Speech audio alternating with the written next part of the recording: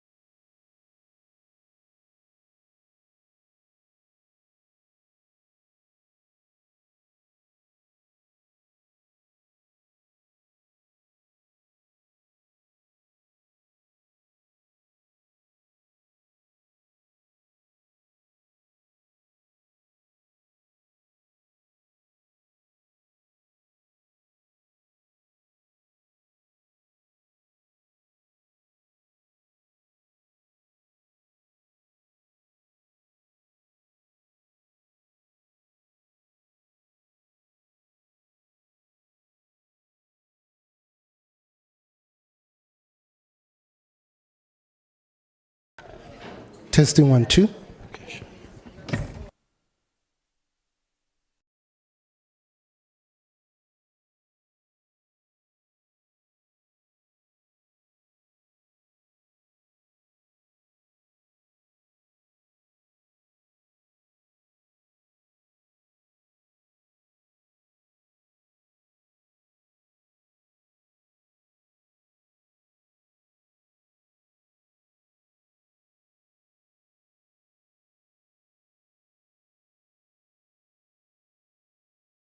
Okay, sound check 1, 2.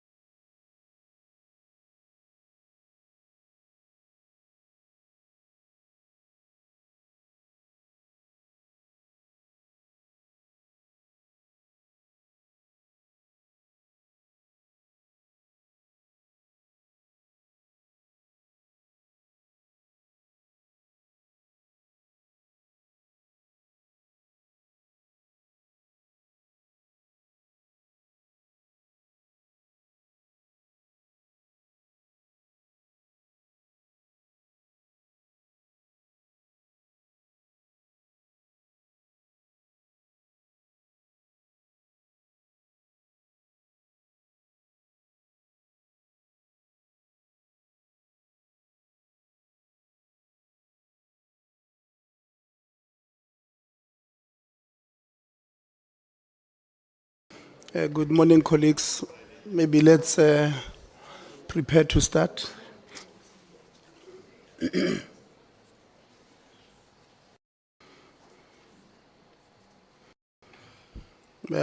morning, colleagues.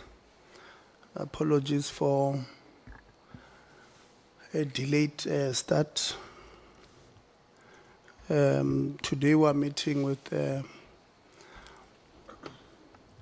the Department of Higher Education and Training, SAPCO, South African Public College Organization, USAf,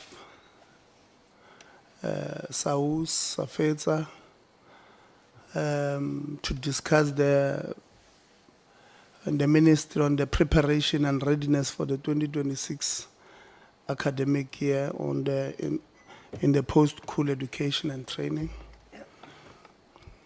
And then if we're not done by, I think, around 5 to 1, I would excuse myself. We do have a meeting of chairpersons at, I think, at 1 o'clock. Yeah.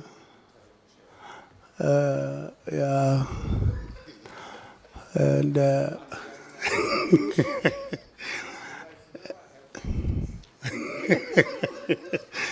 and then we will then reconvene at 2 p.m. to get a briefing from the Minister, NSFAS, and the department on the governance-related issues at NSFAS. Or NSFAS is also part of us on the state of readiness. And then we'll also have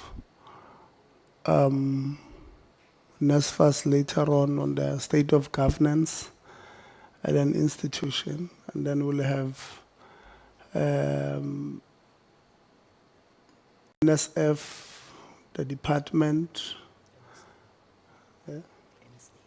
or NSA, sorry, NSA, the department, as they will be taking us through the appointments or governance-related issues with the SETAs and the governance-related issues at the National Student Financial Aid Scheme. So yeah, that will be our day today. We'll start with introducing ourselves, and after that I will then go through apologies. And then I know the minister, you had said you should join cabinet at 10, which the apology that we had accepted. We should be, I'm sure after opening will allow you to go out to attend the cabinet, and then you'll join us later. So my name is Tebo Kholitsie, the chairperson of the Portfolio Committee on Higher Education and Training. We do have members who are on Zoom, but we'll acknowledge them immediately after introducing ourselves. We'll also give them an opportunity to introduce themselves there on the platform. So Anele, we'll move this way, and then we'll end with members this side. Thank you, Chair. Good morning, members. Good morning, everyone. My name is Anele Kabinges. I'm the Committee Secretary.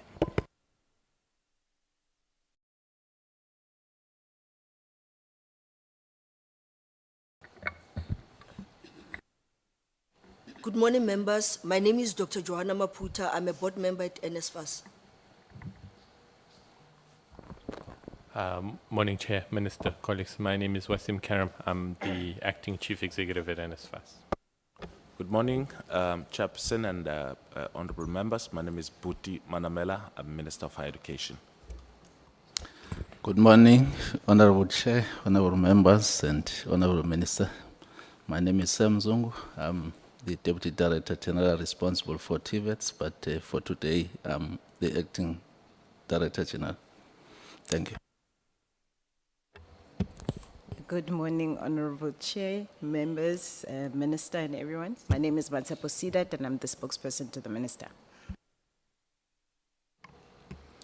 Good morning, Chair, Minister, honorable members, everyone inside the plenary. My name is Siyabonga Hensam Moses Nkambako, and I am the president of the South African Union of Students. Thank you. Sanbonani, my name is Nhlonipho Nxumalo, and I'm the Secretary General of the South African Union of Students.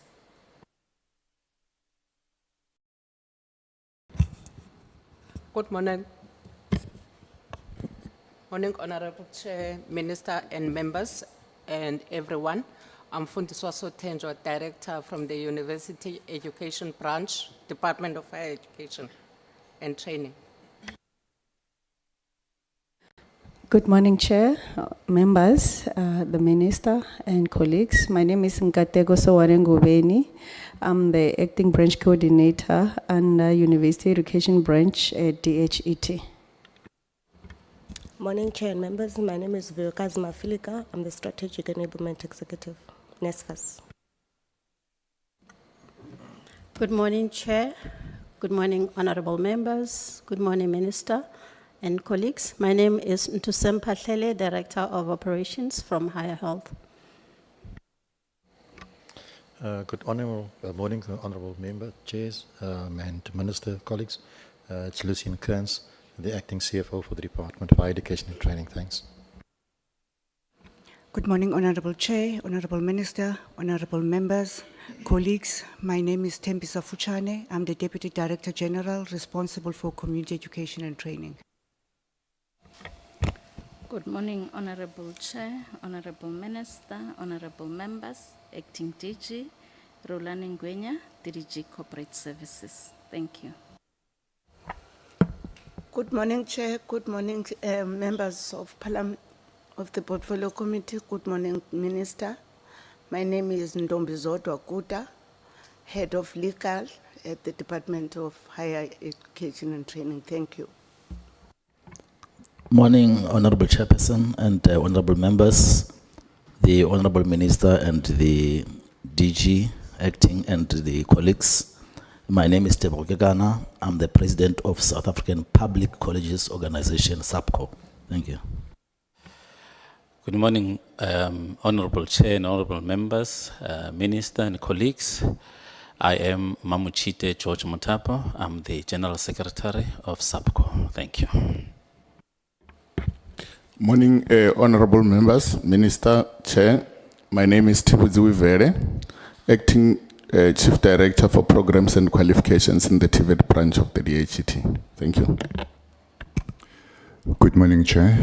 Good morning, Minister, honorable members, all protocol observed. My name is Pelele Ntuli, Branch Coordinator, DHET. Good morning, Chair. Good morning, Minister, honorable members. All protocol observed. My name is David Mabusela, Acting DDG DHET. Let's start afresh and that Mabuzala closer to the mic. Good morning, Honorable Chair, Minister, honorable members, all protocol observed. My name is David Mabusela, Acting DDG DHET. Good morning. Acting DDG of Skills. Acting Deputy Director General Skills Branch. Good morning, Chair. Good morning, members. Good morning, Honorable Minister. All protocols observed. My name is Bantu Mazingi. I'm the Acting Company Secretary at the National Student Financial Aid. Good morning, Chairperson, the Minister, members, colleagues. My name is Zamogwake Kuzwayo, Executive Officer of the National Skills Authority. Thank you. Good morning, Chair. Good morning, members, Minister, and all. My name is Opa Bodibe. I'm in the Office of the Minister responsible for research. Thank you. Good morning, Honorable Chair. Good morning, Honorable Minister and Honorable Portfolio Committee members. All protocol observed. My name is Choka Khawaralo, the National President of SATVETSA. Good morning, Chair. Good morning, members, Honorable Minister, My name is Wangane Mkwali, the Secretary General of SATVETSA.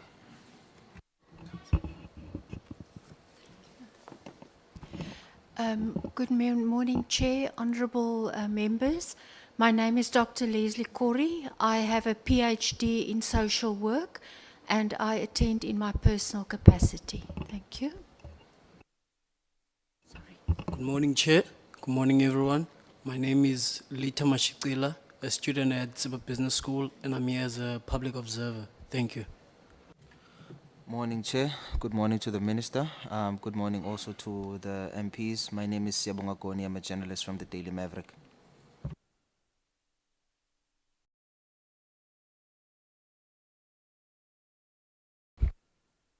Good morning, Chair, members, Minister, everybody. I'm Tanya Kleinans. I'm Executive Secretary to Chairperson. Morning, Chair. Morning, everyone. My name is Tando Potoman. I'm a committee assistant. Good morning, Chairperson, Honorable Minister, Honorable Members, and colleagues. My name is Steve Mampejo. I'm the Cabinet and Parliamentary Liaison for the Minister. Thank you. Good morning, Chair, Honorable Minister, members, all protocols observed. My name is Mampaho Modiba, Committee Content Advisor. Good morning, Chair. Good morning, honorable members, Minister, Acting DG, colleagues. My name is David Muhlame, the PLO in the Office of the DG.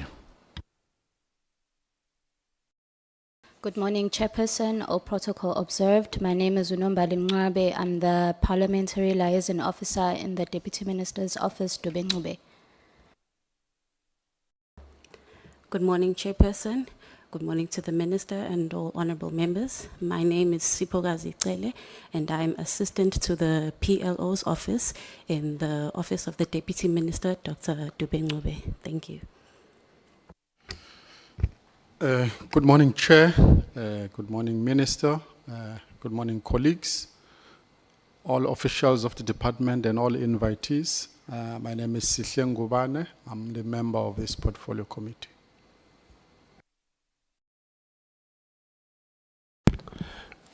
Angibingelele kusihlalo kwi-department leadwa u-Minister Manamela no acting DG Manzini, to the colleagues and all members that are present in this portfolio committee. Igama lami ngumnqobo kaMsezane, ngiyilunga lale committee ethunyelwe uMkhonto weSizwe Party.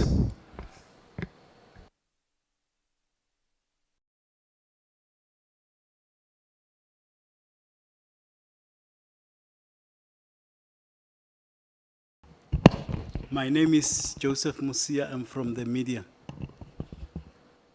Thank you very much, colleagues.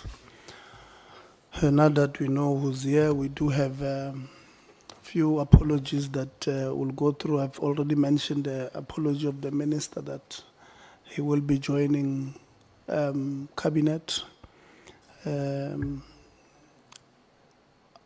after leading, online, Honorable Zondo. Thanks, Chair. Greetings to you, Chairperson. Greetings to the Minister, Acting DG Manzini, colleagues, members of the portfolio, and all the officials from the different stakeholders. My name is Sanele Zondo, a member of this portfolio committee. Thank you very much. Thank you, Dr. Christians.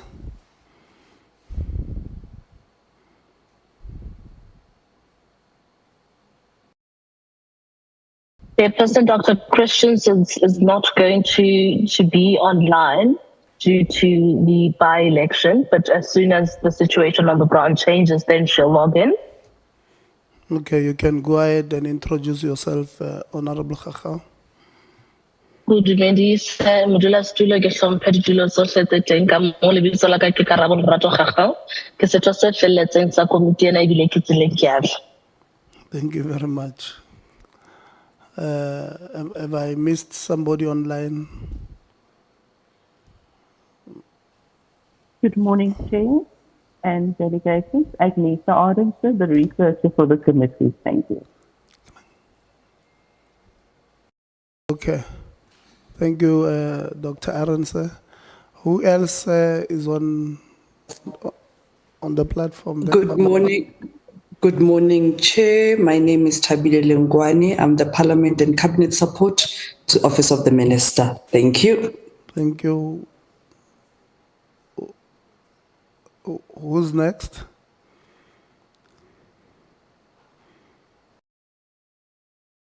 Okay. It means it's all of us. So an apologies. We have the apology, like I'm now repeating it for the third time, of the minister who very soon will be joining cabinet after leading the introduction of today's presentation.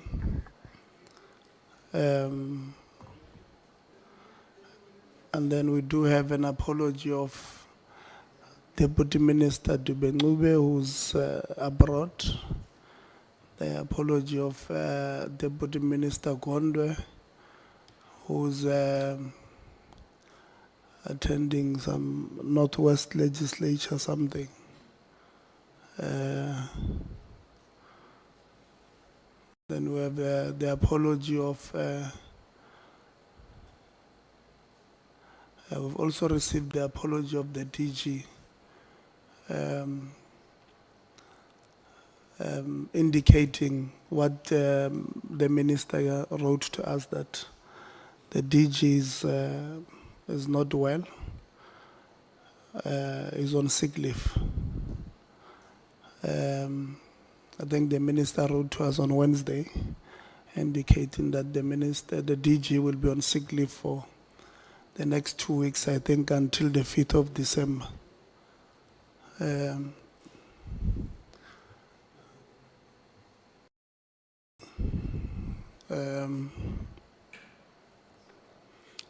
And members were joking, Minister, that after you have granted or you gave the DG time to heal at home, they saw him receiving awards the following day. So they were joking on the WhatsApp group. They're very naughty young people in that group. And they said it's the same as the last time when Bafana was playing in Durban.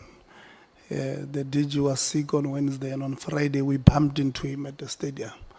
And then the following week he was also sick again.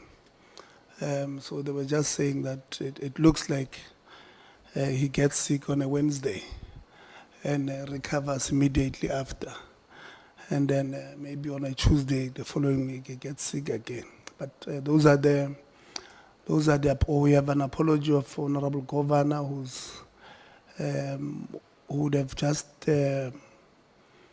landed, Honorable Khachau, who's online, but also just landed, Honorable Low and Honorable Khabo, who are just outside. They've arrived. Honorable Lonzi would arrive late. Honorable Souls, who's attending the ad hoc committee. And I think they're still at Kosimampuru today. They want to attend. They like going to prison in Gauteng. They were supposed to be there for 1 day. I think they've extended. Maybe they like prison. So those are the apologies. I'm told David says he has forgotten to send us an apology of DDG Sokikwe. We're told that she's also not feeling well.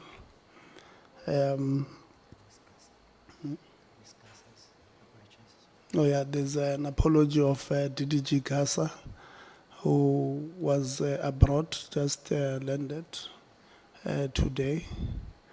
So those will be their apologies. So we're going to give you, Minister, to lead the presentation, and then we'll. Yes, Honorable Khachau.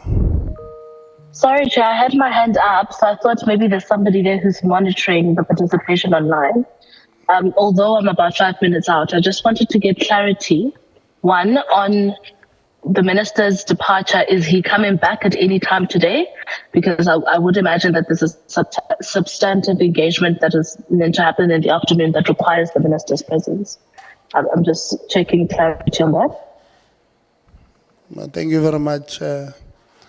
The minister will join the next meeting that will start at 2. But he's just going to cabinet this morning. Honorable Msazan. No, ngibonga Sihlalo. Maybe not to derail the meeting. I was a bit taken by surprise or a bit confused on your remarks on apologies, the apology from the DG. I think the letter from the minister that would have sent to the committee was clear on the position and the availability of the DG. So now, with an apology from the DG, I mean, I'm a bit confused. Maybe the minister might clarify, unless if you want to maybe just give us the contents of the apology, because we already had an apology days back.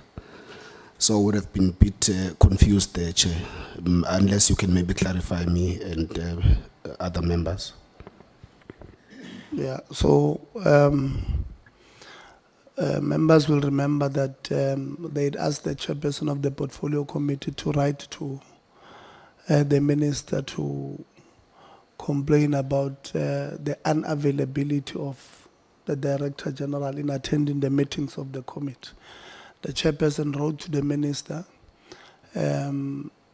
indicating what the concerns that came from members. The minister responded to us on Wednesday indicating that the DG had indicated he has not been feeling well and he has asked for a 2 weeks leave, and the minister has granted the DG the 2 weeks leave, sick leave to recover fully.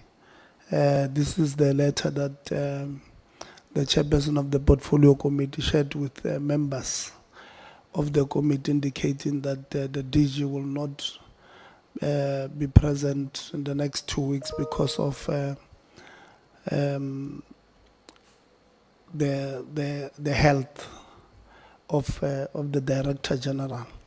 And the minister indicated that he has appointed the DDG Zongo to be an acting DG for the next 2 weeks. The apology of the DG indicates that he is unable to come today because he's on leave until the 5th of December, confirming what the minister would have written to us. So I don't think there's ambiguity there. It's just 2 letters indicating the same thing. Yeah, and you know, obviously, if you read the letter, it contains the same content. Chair, if I may.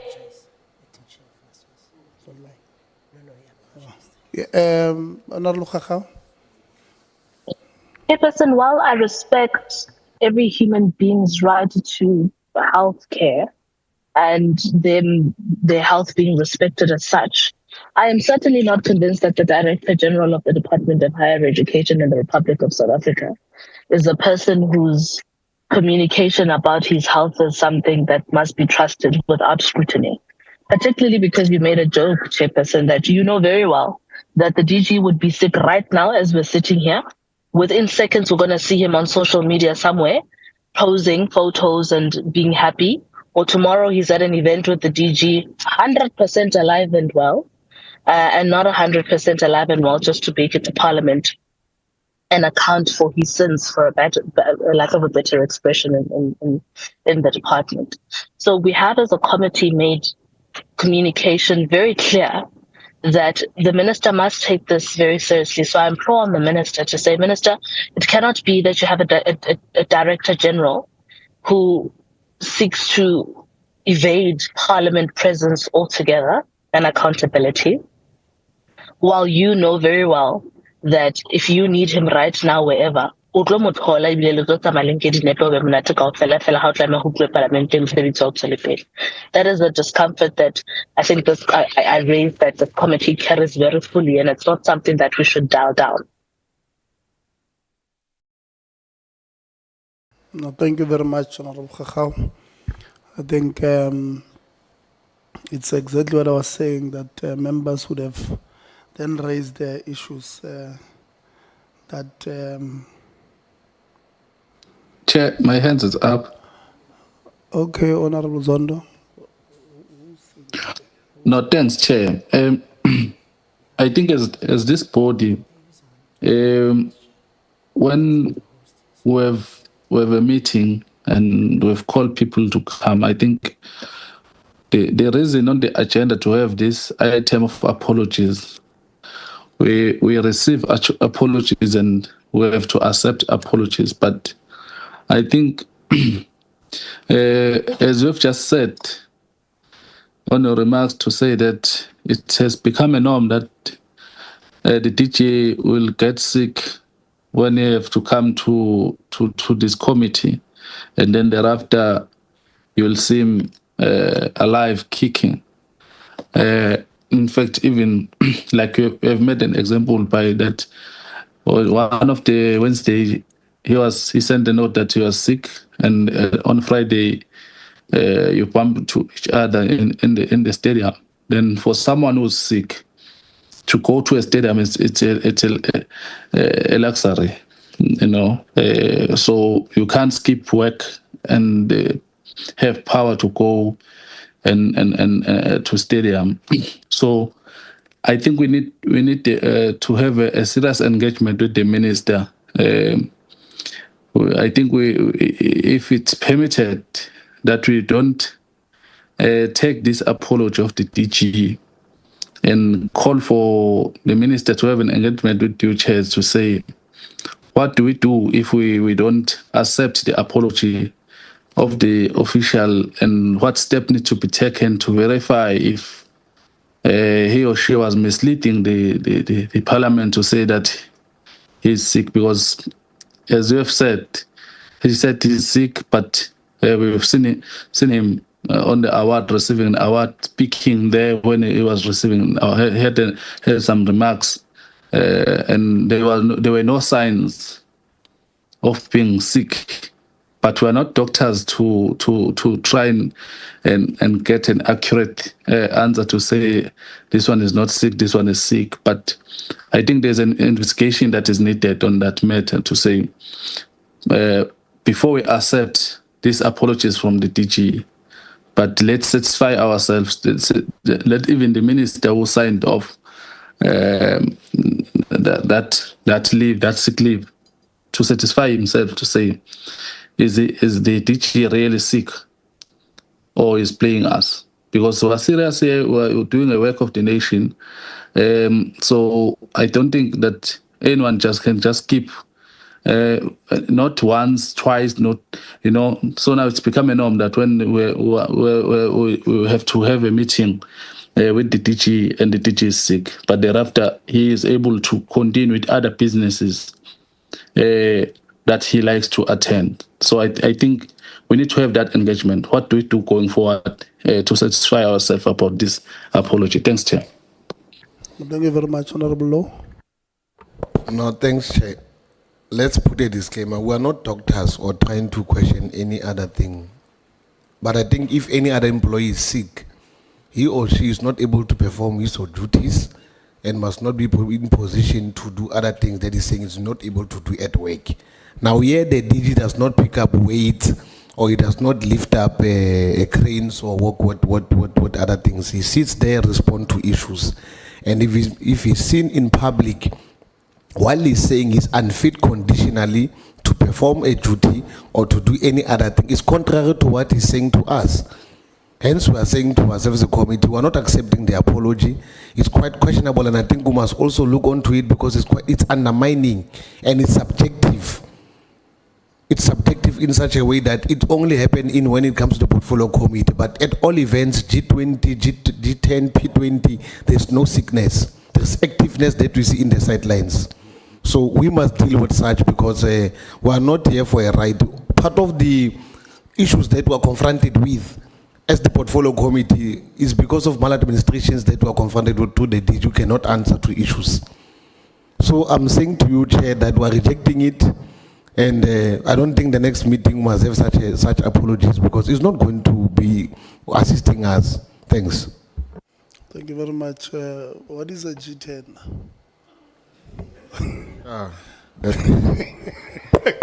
Honorable Khabo. No, thanks, Chair. I think the whip wanted to say B10, so it was a slip of a tongue. With that being said, Chair, let's agree that we support the view to reject this apology. That is number one. Number two, let's also support the view that the minister must probe into these continuous sicknesses that does not really exist. I'm putting it to you today that later we'll even share some pictures of the DG. And Minister, you must tell us, out of your observation, we know you are not a doctor, but out of your observation, you'll have to tell us, does this person look like a person who's sick? And if he's sick, why is he not in bed? And with that being said, Chairperson, we can't spend more than 30% discussing a person who does not respect himself and does not respect his duties. So let's just reject this apology, find ways of exploiting and exercising our powers differently from both the minister and ourselves as a committee. Thank you very much. Thank you very much, Msazan. Sevala, man. No, thanks, Chair. I think you would have done justice. I think the members would have done justice on the matter of the ill the Director General. There's one, Chair, that I think we're not dealing with, and I think at some point we would have agreed as the committee that we also have an issue of the DDG of the university branch. Chair, we have a lot of issues in universities. Most recently, there was a serious protest in one of the universities in KZN where there was a supposed leaked paper for final year students.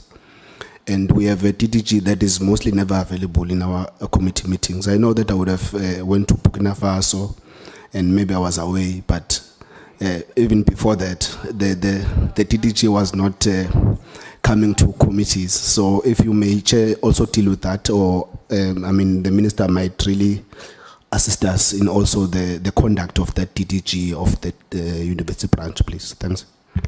No, thank you very much. I was not aware you went to Burkina Faso. I thought you went to rescue our people in Russia and Ukraine. I thought you guys went there to fetch them, but no, we're not fighting. I was not aware. But the concern is noted. It's valid, Minister. I'm sure you will weigh in on it. Like I said, I may have said it as if we were joking when I said last week. Members did indicate that the sickness levels, I think it's a DG, they depend on the day. If it's Wednesday, it's not well. And any other day seems to be well. And last week, I think he was receiving some award from University of Johannesburg, if I'm not mistaken, on Thursday. And then he was not sick to attend that part. So that's what they were saying, that the minister looks, the DG looks fairly fit here. So Minister, I'm going to give you to lead the presentation. SAUS, when we have a meeting on a Wednesday, we write to you and say, please give us a presentation on this day. SAUS decided not to give us the presentation. They've just given it us today. And the problem with that, President and SG, is that you are making it difficult for us to thoroughly engage the presentation.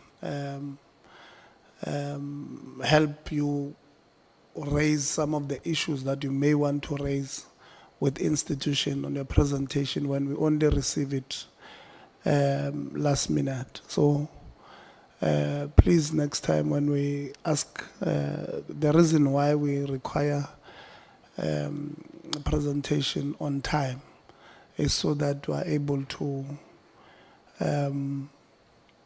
engage your presentation well. So as I give you, I think it's only fair, Minister, that we also inform your, announce that the big institution in South African football, the Bafana Bafana of South Africa, of domestic football, won yesterday, as expected, 2-0,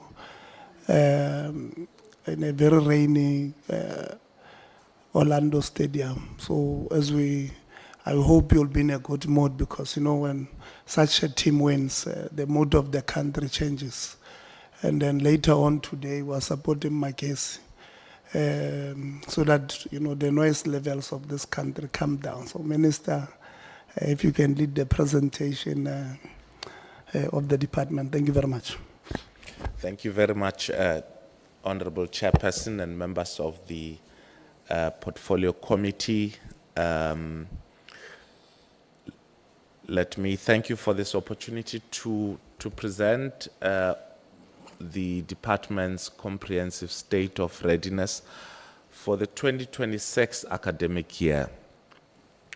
And today's presentation marks, I think, for us an important inflection point, Chairperson, because both in terms of the operational preparedness of our institutions and the broader structural questions we must confront regarding access, equity, but also sustainability in the post-school education and training system. I must first express my appreciation for the committee's consistent engagement with the department and its entities, but also for your oversight role, which we believe remain central and consistent in ensuring that we expand access to higher education and skills development. And we also do so with accountability, with efficiency, and also a long-term vision.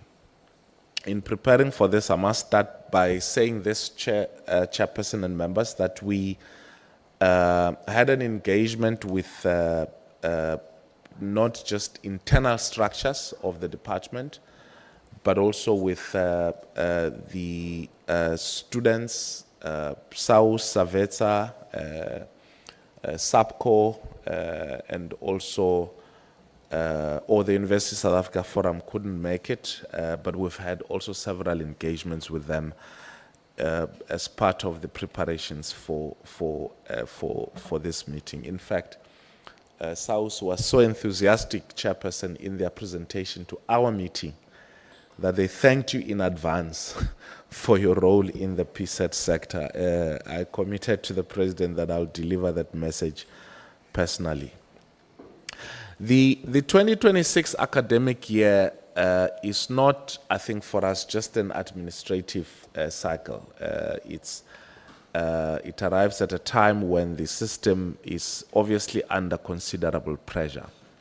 A growing core of young people demanding access to university, TVET, and community college education, a funding mechanism, which is the NSFAS, that has been under immense fiscal strain, and I think you've had even the comments by some indicating that we need to shut it down. Persistent infrastructure deficit, especially in student accommodation and digital connectivity, and I think we'll get more details as it relates to that.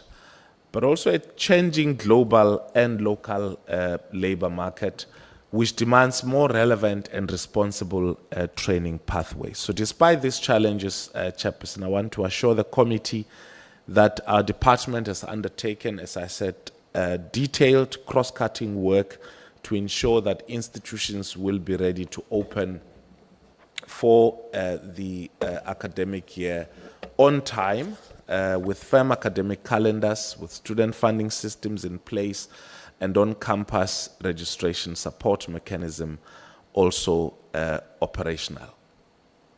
Let me briefly sketch, Chairperson, the scale of what we're preparing for. So about 856,000 learners are currently writing their national certificate exams based on trends. We anticipate that 428,000 or so of these will have a bachelor pass. And I know that in the streets, word is that once you have a bachelor pass, you therefore have access to university. We've already indicated and repeated this message that this is not the case, and that students should work harder so that their APA scores should match what the universities expect. And I know next year we would have some students flashing their bachelor's pass in our face, demanding access. Secondly, preliminary enrollment plans we've received for 18 universities. We have 26 indicate a projected 180,000 first-time entering undergraduates in 2026. TVET colleges are also looking at a refined enrollment strategy. I think the presentation will put some meat into that.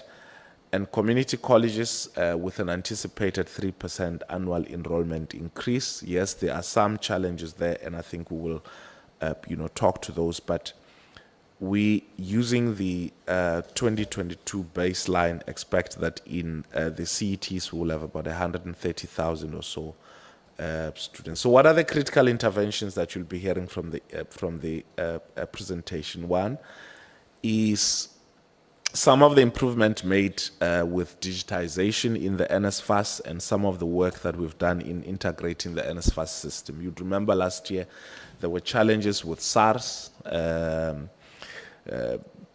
integration, and I think there's an advanced in that regard, including discussions with the SARS commissioner, and I think we have that around the corner, but I think the NSFAS will give us more details. And then the war room coordination. Initially, war room was convened at a chief director level. I'll be convening the war room with various entities, including NSFAS, SAUS, USAf, SAPCO, and various other role players. And then I know an issue which the committee is quite concerned about, on-site support or localization of NSFAS support to institutions, and I think the NSFAS will give a bit more detail. I must say that I share the sentiment of the committee, and that this is something we have been pushing the NSFAS administration, including acting CEO, to move with haste as it relates to this. And then the other intervention include academic calendar and disbursement schedules being finalized, and I think we'll hear some details around that. And then the accommodation protocol and safety measures. We are looking into cleaning up, and I know the committee is interested in engaging with the solutions providers. We're looking at cleaning up that space, and I think with time, we, not in this meeting, but quite soon, Chairperson, we will have to give you some details on specific decisions that needs to be taken as it relates to that space, so that those decisions do not interfere with the reopening of the academic year 2026.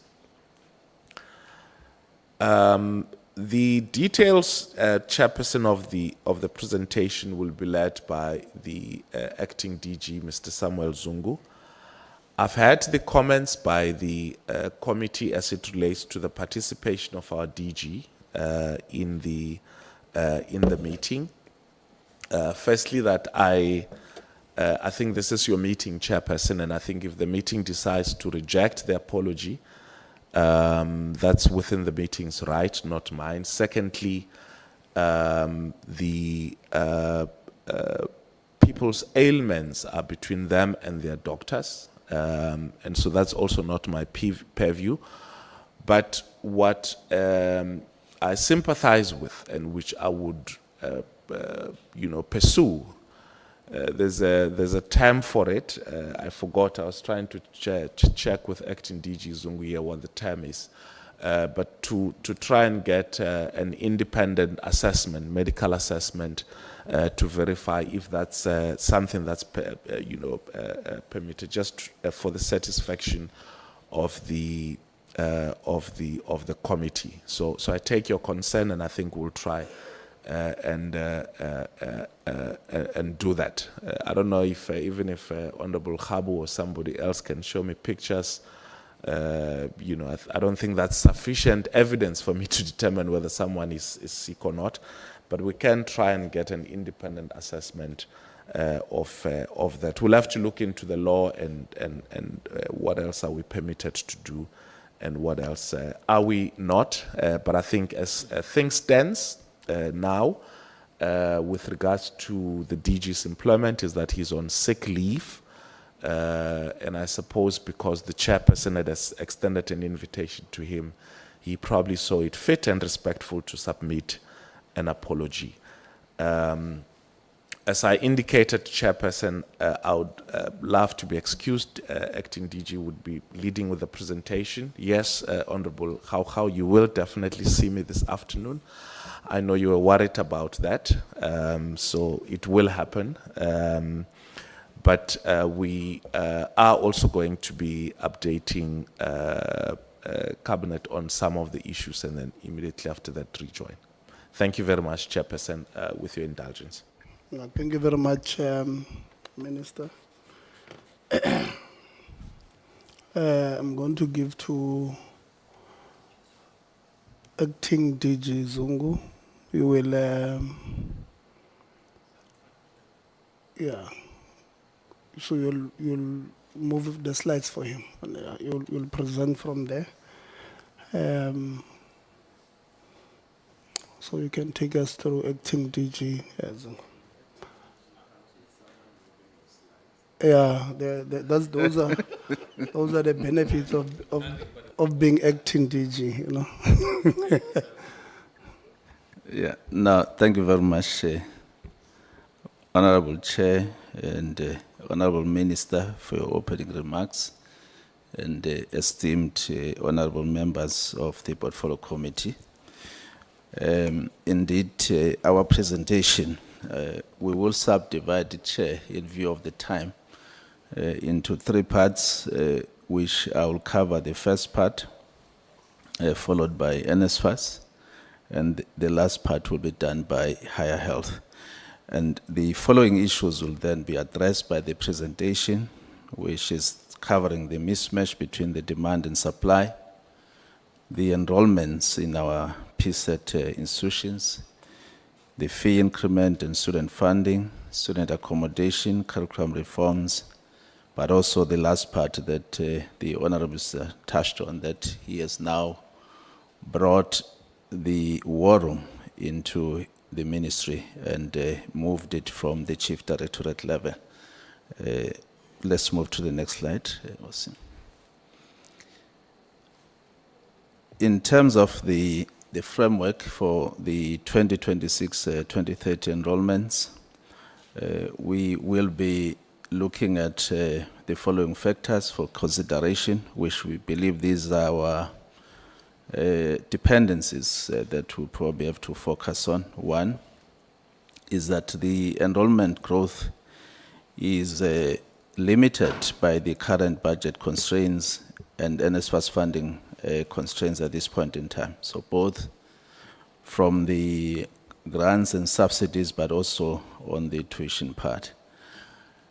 Secondly, the approval of teaching input units for 2026 to 2030 enrollment cycle, which took place historical under and over enrollments of teaching inputs units into consideration, since under enrollments impact negatively on subsidy allocations. Thirdly, the spikes in first-time entering students enrollments that cannot be adequately funded by NSFAS.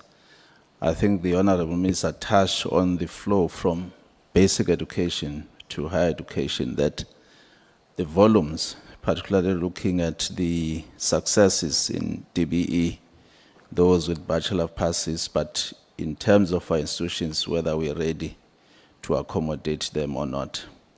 And then lastly, the release of the examination results by DBE, and whether we'll be able to look at the available spaces for those students. Next slide, please.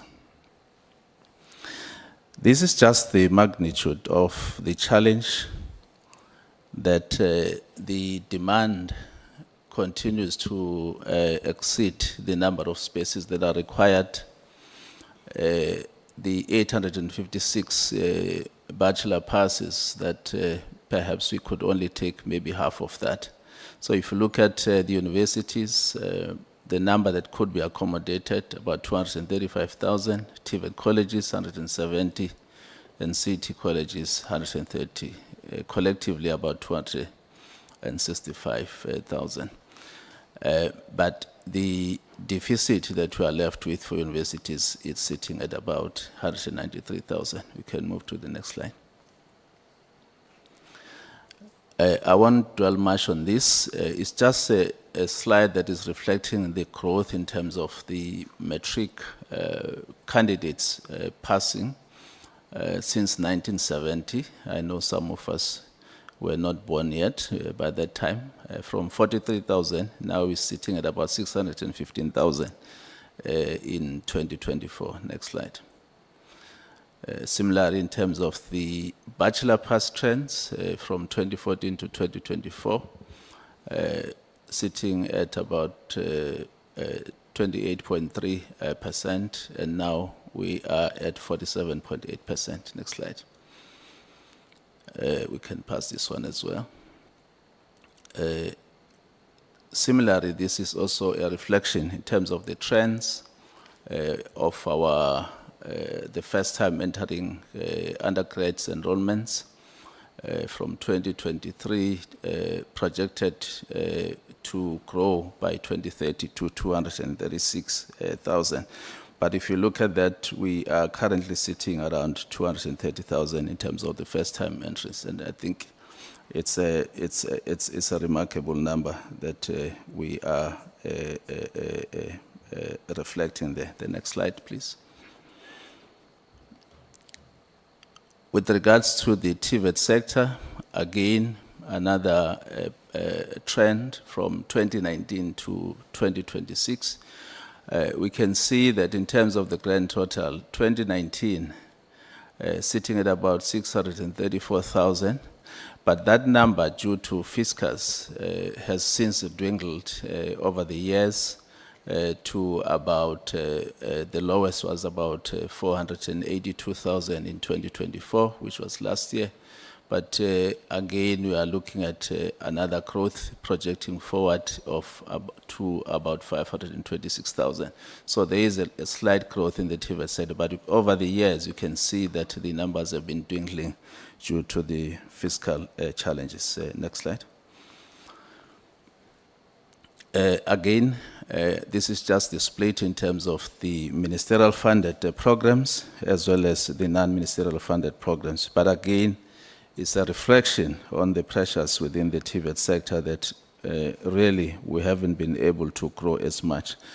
This is a contribution by each province, led by Gauteng in this particular instance.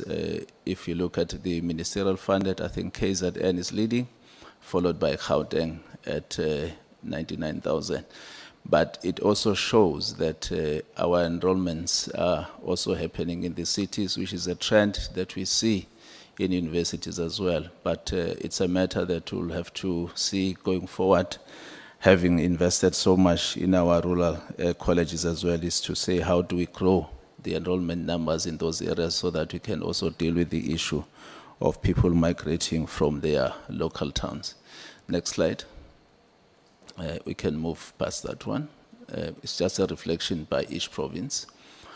In terms of the enrollments, plans for the universities, with all the projected intakes of first-time entering, about 1.8% on average per annum, and projected rates in teaching inputs at 2.5% average per annum within the acceptable range. Universities can go ahead with their enrollments as planned for 2026. The important point that we want to make here is that the data that is provided in the ministerial statement on university funding for the period 2025-2026 to 2027-2028 ensures that universities can project their subsidy income and fee income for next year to continue within their budget for 2026. Next slide. All right, I think we can also pass this one. It's for information. These are planned F10s for universities. As you can see, it's a breakdown for each one of the universities. The information that we've got is from 18 universities at this point in time. Not all have submitted. And at this point in time, we are sitting at 179,205. You recall that in the other slide, we were projecting that it will go to about 230,000. We go to the next slide. These are the critical success factors. One is the release of the fee increase, which it has been done. The finalization of the ministerial statement also has been concluded, as well as the finalization of the CAS bill legislative processes, which is still en route, and the finalization of the NSFAS guidelines that is still pending. Next slide. In terms of the CET enrollments, we understand that this is a sector that seriously needs attention in terms of us growing. All the challenges that are encountered within the CET sector, but with all the interventions that we've tried to put in place, we should be able to overcome.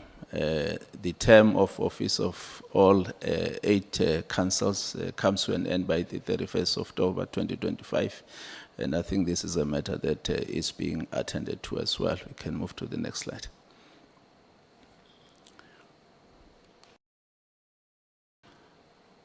Okay. These are the enrollment that are projected, sitting at staggering 147,163. We can see the contribution by each one of the sectors, led by Gauteng and followed by KZN. Similarly, what we've seen within the TVET sector as well. We can go to the next slide. The available spaces within the CET sector, sitting at about 122,996 in total. But again, this is also subjected to the availability of fiscus. Next slide. Availability of gadgets, laptops, again, as part of our digital transformation within these sectors, we can see the number of centers with working gadgets. There's still a huge, challenge. I think the only one that we see has been doing well is Mpumalanga, followed by Northwest. But if you look at Limpopo, for instance, with only 20 out of the 245 staff members that have gadgets or tools of trade, rather. Next slide. The issue of internet connectivity, part of driving the digital transformation within these sectors, we can see in terms of the centers that still require the connectivity. Free State, for instance, and Eastern Cape, as well as the Northern Cape, that still requires attention. Next slide. Physical infrastructure, we are aware, Honorable Chair and Honorable Members, that most of our centers largely are dependent on the basic education infrastructure, and in the main, those that are found in the rural settings, that there is still a huge challenge in terms of the infrastructure, but there are engagements between the CETs and TVET colleges to see if they could not collaborate, particularly taking into account that CET colleges are now offering as well, occupational programs that require the state of infrastructure that is equivalent of what TVETs have. Next slide. This is just the total staff members per CET college. You can go to the next slide. The lecturing staff in terms of demographics, also we can move to the next slide, just for information. The training plans for lecturers in preparation for 2026, I think there has been some workshops and consultation processes that have taken place, and the workshop for 2026 academic year will be held now in November, and we are concluding in November. Next slide. Again, in terms of the academic calendar, it's just to indicate in terms of the number of teaching days within the CET sector, including the holidays that will be taken, that will be able to cover the syllabus within the provided time. Next slide. These are just the partnerships, as you know, that colleges will never be able to drive their programs without the industry partners that will assist them in delivering these programs. So this is just an indication of some of those partnerships that are very important to drive both CET as well as the TVET college sector. Next slide, please. The fee framework, which I will now hand over to NSFAS Acting CEO, Wasim, to take over from me. Thank you very much, Honorable Chair and Honorable Members. Thank you, Chairperson. Thank you, DG. Colleagues, this is the applications timeline for NSFAS. As we may be aware, the NSFAS application cycle opened on the 15th of September and closed on the 15th of November. We are now in the process of implementing the funding decisions and making our funding decisions. According to our timeline, all beneficiaries who are beneficiaries of the South African Social Security Agency child support grant are automatically funded by NSFAS. That comprises about 70% of our applications. The remaining 30% have to go through the household income test for first-time entrants, and we are busy with that process. We are also processing continuing students' applications. Continuing students need to meet progression criteria in terms of the bursary guidelines to continue with their funding. It is our intention to communicate all first-time entrant funding decisions by the 15th of December. And then, of course, we have to run a transparent appeals process to provide students who may be unsatisfied with either the decision on financial eligibility or on academic eligibility to be able to appeal to NSFAS and to communicate all appeals funding decisions by the 16th of February next year. Just to provide honorable members a summary of the applications for NSFAS, we received about 893,000 applications. The majority comes from young people who are still in their teenage years, 18, 19 years old, or in their 20s, with a small percentage coming from people who are in their 30s, 40s, and 50s and above. Sometimes people think NSFAS is just a youth program. You can be any age to apply for NSFAS. We have one person who is 70 years old who is a beneficiary of NSFAS. Yeah. In terms of 520,000 come from SASA applications, about 766,000 are for first-time entrants. I think we pick up two concerns from looking at our application statistics. One is gender equality. There are far more applications from young females than there are from males. It's not the general distribution you see on many government programs, 55-45, 53-47. You can see it's quite pronounced, 66% female applications and 34% male applications. And I think there needs to be considered research as to why young boys seem to be left behind on higher education programs because the differential is quite major in nature. The other concerning element continues to be that almost 95% of applications are to university. Students still see university as the primary objective of pursuing higher education in South Africa. And really more needs to be done to encourage young people to apply for TVET colleges, to see the value and the benefits of obtaining a qualification from TVET colleges, because really what the statistics point to is that young people still see TVET college as a second-class degree.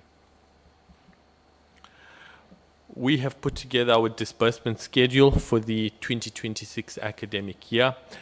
We know that disbursements is one of the elements that often could lead to protest action.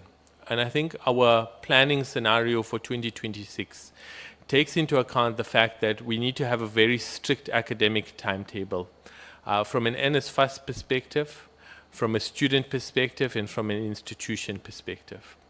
Where NSFAS is responsible, we will ensure that we adhere to our timelines, that our system has maximum uptime for the communication and interface with institutions and students. But we will also develop accountability mechanisms for institutions and students to provide us with correct, accurate and complete data to enable us to drive disbursements. Disbursements is heavily influenced by the data that we receive from third-party sources, and receiving that data on time means that we can make accurate disbursements, which means students receive funding on time, and it ensures less amounts of protest action and a more stable start to the 2026 academic year. This is just what our academic timetable looks like in terms of the submission of the qualification codes, in terms of the submission of the admissions list, receiving returning student results. We rely on institutions to give us the returning student results so that we are able to make the progression decision.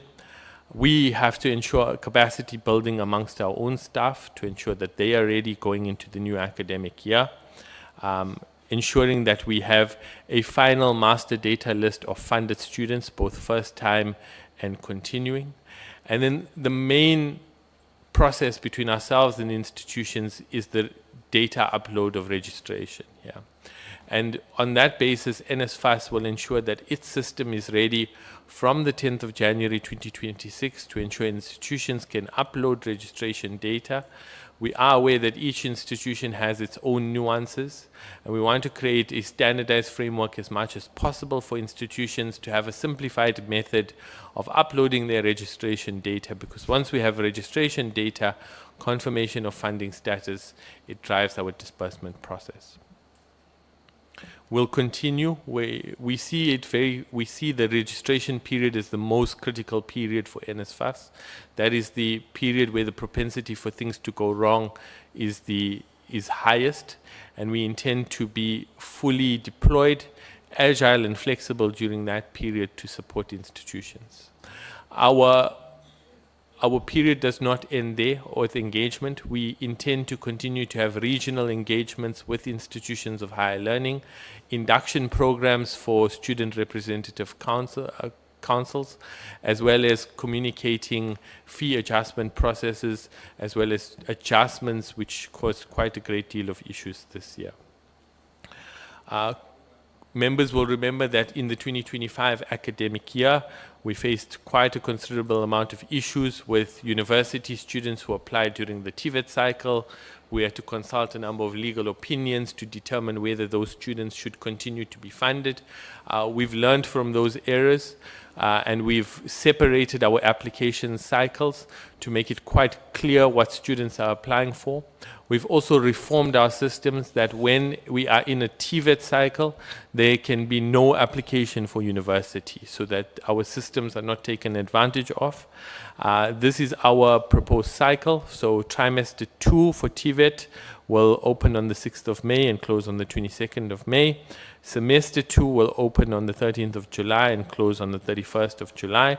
Trimester 3 will open on the 7th of September and close on the 18th of September. And we really want to use these specialized periods of TVETs to also drive a campaign about the benefits that TVETs can provide. Of course, when we have a joint cycle of TVETs and universities, the preference is for university, but we can really use the TVET periods directly to drive a campaign with students about the benefits of attending a TVET college.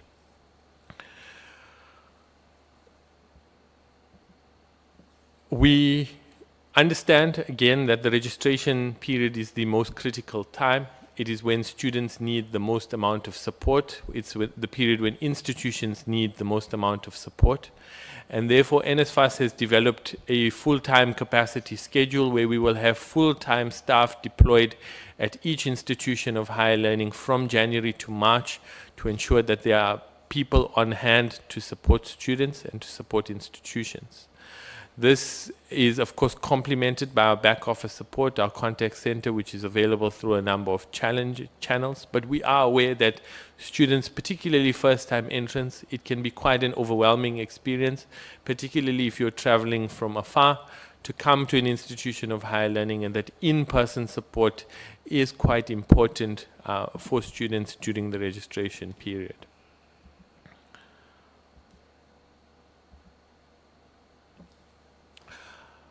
One of the areas that have caused quite a bit of issues in the past has been student accommodation. We have, of course, as the Minister would have undertaken a full legal review around the student accommodation function, which amongst others also looks at whether NSFAS should be involved in student accommodation, whether it has a mandate via the NSFAS Act to be involved in student accommodation, and if it does, what does that mandate extend to? One of the elements that we would have picked up is that as we have the bursary guidelines which guides our funding decisions, which guides our progression decisions, there was no guiding document for student accommodation in the country, particularly for NSFAS beneficiaries. Of course, there's a minimum norms and standards, but the minimum norms and standards is a general framework for all student accommodation. It is necessary for us to have an NSFAS specific protocol for student accommodation. We released that draft protocol with a deadline of the 19th of September. We received a numerous amount of public comment into the document. We've consolidated that into a single consultation report. We've made adjustments to the protocol as a result of public comment. There has been a request from institutions to defer the implementation to the second half of 2026, which we have acceded to. In the understanding that this is something we truly want to get right, that we don't want to see any situation where we have a student who is left without accommodation or who is sleeping in a library come 2026.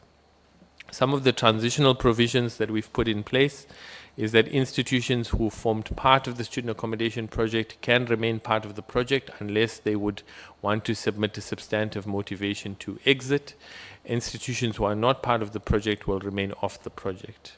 One of the elements we would like to introduce is to inspect samples of institution accommodation where NSFAS is not the implementer prior to the start of the 2026 academic year. One of the key elements that we feel it is very important to introduce is that this issue of top-ups, deposits, and institutions who charge above the NSFAS cap needs to be eradicated. While it may be legally correct to be able to charge a student an additional amount, there are serious ethical and moral issues with students who are meant to be on a bursary graduating with large amounts of debt.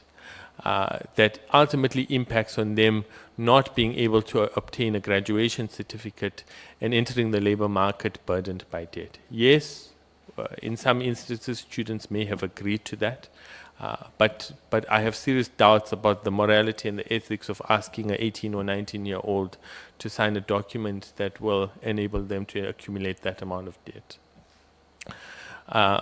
For student accommodation, once again, our academic timetable becomes critically important to ensure that we have a proper planning process here. In that regard, in the current period, we are busy with our pre-planning and a procurement to audit and accredit all existing and new accommodation facilities. I am aware that honorable members do pick up instances where accreditations that have been granted by NSFAS in the past do not match what the quality of the accommodation looks like, and we are conducting periodic investigations into those elements. We then open up applications for 2026 accommodation. We'll have mid-year support and review. We will have an application cycle linked to the TVET application cycles as well, and then we'll have end-of-year planning. The accommodation unit intends implementing, similarly to the funding support, having dedicated accommodation unit staff members deployed full-time at institutions of higher learning. This means staff members will be available to support students in locating the right accommodation, ensuring they are placed within a few hours of their arrival on campus, ensuring that the lease agreement is appropriately signed. And if we get that process right, it means the downstream impact becomes much easier, because once you've confirmed all of the details, it means your disbursements to your accommodation providers will also be on time. We're also ensuring that we have the right technological resources to be able to manage accommodation at the scale that it's required to.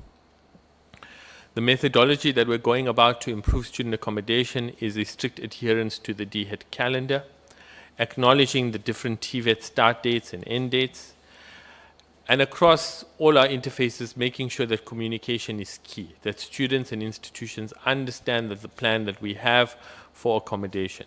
Having a centralized real-time online students for the onboarding of students and institutions, having enhanced student support and feedback mechanisms. It shouldn't take us 6 or 7 months to be able to identify that students are staying in unconducive environments. Students should be able to have a feedback loop that enables them to report challenges that they're having with accommodation, and for us to deploy resources to ensure that that is attended to. We're using our 2025 data to accurately forecast 2026 accommodation needs. We are aware that in some instances we still have infrastructure backlogs, and in those cases we'll continue to pay the direct accommodation allowance to students. But at least we know, at least it's not an issue we're dealing with in April or May. At least we can project from now where we have shortages of accommodation, and where we can encourage young people to adopt and take the travel allowance instead of the accommodation allowance, we will do that. We intend to have data-driven reporting and reconciliation with NSFAS. As NSFAS, we intend to take over the payment functionality of landlords and remove that from the solution partners. We are preparing ourselves to take over, and this will give us more control over the disbursement process and ensuring we can give better feedback to landlords over payments. We also intend, given the amount of complaints we've been given about accommodation that does not meet the standards that they were granted, we intend issuing a national audit for the accreditation of all student accommodation in the country. Chairperson, I will pause there for now and hand back to the acting DG. Thank you very much, Acting CEO.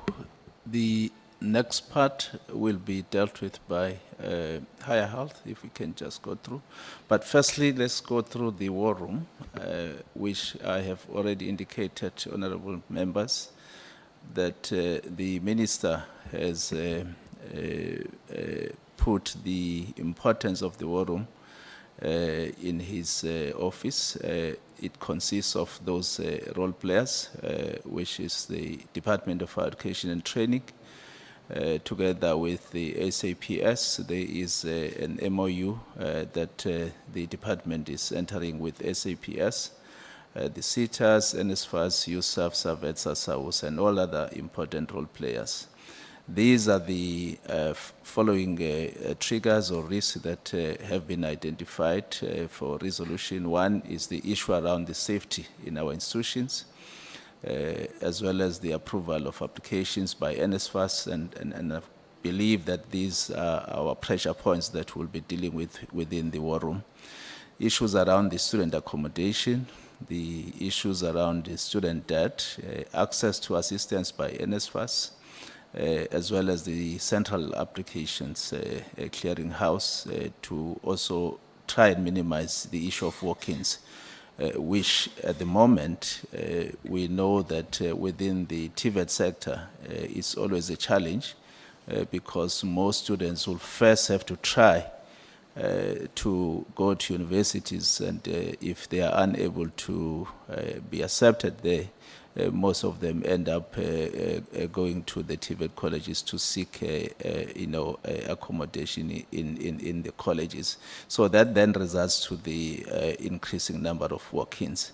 Lastly, the students that are facing potential financial exclusions due to the student debt. So these are the issues that the War Room will be dealing with, but they are not limited to these. There could be other issues, the late release of results and so forth, which should also be dealt with. You can move to the next slide. In terms of the safety and security, the university branch will continue to participate at the net joints in order to try and strengthen the relationship and engagements with the safety and security cluster. The development of an MOU with SAPS that I've already mentioned is currently underway. And also the MOU is on creating a framework within which the SAPS and department can cooperate and collaborate jointly in certain projects in addressing and mitigating some of the risk or challenges. Next slide.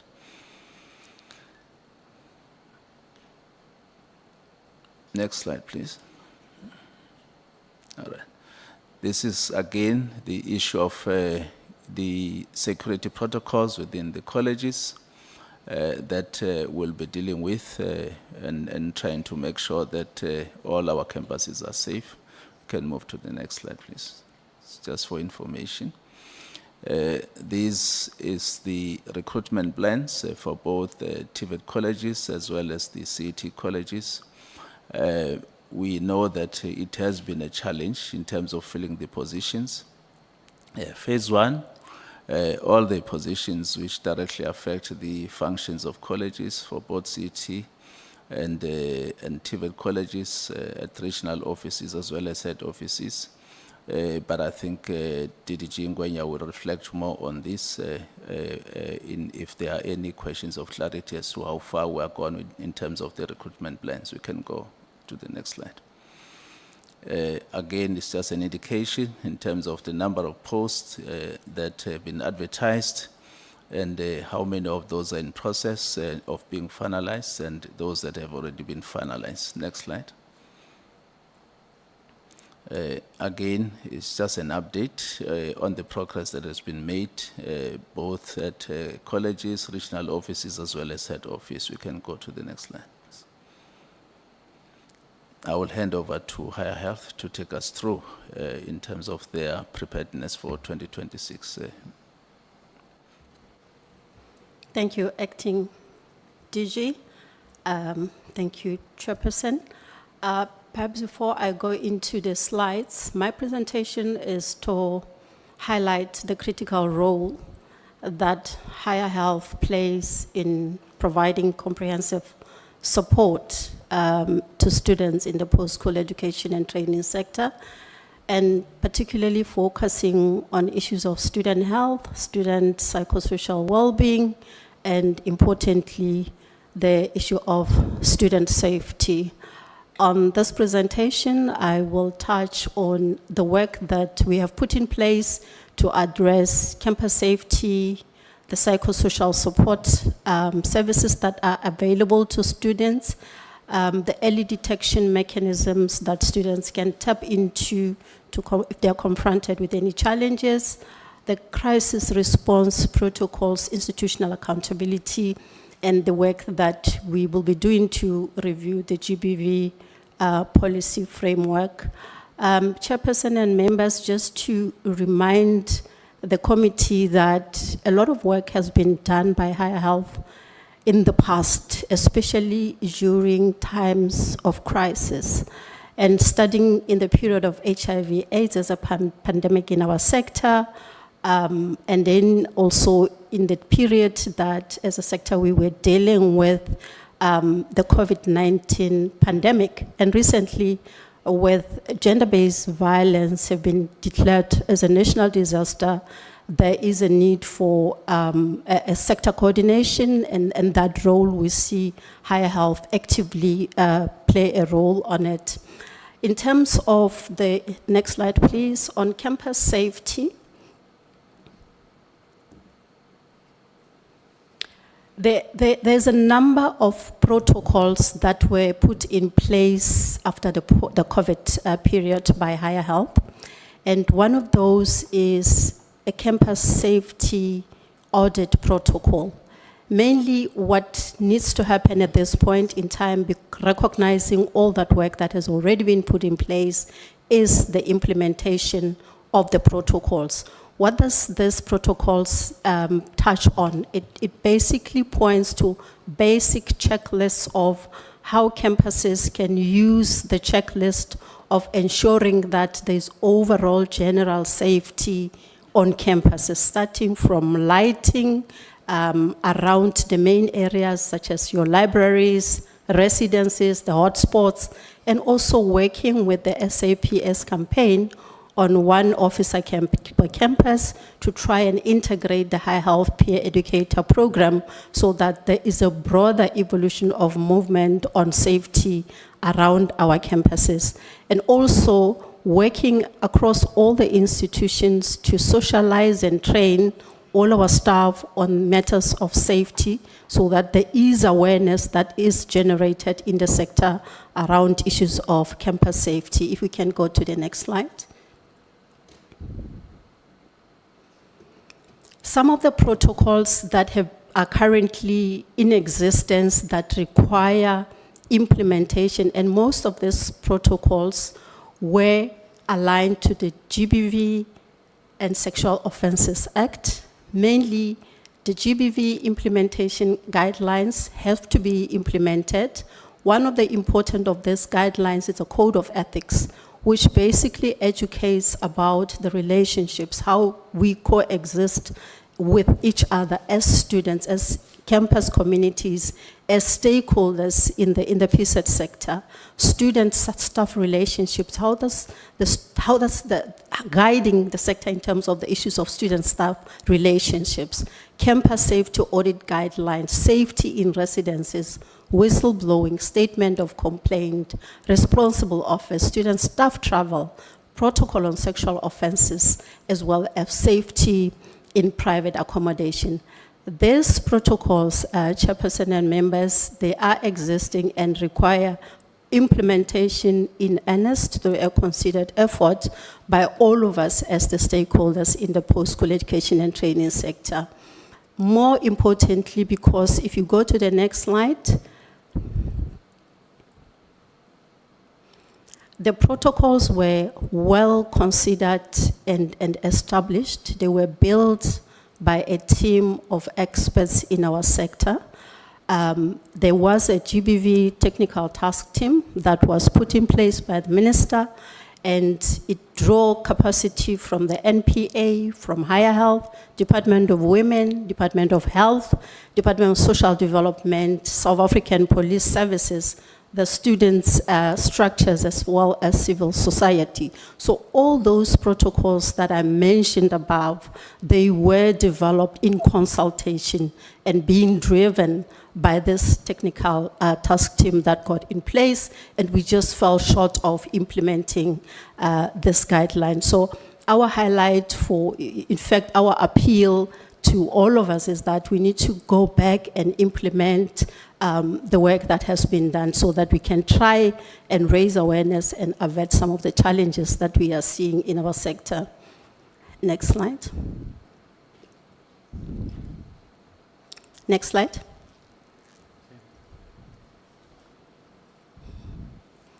Thank you so much.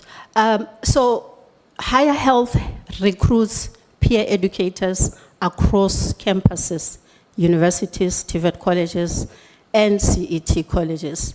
Now, the important role that the peer educators are playing is that these are students who are active members of the campus communities, and their role is to facilitate important dialogues about the issues that face or challenge young people on a daily basis on campuses. And therefore, with safety being one of these, it is important that Higher Health then draws on this existing capacity and working in partnership with the SAPS to make sure that all these peer educators also lead the initiative to raise awareness, but also set up the face-to-face dialogues in order to advance the response in terms of any student facing a challenge or needing assistance on campus at any point in time. There is a 24-hour crisis helpline that is available from Higher Health at no cost to students, that students can tap into, and they're able to report any incidents that make them uncomfortable on site. So this is another immediate quick win that going into 2026 academic year, we can immediately capacitate these young soldiers to be able to pay it forward and assist other students to be safe on campuses. Next slide, please. I've spoken to the issue of the national roadshows, going to campuses, training on the protocols, and actually making sure that all staff that interface with our students, resident staff, campus security, our SRCs, our campus counseling units are all well versed with the issues that Higher Health is dealing with and students are dealing with, so that when students present themselves to these institutional structures, that they're able to get the necessary guidance and support in order to be able to deal with the challenges that are facing. So this is our plan in the next academic year, Chair, to just be on the ground and working with institutions to continuously raise awareness and to continuously train students and staff to make sure that all these important issues are addressed, Chair. Next slide. The early detection mechanisms that currently exist are basically around these areas that Higher Health is focusing on: sexual and gender-based violence, intimate partner violence, gender-based violence, mental health, which is a big one in our sector, HIV, TB, substance abuse, pregnancy, contraception.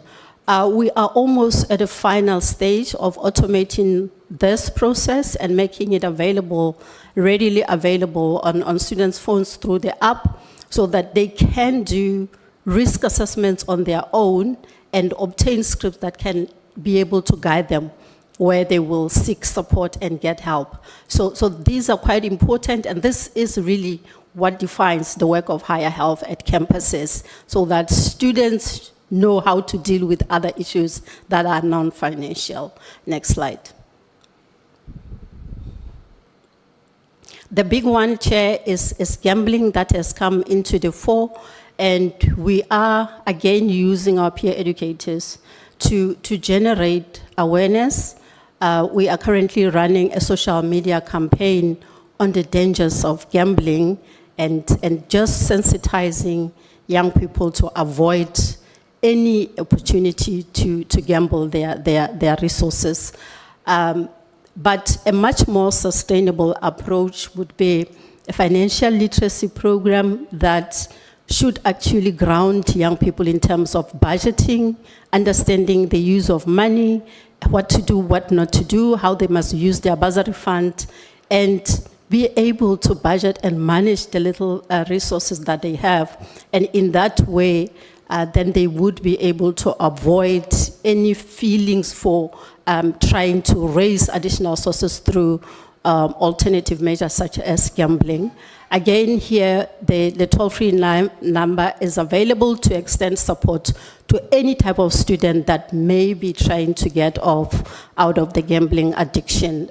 This is an important one, Chairperson, and this is what we are monitoring to see how we can actually extend that support to the sector to address the issue of gambling.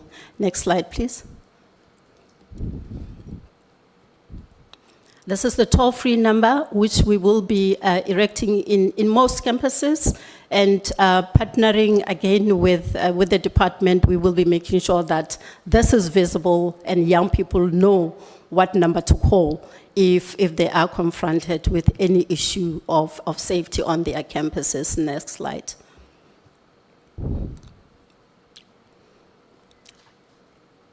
Currently, the response team that we have is a psychosocial team that respond institution by institution to whatever case of gender-based violence is raised in the sector. The support is in person. It is also virtual if there's a need for virtual support, but the team comprises senior psychologists, registered counselors, clinicians who are well prepared to handle any issue. And I think for many institutions that have reached out or where Higher Health has been able to assist, as testimony to the work that can be done, and that should actually be heightened so that more young people that could require this type of intervention can receive it on time and at their campuses, especially for those campuses that are far-flung in the rural areas that do not have such structures that can assist young people on time. Next slide. Another area of focus for Higher Health in the new year, Chair, is going to be support to students with disability. Being the most vulnerable on campuses, especially at the beginning of the year, we would like to link up all the peer educators on campuses with this cohort of students. Why this is important is so that their needs can be gathered, their needs can be directed to the responsible institutions, being it the National Student Financial Aid Scheme or the institution itself, including the support that the student themselves may need. So we see this is a very critical area that requires Higher Health to actually increase effort and deliver this needed support for this cohort of students. So this is the work that we will be doing with the institutions, with the students and the National Student Financial Aid Scheme to try and lend a hand to this cohort of students, Chair. Next slide. Lastly, Higher Health has released a 6 and an 8 module program on civic and soft skills program. It touches on all the aspects of health, psychosocial well-being, and the issues that I spoke about, the areas of focus for Higher Health. And it's our considered view that these courses are very important for any young person that gets into higher education to actually go through them on their own and empower themselves with the understanding of how to deal with these issues should they get presented. Issues of mental health, as I spoke about, drugs and substance abuse. Only when these young people understand these ailments and they are equipped to deal with them, we believe that then they will be better placed to focus on the academic program without having been distracted on all these other things that are not necessarily always guided as to how they need to be dealt with at the institutional level. Next slide. So these are the courses that I spoke about, Chair. Digital literacy and civic education is very important. Mainly the Higher Health peer educators is a living testimony of the civic education model where students must take responsibility to teach other students about health and well-being on campus. And beyond their academic career in the sector, that they go and become active citizens when they come out of higher education. These are quite important courses. It would not take long for any student to register and to go through them on their own, but just need to budget a little bit of time. But at the end of it all, they will really, really be adding a lot of value to the students to be able to build resilience. And next slide, Chair. We can skip the slides.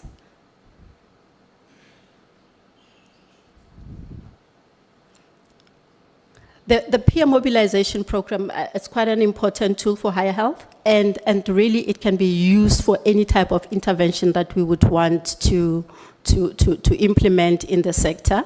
I did indicate that these young people, they take on quite an important role of assisting other young people. They organize workshops, they deal with topical issues, they guide students, and especially our first-year students. And therefore, it's a model that we need to embrace as a sector because it can actually help us to deal with the most challenges that we are dealing with on campuses. And the next slide.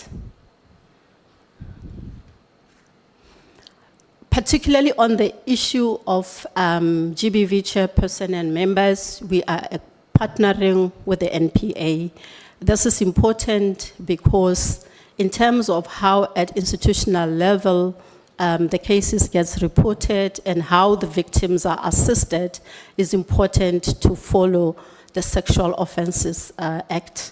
And therefore, the work that happens with the NPA on the protocol that the protocols that we need to follow has to be able to help survivors in a very sensitive, responsible way, but also that empowers the survivors with the important information medically as well as the legal procedures that they should be able to follow. So we believe that NPA coming into this space and working with our institutions with higher health would actually assist, create a space where the cases can actually be speeded up and the victims can actually be provided the support that is needed through all our coordination and making sure that we provide the necessary information.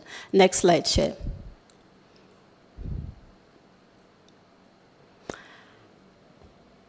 So this is NSFAS. Yeah.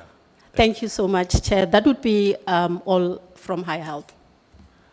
I think that, Chair, just to reinforce our previous commitment that we intend to have full-time capacity present at institutions of higher learning for the registration period.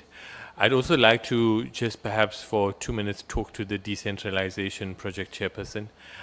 We have embarked on the process of decentralization. We had written to all institutions of higher learning, both universities and TVET colleges, to express our interest in establishing full-time NSFAS offices at those institutions. I'm pleased to say that 55 out of 76 institutions have responded positively to us that they will provide us with rent-free office space at institutions of higher learning.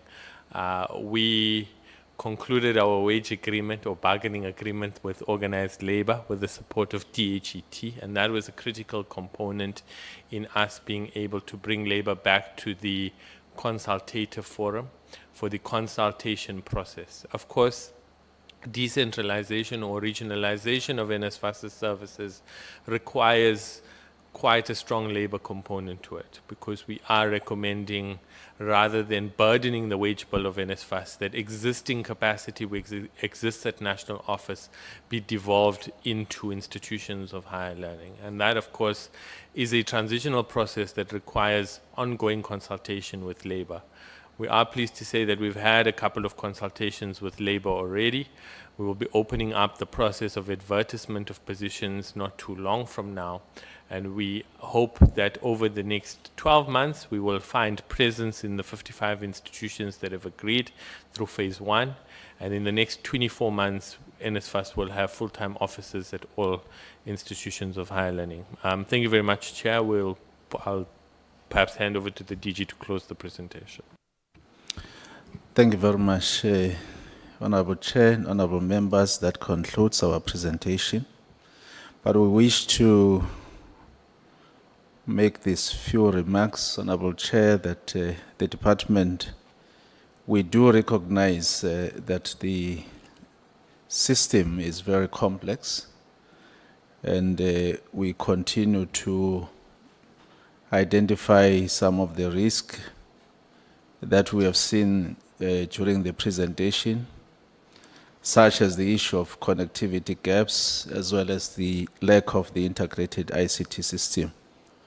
Indeed, Honorable Chair, Honorable Members, we are working very hard together with MICT, SETA, in addressing particularly these gaps around the issue of an integrated system. We are also intensifying efforts to ensure a safe as well as a supportive environment for all our students. The presentation from Higher Health have already indicated some of the measures that we have put in place in ensuring that indeed we are taking care of our students. So as we present, Honorable Chair and Honorable Members, these readiness measures today, The department remains fully committed to ensuring that every institution, large or small, rural or urban, is prepared.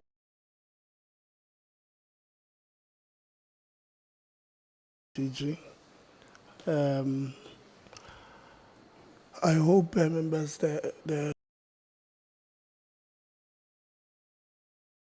room is getting better, no? So I had to go myself to fix the aircons. I will now give NSFAS your 45 minutes. I will give the board member and the acting CE to take us through. You'll decide whether the board member introduces or yourself. But we have 45 minutes at most. Thanks.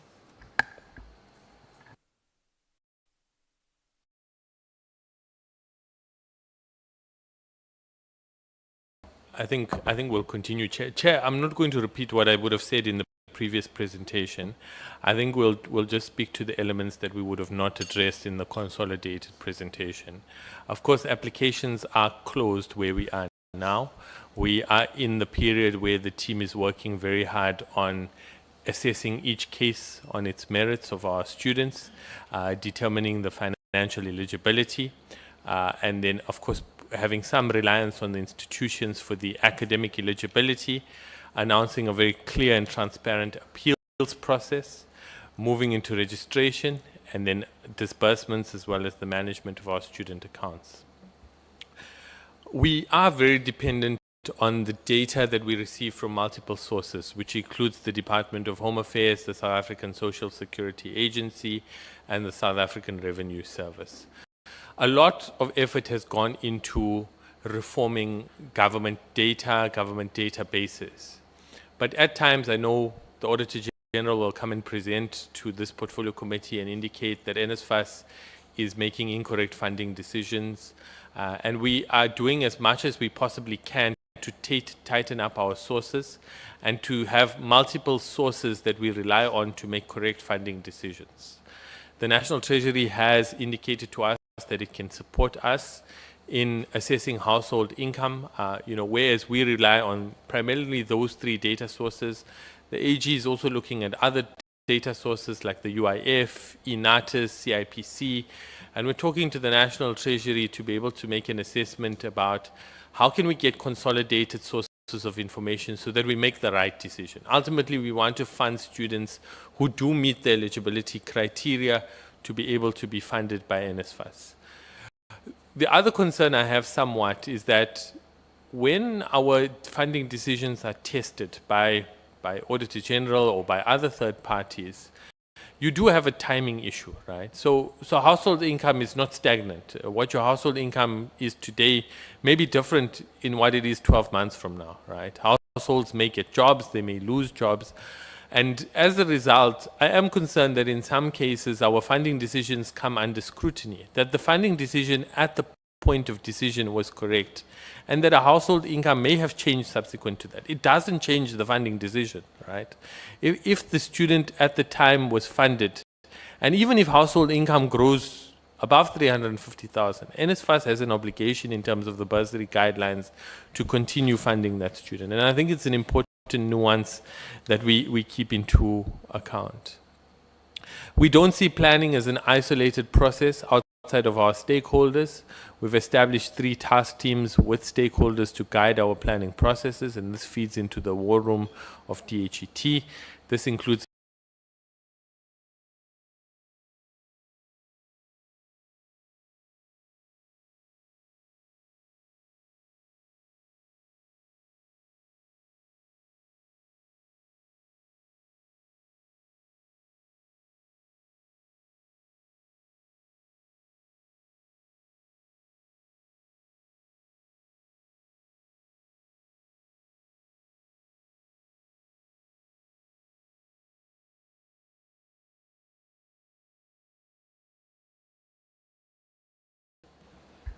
Okay. Are we going to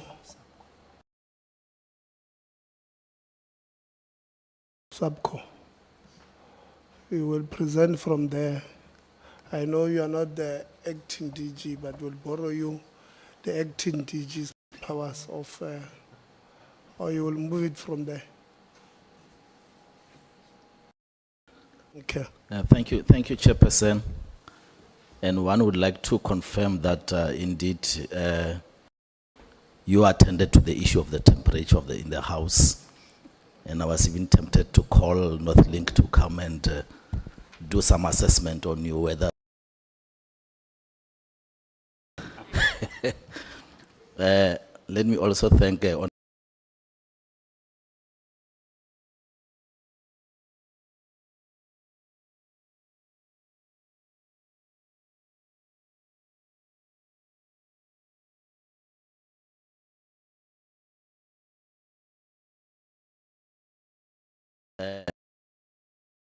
Honorable Khahau for giving us water when we really needed one. Thank you very much. So we're still going to ask you a question even when you start like that. Yeah, Honorable Chairperson, with me is the Secretary General of South African Public Colleges Organization. He is the one that will be taking you through the presentation. And I think we will also highlight the challenges that we believe needs our concerted efforts to ensure that we do address the stigma that still lies out there in terms of the preference of university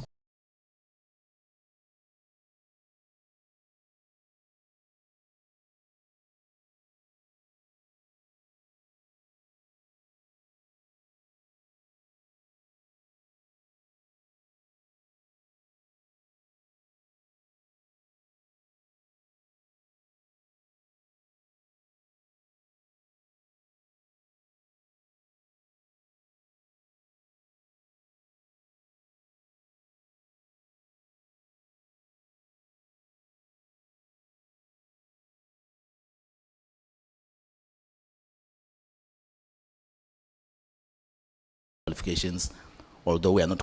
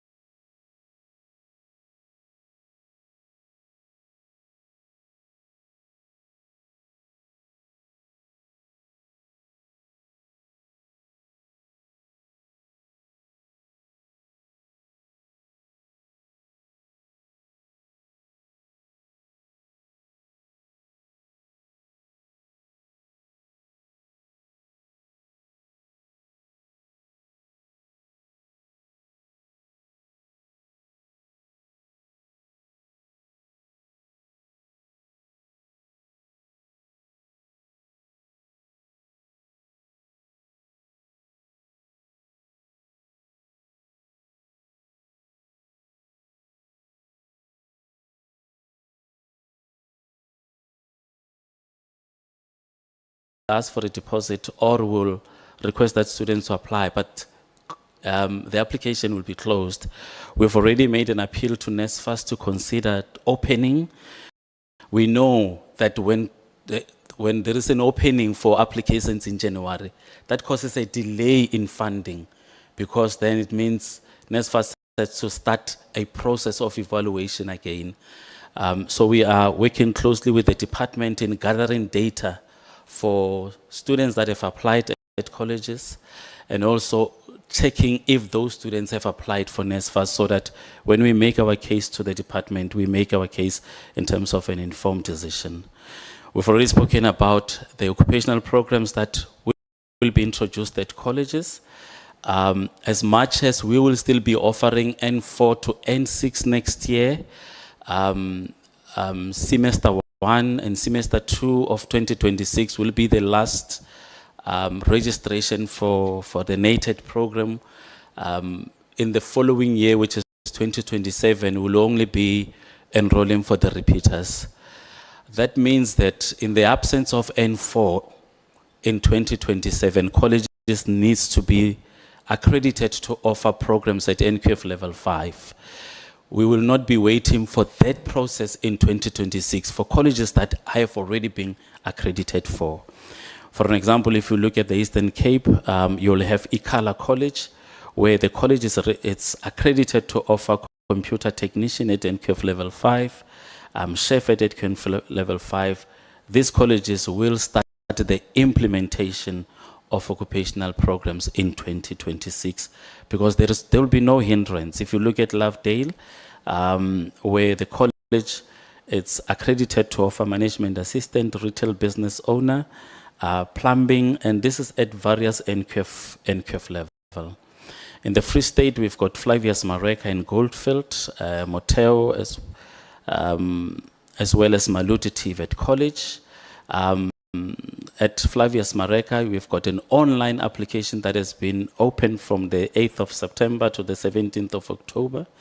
And also an indication, as I've already said, that when colleges do not meet the targets, we'll be forced to open for a late registration in 2026. Goldfield, you'll have the same application period, indicating that there's a need to sign more MOUs with industry for exposure. For an example, if the college is offering welder at NQF level 4 and you register for 40 students, you will not be placing 40 students at the same company. So in other words, those 40 students need to be spread across different companies where MOUs have been signed with the college. And if colleges did not sign MOUs with various industry, it will pose a limitation that students will only be sent to industry at the later stage. Now, in order to alleviate that, colleges are currently organizing functions of inviting business and industry in the form of gala dinners, in the form of business breakfast, in form of engagements, to ensure that there is an expansion in terms of placement of our students. And you can appreciate that if you sign 5 MOUs for plumbing, you'll still need further MOUs for welder, for electrician, for solar PV installer, for hairdresser. So you will find that the Department of Partnership and Linkages at college really work very hard to ensure that we sign more MOUs and we place those students at industry, and those students do programs that are relevant at that particular time. I will pass the Free State and go to Gauteng Province, where we've got Central Johannesburg and Ekurhuleni. You'll appreciate that colleges offer programs that respond to the needs of business and industry of that particular college. So you'll see that there is different occupational programs or PQM at various colleges. For an example, when you look at the Ekurhuleni East College, offers carpentry. But when you go to Central Johannesburg, you'll find that the college does not offer carpentry but offer plumbing. Challenges there at Ekurhuleni East relates to similar to other colleges where late applications of students that we've already indicated, limited infrastructure. So in other words, a program that the college would like to offer should have a specified number of students. So if in a workshop of electrician, there should be 20 students. If you like to offer to enroll 60 students, it means you must have 3 workshops. And that is also a challenge because there was no recapitalization from the department in supporting colleges to fund, to offer occupational program. The support that we receive that support after accreditation and after enrolling students in terms of funding of those students. Most of the challenges that we've already indicated are similar in Gauteng. You'll find different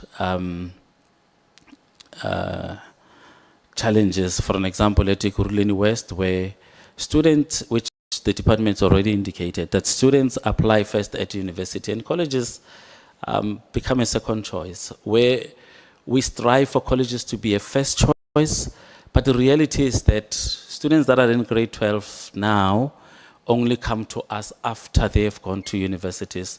That will prolong our registration in the following year.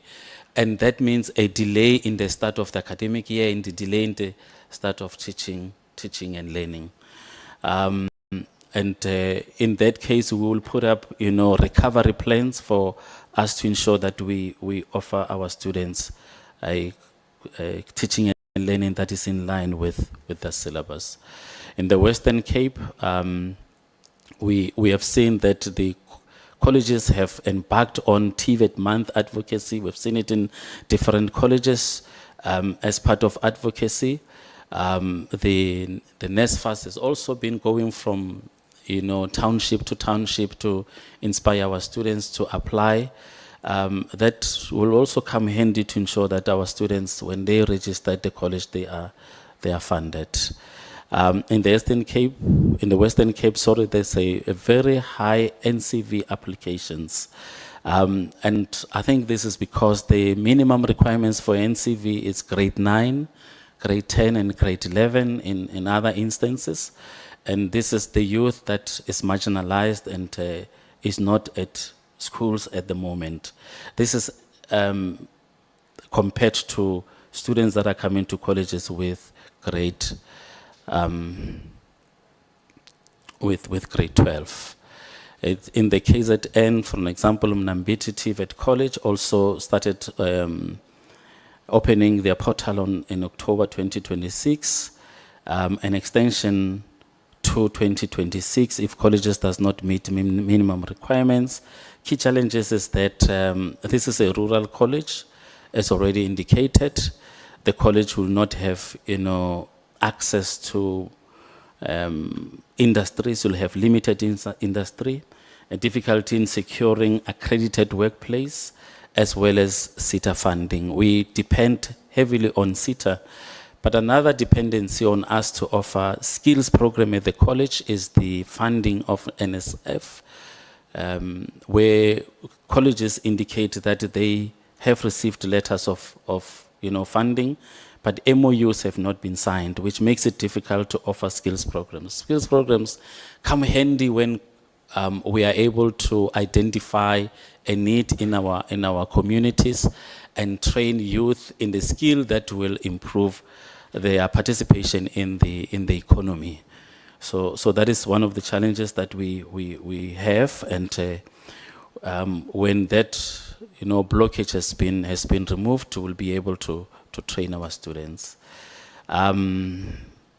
Tashana, as well as Tekwini TVET College, we've got QCTO delays in terms of occupational programs that the college would like to offer. Where there are delays, it will be difficult to offer those programs in 2026 because the process of applying at the department is already been closed. The submission of strategic planning of colleges have already been submitted at the department.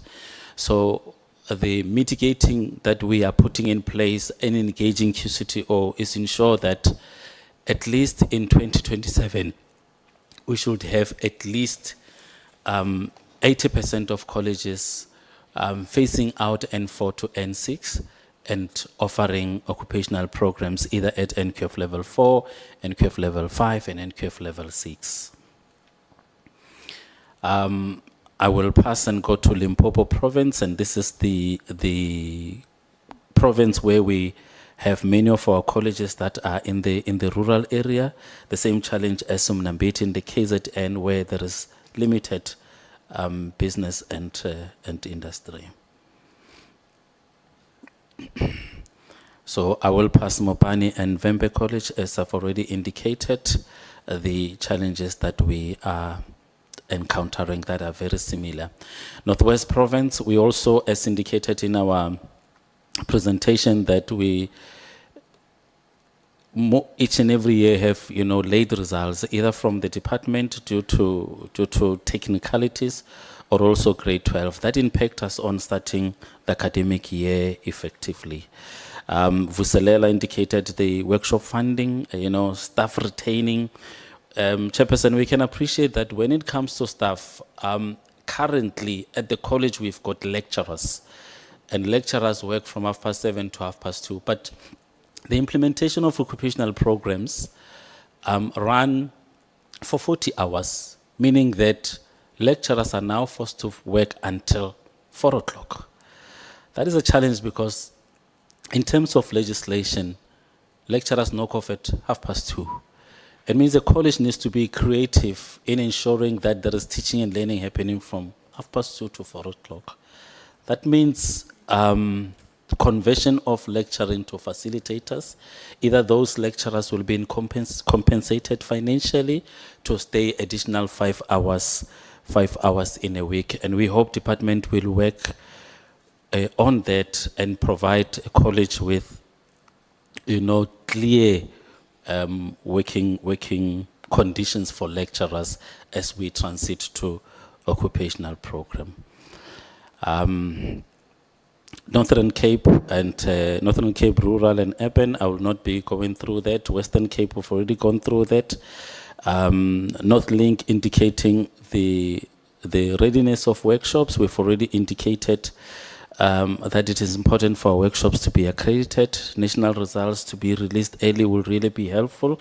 The department has already communicated the release of the results for either NCV and NATED in 2026. If those dates are adhered to, it will really assist us to ensure that teaching and learning starts, as planned. So, Chair, that will be in conclusion with regard to the state of readiness for TVET colleges. Thanks, Chair. Thank you very much, Public College Organization. Now going to give USAf.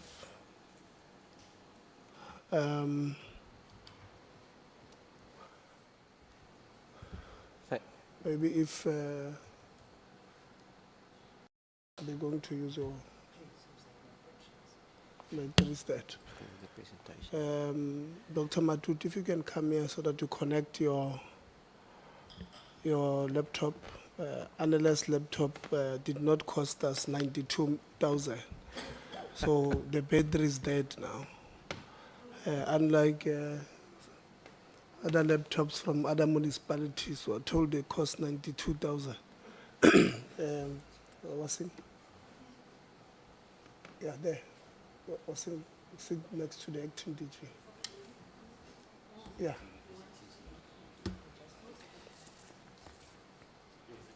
Yeah.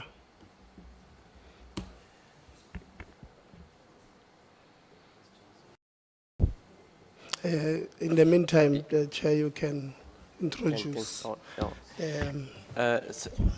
Thank you very much, Honourable Chair, and also good. I think it's still morning. Good morning to the honourable members of the Parliament Portfolio Committee. So I'm Francis Peterson. I'm the chairperson of USAf, and with me is the Chief Executive Officer of USAf, Dr. Patiwe Matutu. And she's going to do the presentation, Chair, there's just a couple of high-level remarks that I would like to make. So our presentation is going to be focusing on the readiness of the sector. So we've got 26 public universities in the sector, so we will comment on that. We also will highlight a few key challenges. We already talked about, heard the presentation by NSFAS, so some of that would overlap a bit. There are concerns that we have with some of the activities in relation between the universities and NSFAS, and we will just highlight that briefly. I also would like to say, Chair, that there's obviously institutional specific challenges, and we respect, even if we are an association of public universities,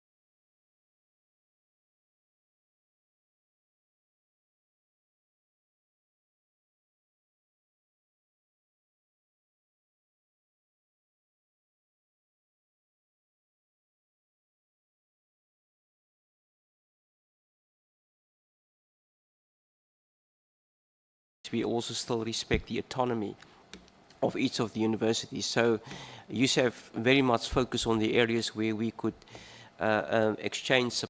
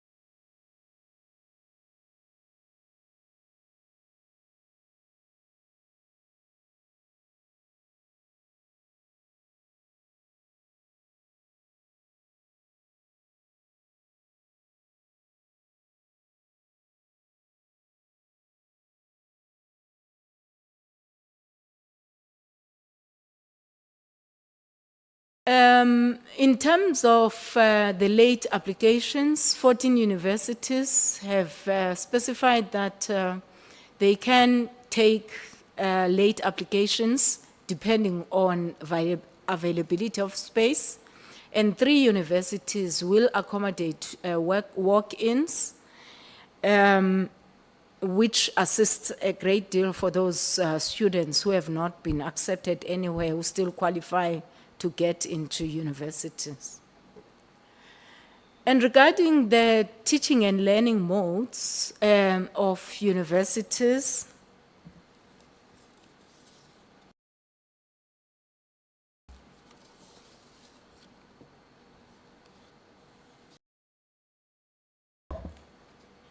uh, 14 universities expressed that some of their courses are offered remotely, and these are likely to be at postgraduate level or diploma programs.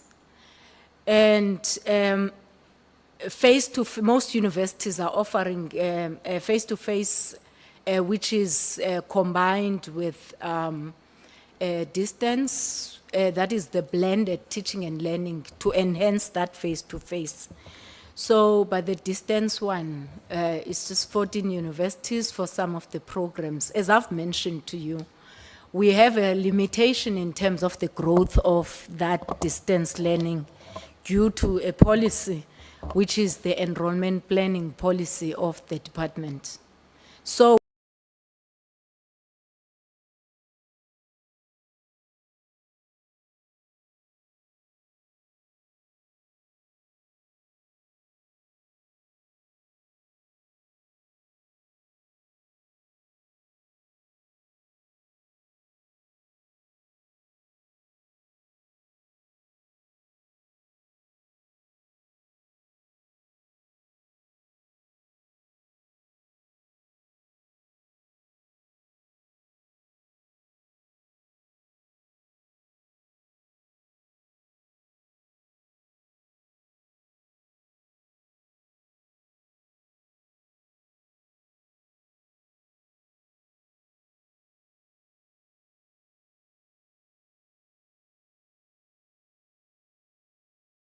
when we talk about shortage of space, the distance learning is not an option for universities.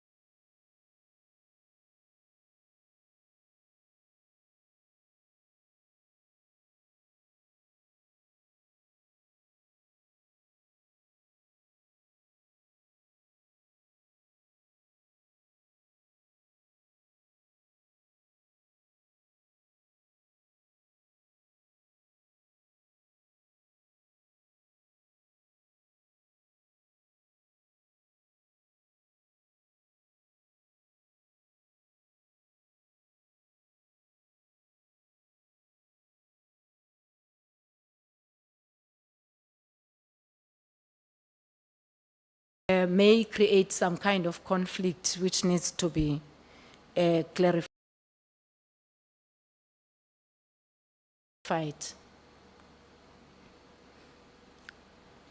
Student funding, the late NSFAS payment related challenges become a problem.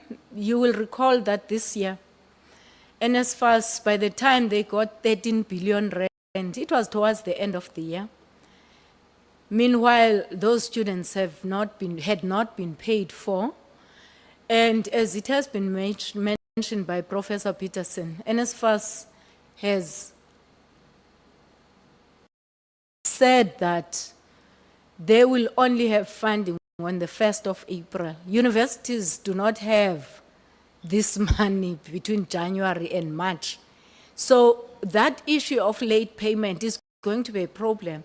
We need to get it sorted ASAP. And if it's the case, it needs to be properly communicated to councils well ahead of their meetings this year, so that for those universities which can manage that kind of cash flow, they should make the money available. For those which cannot, then at least that should be stated up front. Otherwise, it's going to be quite chaotic. Student debt is another issue. We will recall that in 2023, that was sitting at about 21 billion. And so that is a serious problem, the historic debt and the student debt, which has been accumulated over the past year or so, becomes a problem. And it's a big source of instability within campuses, which needs to be addressed. The possible implications for university subsidy and infrastructure funding. So that is on the NSFAS funding, I think. And the long-term sustainability of NSFAS becomes a challenge for us, because to think that universities now can bankroll student funding up to April is a problem. It's just not easy to manage.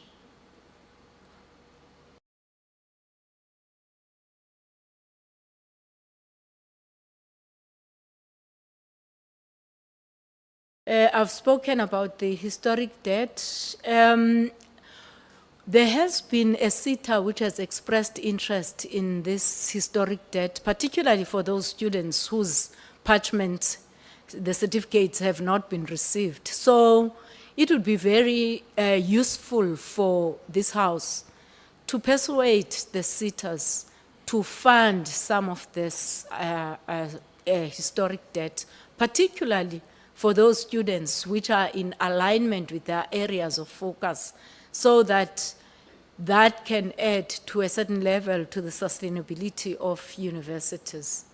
And this debt is a source of anguish and upheaval for students, particularly at the beginning of the year. I've already mentioned the capacity constraints for universities. This is an area that needs focused attention. The late release of national senior certificate results in terms of safety and the start time for universities, that becomes a challenge. Sustainability of universities, we've discussed this, and some of the areas that you could perhaps intervene in. National Treasury together with SETAs in terms of payment of historic debt, National Treasury, the upfront payment, so that universities can survive the first quarter.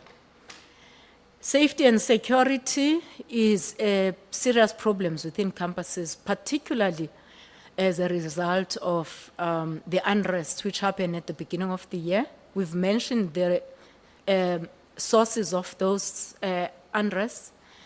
We've mentioned student debt. We've mentioned historic debt. We've mentioned uncertainty pertaining to NSFAS, registration. All these issues have got a link with the safety and security, accommodation, lack thereof. All these things are related to safety and security of students. Thank you very much, Chair. Thank you very much, Dr. Matutu. SAUS, you will present from there? Or you must come?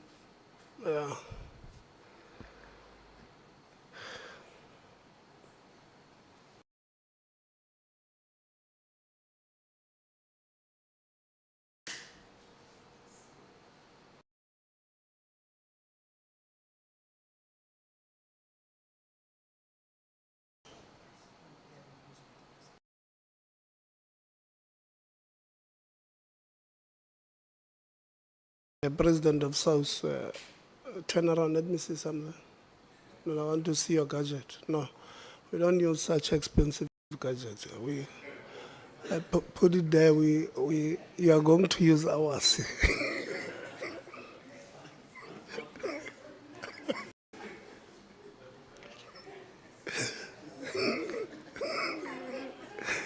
Will you be able to operate our laptop, President?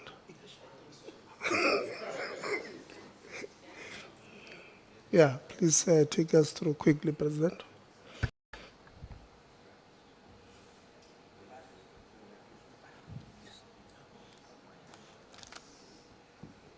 And then I think the Zoom link is, you closed it, the relevant. Or it's my network.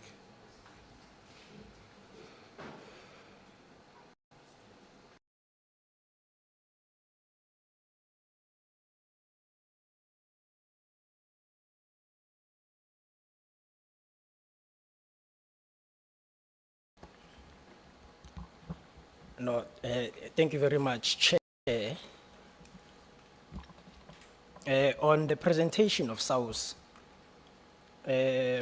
what we firstly going to look at, it's the overview of the challenges that were faced by students in 2025, especially the ones that are attributed with NSFAS failures, which we urgently need to resolve heading towards the year 2026. We also going to look at the impacts of the ministerial changes on the sector stability. And to a certain extent as well, as the Minister alluded earlier, that we have also acknowledged the Portfolio Committee and its strong support for SRCs in holding institutions of higher learning accountable. As SAUS, we are happy. And then it's going to be the summary of the system-wide issues that relates to funding, accommodation, safety, and governance within institutions of higher learning, as we've managed to collect issues that are affecting students in institutions of higher learning. 18 of the universities have managed to make submissions. And then we are going to call for the strengthening of collaboration amongst all of our stakeholders that we have in the sector. Firstly, we are going to address issues on NSFAS, which we were affected, which students were affected with in the year 2025. The systems at NSFAS have caused a major instability in the academic year 2026. This has led to NSFAS being the major contributor of challenges that students faced in institutions of higher learning. Students funded by NSFAS have become familiar with terms like registration portal, HEMIS data, accommodation portal, closeout project, and so forth. Yet there is no deeper, in-depth understanding or explanation on what their issues are, which they are facing, meaning that there has been a lack of transparency that has been coming from NSFAS. There has also been regular structural changes at NSFAS, which are of a serious concern, as they have led to an introduction of new people with no experience to that specific field that they've been allocated to work in, thus causing even more instability. We have also heard that there is also new people that have been brought in at NSFAS in spaces where they do not understand in terms of the preparations that NSFAS has made come 2026, meaning they are here to start afresh adapting to the resolutions that have been taken in this year and the previous years before kickstarting the 2026 academic year. So we think that they might cause a bit of an instability because of a lack of understanding of NSFAS. The academic year 2025, we have seen deserving NSFAS students being rejected, NSFAS running out of money, landlords kicking our students out of their residences as a result of non-payments for their rentals by NSFAS. We have seen our missing middle students suffering, yet their NSFAS portal states that they have been provisionally funded by NSFAS for the loan applications that they applied for. At NSFAS, there is also a leadership crisis. There has been a leadership challenge at NSFAS since the year 2014 up until the year 2025. The leadership challenges has resulted into NSFAS suffering a major blow in its character or the model, as each appointed person at NSFAS has came up with their own ideas and plans on how to drive NSFAS. Since 2014, NSFAS has had 5 CEOs, and including acting CEOs as well inside the 5, and 2 administrators, of which this is a cause for a concern at NSFAS. We have always regarded NSFAS as one of the beasts in the sector that has the potential to destroy people's hard work or the hard-earned careers and track records as a result of its diversity and internal politics that are within NSFAS. We also have a closeout project of which we are seeing it's going to be a major problem heading to the year 2026. The closeout project has prevented students in the past from registering and will continue to do so even next year, of which this is also a cause for concern. Through the closeout project, we have students whose academic records have been withheld, qualifications withheld, and results being withheld by institutions of higher learning as a result of this closeout project. Because we find that most of our students, when they approach institutions of higher learning, when they want to get their qualifications, knowing very well that they were funded by NSFAS, they were receiving meal allowances, they received gadgets from NSFAS, yet their fees have not been paid by institutions of higher learning, resulting to some of them having to pay for their registration, having to pay for their fees in order for them to get their qualifications, whereas it has been said that they were funded by NSFAS all these years, studying in an institution. Debt collectors have started contacting students to collect NSFAS funds. However, NSFAS has not paid for their fees in full in the institutions of higher learning. Some have even paid the institutions in order to get their qualifications from the universities. NSFAS has again used middlemen, though it's allegedly, I think I forgot to put allegedly, to collect funds from students who are now employed and were funded before NSFAS was turned into a bursary instead of using government avenues to detect the rich that has been funded or rather that are owing NSFAS and start collecting funds from them through SARS. Decentralization of NSFAS has been a challenge, but we are happy to hear the CEO speaking on starting the process to start decentralizing NSFAS.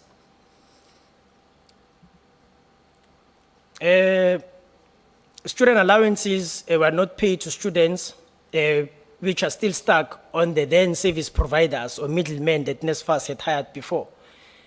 We still have students who suffered as a result of the introduction of these service providers that has led to some of our students getting their NSFAS funding cut or defunded by NSFAS. The student middlemen or the providers that we're speaking about, it's your Izaka, Noroko, Tenek, and I forgot this last service provider that was there. They were the results of some of our students being defunded by NSFAS, and some of them still have their meal allowances stuck in these service providers' portals, of which we are still calling for those meal allowances and those funds as well to be released so that institutions could also be paid. Because for some of the students, universities decided to charge them because they paid in advance, whereas they never received the money from NSFAS. The decentralization process from NSFAS must prioritize internal experienced staff within NSFAS to provinces. This will ensure that there will be a smooth transition at NSFAS with experience in the development of the new NSFAS offices in the provinces. The loan successful applicants are still not paid for in institutions of higher learning up until now, yet they were successfully funded by NSFAS. Before moving to the 2026 academic year, these students must be paid in full by NSFAS as they've already incurred institutional debts that has a potential of hindering them from registering come 2026. And also, we must say that we are disappointed that we have not seen any presentation in terms of the number of students that have been paid for on these loan applications that have been funded, how far has it went, and for the public as well to also know the percent that is going to be charged in terms of the interest rates that is going to be charged by NSFAS to our students. The NSFAS cap must also be increased from 350,000 to 400,000, from 600,000 to 650,000, because I think we have been seeing that the cost of living it's becoming high, and the teachers, nurses, and so forth, some of them, they end up not qualifying for NSFAS. Heading towards the 2026 academic year, SAUS calls for an increase in funds allocated to DHET and NSFAS by the National Treasurer. These funds will help mitigate the crisis we had in the year 2025.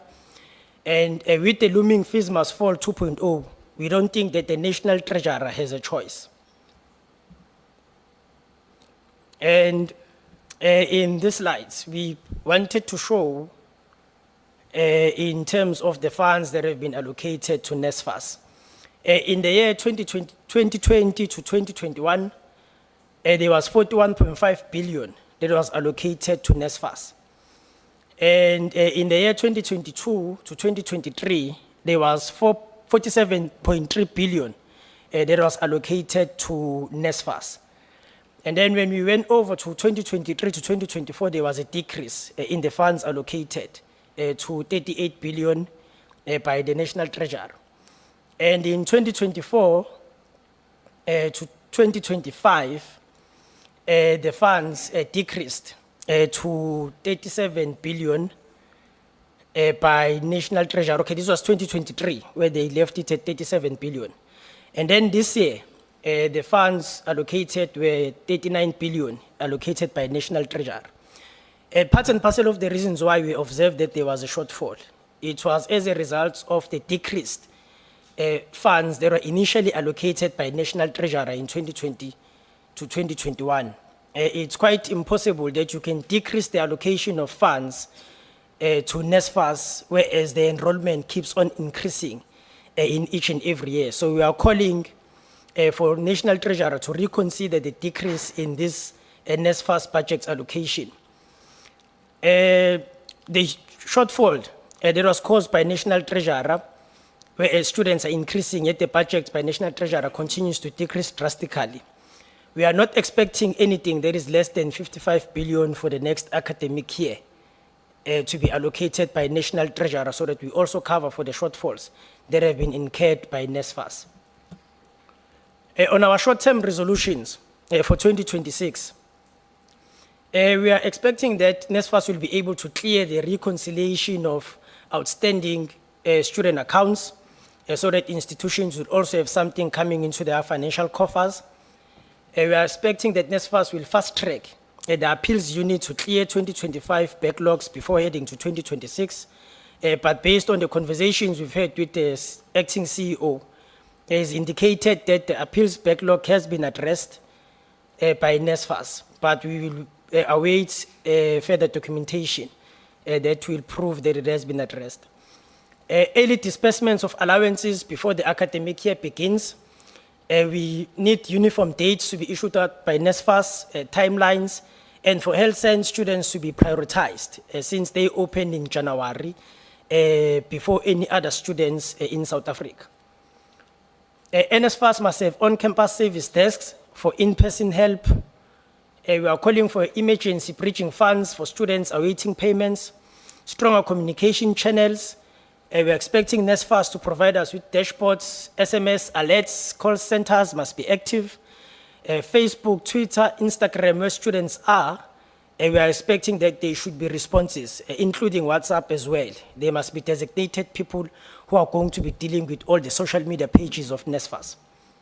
On our long-term solutions, we are calling for a reform of NSFAS funding model for sustainability, improved technological infrastructure and data systems at NSFAS, expand affordable and accredited student accommodations, whereby there won't be any top-ups that are going to be paid by students, strengthen governance and accountability measures. We need consequence management at NSFAS.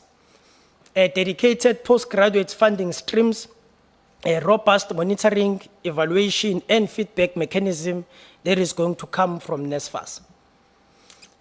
On the positive of NSFAS, because we do not want to always criticize NSFAS all the time, as we have seen people who are excited, calling for the closure of NSFAS without an alternative, of which we have not accepted as the union, and it has offended us. We want to ensure, NSFAS has ensured that there has been a reprioritization of funds to clear all blocked registrations for 2025. We saw the TVET cycle students that applied and the 13 billion shortfall. They managed to come up with ways on how they are going to pay for those students. The ongoing engagements of key stakeholders in the sector, yet we are disappointed today that there was no slide that was presented, that was speaking on engagements and the time frame and the dates as to when we are going to have engagement with NSFAS, more especially on the NSFAS guidelines. The release of student accommodation protocols, DHET also needs to come to the party in support of the protocols. The successful application cycle with minimal downtime and with a proper marketing strategy. However, we still would like to lobby NSFAS to consider reopening applications for possibly 1 week since matriculants have finished writing exams. The responsiveness on cases that has been raised, more especially by the union, wherever we are writing emails, they are quick to respond and calling for meetings with institutions that have raised issues. At least there is a way forward. And the clearing of outstanding deserving student appeals. NSFAS and institutional student accommodation. On this one, we had a consultation with all SRC presidents and secretary generals and accommodation officers last week, where we had a meeting with them in terms of where do they see the NSFAS accommodation, because we want to be informed by them. And the way forward has to be provided by SRCs in institutions as well. Although the NSFAS new accommodation project has been able to bring about stability in some of the institutions, not all, because the past 2 years we have not seen any institution trending on social media or in the news, seeing students sleeping outside or in lecture halls as a result of not attaining residencies. There has been complaints of top-ups, a lack of transparency and system faults in some of the institutions, simply because they feel that they are not part of the process introduced by NSFAS. So NSFAS needs to start reconsidering having universities form part and parcel of this new accommodation model that they're coming up with. We have seen payment issues, students being kicked out of residences by landlords as a result of non-payments, transportation issues across provinces, residences that are in a bad state, both from NSFAS private accommodations and university-owned residences as well. As when we conducted an oversight in UKZN, we saw some of the residences that they are tracked, some do not have occupational certificates. So both NSFAS and institutions, they are at fault to a certain extent when it comes to student accommodation. While SAUS accepted the accommodation project, we feel that there is still more that is needed to be discussed with NSFAS and university SRCs as we continue to see many loopholes on the project. E.g., for example, it's the lack of decisiveness that's coming from NSFAS. They do not know whether they are coming or going, whether universities must take over the accommodation or it's taking over accommodation, and we need decisive leadership bearing in mind that there's cost that has been incurred in the running of this student accommodation project. Accommodation engagements. SAUS national fundings on the 2025-2026 accommodation readiness. It's informed by the meeting held on the 19th of November 2025 with SRCs. What we have seen was there was a highlight on the systematic risk affecting students' well-being and academic success. We propose an urgent intervention and long-term national reforms on accommodation. We also saw that there was 18 out of 26 universities who presented their readiness report. This included SRC presidents, accommodation officers, and institutional reps. And the report reflected on the ground conditions across the sector. The key findings, we found that there's an issue of safety and security. There is no armed security post and ineffective access controls in the residences that have been, in some of the residences approved by NSFAS. There is absence or manufacturing of CCTV systems, as we saw in Nelson Mandela University when we conducted an oversight as SAUS, where a student was stabbed to death. There was no footage that was brought forward. Mismatched deployments of security guards, lack of emergency response capacity in residences. Some residences have no security guards as required by the police. This then affects both the university-owned list and NSFAS private accommodations. We have also seen, there are also submissions that have been made by student leaders that there's an infrastructure and maintenance failures in institutions and even in the NSFAS accredited accommodations. There are aging on-campus residences with leaks, mold, broken locks, and damaged windows in institutions of higher learning. We do have reports of an individual or individual institutions that are affected by this. There is water and electricity outages in accredited residences. There are no JoJo tanks or backup generators in an event that there is no water or electricity. There is slow, inconsistent institutional maintenance responses.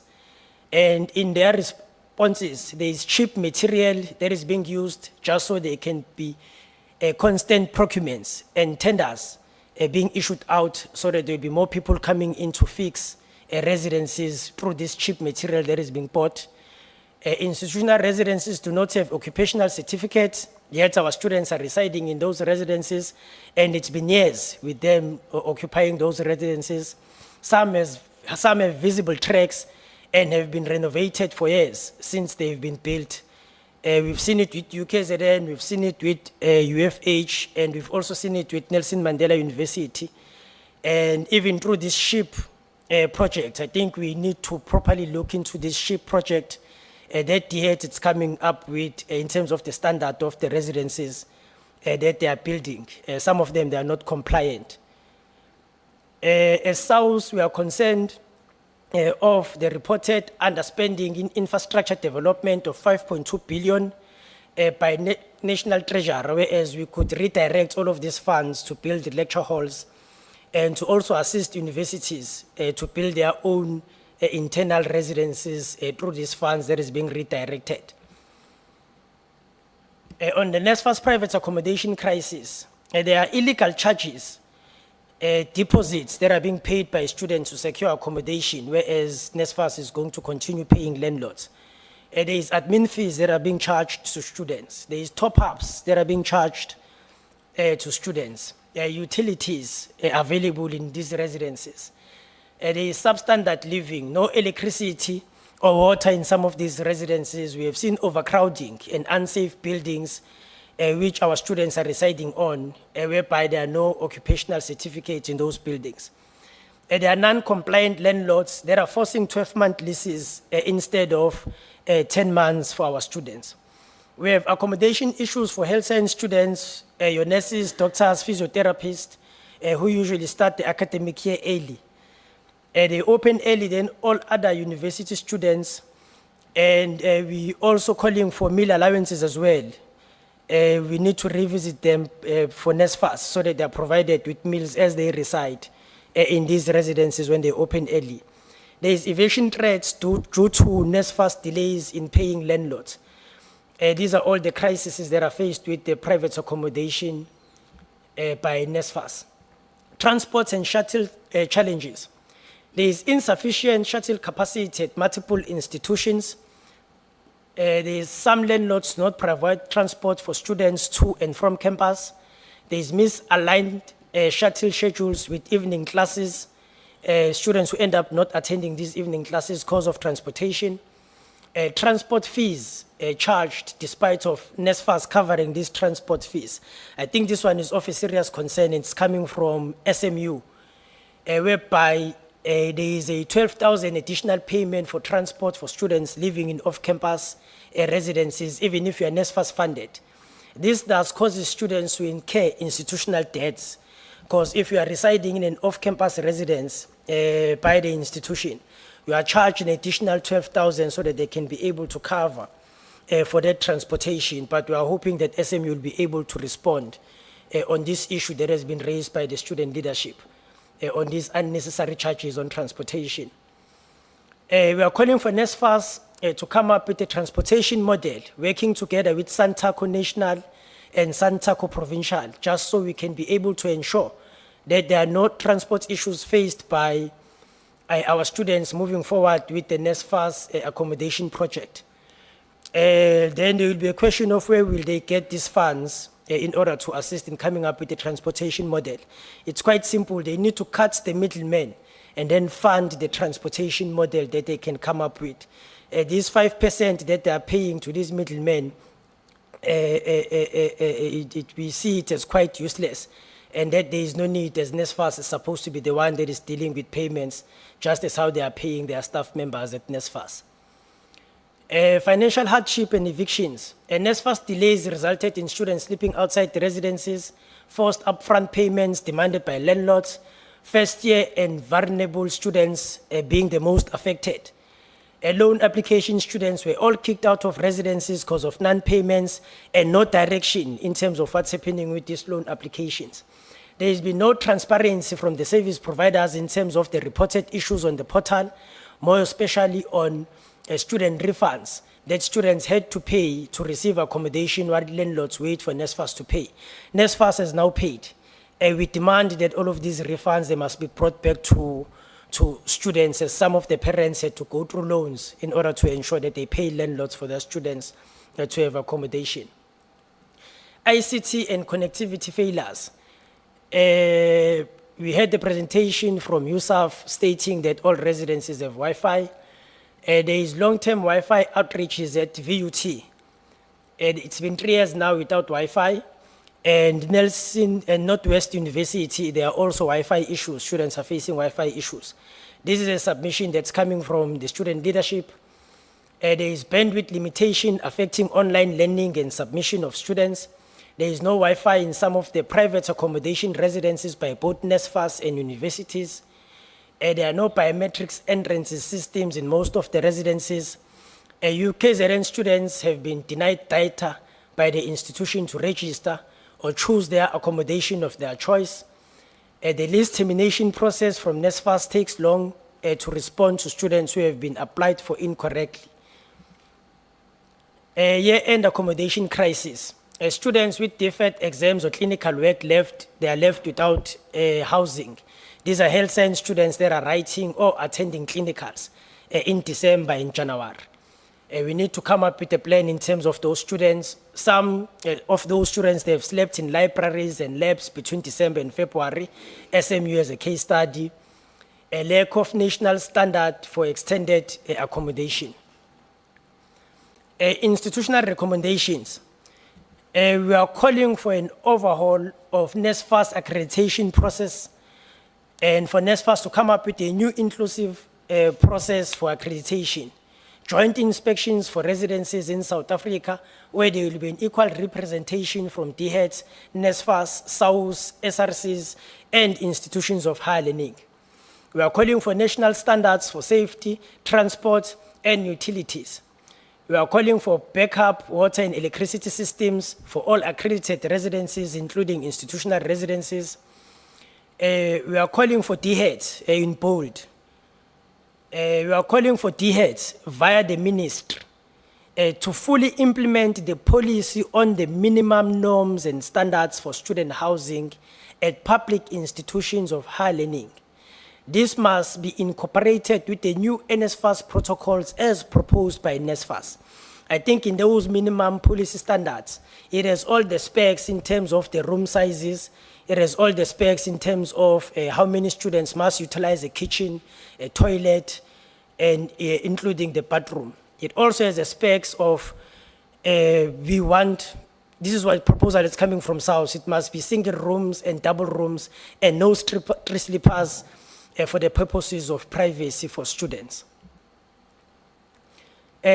SAUS national directives. We are calling for immediate engagement with NSFAS on accommodation failures, re-accreditation of all residencies using stricter criteria.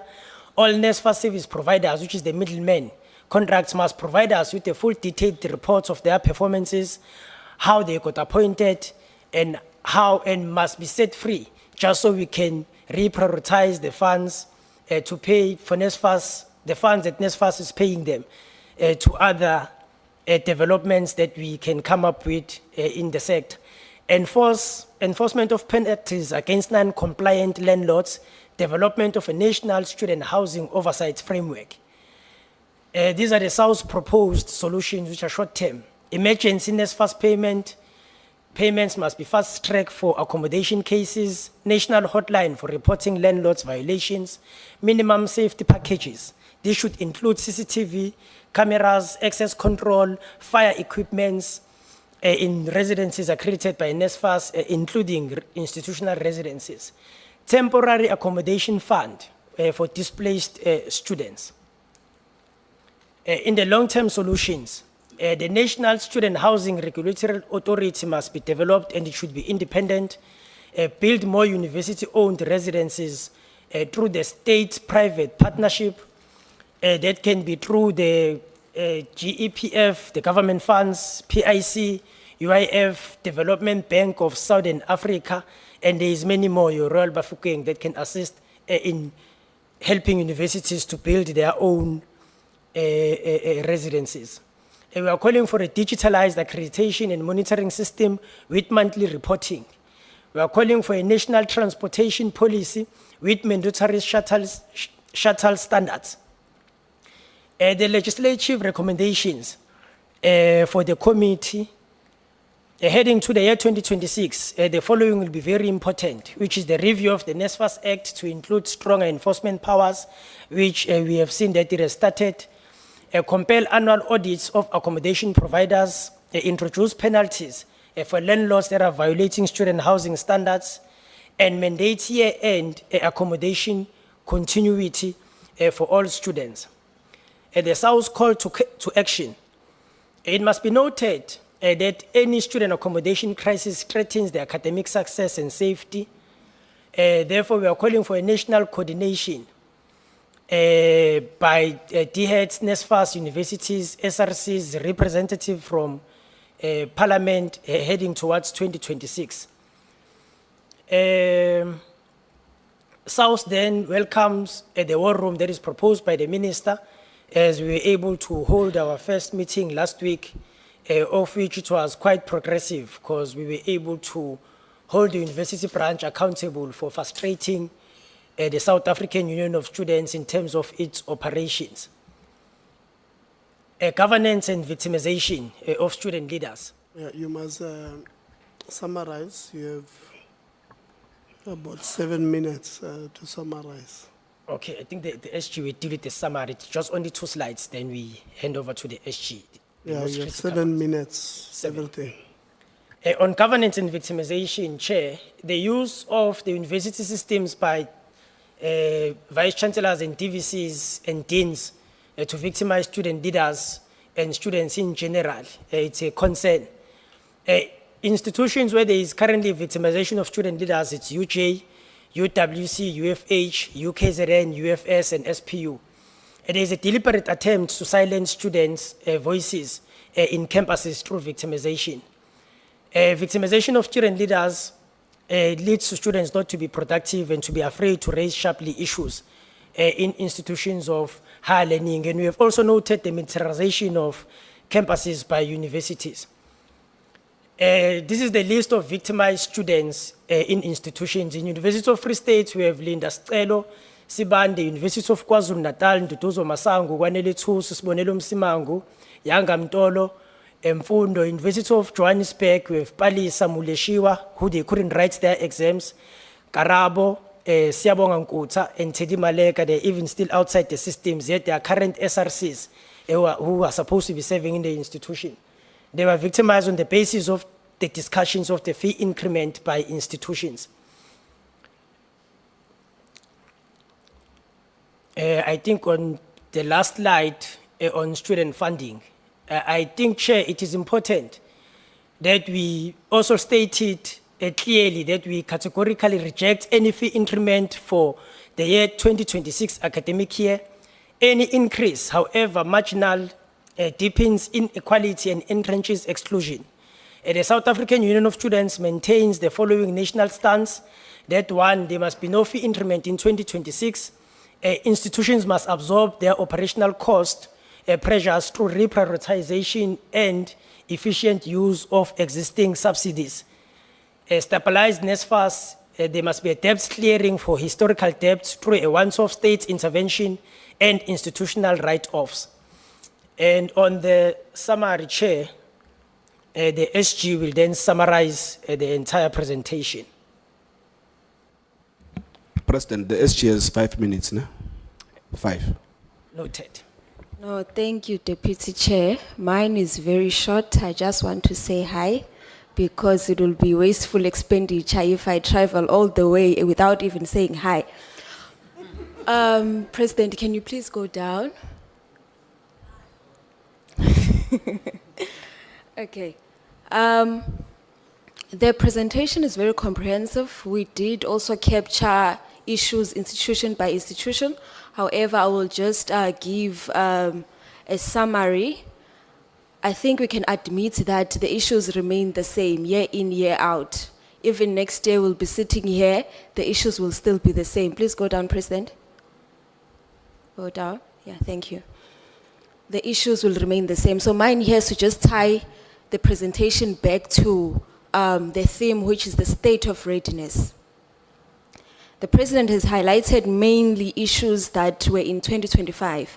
And why this is important is because the issues that were unresolved in 2025 affect registration in 2026.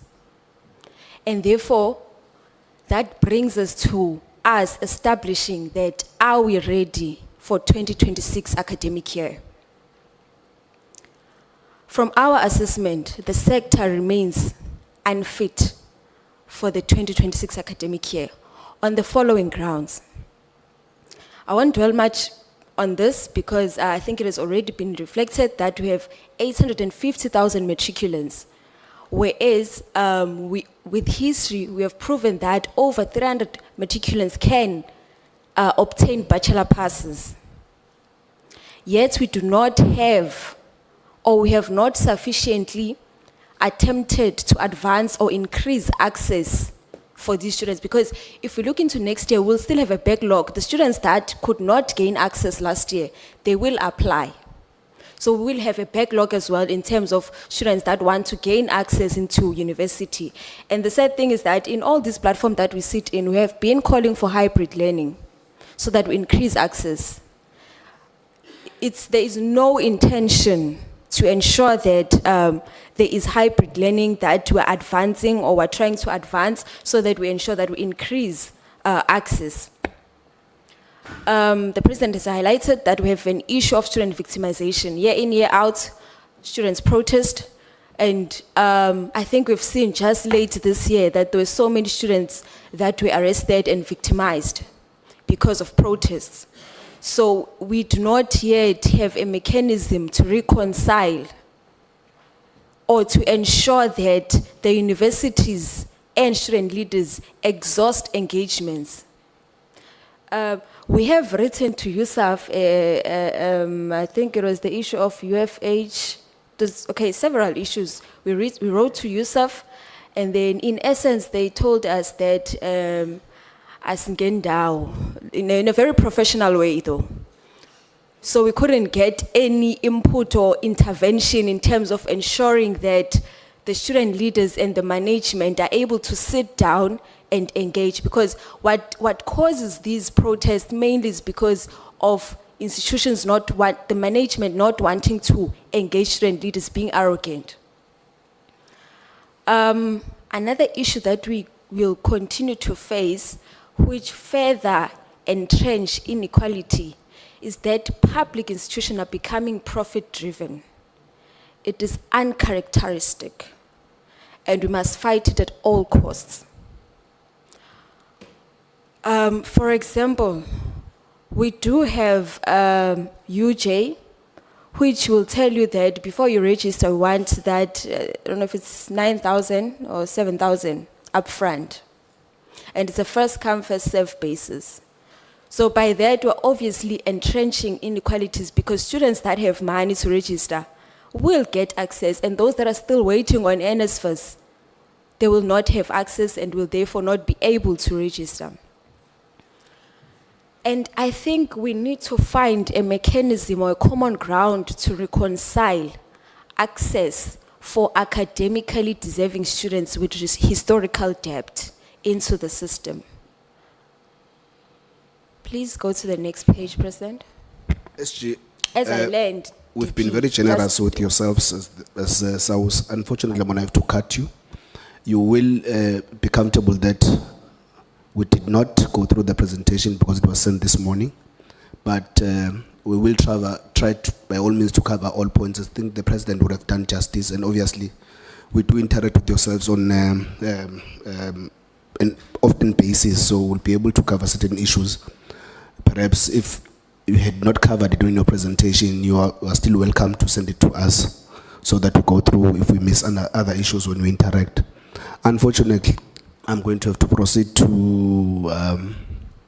SAPVETSA. We're going to give you 30 minutes. You'll be done at 1:30. Anele is going to assist with the logistics in terms of presentation.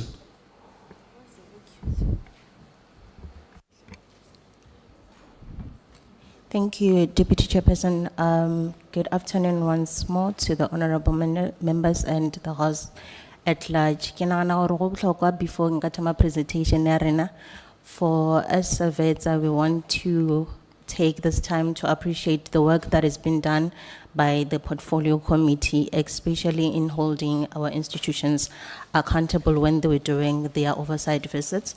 Chairperson of the session, there are just a few slides of our presentation that I'm going to skip in the context of time.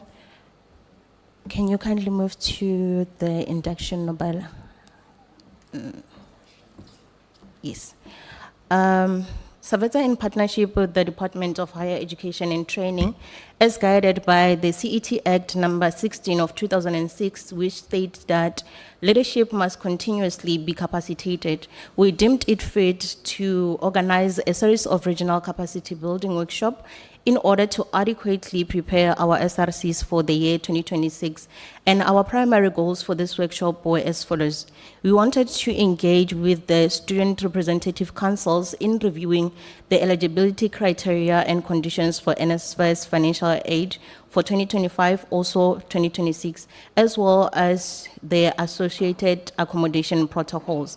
I want to highlight that in these regional inductions, NSFAS formed part of us, and we also wanted to equip student leaders with the necessary knowledge regarding the accommodation procedures and processes for NSFAS in preparation for the year 2026.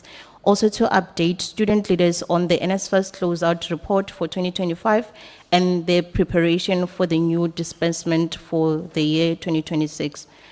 We wanted to also consult SRC on the review of the 2026 NSFAS eligibility criteria and conditions for financial aid, as well as accommodation protocols, and also to ensure that student leaders are adequately capacitated on the 2026 NSFAS accommodation processes. Next slide.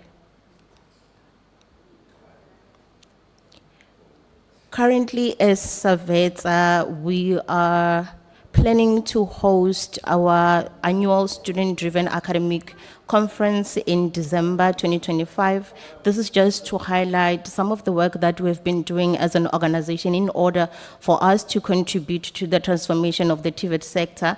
And we've been collaborating with the Department of Higher Education, NSFAS, and Service SETA in order for us to hold this academic conference. The purpose of this conference, it is to establish a platform for student representative councils, our SETAs, industry partners, colleges, quality assurance bodies, and the department to just engage in meaningful discussions around the significance and the advantages of offering occupational programs. Moreover, this conference aims to address and dispel the negative perceptions and concerns that are relating to the introduction of occupational studies. We have noted with high concerns that most of our SRCs don't actually understand the implementation of occupational studies. Hence, we are planning to host this conference so that we can clarify even further and allow the department to also contribute in capacitating our leadership for the year 2026, thereby cultivating a more informed and supportive student community. We also intend to invite SETAs, industry partners to participate in this conference, where they will have the opportunity to outline their roles and contribution towards the occupational studies. Furthermore, this event will be including a session that will be dedicated to evaluating our readiness of the SRCs for the year 2026. Next slide. We continue to have engagement with DHET in order to implement SRC recommendations that we made during our regional capacity buildings, and this is to ensure that for the year 2026 we are readily prepared and our SRCs are also able to address student concerns in campuses. We are planning to have a strategic planning for the year 2026 to review key issues that have been experienced during the course of this year, also to reflect on how we can actually tackle those challenges that we faced this year. And the purpose of the strategic planning will be to develop programs that will enhance student successes and their overall participation for the academic year of 2026. This is going to contribute to stability in the TVET sector, and it's going to also contribute to our students having less unrest in our colleges. We want to develop strategies to promote occupational studies and make them relevant to potential students. We all know that the TVET sector, it is a space for skills and training, and it is paramount important for us as an organization to also contribute to the transformation by challenging the narrative that the TVET sector, it is a fallback plan or it is a second class, and we can only do so by making these occupational programs fashionable to the new student. And this will also increase the number of artisans as guided by the NDP. We want to strengthen pathways to higher education, and we think that the department should actually align the TVET sector and the university branches. It is very much frustrating to see the number of students that are coming from the TVET sector who are being rejected on a daily basis by universities when they want to further their studies, just because there isn't a clear guiding document that speaks directly to the transition of a TVET to university or vice versa, and that the department should find a way to create a seamless transition for students to further their studies. On the outstanding issues that we have noted that there are still delays in diploma certification, and this is something that we had reported even in the beginning of this year. But this issue is just coming over and over again. It's repetitive. This causes frustration to students who have completed their in-service training and are unable to get a permanent employment or even graduate. So there is a need to improve our examination system in order to reduce the pending results. We've noted that pending results are the ones that tend to cause delays in the start of the academic year and also delay the submission of rich data from institutions to NSFAS. It is also vital to streamline the process for submitting results to NSFAS to prevent delays in the funding decision.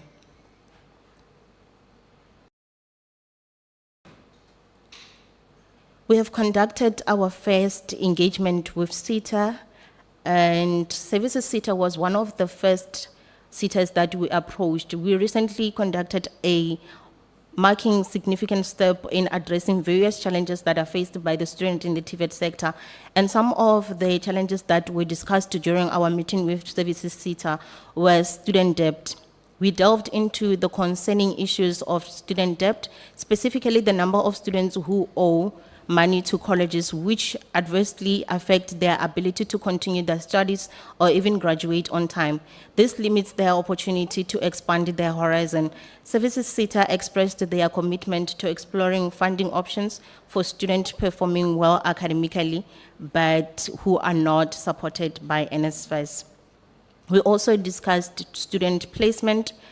The discussion highlighted the fact that many students exit the TVET sector without essential work-based skill, which hinders their ability to secure trades or diplomas. SATVETSA has agreed to participate in a Service SETA initiative focused on enhancing student placement in various workplaces.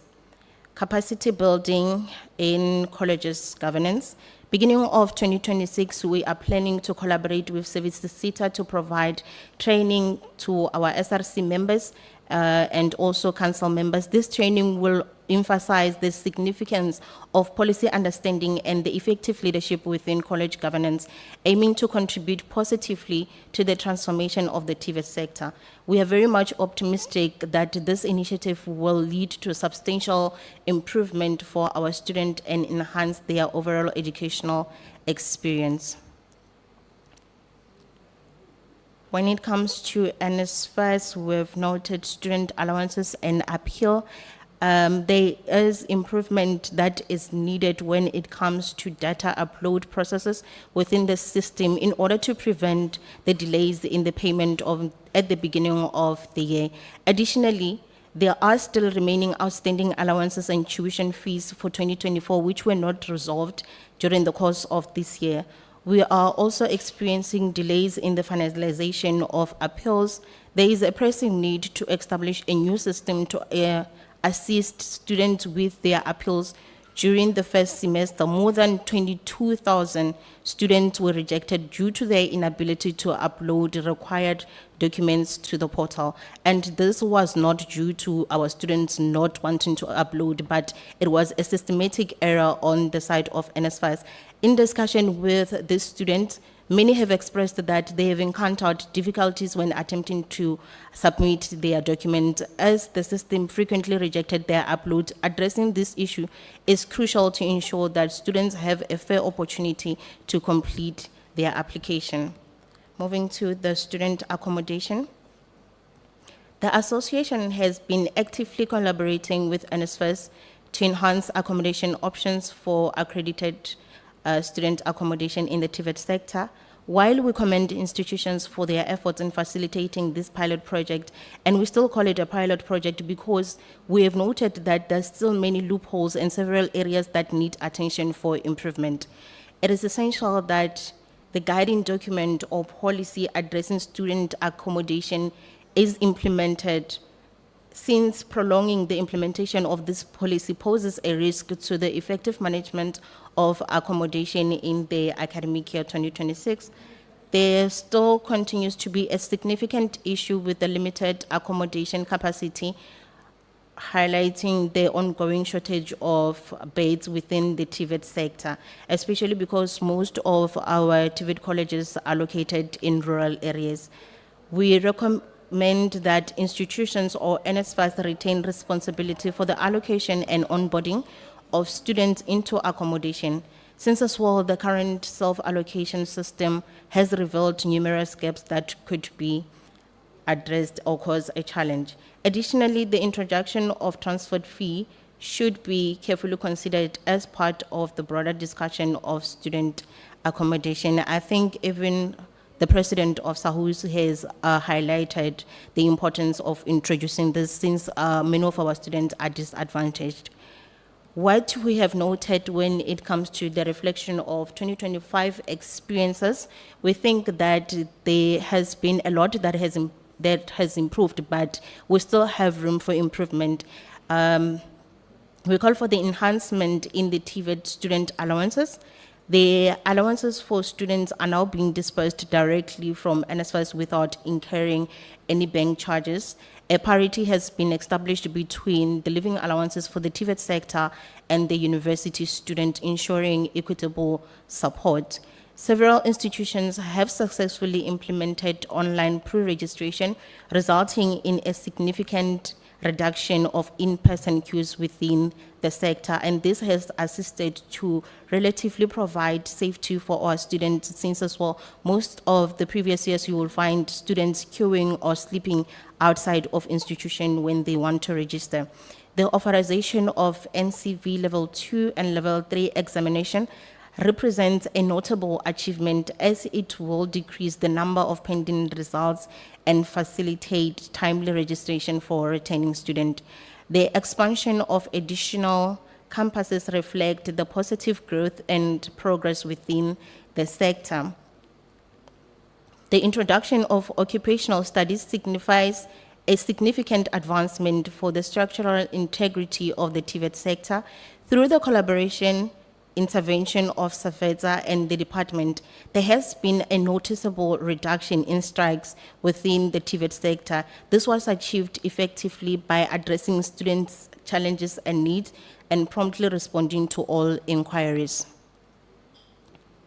We've noted what didn't work in the year 2025, and we think that this could also pose as challenge for the year 2026.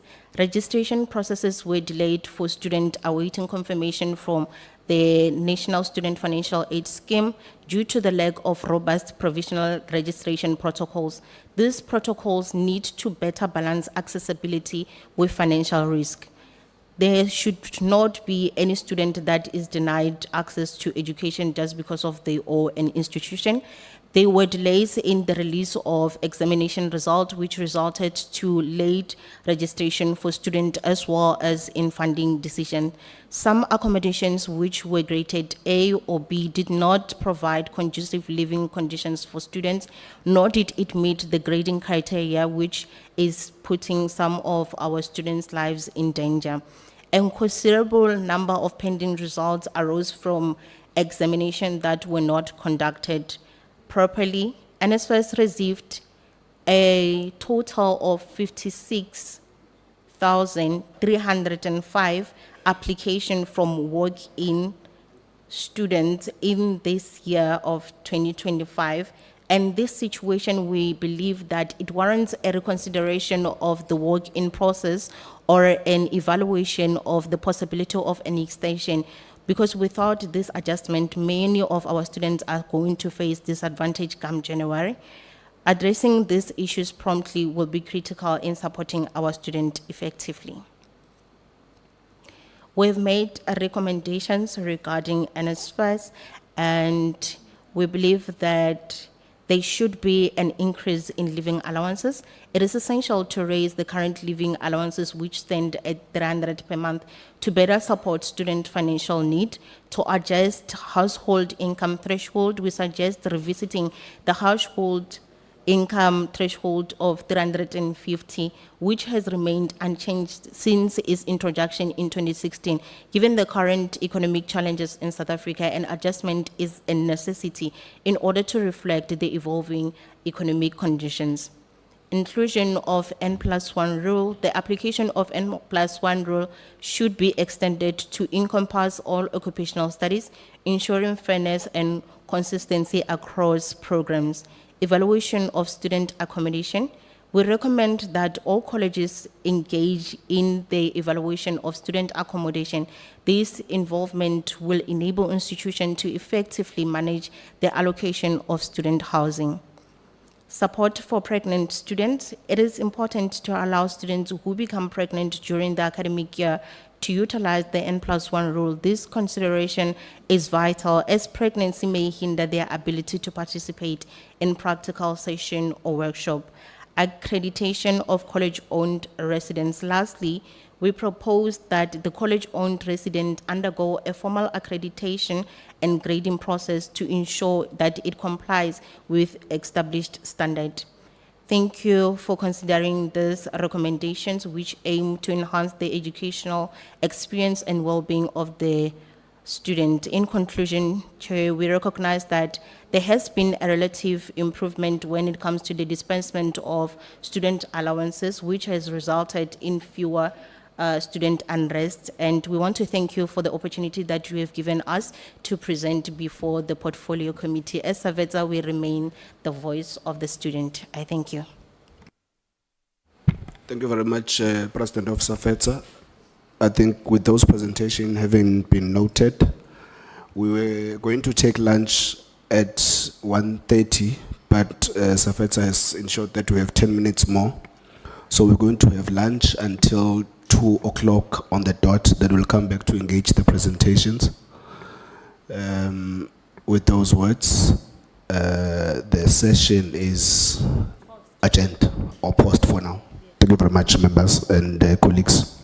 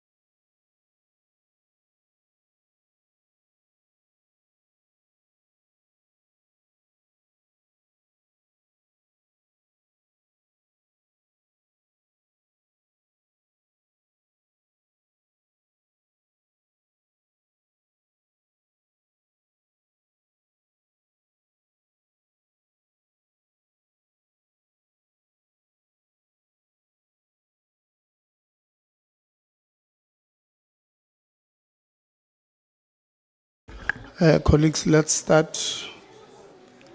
We must thank all the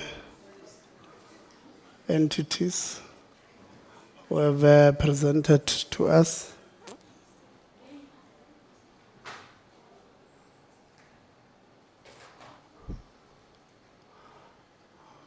Where is the chair of USAf, Dr. Matut?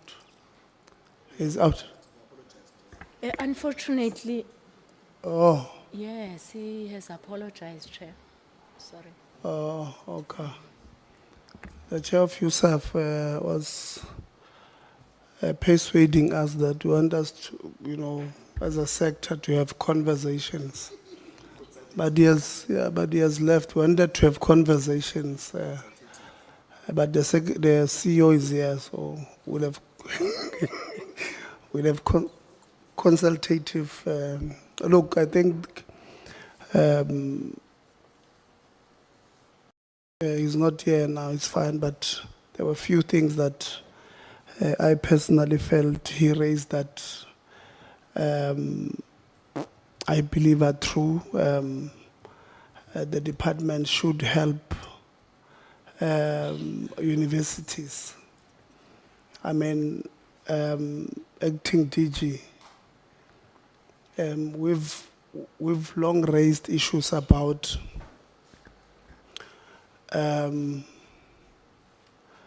the grant system that we give to universities.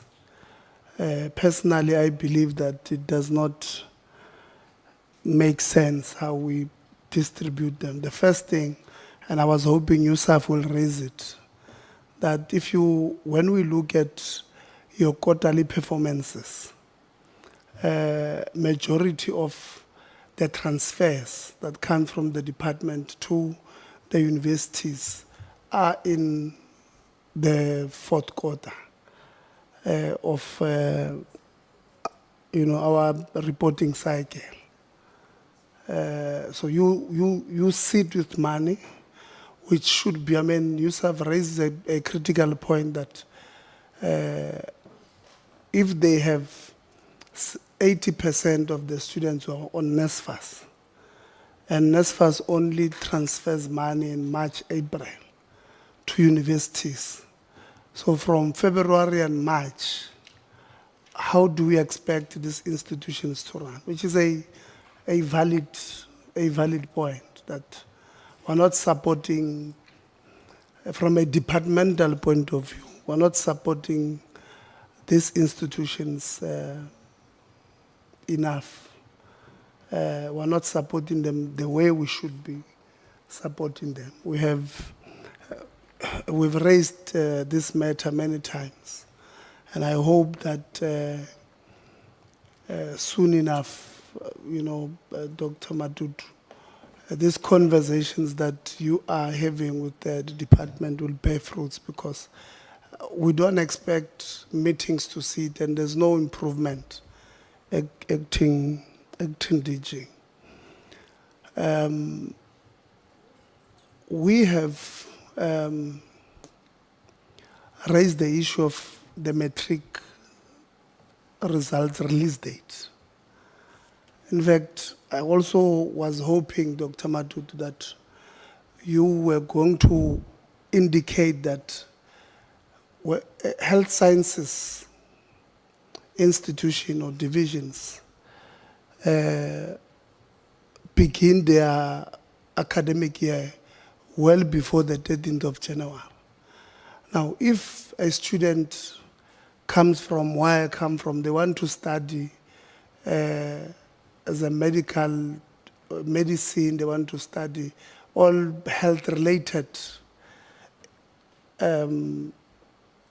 careers.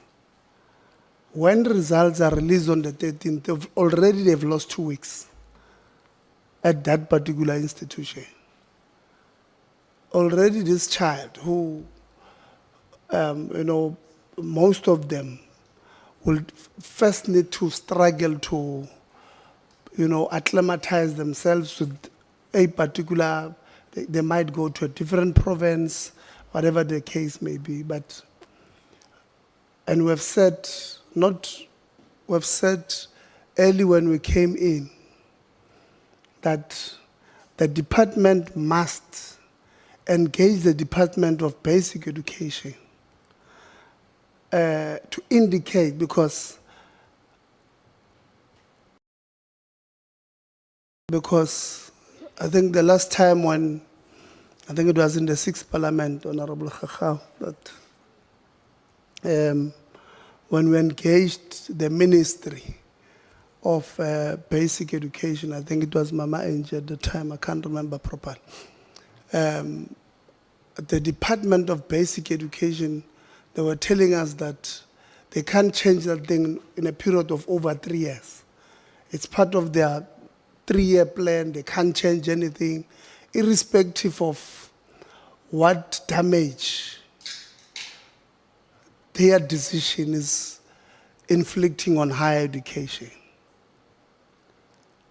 And we said the Department of Higher Education must go and engage the Department of Basic Education from DG to DG to align these particular things. We understand that there's a lot of things. There's different divisions on basic education, your examinations, the plannings, your umalusi, your quality assurances. We understand that part. But sticking to this thing of the second week of January does not help our higher education institutions. So we've asked that DG go and speak to the DG of Basic. Let's plan better there. I don't think that has happened. And want to ask you, it might not happen this next year now in 2026, but planning for 2027, it should really help us to get a better 2027 at least. NSFAS budget of going down SAUS, it's very difficult for us to sit here and say to National Treasurer, give NSFAS this budget, this money, when NSFAS can't submit their financials. So if you can't submit your financials, we don't know whether you have used the money we've given you correctly. So to argue that you must be giving more money when NSFAS, they are behind by a year, 1.5 years on their financials. Earlier this year, it was only then we were dealing with 22-23 financial. So they were only accounting for the money we gave to them in 2022-2023 earlier this year. We don't know what is it that they've used 23-24 on and 24-25. We are now on 25-26.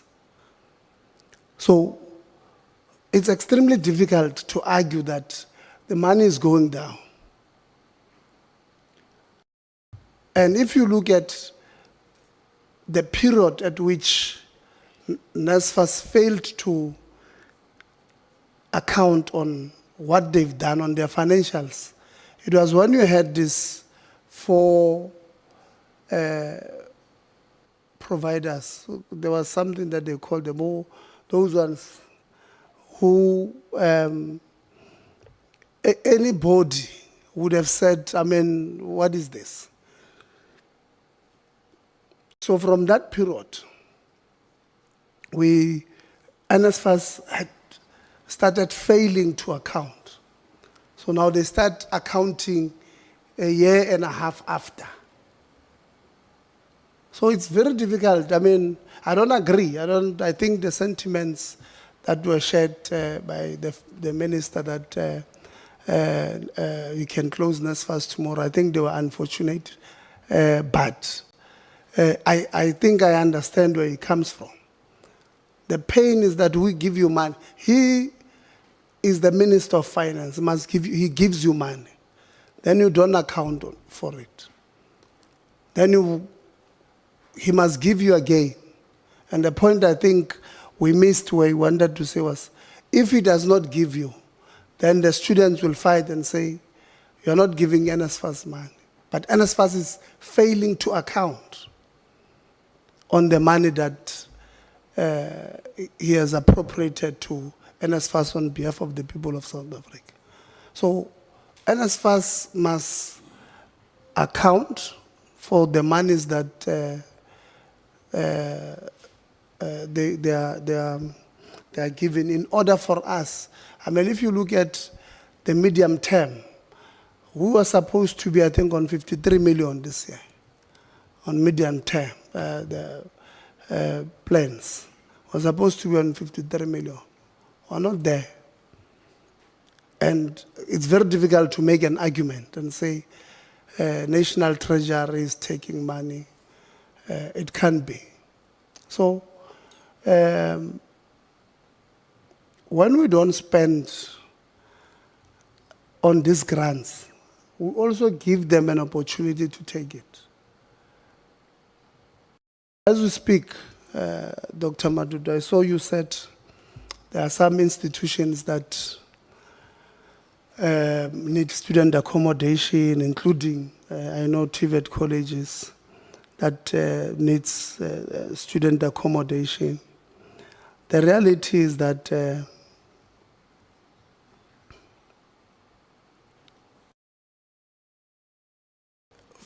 few weeks ago, maybe a few months ago, when we dealt with the issue of Majoba TVET College and Hertzibande, where they from 22-23 financial year, they were supposed to build student accommodation on these two TVET colleges. These TVET colleges did not get money from the department. The department kept the money. And they said to these TVET colleges, the answers they gave, in fact, they even said it to us, is that they were waiting for ministerial approval. They were waiting for a ministerial approval. And one day we waited for the minister to arrive and asked them, how long does this ministerial approval take and when will it come? The department themselves, they changed. They said, no, in this case, it was not a ministerial approval. It was capacity constraint of these TVET colleges. So they don't have capacity to build. So the answers of the department changes depending on who's in the meeting, which is highly unethical. But the department must help us, the department must help us. Because SAPCO, I'm sure they've put it in their presentation, USAf, they put it in their, they do need student accommodation. When we go on oversight, we went to, what is that TVET in Ghana? Follows.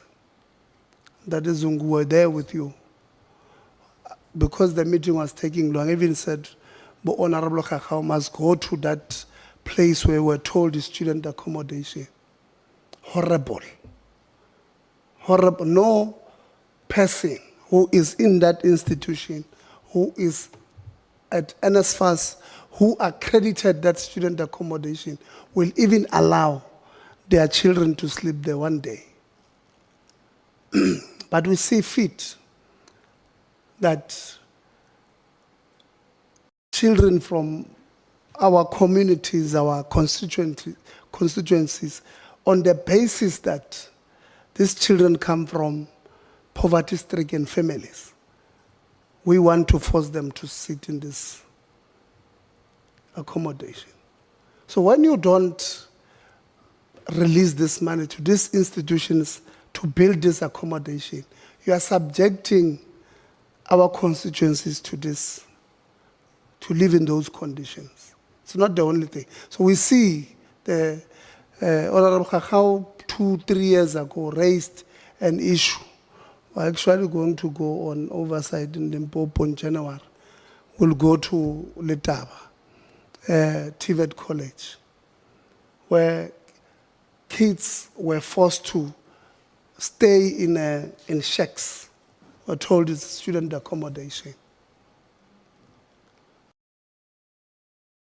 So I feel your pain, SAPCO and USAf, on this thing. And I'm happy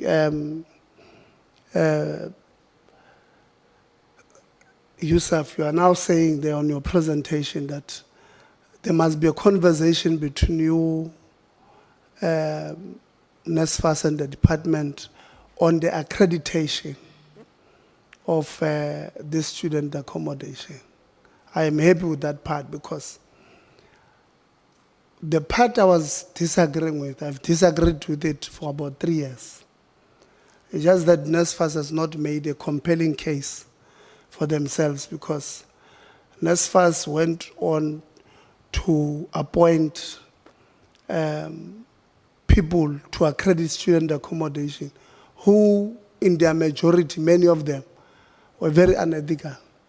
They've accredited very bad student. I mean, SAUS says, let's go back to norms and standards. I did not know we've moved away from DHET norms and standards.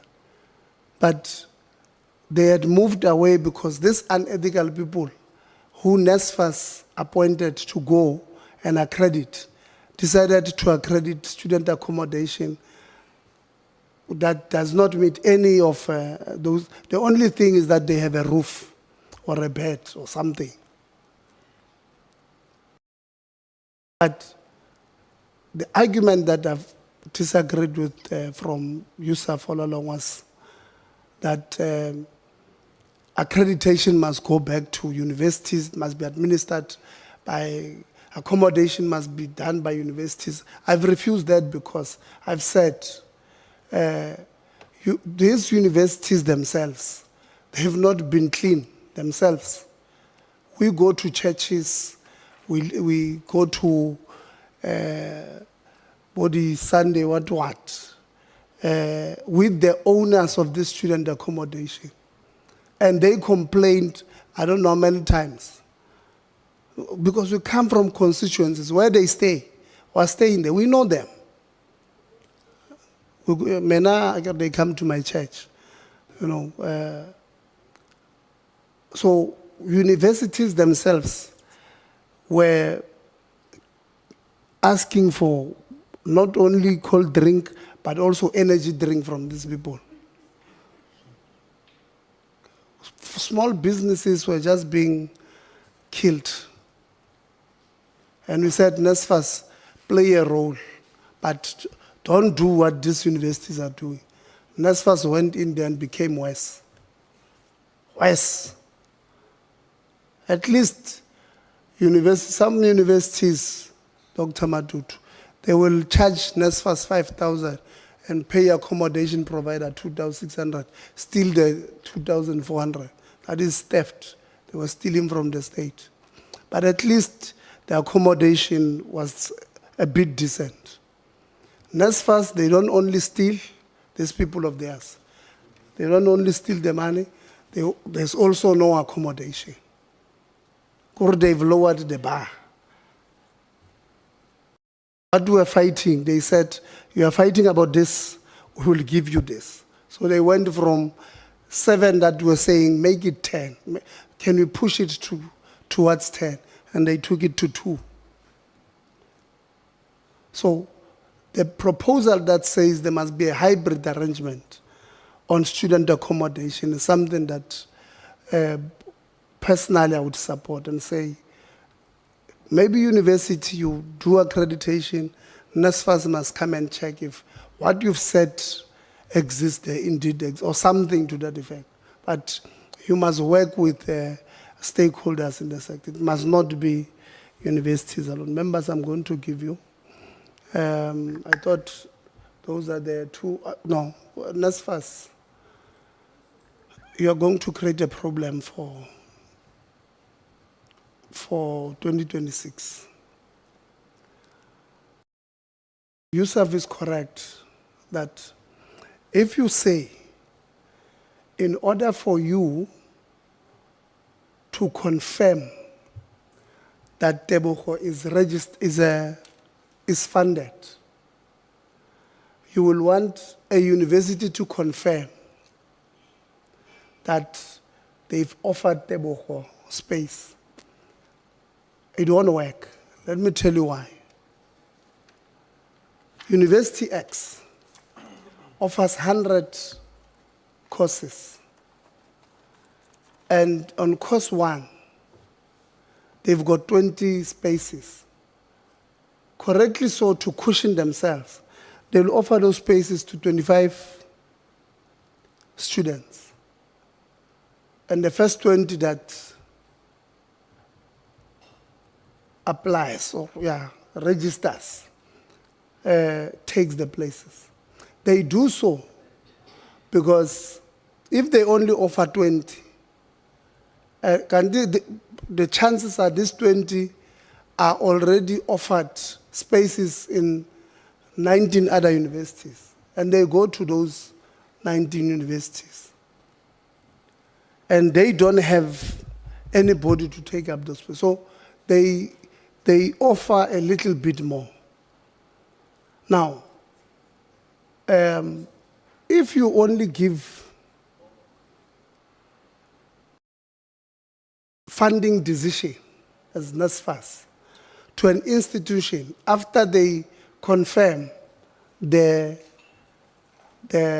spaces offered, by the time you confirm, by the time NSFAS says Tebogo is funded, Tebogo has no space at university because spaces will be taken. By who? By those who will have the means to borrow 3,000, 5,000 to register.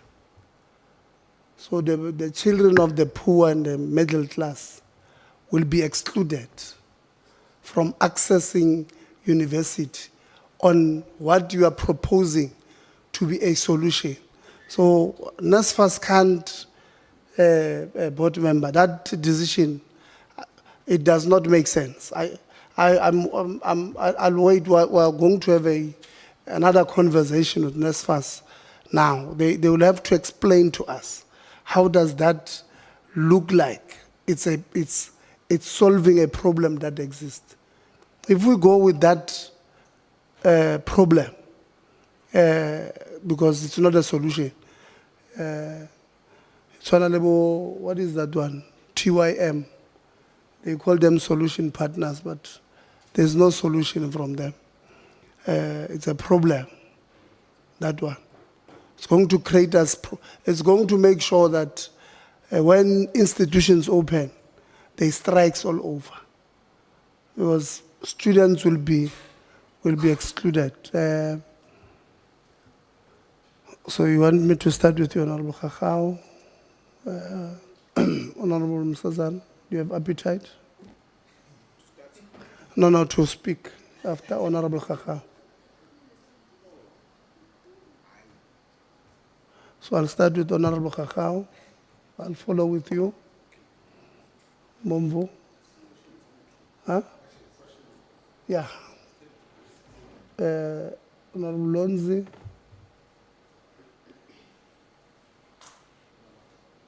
Khabo and Low. 2467. We do have a meeting. Well, I'll check whilst you are continuing. How far is the minister? So, Honorable Kakao, 12, was that 15 minutes? Yeah, 15. We want to close this session and go to. Okay. No, I'll give you 15. I'll give them 10. Is that okay with you? Hold on, before the 15 starts, where's the CEO of NSFAS? Remember, the minister had indicated earlier on that they are presenting in cabinet, and he did send me a message that he must be that side at 1:15. There is a senior person from NSFAS. No, COO. Where is the COO? Mema Filika No. Aliwan. Lemang. Oh. Oh, CIO and COO in management are here, and a board member. If there are other questions, Okay, we'll have. Okay, so are you giving me permission to some of the issues that require the minister and the CEO to be raised in the next session? Then let's agree on 10 minutes. No, there's no need, it's fine. 15 is still okay. It's Okay, already sure. a little, okay.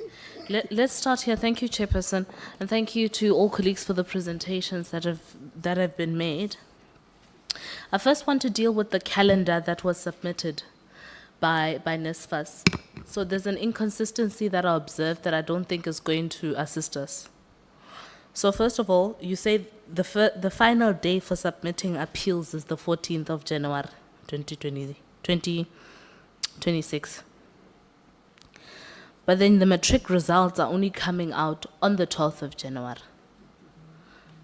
So you have 2 days between matriculants, now first-year students, getting their results.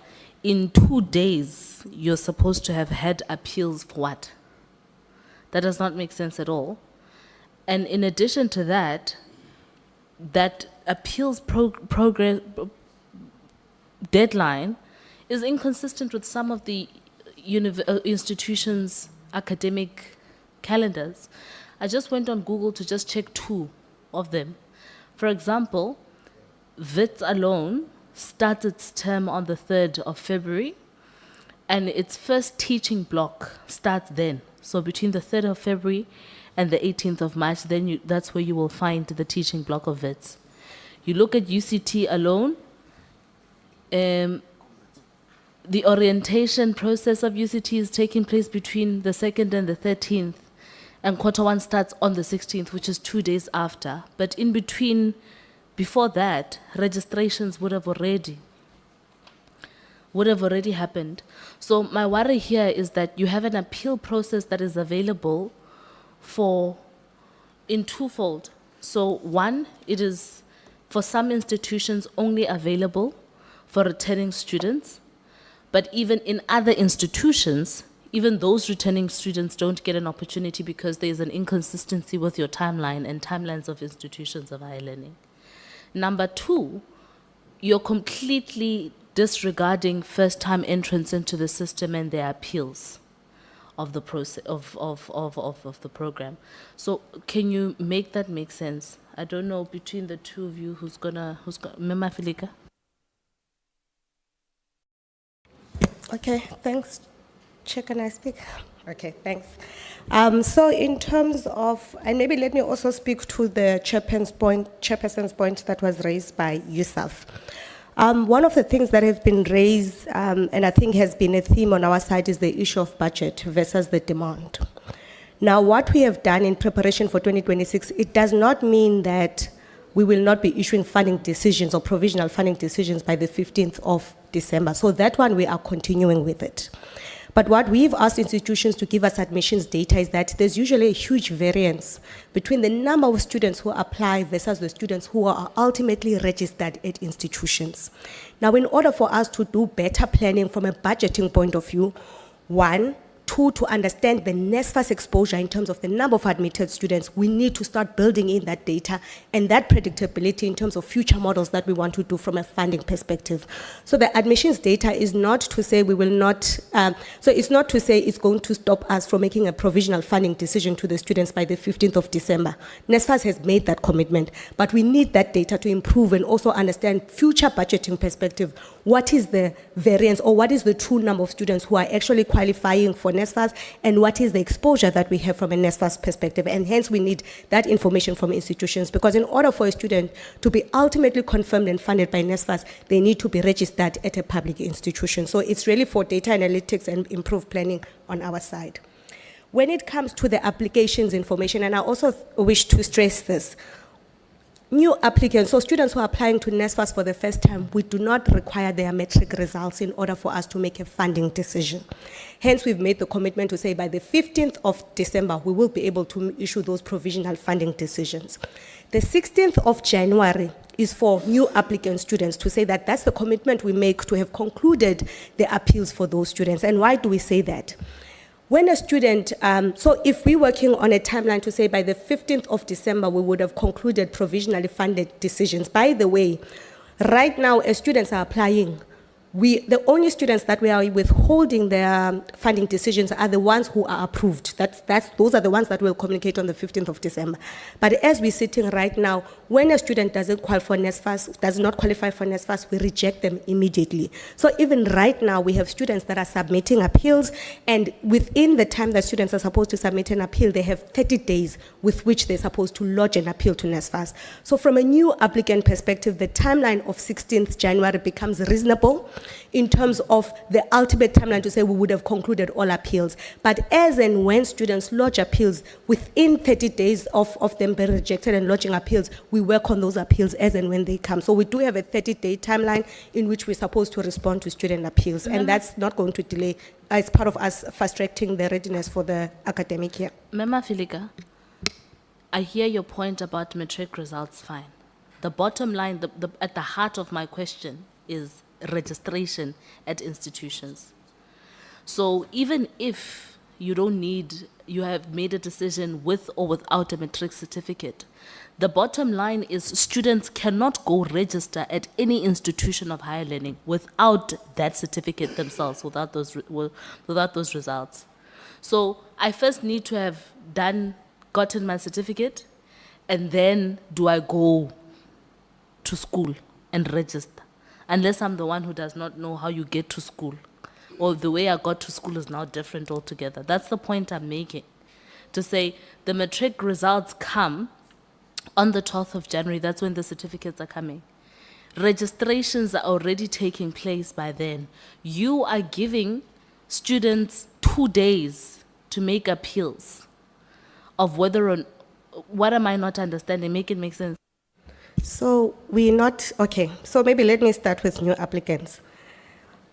When we reject a student now, if we were to reject a student today, we give them 30 days to lodge an appeal.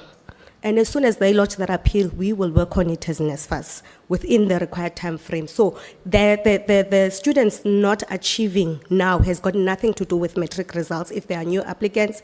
And hopefully if they lodge their appeals early enough, and give us the necessary supporting documents, we can be able to process that before the 13th January when they have to come in at the institution. So it's not dependent on that. Secondly, when it comes to returning students, because the results for returning students, we receive those around December from the institutions. Majority of the rejections that we get from continuing students is usually where the students will say the results that we have, it indicates that they have not passed, and where they are claiming that they have actually passed, and that's where we liaise with institutions. Immediately when we get the results from the institutions, it does not take us 2 days to resolve that particular appeal when it comes to continuing students, because once the institution loads the results on the system, we do have an automated funding decisions. Mama Vileka, I hear the ideal system that you think you have, but outside of myself, SATVETSA and SAUS will tell you that it's not true, that you don't have the resolution within 2 days of appeals, because we've had appeals that are running from January up until December all the time in every year. So it is not true that you take 2 days and you're done with that.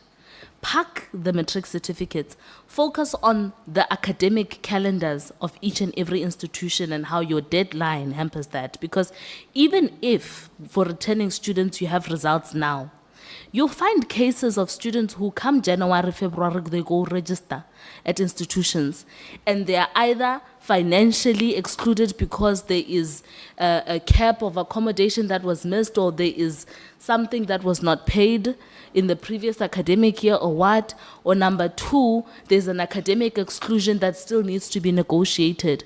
Your time does not take into account all of those variables. That's the point I'm making to you. And I understand your heart to say you want to defend, to say you have capacity to resolve things in 2 days. It's a lie. You don't. Because if you did have that capacity, Mema Filika, then we wouldn't be having conversations about academic appeals every month, all day, every day.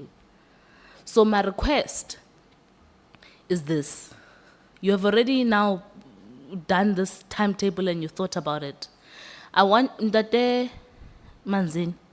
My request is, it cannot be that you have academic institutions starting their teaching 2 days after or 3 days after your appeal process has closed, and you see nothing wrong with that room. There's something that is problematic because there's no time. And even you're giving yourself between the 14th and the 16th to communicate responses. That's an efficiency that you don't have the capacity. NSFAS does not have that. They've shown us that they don't know how to do that every year. So I want to implore you to go back and to rethink about how you're going to accommodate that without running into the risk of what we've seen this year and many other years, where there's a flexibility all year, every year without closure. So that's just my submission on that. Let me, the COO, I don't think she's explaining this thing properly. I think what she meant was the application closed on the 15th of November. They've given themselves 1 month to communicate funding decisions, preliminary funding decisions, until 15 December. So the last person who would receive a decision will be on the 15th of December. And then they have until the 15th or 16th of January to appeal. So the appeal is not from the 12th or 2 days before, only closes 2 days. And these are for first-time entering students. Those who will be coming from a university, there's a different process for them. This is what I think she's trying to say. We would have communicated from the 15th of December that you are not funded because your application lacks an ID number of this father or ID number or whatever the case may be. Then they are given the whole month. In fact, the ideal situation, which is the point where I agree with you fully, is that if these documents that are missing are submitted on the 20th of December, when are you going to then finalize the appeal? Because this is where I think Honorable Kakao says, we know that your appeals take the whole year. And that's where you must also try and assure us, between yourself and the CIO, of processes you have put in place to make sure that you have improved from a both operational point of view and from an information technology point of view, because we've always been told, when you go there's an operation, why are you not dealing with appeals? They say, no, it's ICT. ICT, why are you not? So I hope I captured what you should have said, firstly to Honorable Kakao, but also she has a serious concern about your responses to, what do you call this, to appeals. Maybe if you can just, I've paused your time, yeah, but maybe if you can, I'll give you. Okay, but I want them to explain. Yes? Okay. Yes. Chair, there's a missing part that Honorable Kakao said, on and around the academic calendar, the start of the academic calendar versus the period in which the appeals are lodged. The 2 days, she means you can't access academic work if you are not registered, because if you're waiting for an appeal, the likelihood is that you have not registered. So that is, I think, where the concern is, if I captured it correctly. You can't access, you don't have a student account to access. So that's the concern, to say if ever within the 2 days that appeal is lodged, the academic calendar starts, already the student is disadvantaged because of that. I think what you're saying, Chair, makes sense, but the concern is in and around the start of the academic calendar, which varies across institutions. That's, I think, the part that is missing. Yeah, but the appeal starts on the 15th of December. That's not 2 days before or 2 days after No, the... I think, let me try it this way, Chair, to make sense. I completely captured Mema Filika's logic, yours included. The point I'm making is, I'm not questioning whether the 15th of December to the 14th of January is sufficient time for an appeal. That's not the question. 30 days in between Christmas, the custody is fine. The point I'm making is, even when you have processed, even if you process an appeal by the 3rd of January, the point I'm making is, registration appeals are still found on the ground outside of your land together with the portals. Students go to universities, VITS, for example, UCT, for example, their orientation starts on the 2nd to the 13th of February. When orientation is happening, registration is already mooring itself. You are closing appeals 2 days before the start of the academic year when registration is concluded. So there's no room for synergy between appeals and the start of the academic year. Let's move on to VITS, for example. VITS' teaching block starts on the 3rd of February. When I come the 16th of February, which is the last day you have to communicate appeal outcomes. I don't know which English to use, but the point I'm making is, your calendar on its own makes sense. Your calendar, alongside the reality of the academic calendars of the institutions you depend on to action, does not make sense. So my question then is the worry around, when you did your calendar, did you sit and get all the calendars of the universities and agree to move forward and have this consideration? Number 2, TVETs, you're only going to decide this month what the dates of what those calendars are going to be. Yet this is already fixed. And we already know that those always start later. So the logic is there's no, it's not make sure. Thanks, Chair, if I may. So the 16th of January date is not the closure of appeals. It's the target date that NSFAS has set itself based on the new applications. So for all students who are new, so we have not put in a date for continuing students, to the point that you are talking about, Honorable Member, that so the 16th of January is our target date. The 14th of January is our target date to have concluded all new student applications, all new applicants. We don't have a date for continuing students because institutions give us results at different points in time. But what we are making a commitment is that at the point we reject you as a continuing student, let's say maybe for results or whatever, you have 30 days as that student in which you are supposed to lodge an appeal to NSFAS. I want to pause. I get which language to use, or maybe today I don't know how to speak English. I hear you, Mema Filika.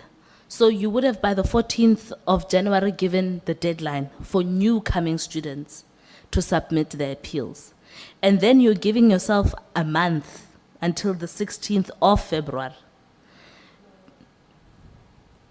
What is this? Is this the 16th of February or the 16th of January? Because I'm reading what was presented by your CEO. According to your CEO's thing here, where is it? Where, I don't know which slide it is. Please indulge me, Chairperson.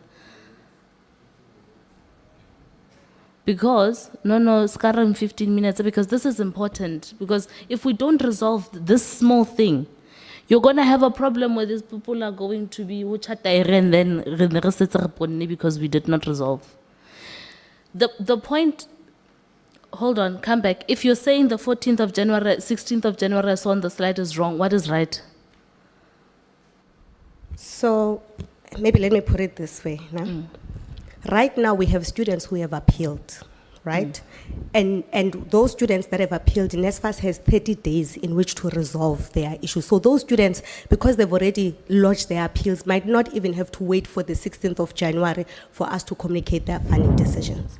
But what we are saying as that target of the 14th of January as NSFAS is that because we know and we've put in and we've set ourselves a date to say that by the 15th of December, we want to have concluded all funding decisions, meaning everyone would have known their outcome. By that time, it takes us this long for us to be able at least to say with the new applicants, we would have concluded all students in terms of responding to their appeals, all new applicant students. Was CEO, maybe you'll help.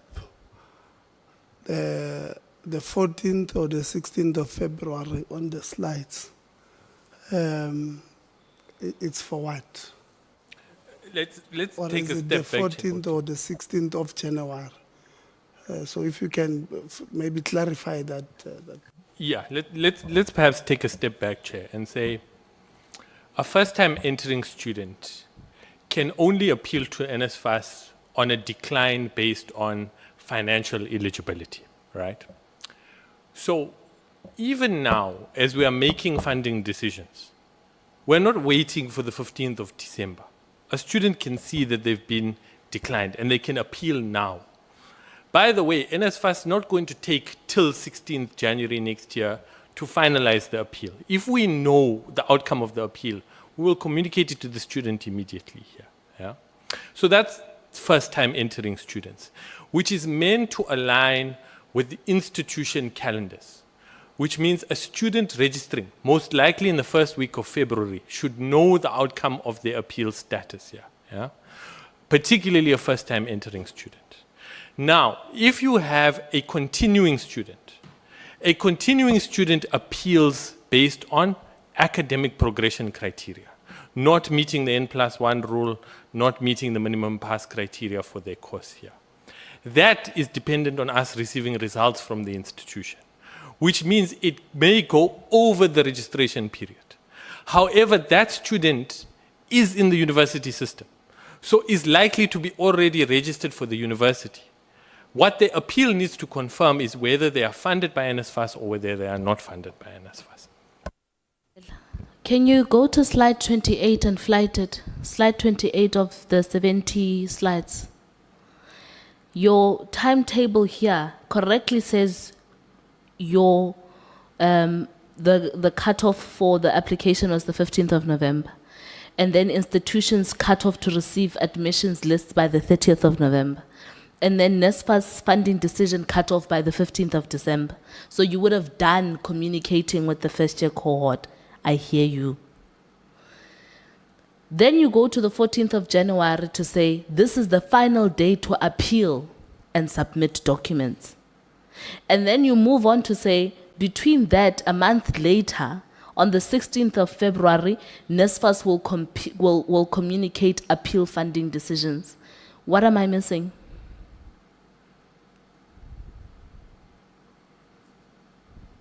Yes. Thanks, Chair. If I may, so given that the last date for funding decisions is the 15th of December, remember a student has 30 days to lodge an appeal, right? We don't know when the student is going to lodge an appeal between the 15th of December, but the last day, based on the new applicants, the last date that a student can lodge an appeal is the 14th of January. You could have a student that lodges an appeal on the 28th of December, and therefore that's how their 30 days start. You could have a student that lodges an appeal on the 13th of January. So they have 30 days in which to lodge an That is appeal. not my question, Mama Filika. Ke tlo bua Sesotho ha tshwana ha o tlo nkutlwa ntse ke bua Sesotho rena ke reng. I don't know which English to. That's not my question. My question is, if your deadline for appeals is the 14th, but your deadline for coming back is the 16th of February,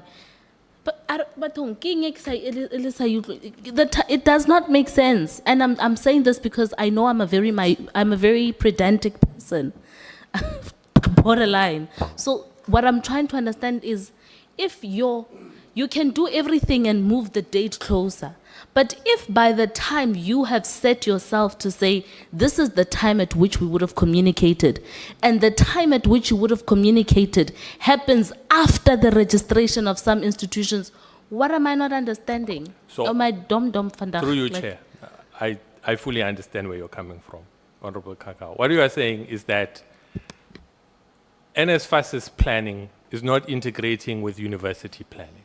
That a student who is confirmed is registered in an institution of higher learning doesn't know their funding status when they are registered, yes?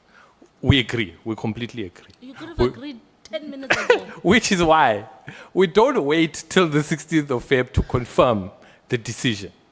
We don't. We communicate the decision as soon as we have the decision available to us. But what we will endeavor to do is to conclude the decisions sooner rather than later. So we are allowing ourselves 30 days. Also alluding to the fact that universities have right up till the 31st of March to submit registration data to NSFAS.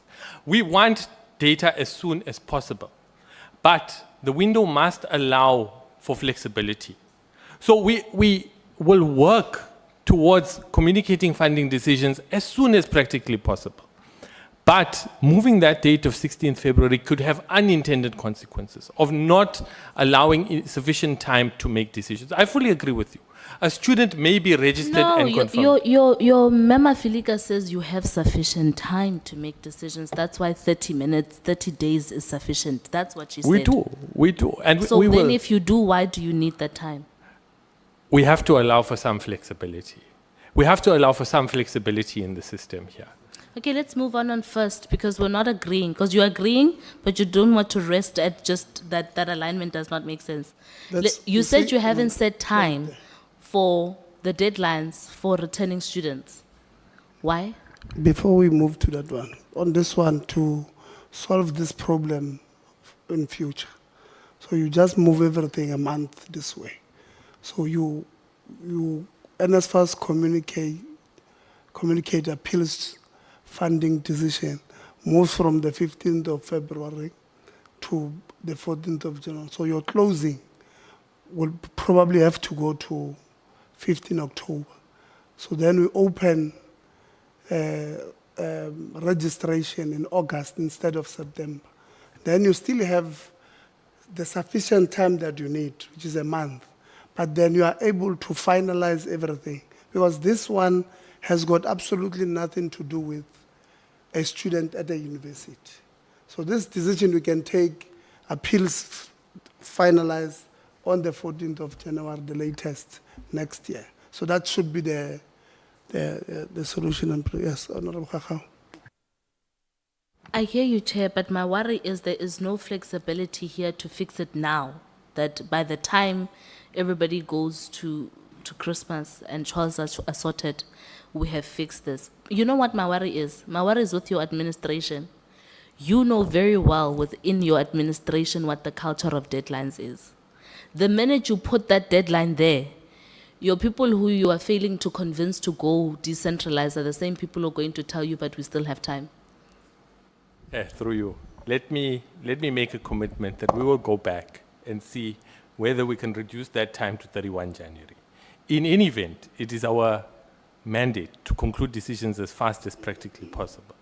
So if it's possible that it's done 31 Jan before university registration kicks off, by all means we'll do that. We're here to solve problems. Thank you. That way you don't have a student from Botshabelo ngwana Modimo who wants to go register but does not registration in Mufitile UFS. You know very well how the culture at UFS, it's very tricky and very odd.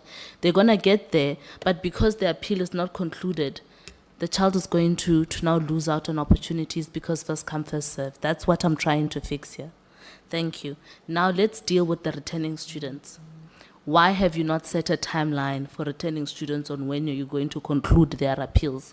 Because then the same conversations I'm having about first-time entrants is a perpetual problem that we have annually. So the returning students, because we receive the results, we can come up with a timeline and calculate the 30 days. The difficulty was the fact that the results comes at different points in time from the institutions, because we need the results. The students, continuing students is based on the results, whether or not students have progressed or not. And after that, we give them 30 days to lodge an appeal. So we can work it out, but it's going to be different dates. No. I agree you said it's easier to work with returning students because by this year, universities are supposed to, I agree the exam no.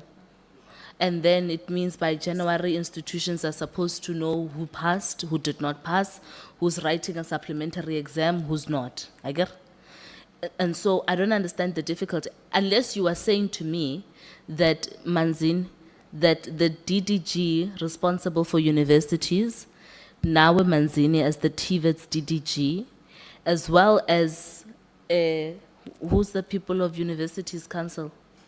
USAf, that they have not lobbied everybody to ensure that we all meet each other, because then that's what needs to be tested, or what exactly is the problem?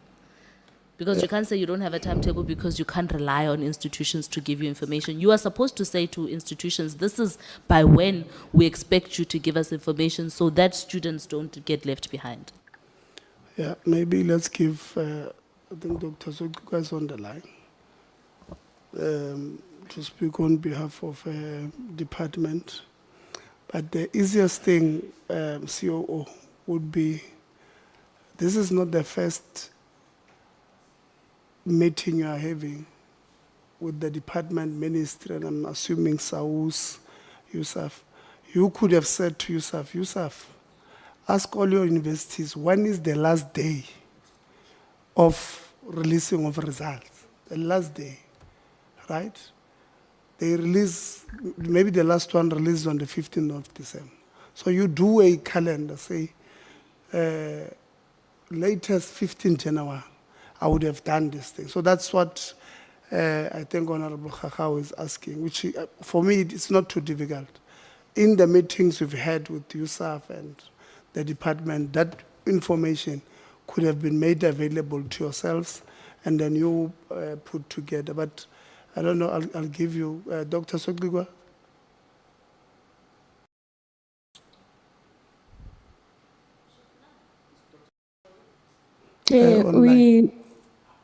Chair, we recently engaged all the registrars, USAF and NSFAS. This matter was not raised. So we would have resolved it in the meeting had it been raised. It was not raised. So of all the people in that room, nobody thought for 1 second that the alignment of calendars for appeals is a thing that must be thought about.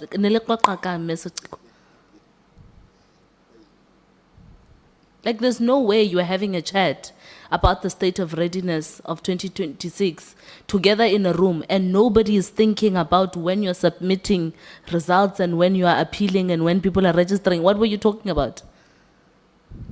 No, Chair. I'm saying the question you raised was not raised. Yes, we spoke about the sequence of events, or the sequence that NSFAS applies in this process. We certainly engaged about it in the meeting, but the question you raised was certainly not addressed. That is the point I'm making. And we are happy to engage with NSFAS to review the timetable so that we streamline the processes. It is, through you, Chairperson, Meso Tsikwa, it is incredibly unfortunate that yourself as the DDG for universities, for as long as you've held that position, and have for as long across administrations that you've sat within this committee and heard this concern being raised, For as long as you've had stakeholder engagements with student unions, all of them have been crying about appeals processes and the releasing of communication. Even in this year, I remember very well us in this committee having this conversation and it being your responsibility as the head of that delegation to resolve it, and including yourself, you didn't raise it. It's unfortunate for me because this is not like an Einstein thought that must exist. It's not an ultra smart thinking exercise. For me,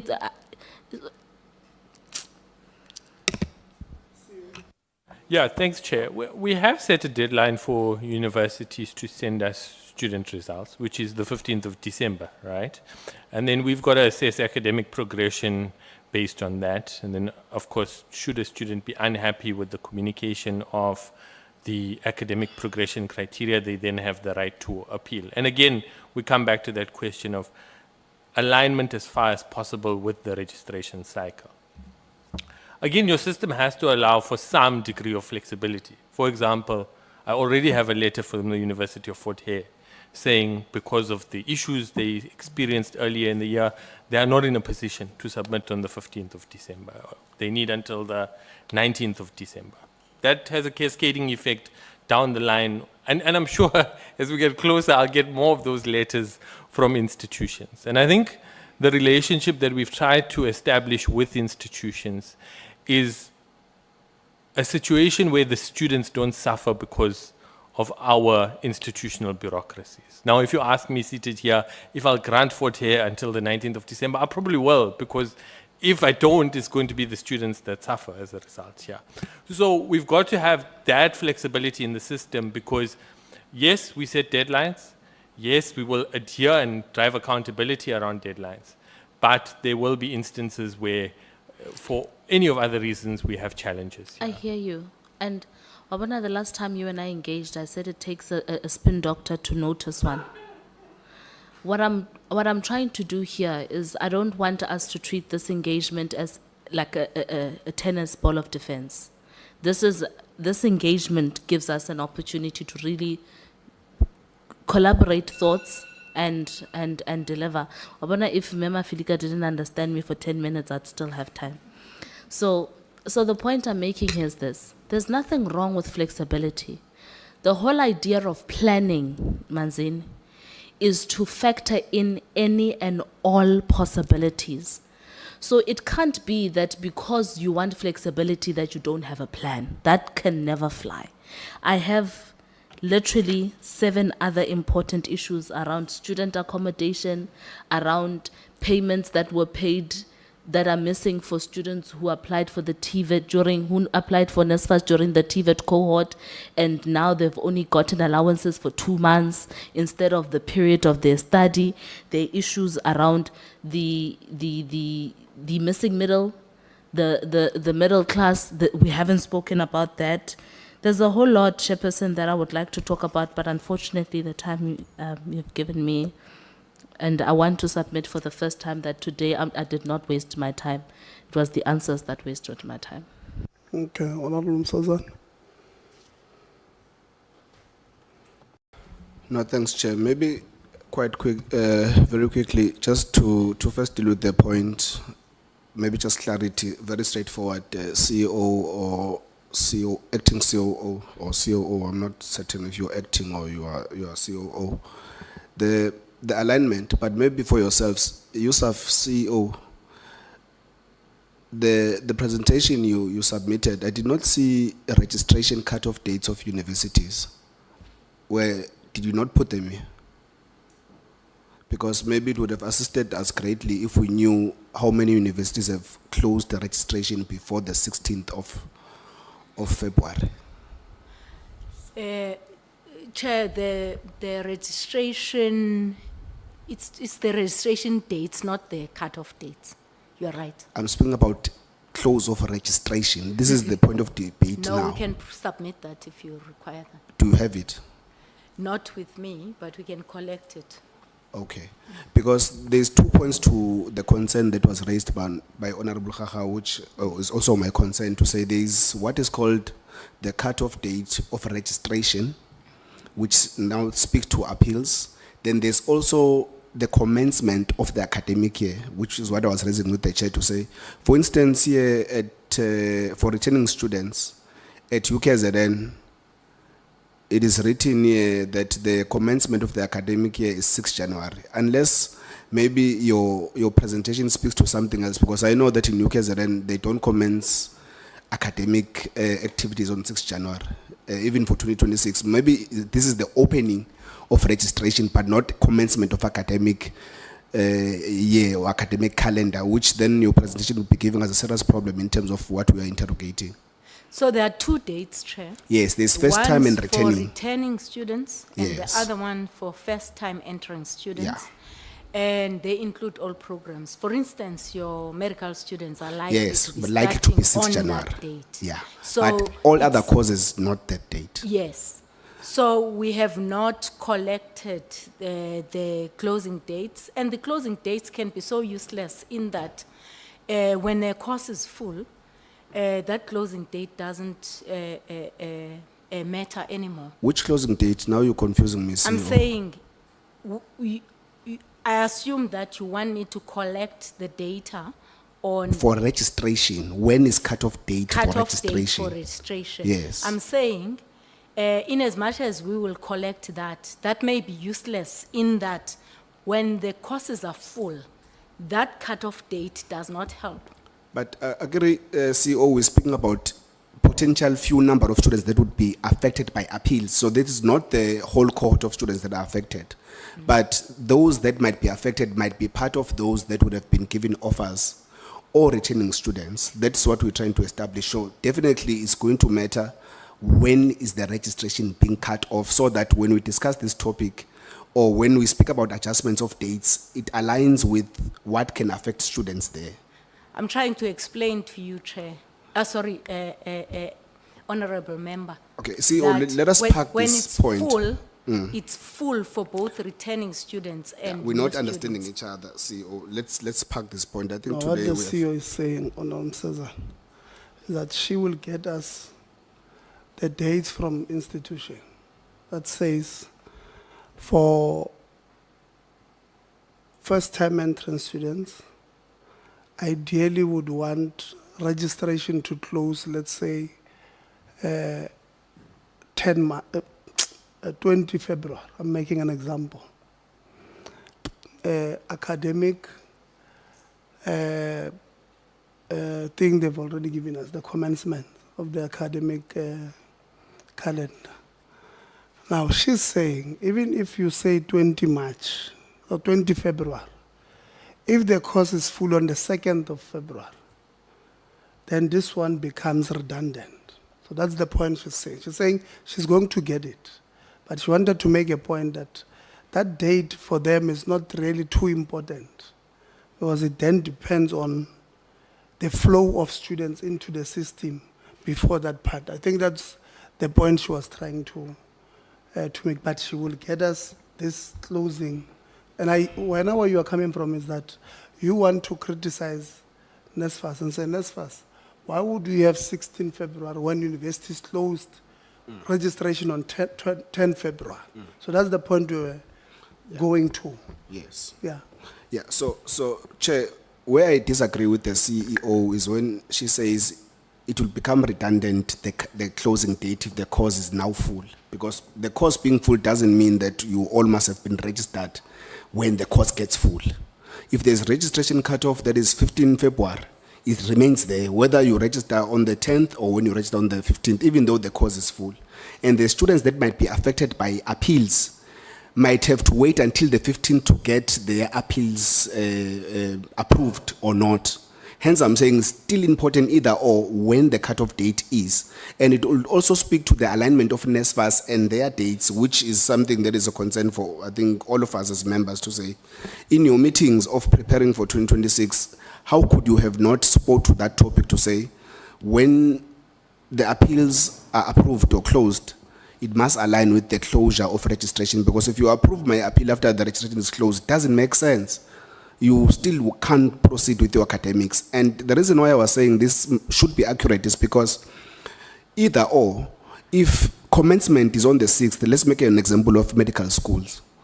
on the 6th of January, and I'm waiting for an appeal, it means I can't proceed with my academics. If there's any assessment or anything that is done before the close of my appeal, potentially I might fail the semester or whatever the case may be. So that's why these also need to be accurate, so that when we look at the adjustments for NSFAS and yourselves as USAf for universities, you consider all of those things of commencement of courses and the closure of registration to accommodate the two very important aspects of academic calendar and the closure of registration. I hope that submission is fair, or you received it. Sorry, Chair, Honorable Member. You are not going to be accepted when the course is full, regardless of the closing date. That's what we are trying to explain. I think CEO, I don't know, maybe Chair, you can explain it later, or someone else. Can I come in, Chair? I agree Please with pause my time. CEO, but I think the challenge here is we're dealing with a person that used to bend tires before he came here. So he himself knows, or even if it's full, there's a way somewhere to come register after it's full. I think that's the point. So the point, just, that is in... No, sit that's, down. no, I'm making a layman example to make, to sit drive down. the point. Chair, but I please think the protect my point, time. no, let me be I'm losing my serious. train of I'm thought. sorry, I'll It's be serious, unnecessary. and Cezanne, I'll be serious. I'm so sorry. So I think the point Honorable Member is making, in my understanding, is to say, institutions always say, I agree, we all have our plannings to say, this is the pool we have for each and every academic year, and at this point, it's full. And it's true, we know that. But we've also seen that some institutions have flexibilities to say, if another academic offering is lagging behind, then we're able to bridge the gap with all those other numbers.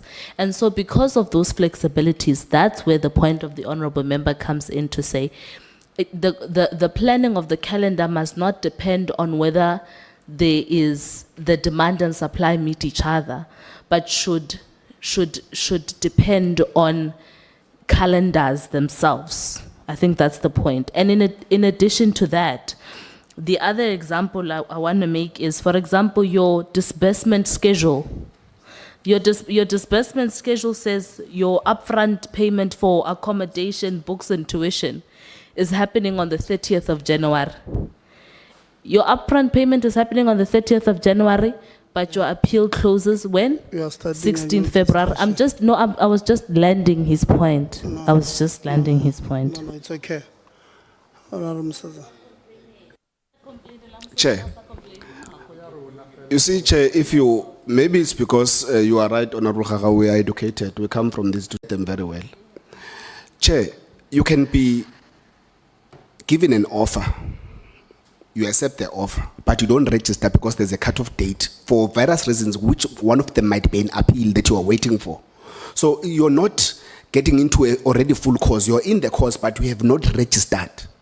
So the alignment of dates speak to those people that are already accepted CEO, but are waiting registration. So you can't then say, because the course is full, I'm accepted, I should have been registered automatically once I get accepted. So you might need then to wait for the appeal process, which then speaks to the dates of the appeals so that they align with the cut-off date. I'm speaking the same thing that Honorable Khaga was speaking about, the cut-off dates, so I do not know where we miss each other there. But we speak about alignment of dates of cut-off for registration. Then I just only added the one of commencement of the academic calendar so that it aligns as well when you speak about the flexibility of NSFAS. Maybe just process that small English in the meantime, but it's what I mean, not everything else that is being articulated. No, what I think where you are missing each other. She's saying, and I think when I opened, I made this point that this University X has got 100 programs. And in each program, they've got 20 available seats. They make offers to more than 20 students. So when the 20 have, even if they've given you an offer, but once the 20 have taken their offers, you fall off, the course is full. Even though, so that's where she was coming from, that the cutoff date then can be redundant. Yes. For you to, you were offered a space. But remember, they don't offer 25 when they have 25. They've offered 30. but they've got space for 25. So this 25 have accepted their space. So the course is full. The debate. But there's a registration cutoff date of the institution for students to register academically, which is what must align with NSFAS. That's what we're debating. We're not debating the course that is being full by whatever number that is being offered by University A and University B. We are saying the cutoff date for registration purposes must align with the time in which the appeals are responded or approved. That's the two dates we are speaking about, and registration academical. Chekado waphuma enyuvesi ngiyayibona awuyizwa lento engishoyo.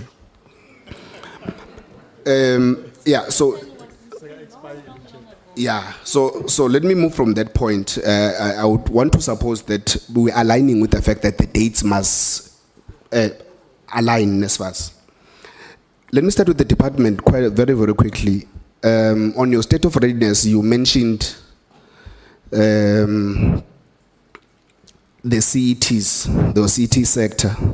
You spoke about availability of gadgets. We saw graphs lapayana, and it's quite disappointing, and I would really want to know, or there's DDG Fuchan, please enlighten us. Why is it that your sector does not have gadgets, majority of your sector does not have gadgets to perform their duties or responsibilities, as well as internet connectivity? I do not understand how they operate with only Mpumalanga that has 100% connectivity. You have GP and Western Cape that have minimal internet connectivity, and with Northwest with at least 1% of internet connectivity. So how do these CETs actually operate? Because this is both for academic purposes and for administration purposes. So if you could really tell us, how do they operate, what are the challenges, and what is going to happen moving forward? Because in as far as state of readiness is concerned, it means that you're not ready for the 2026 academic year.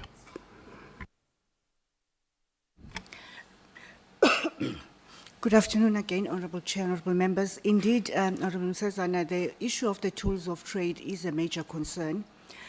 And the reason for that is historic. That when these centers migrated from provincial education departments to the Department of Higher Education and Training, that is how they migrated without those tools of trade.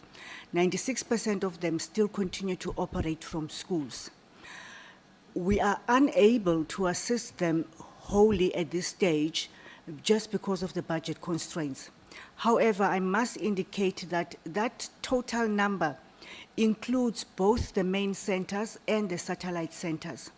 How we've circumvented this challenge to make sure at least operations are not crippled is to make sure that the main centers, we have 200 main centers across the country, that the main centers, there is no main centers that does not have at least one laptop and also a router. But it's not the type of internet connection that you'd want from an institution of education and training. But it is sufficient enough to do basic and minimal administration. What we are doing further is that we have support from a number of SETAs in terms of providing ICT labs. Excuse me, DDG, you said there's not a single center that does not have a minimum of one laptop, one router. Main center, not. Yes. Yes. So, but your presentation doesn't say that. It only identifies 4 in 4 provinces. So it means that your presentation is misleading then. Apologies for that, Honorable Msezana. We will update that accordingly because all your main centers will at least have a laptop and some form of connectivity. DDG, we're going to have a problem. You know, you can't give us a presentation as the portfolio committee and then say apologies, it was a minor error. You have, this is 4 provinces that only indicates that they have internet connectivity, and that is what I'm interrogating and concerned about. And obviously you would have deposited into this presentation, so I do not really understand or even accept the fact that you can just say casually apologies will rectify.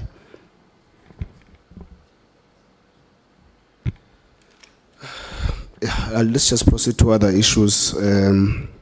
NSFAS, or maybe before NSFAS, DDG Ngwenya on vacancies, I had indicated to you that I would just have only 3 questions for you. One, you had indicated before the portfolio committee, I think if I'm not mistaken, it was June or July, where you said all vacancies, senior executive vacancies, will be filled by end of October. Now, so if you could kindly indicate to us if that, as Chair, I think I'm being distracted. I do not know whether it's deliberate or what. It's very concerning, Chair. My train of thought, Chair, you see the department already psychologically is dealing with me. Now, members, please protect me, Chair. So yeah, I'm going to land on these 3 questions with the hope that the other questions will filter them into our second session. So, DDG Ngwenya, was that obligation, if I may use the word obligation or commitment, met of filling all vacancies, executive management vacancies by end of October met? If not, why not? And how far are they? And my second question for you is the position of the acting CFO of the department, has it been advertised? How far is it? Is it concluded as per your commitment that you had made? And lastly, I had written to yourself and also to the acting DG in and around the question of a principal of an acting vacancy or acting principal, which is a vacancy in Coastal College in KwaZulu-Natal, where we would have found that not just that one vacancy is there of senior executive management, but a number of other vacancies. I think they're around 9 to 12, if I'm not mistaken. I'll just check again and send it to you. They've indicated that those are not filled, and the position of the principal has not been advertised. And before that, there would have been a process that would have been undertaken all the way from shortlisting to interviews to recommendation, and there was no appointment done. But still, currently, that particular vacancy is there and it's not been advertised. So if you could just shed some light in those questions, I'm sure the acting DG would also assist you, because it's also a TVET branch that is affected there, where he's the DDG before acting in the DG position. Thank you very much. Honorable Chair, thank you. Maybe let me start with the position of the CFO. The post of CFO was advertised early in the year. A recruitment process was undertaken and no suitable candidate was then identified. The post was re-advertised again in September, and we are then currently finalizing the panel to ensure that the selection processes will then commence. The matter related to the filling of positions by October 2025. Indeed, Honorable Chair, that was the plan. But part of the filling of the positions in the 2025 financial year required us to decentralize, given the capacity at head office. So we have had to decentralize the recruitment process to the regional office to assist and the college to ensure that we run multiple panels at the same time. While the plan was there, and while we thought we had followed the change management process in that plan, there were unintended delays. One, the handover from the head office to the region did not proceed as in the manner in which we had anticipated, so there were delays. But once we had managed that process, we then encountered additional delays.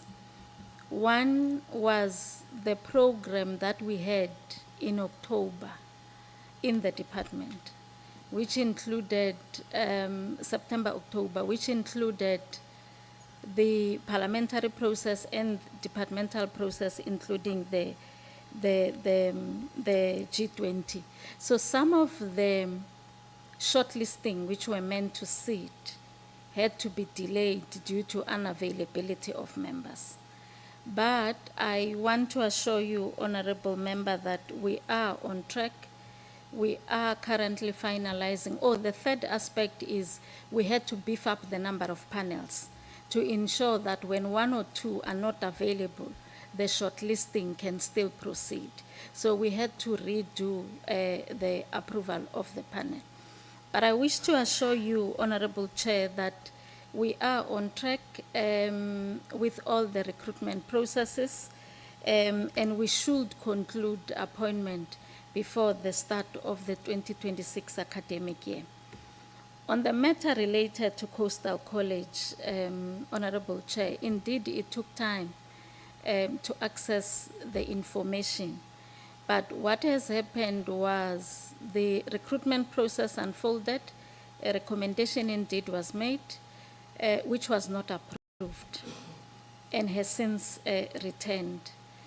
I have not had the opportunity to discuss the file with either the DG or the current acting DG in terms of the way forward in the advertisement.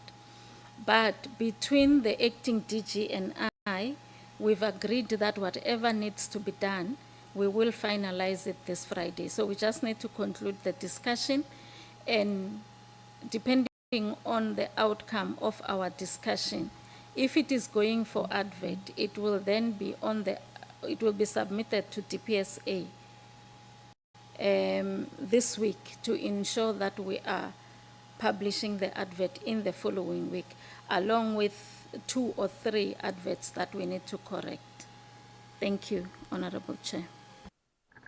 Yeah, I think you've answered the wrong question first. I think the question was all senior senior posts. That was the question. And the senior post will not have been decentralized to regions. Maybe just clarify. You are saying the request was not approved.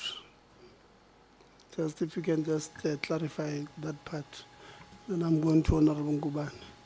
I think there's no need for you to answer. She has answered all of them. I apologize, Honorable Chair. I focused more on principles because they directly affect the academic year, the 2026 academic year.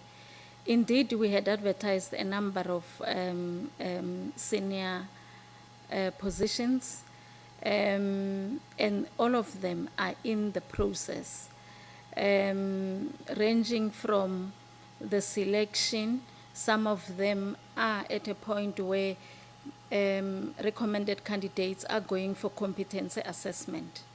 But indeed, we did not conclude them as initially promised.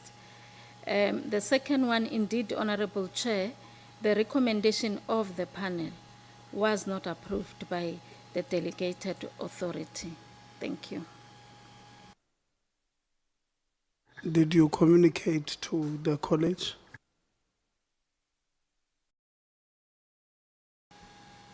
We had not communicated the decision. As I indicated, and I apologize that it took time for us to access a copy of the outcome, but we have now since been able to access a copy of the report.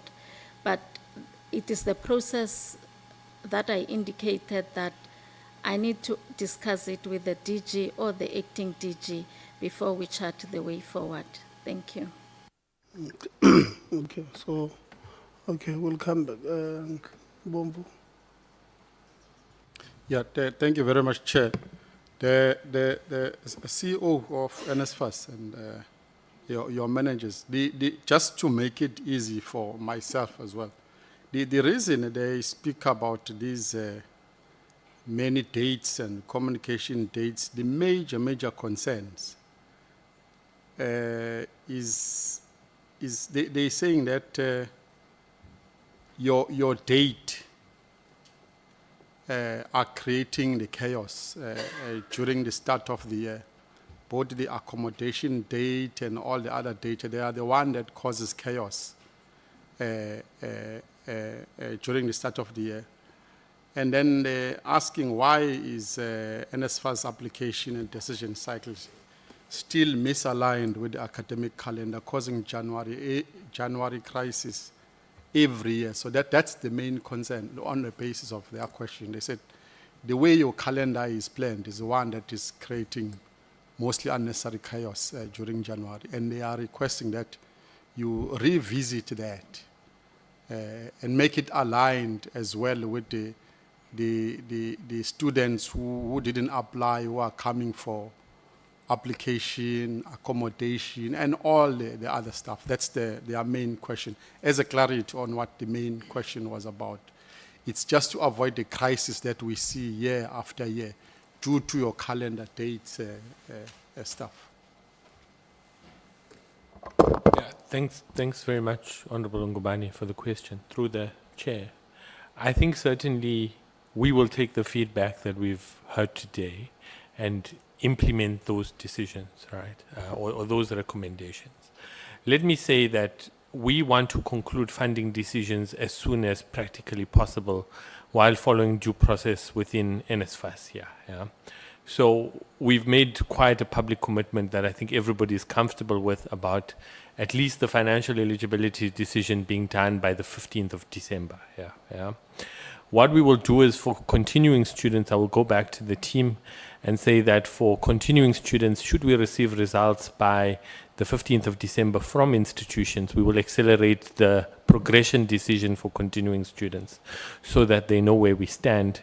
And as other members have pointed out, the majority of funding decisions, and when I say majority, 95 to 99%, should be done before the 31st of January, before the registration cycle commences, so that students know where they stand with NSFAS.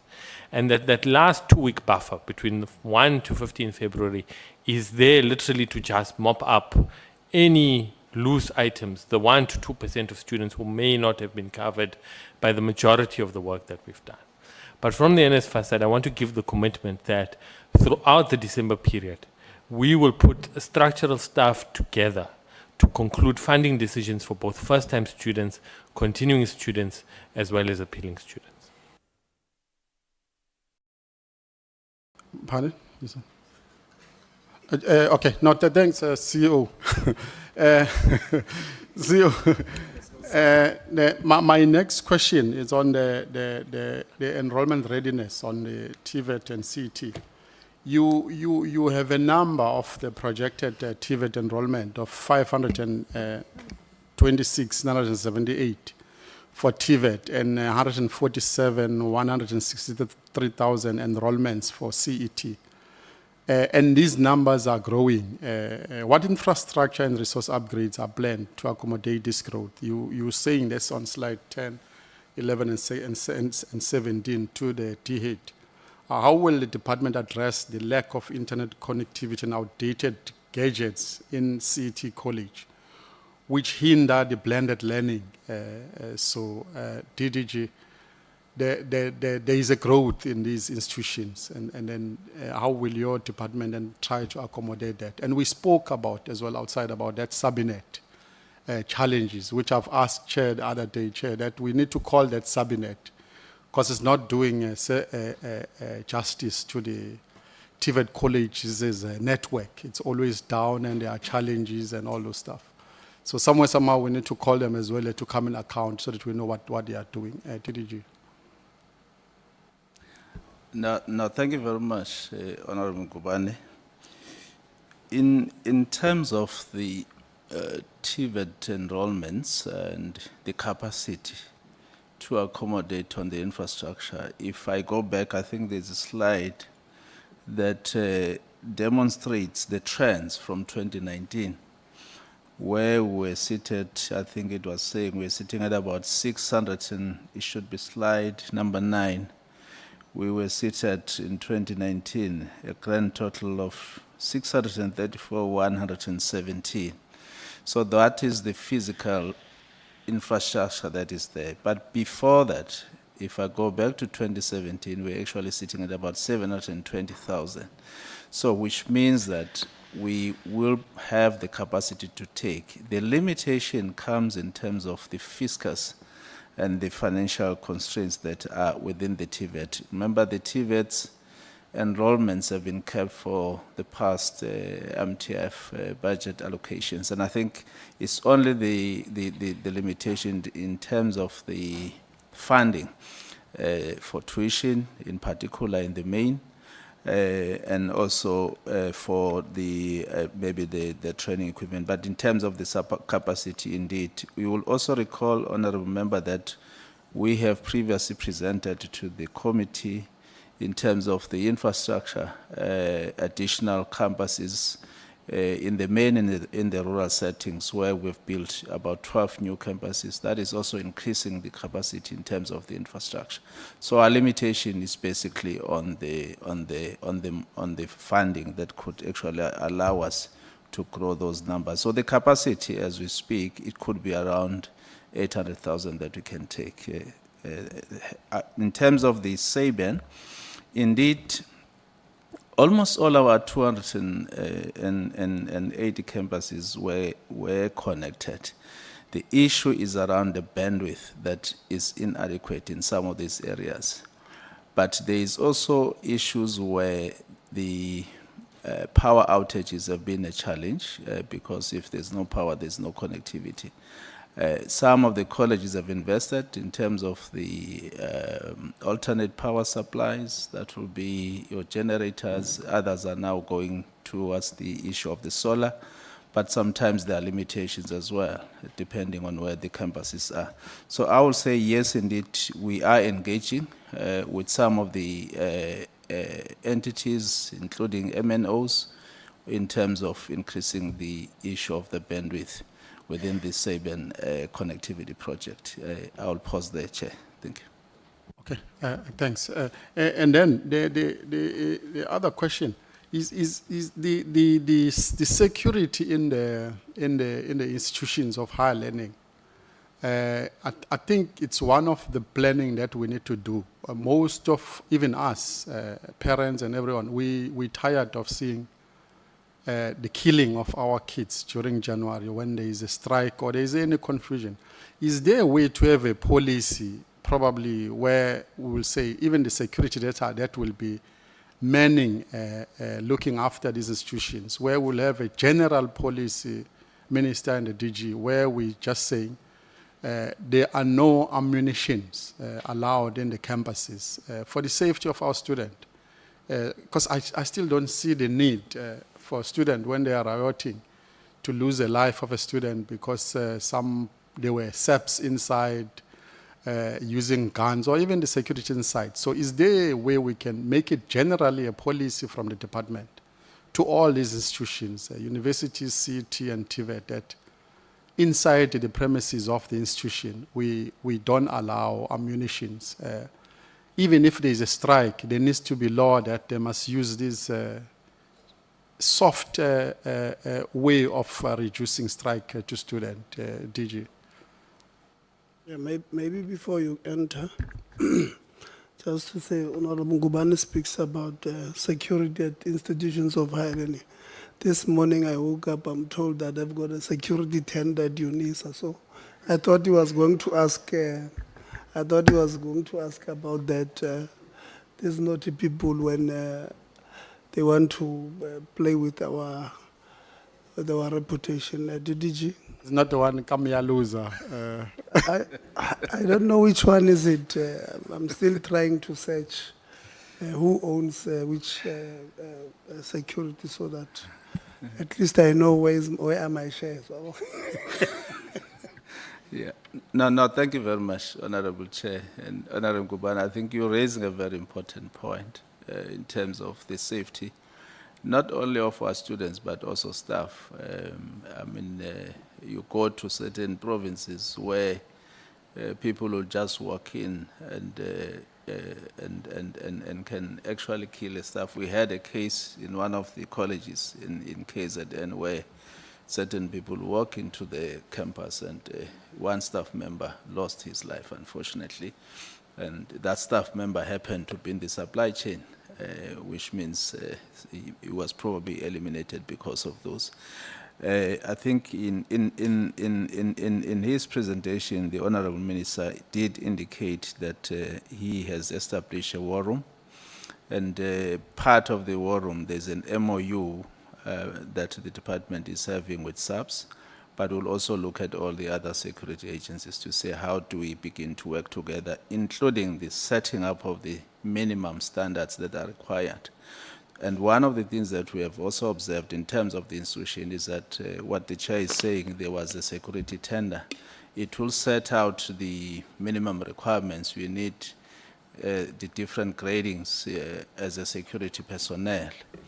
But nobody goes and check that after they've been awarded, indeed, all the personnel that is there, their SIRA is still valid, and also what kind of training that have been put through, because you might have been trained as a security personnel, but not to be in an institution of learning. And I think that has to be a different kind of training that they have to go through and be subjected to, how to deal with issues of protest and so forth and so forth. So there is a standard which we have been working together with SAPS, which must still be adopted and be approved, so that there has to be resources. Because if, for instance, it says the minimum standard, each and every campus should have surveillances, we need to make sure that budgets are made available for that.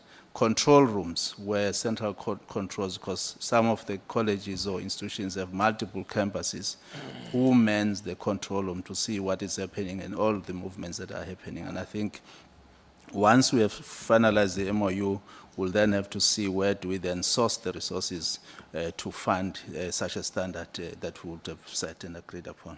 Thank you, Honorable Chair. Yeah, the request, DG, is of a free, no ammunition in the campus. That's mainly the message that we're trying to communicate, that in the campus, even the security that are hired by institution, it needs to be communicated by the department. Because it's happening a lot. Immediately when kids protest a little bit, we start to see people carrying guns, shooting kids, which is normally is not supposed to be in institutions of higher learning. That's the main request. And then the war room. The war room. We would like to know how this war room would look, so that we don't talk about things that when they exist against another chaos and they don't assist us in resolving all. There is a lot of issues. During January, there is issues of accommodation, issues of late registration, issues of trying to get funding. So how is this war room is going to look like? Because one of the other things I wanted to raise as well is on the presentation, what keep on coming up was the college's address in terms of accreditation delays of their occupational programs. And when I looked at this presentation, I said, the entities that accredit these TVET colleges is within the department as well, QCTO and the others. But you have our TVET college complaining about the accreditation of the delays. And all these things are in one house, in the department. Now we're treating our TVET college like private sector institutions who apply for accreditation. Whereas their accreditation, because we know that they're applying for this accreditation because they want to service our kids on this qualification. Why are they then getting this difficulty? Part of what we would like to see as well, hence I'm asking, how will your war room look like? Is to solve these in-house intertwined problems that are in one house, but you can have all different stakeholders sitting together solving them. Is to ask how will that war room look like, and including as well to try and ease the accreditation of TVET College and many other more problems that need solutions quicker than necessary. Yeah, no, thanks, Honorable Ngubane. I think on slide 45, if I'm not mistaken, the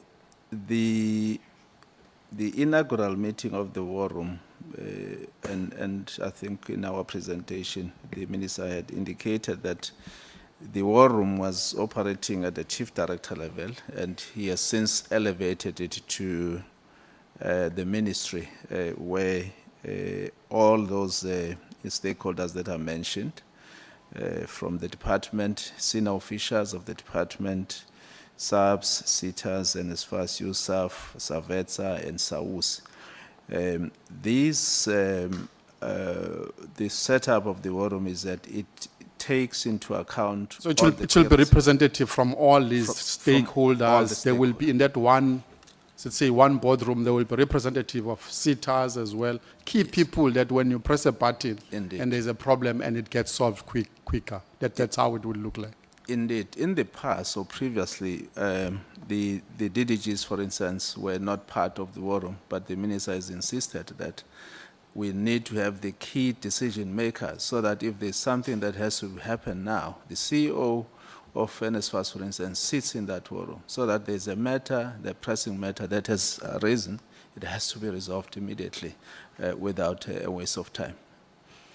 In terms of the accreditation, with your permission, Chair, if I may just ask Mr. Vere, who's the Chief Director responsible for programs, just to update us.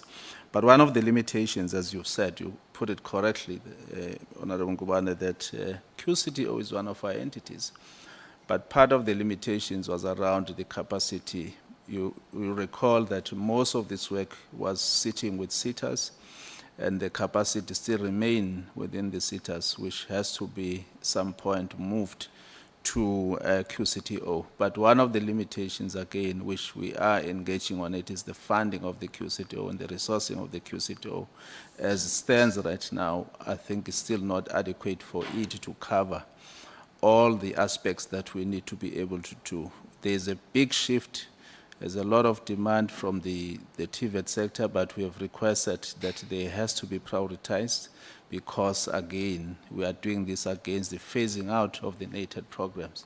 So as we are phasing out, they must be able to phase in so that, you know, communities are not disadvantaged, students are not disadvantaged, that the colleges cannot have any intake. So indeed, there are engagements. QCTO has been building capacity in all our TVET colleges. There's continuous engagements as we speak. Tomorrow we've got a sitting with all the 50 TVET college principals to look at, unblocking all those blockages that could hinder the issues of registration come 2026. Thank you, Honorable Mkwa. Thanks, Chair. Yeah, thank you. Honorable Zondo.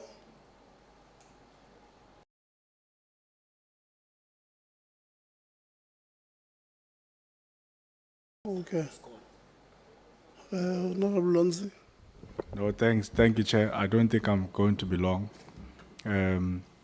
We'll start with NSFAS. We've been receiving a lot of complaints, CEO, especially from students at the University of South Africa, UNISA, about the allowances which have been delayed and not paid, but also even about the actual allowance itself. I mean, they make the claim, and perhaps you and your team can correct it, that they get an allowance of about 315 rand. And I was quite surprised by that, because I mean, if you are earning an SDR grant, I think Enoch has raised it now. It was 350, now it's 370, which effectively means, I mean, people who are sitting at home not pursuing education are actually receiving more from government than those who are actually pursuing education. So maybe before I move on to my next questions, just clarity on that, and especially on the delays in the payments of allowances. I believe they were promised August and September or October or something of the sort, and until today they've not received their allowances.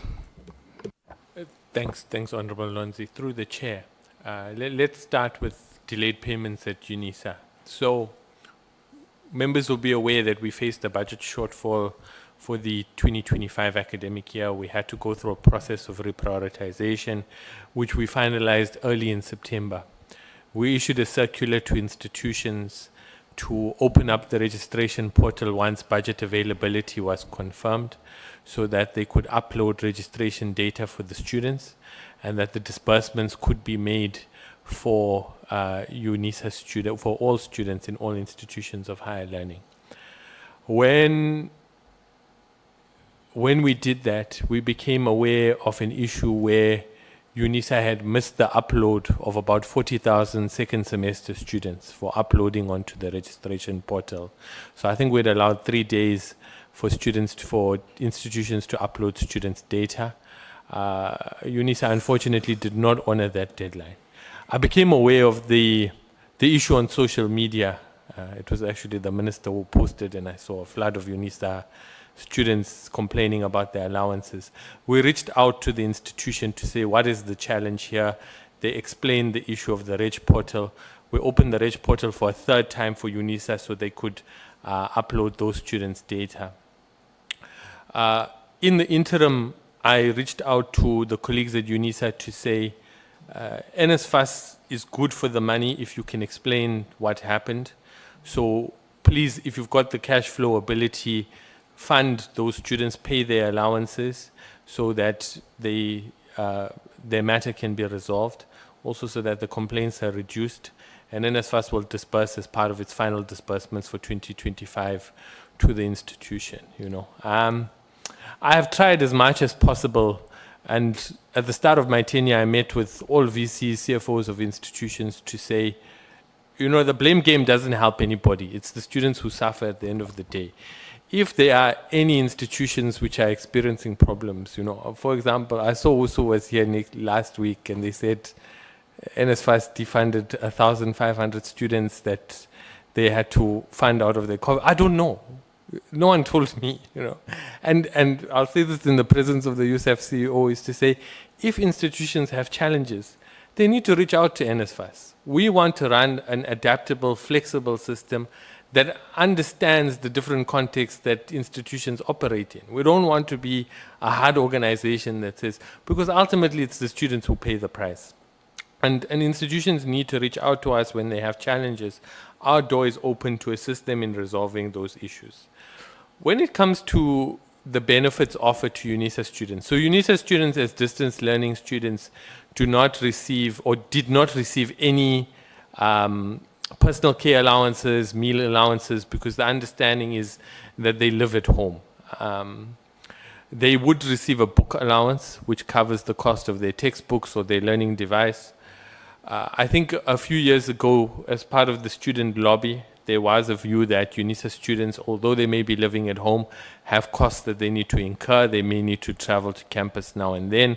They may need to pay for the costs of data that's associated with distance learning. In that case, it was granted that UNISA students would receive the personal care allowance, which is 3,000 Rand a year, or now with the adjustment, with the extra 4%, equates to about, as you correctly indicate, 315 Rand a month.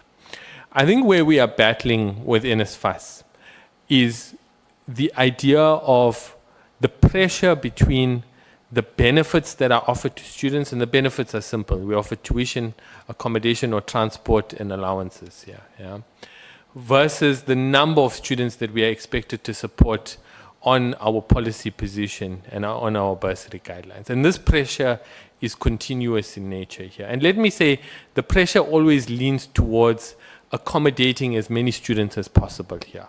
So every academically and financially eligible student should be accommodated. But the trade-off to that is that the suite of benefits that we offer, we heard it in the accommodation capping, that the accommodation sector is not happy that we cap the accommodation, that they're unable to run this. But this pressure will continue to exist between the number of students that you can accommodate and the suite of benefits that you can offer here. And that is why we're doing work around the sustainable funding framework, is to say, how do you make higher education sustainable in nature, that every deserving student is able to be accommodated within the system? Thanks very much. Just one follow-up on this. So the traditional understanding of a typical UNISA student, maybe back in the day, would be someone who is working and studying part-time, probably has their own income. But because of the problems of access to higher education in South Africa, we are now starting to see people actually going to UNISA as a university of first choice, as opposed to someone who would have been long established in their professional careers, you know, and they're just going to UNISA from time to time. And some of these students are actually studying degrees that require them to even go to campus almost every day, not something that they would typically do online. Now, my last follow-up on the point, what is the difference between a student who is studying, say, for example, at UJ, but stays at home and is funded by NSFAS, and I believe gets some traveling allowance and many other allowances from NSFAS, and a UNISA student who is also expected to go to campus on Monday, on Tuesday, on Wednesday, and on Thursday. And it's not your traditional UNISA student in the ideal sense of someone who's working. It's someone who has actually chosen UNISA as a university of first choice. Yeah, through the chair.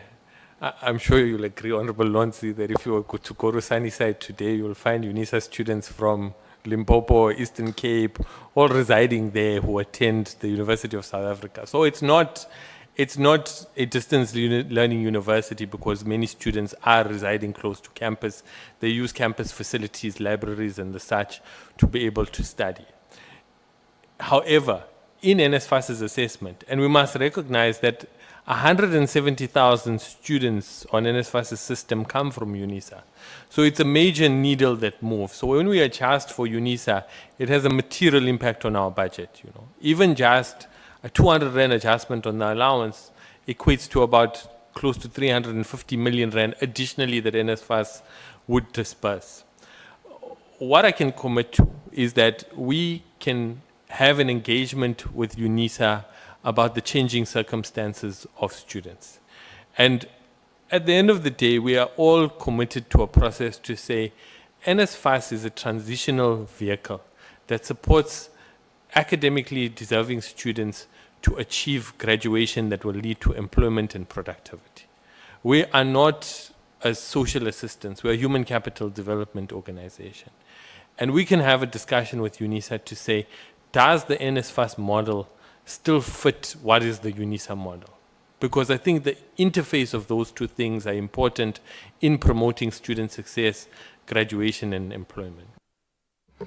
No, thank you. The CEO of USAf, I think, they're not here. USAf is here. No, I just wanted to thank you, Honorable Lonzi, for that question. I just wanted to say, I think in addition to what the acting CEO has indicated, I think we have to have also a discussion around UNISA's mandate. And that's a discussion we're going to have with them because, yes, there's a huge demand, but if with the current funding model, including student funding model, we are experiencing the returns that we're having, the pass rate and all of that, we'll have to discuss whether is this model working, but also what interventions can we make. And I think it was one of the issues from the Musia's report. Yes, it's being contested, but I think the question of UNISA's mandate and its encroachment, whether or not, but we must have that discussion about its mandate and the return on investment. Thank you. No, thank you very much, Minister. I think we will need a special session on UNISA so that we can, like I said, I think we can all agree that a traditional student of UNISA 10, 20 years ago is not the same as the one of today, simply because of the problem that I was going to raise with the USAf, where you have got an odd 336,000 bachelor passes in matric. But when it comes to access, especially your F10s, universities and TVET colleges are saying, look, we can probably take up unto 250,000, which means you have got about 100,000 people that pass matric, not just a low pass, like a bachelor's pass, meaning yes, they may not be competitive to enter university space, but at least they meet the most basic requirements to study a university bachelor's degree.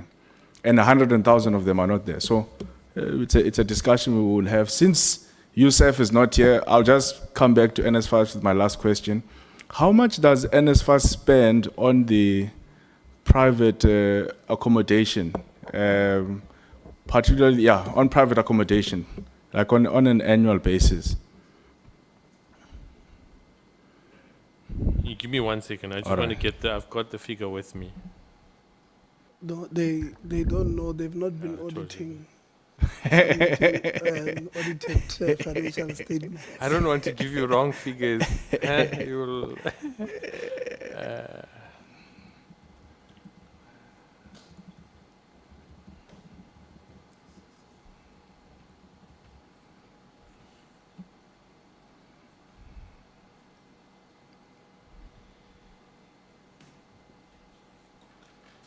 No, it's in my report. Okay, so NSFAS disperses where we disperse directly to the institutions. That is for campus accommodation, and where institutions manage student accommodation on their own, we disperse 12 billion rand in value. Where NSFAS manages private accommodation, we disperse 4.5 billion rand. And where we pay accommodation allowances directly to students, that is when students are just given an allowance and they go and find unaccredited accommodation, we pay about 1 billion rand. And it's, in total, it gets close to the 20 billion rand figure that the minister would have mentioned. And I think it's important in the context, again, about this discussion about what is NSFAS's mandate. In that, if you look at NSFAS's disbursements this year, we'll disburse about 40 billion in accommodation and allowances, and only 20 billion in tuition.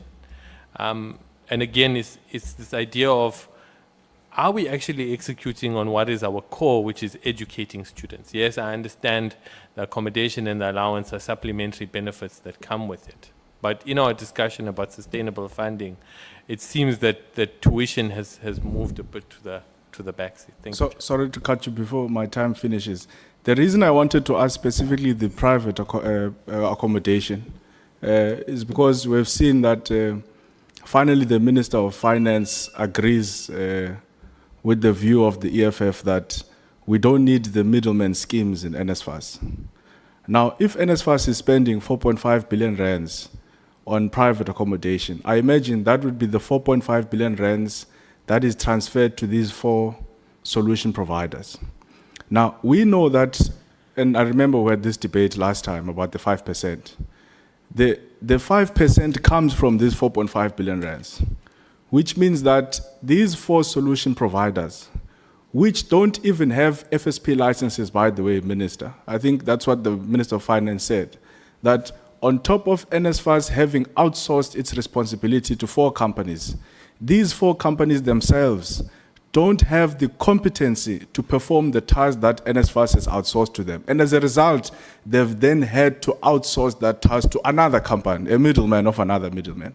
Now, if you count 5% of 4.5 billion rands CO, that is 225 million rands that is being spent on these middleman companies.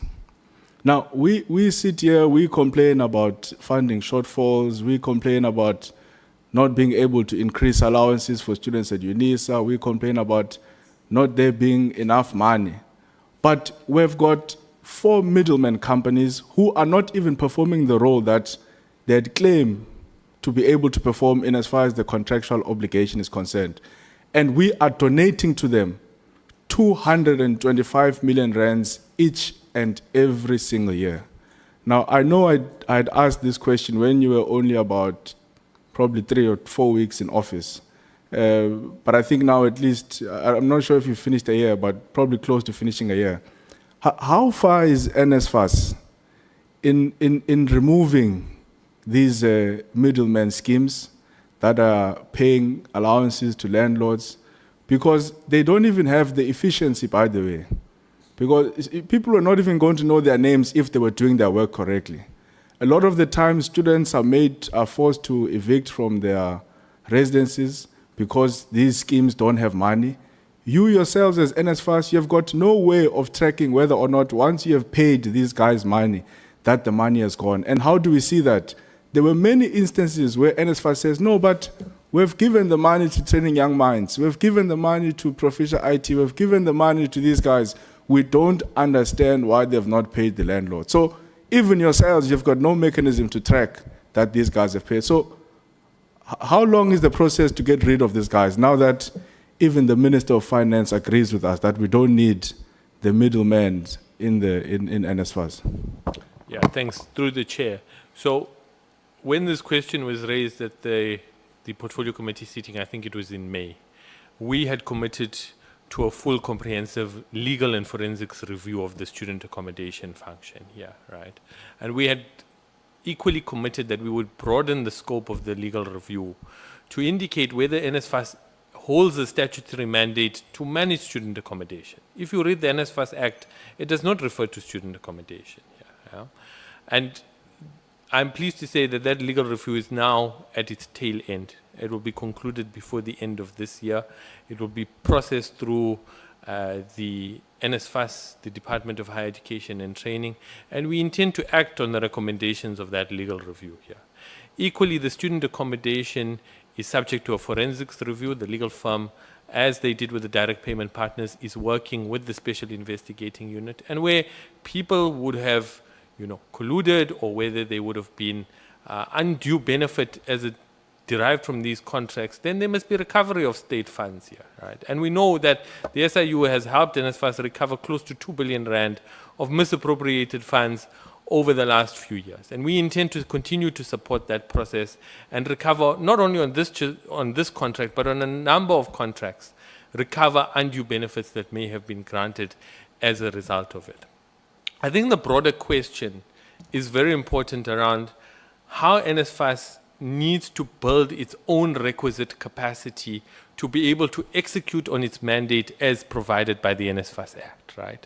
And I think collectively we agree within DHET, within the NSFAS board and management, that NSFAS must build its own capacity to manage and execute on its functions, right? When we talk about the application cycle, when we talk about case management, when we talk about appeals, those are functions which are managed internally at NSFAS. We build the skills, the systems, the capacity to be able to execute on them here. Now, I can't account for the decisions that were taken in the past around direct payment partners, about how accommodation was structured. But very much so, if we had taken a decision to run the accommodation function, NSFAS should have built the requisite skills, capacity to manage the function appropriately. Now, a key question that we want to answer for ourselves is whether this function lies with NSFAS or whether it lies with institutions. And this is not a football that we just want to pass around. If it turns out that the mandate sits with institutions, it is our responsibility, working with DHET, to help the institutions build the requisite capacity to manage the function so that NSFAS's funds are appropriately spent here. Yeah? And the same goes for other functions that are delegated to NSFAS. Missing middle loans has become part of our policy mix. But NSFAS didn't build the capacity to manage the missing middle loan fund. It didn't procure the systems, the skills, the capacity to manage the fund. And it's an important decision as student funding evolves that we continue to focus that when we take policy decisions, because part of the problem at NSFAS today is that we've taken policy decisions and we've not built the right skills and capacity to be able to execute on them. And that reflects in our outcomes, it reflects in our audit reports, it reflects in our services to students. Thank you, Chair.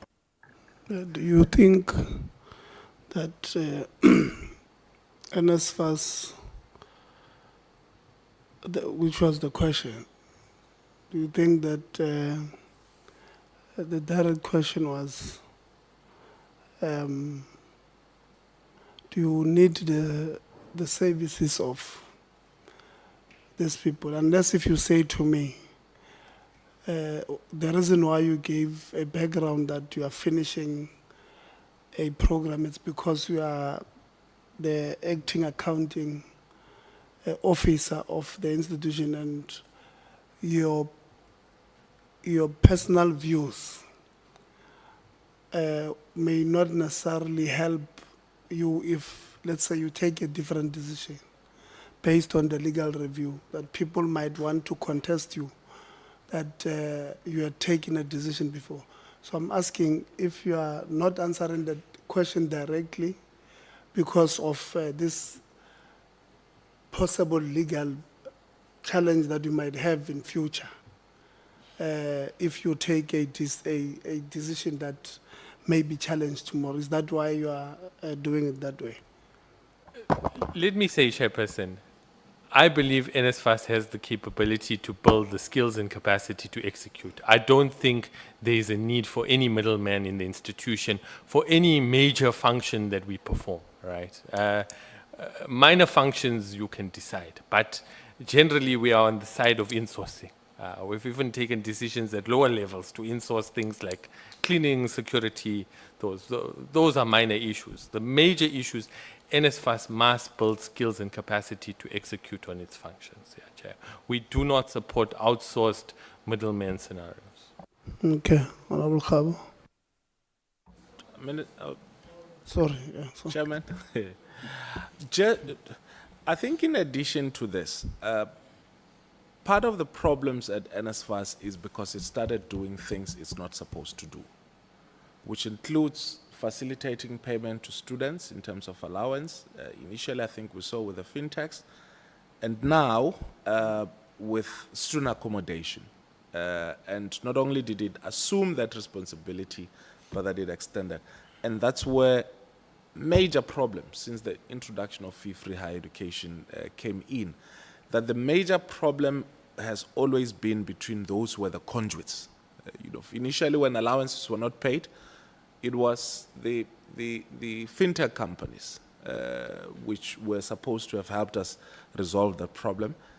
And now part of the challenge, why there has been all of these bottlenecks, and I think you mentioned some of them, is because of the problems that the solution providers in terms of accommodation themselves have had.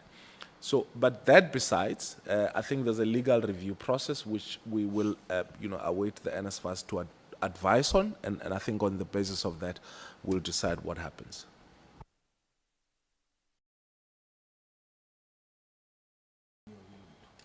No, thank you very much, Chair. I hope in the process you will not be tempted to stop me while I'm presenting, as you have been doing with other members. Now, when your time ends, you will stop yourself. No.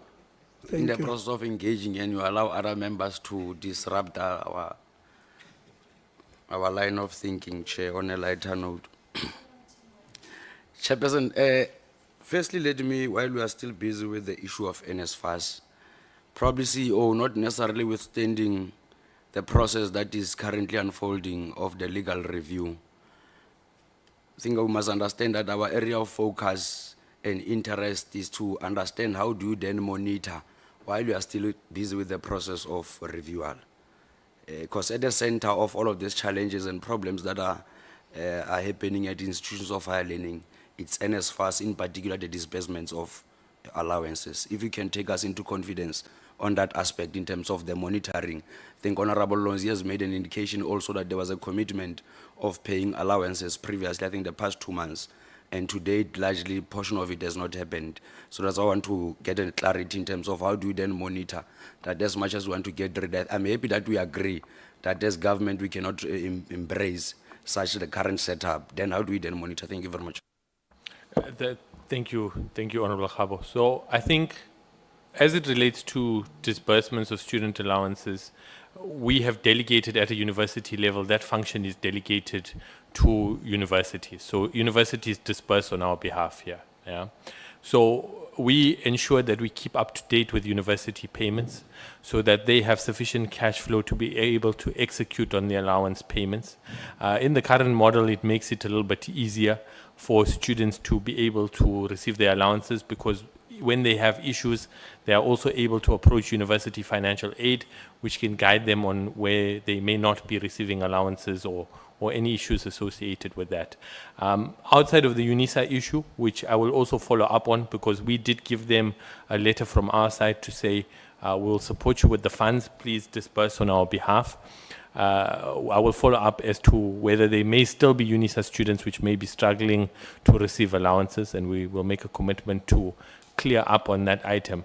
Other than that, no major issues have been brought to my attention, Honorable Chair, that university students are struggling with allowances. Yes, we will get day-to-day complaints. We will investigate those complaints. We will ensure that the students receive feedback on that there. Every month, universities are expected to give us a detailed report of allowances that they have distributed to students across the board here. When it comes to the TVET side, on the TVET side, NSFAS takes responsibility for the disbursement. Colleagues will remember the last time I was here in May, I was severely reprimanded for the April delay of 24 hours, which resulted in hardship for students. I'm pleased to say that since then, for the rest of the academic year, NSFAS has honored its commitment to pay TVET allowances on time. Again, you will have day-to-day operational issues. Students do not receive allowances. We have had a challenge with the Department of Home Affairs with their shift on the biometric checking of data. You'll know they changed the pricing model. I've been engaging with the DG of Department of Home Affairs to resolve that issue because it has affected a small number of students who've been unable to change their banking details. When it comes to TVET allowances, those queries are sent directly to NSFAS. And we are able to investigate and respond. Honorable Khaba, I'm not sure if you'd also want me to speak to student accommodation. No. Let me take you one by one, CEO, because I know your capabilities of distracting people in the process, so I'm not going to allow you. So let's take it one by one. I'm happy that you have explained the mechanism in terms of monitoring the disbursements from both the TVET and the university. But the problem also emanates from the side of the universities. I think 2 weeks ago we met with the Solplaatje University, and through their presentation, the university could demonstrate indeed NSFAS has transferred the allowances to the university, but unfortunately the university has not yet dispersed them. And that creates a problem in most of the cases. So that's why I was interested on the mechanism that would apply in terms of monitoring the disbursements.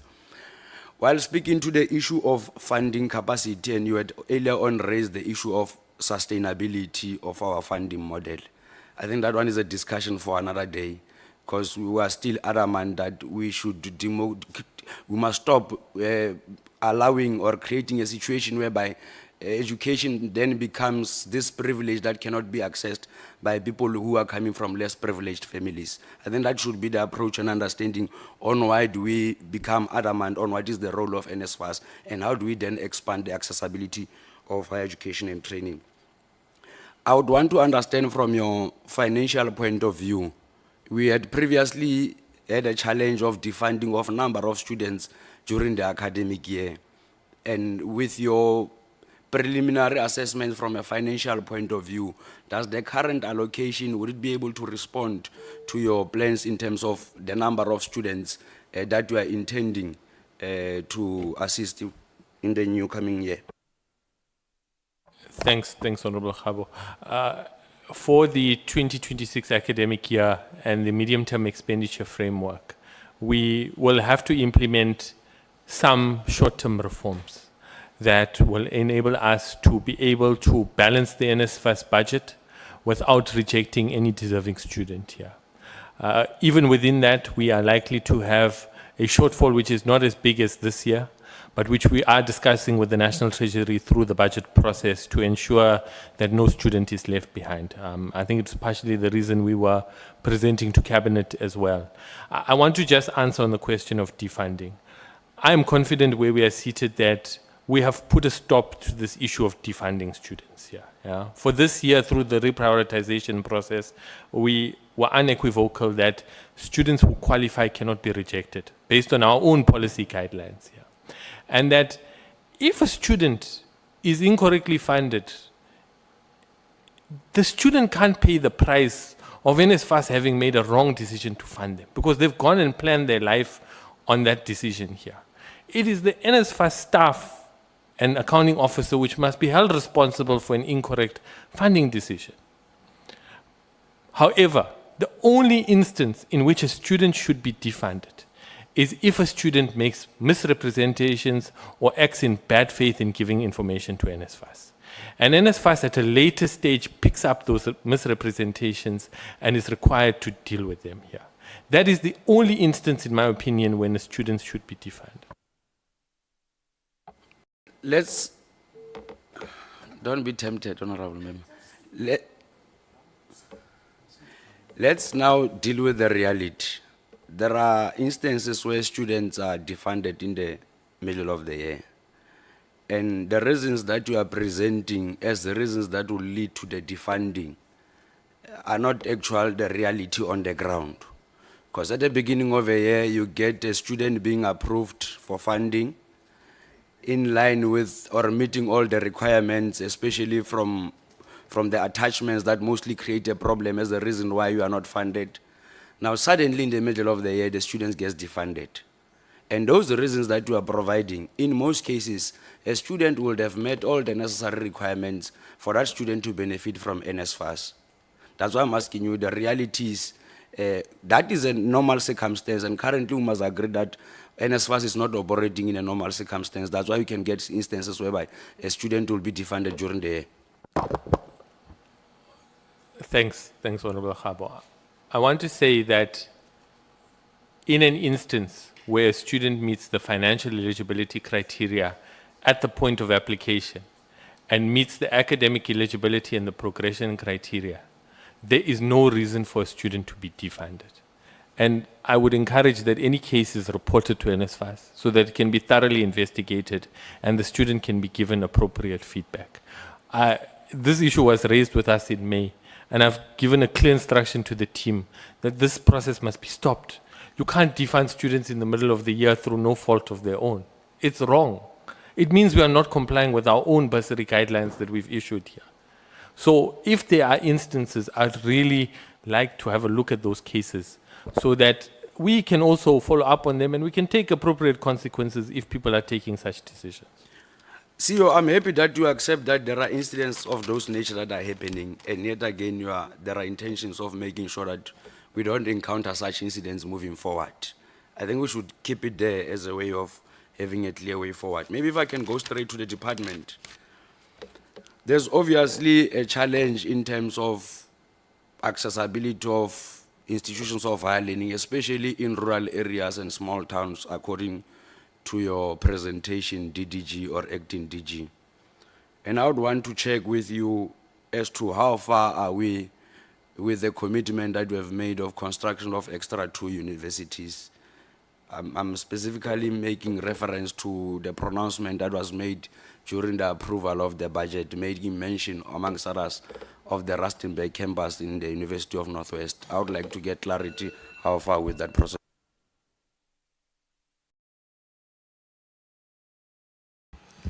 Thank you, Honorable Khabo.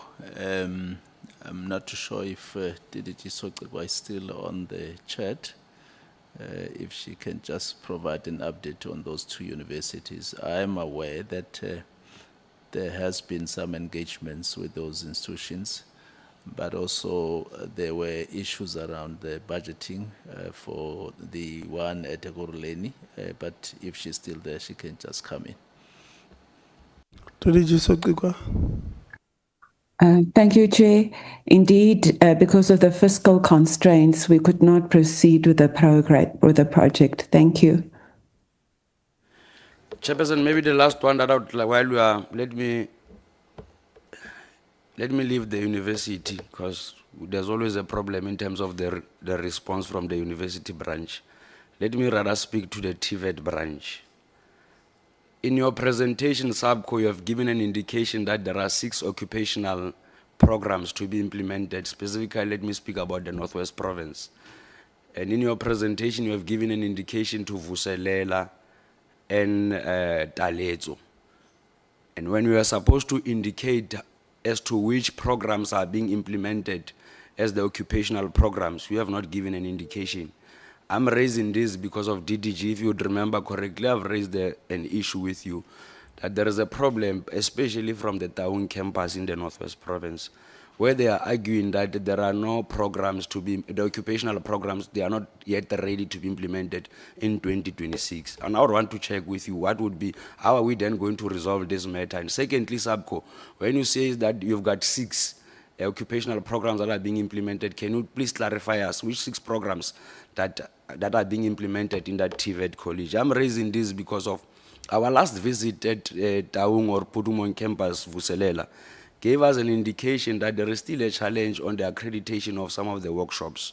In fact, from one city, I think there was only 2, electrical engineering and the other one related to tourism, if not mistaken.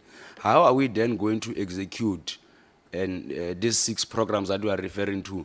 And SAPCO, how sure are you of your 6 programs that you are adamant that are being implemented? Because from where I'm sitting, it seems like it's a misrepresentation of facts, because we are assessing the state of readiness, and yet on the ground, you don't have such workshops where such programs would be implemented. That is my last parting shot in terms of the Taung campus in particular. Thank you very much, Chair.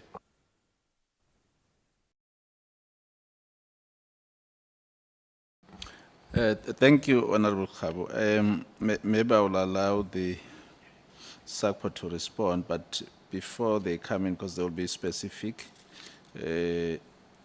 Vere will have to assist in terms of the occupational programs that the colleges have chosen. We should have been informed by environmental scanning in relation to the economic activities of that area. If the area is into farming in the main, all the programs with regards to the program qualification mix should be talking to what are the economic activities of that. That's how they should be choosing those programs. And in relation to the facilities, I think within the fiscals, for instance, in terms of the allocation, that's where SETAs are now coming on board to assist. Yesterday, the Honorable Minister was launching a center of specialization at the Northlink TVET College that talks to boilermakers. The funding in the main comes from SETA, and again, they were saying they want colleges to come on board so that they can be assisted to ensure that the training workshops that they are utilizing, they meet the requirements for offering occupational programs. And I think we'll then engage the 2 colleges that the honorable member has raised to check how can we assist in terms of getting the SETA support as well, for them to be able to have the relevant training equipment as well as facilities that they require. Of course, going forward, each and every occupational program requires the college to have industry partners. Without that, it will be impossible for them to offer such programs. So we'll engage SAPCO as well, together with the relevant colleges that the honourable member has touched on in that regard. Thank you. Thank you, Chairperson. I think we just need to indicate what was the process of us collecting information from colleges. I think the SG, when we were making a presentation, indicated that we sent out sort of a questionnaire or a table that they need questions that colleges needed to respond to. And the college, the Taletso College, for example, we believe that it has got more than 1 campus. And maybe the campus that the honorable member is asking about is not offering any of the programs that are indicated by the particular college. But the programs that they've indicated, for example, and the reason why we did not want to mention all the programs for all the colleges, obviously it was going to take time. No, sorry, Chair, can we stop the official day? We're not referring to Talets. We have spoken of Vuselela and we've made specific reference to Vuselela and Taung campus in particular. Yes, Chairperson, but the response is still the same. We believe that Vuselela has got more than 1 campuses, for example, but the SU will still retrieve the information that we received from Vuselela. But Vuselela has got more than one campus. And then the other campuses, obviously, according to our report, probably it will be offering occupational programs. It may only be Taung that is not current, that is not going to offer those programs next year, because in our request, we did not say table per campus. We only said in your college how many occupational programs will you be offering, and name them. And number two, we are not going around colleges to verify the programs that are being offered, also maybe even in terms of quality or even in terms of numbers. We collected information so that we can provide this information to the, so that we can provide information. So according to the report that we received, no new occupational programs will be introduced in 2026, but the college has already 6 occupational programs running that will take new enrollments as well as continuous project on a part qualification that will continue. So that is what we received from the college. They are the ones that said they will continue with the 6 programs that they've already started with, probably in 2025. Maybe, Chairperson, we don't understand each other in relation to my question, and I think the DDG must be able to take us into confidence. Because our argument is the implementation of these programs, and yet SOPA is saying that they are ready, and we have been into that campus. The presentation does not speak to the desktop analysis that is being presented before us. And if we were to discuss the readiness for the 2026 and would accept a desktop analysis that does not speak to the realities on the ground, then it's a problem. I'm putting an argument before you to say that Taung campus in particular, they are arguing that there is no occupational programs that they are implementing currently, and they're not even ready to implement the occupational programs in the following year. At the same time, as a department, we are busy phasing out, what is that, NVC programs, if not mistaken. How are we saying that we are ready for the implementation of this program? And while we are still at the same time with DDG, we have always posed the question so that when you say that the accreditation is dependent on the scanning of the economic situation, you don't explain as to how do you often conduct that scanning process? Because the argument sometimes that arises is that there is a mismatch between what we are providing and what the economy is expecting from us. So that's why we cannot always rely on the scanning process when you don't tell us how often do you conduct the scanning process. Those are the 2 or 3 things that I would wanted clarity on. Then over and above, Chairperson, I think I'll be fine in terms of the Taung campus in particular.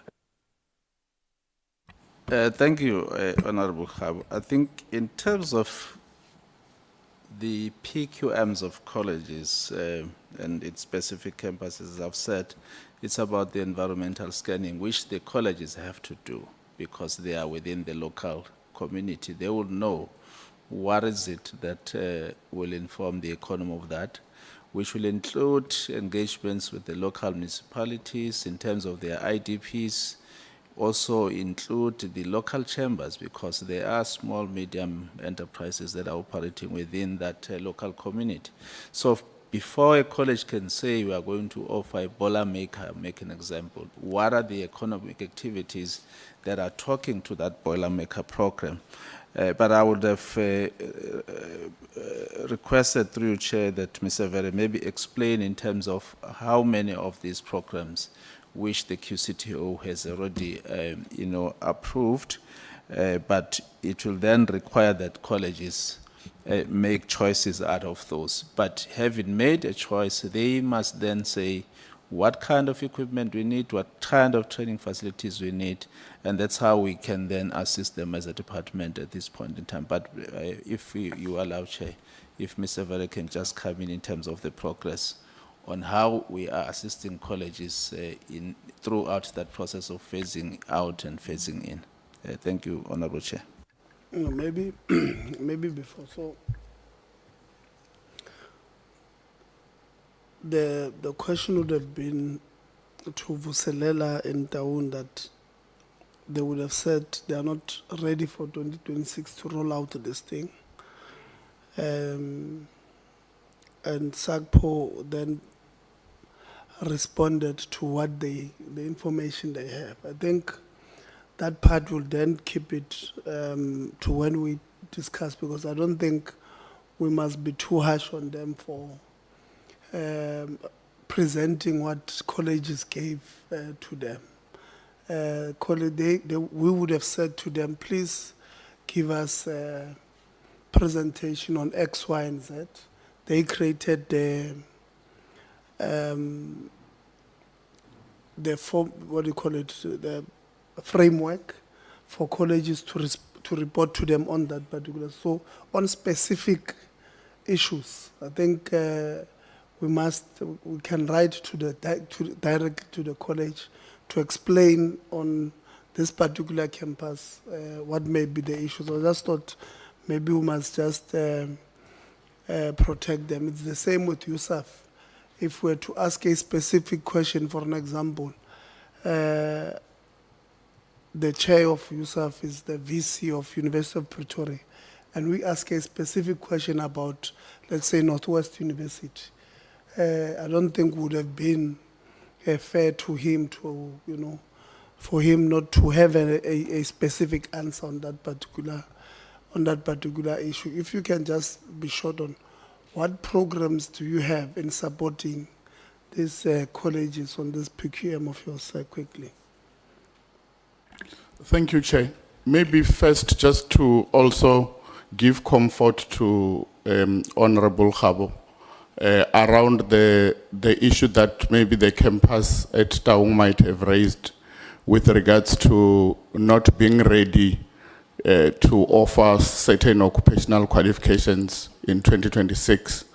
We have communicated with colleges in October, providing some kind of provision so that they can still take 2 cohorts in the old qualification in 2026 while they're preparing to offer occupational qualifications. So it's not like if a college is not ready to offer certain occupational qualifications in 2026, then it means that they are collapsing.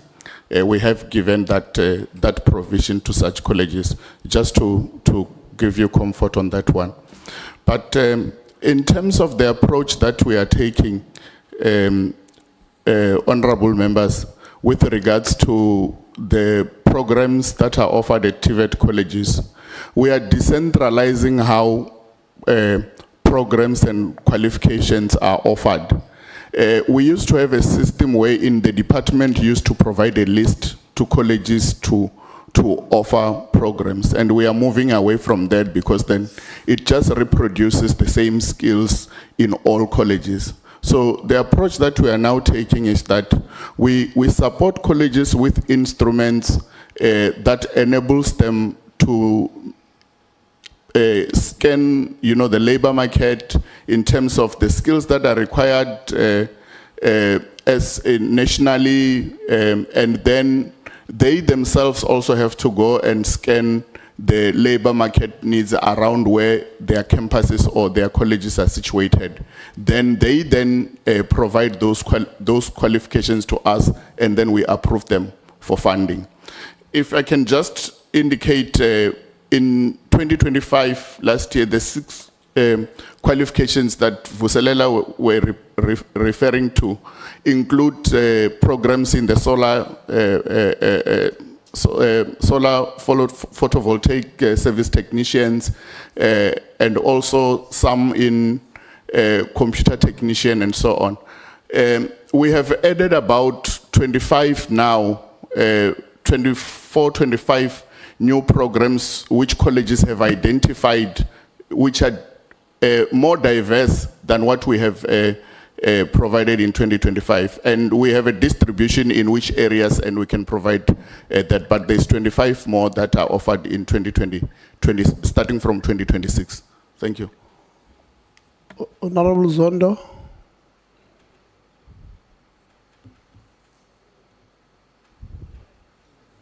Honorable Low.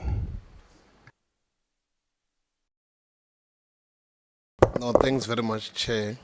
And I think most of the members could have dealt with issues. But I think what becomes a concern on slide 38, we spoke about the revised NSFAS accommodation protocol.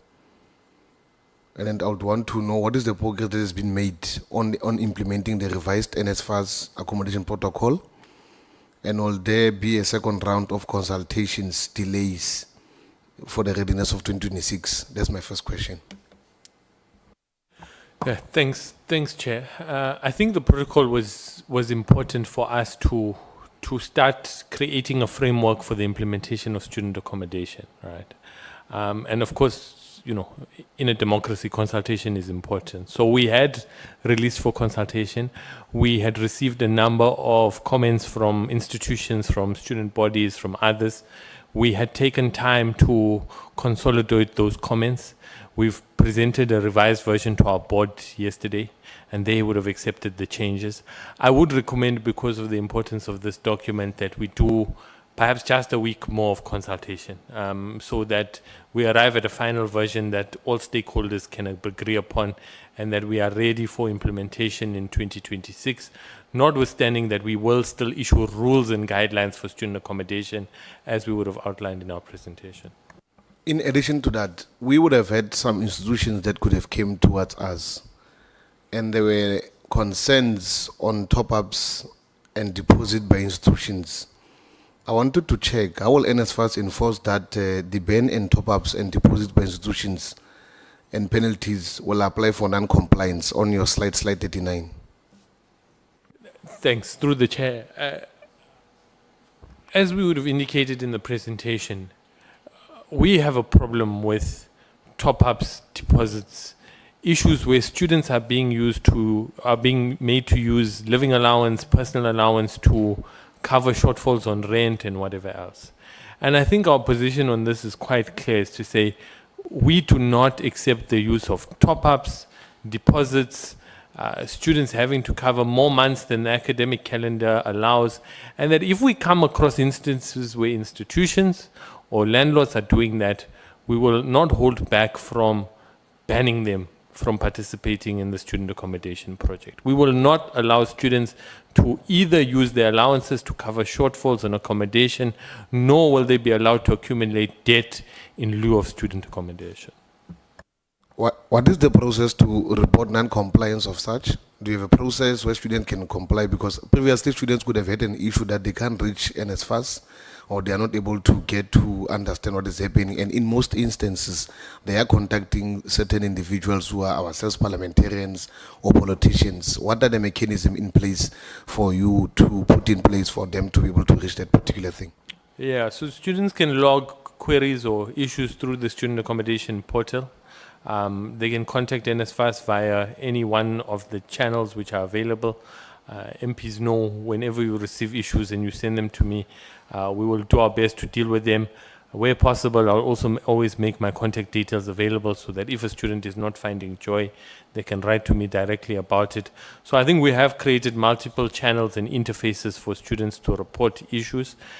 In addition, we did indicate that during the registration and placement period, we intend to have full-time capacity also for student accommodation on campuses to support students and to enable them to have a contact person where they can report these kind of non-compliances.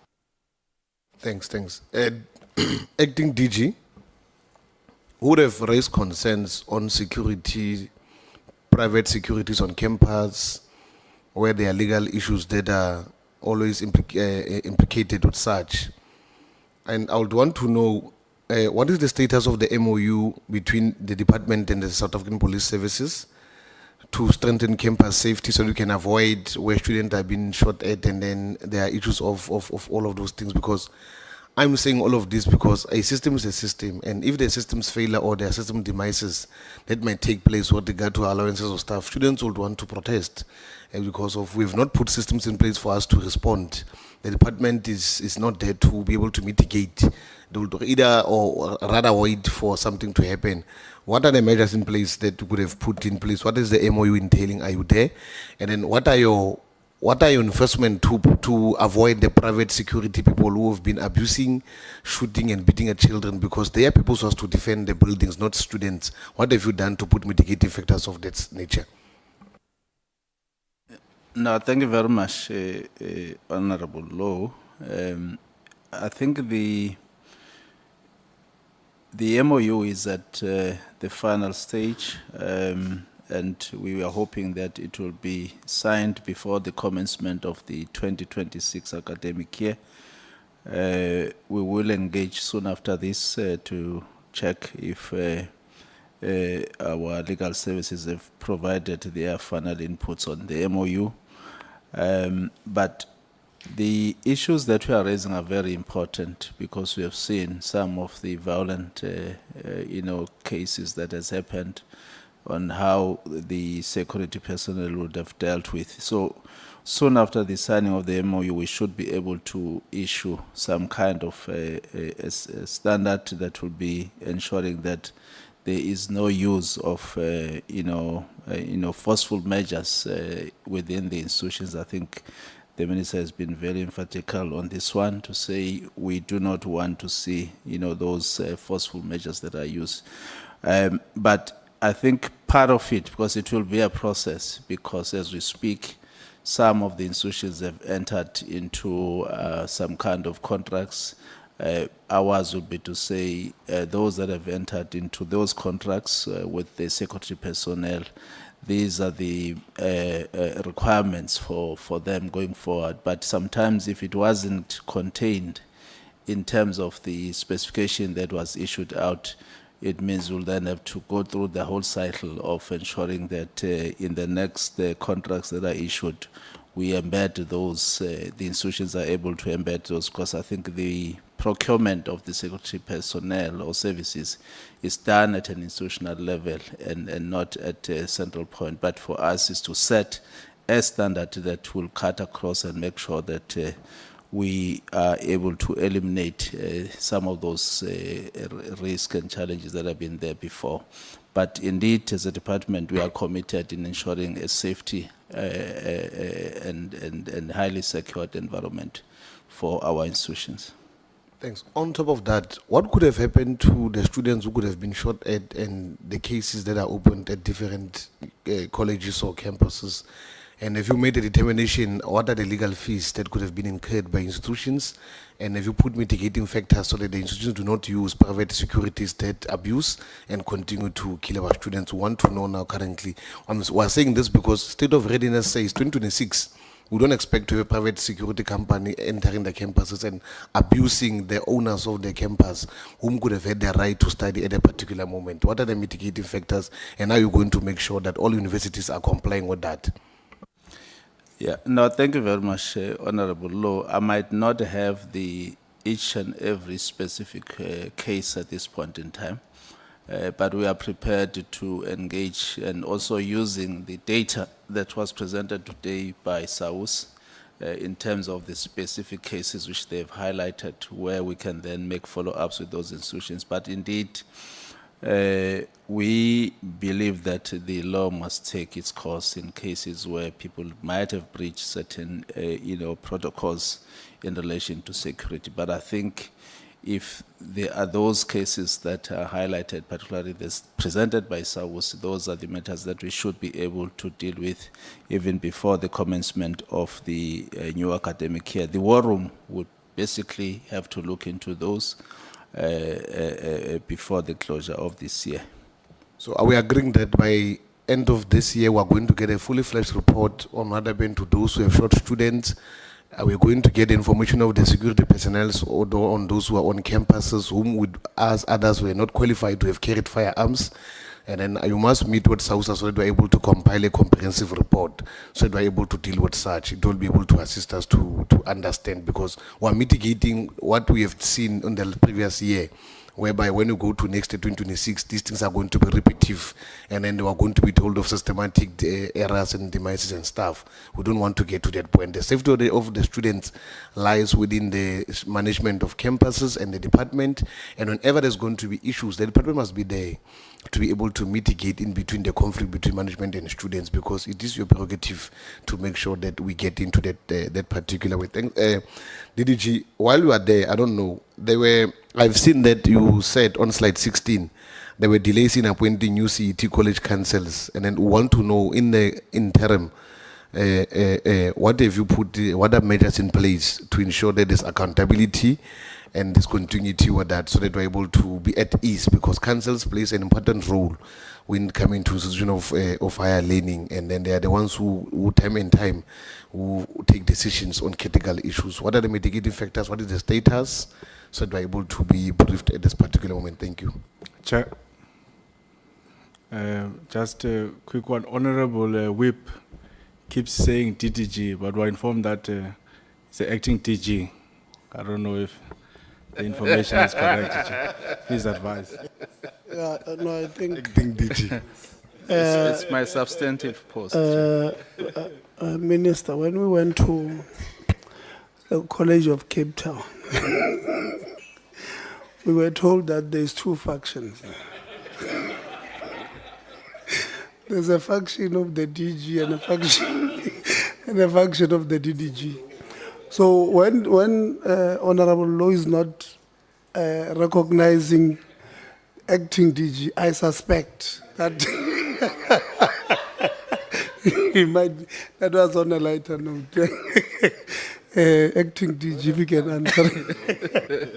No, thanks, Honorable Chair and Honorable Law.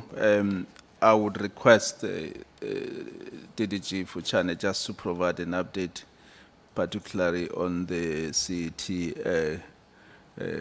vacancies for councils. DDG Fuchane. Thank you, Acting DG. Out of the 9 community colleges, eight of them council had expired. Only one remained active. That is Northern Cape Community College, and that council is expiring in next year, September next year.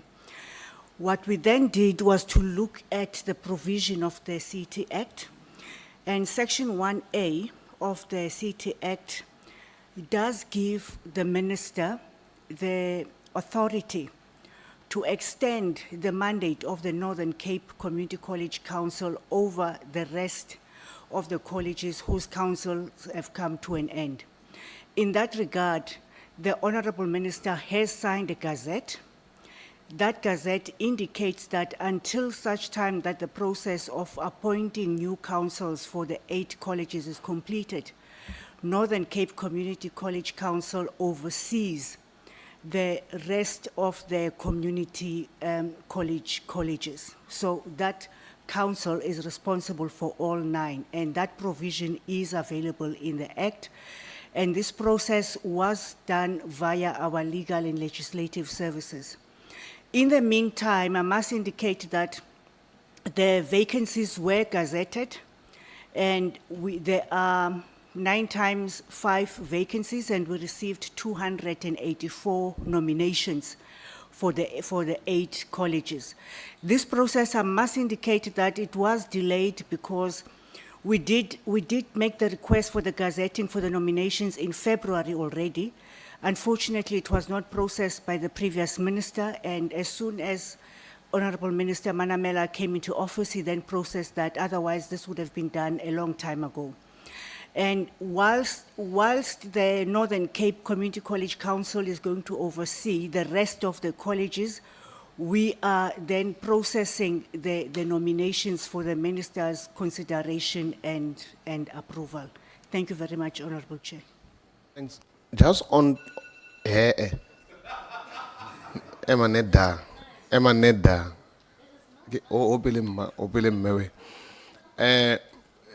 Are you saying the Northern Cape CT Council is the one that is presiding over the 8 ones? And then I would want to know, how are they doing it? Are they doing it overall? What are the mitigating factors? Are they meeting them quarterly? And what is the duration for them to be looking on to that particular things? Thank you. They are going to oversee until the end of February, or until such time that the 8 councils are appointed, whichever one would come first. The first thing that is going to happen is a meeting between myself and the Northern Cape Council in relation to this task, because that gazette has just recently been signed. And thereafter, Northern Cape College Council with the rest of the colleges individually. The matters that they're going to look at will vary from college to college. I'll give an example. 2 colleges had requested the Honorable Minister an extension in relation to the submission of their annual financial statements. Therefore, Northern Cape Community College will have to look into that matter, because those AFSs would need to be processed via council before they come to the minister. Colleges that have in the process of finalizing their annual performance plans will then sit with the Northern Cape Community College Council to do the same. College councils are also required to sit in interviews for principals. We have 3 vacant principal posts that have been advertised, will be shortlisted. Therefore, that college council chairperson will then sit in the recruitment process. So it's not going to be a uniform or standard intervention. It will vary from college to college, depending on the requirements of each specific community college. Thank you very much. The question I want to pose is that, are there any cost implications that are involved? One, with regard to that, because I do know that for them to have presiding over a lot of group of work, would want to know what are the remuneration packages that would have discussed, and then what are the, if they are be the ones who are going to be implementing, who's presiding over such, in making sure that there's no biasness and then they are in line with issues, because if it's not in Cape, you would know that they will be based on specific issues of Northern Cape, and how do they get inclined on those particular issues, and how does department play it make it mitigating factor and role in making sure that they implement according and aligned, and then they are not conflicted, even though the law says this. Are there provisions that you have put in place to make sure that, because of, I'm worried that we are saying you are going to have to put it into effect now, currently, while we are speaking now, and I hope that you could have been there. And what are the gaps now if there's no effectiveness of that? Chair, I'm sorted. Thank you. Thank you very much. Indeed, there will be cost implications. The first cost implication would be the time of council members, and that is regulated. There are national treasury regulations in terms of how council members are being paid. The second cost implications would be when the Northern Cape Council would need to travel either to head office representing the 8 colleges or to the individual colleges. I need to highlight, though, through you, Honorable Chair, that some of these meetings are going to be virtual. Others will be physical, but some will be virtual. So the cost in that regard would be minimized. We don't anticipate much cost in December because December does tend to be a dead month, particularly noting that the department has an official shutdown period. Hence, the time is extended to the end of February next year, or whichever would happen sooner. The only cost that we'll be looking at would be travel costs of council members and their sitting fees.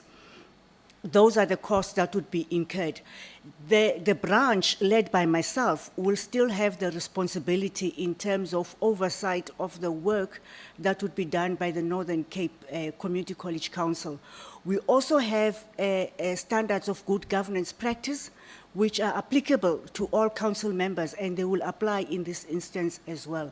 For each and every college, and this is the last point, Honorable Chair, for each and every college, when we have the individual meetings, there will be an action plan in terms of what would be expected for council. For an example, council is only expected to sit once a quarter with each college, so there's no expectation that they would have more than the prerequisite meetings, except in exceptional cases where they would request special meetings.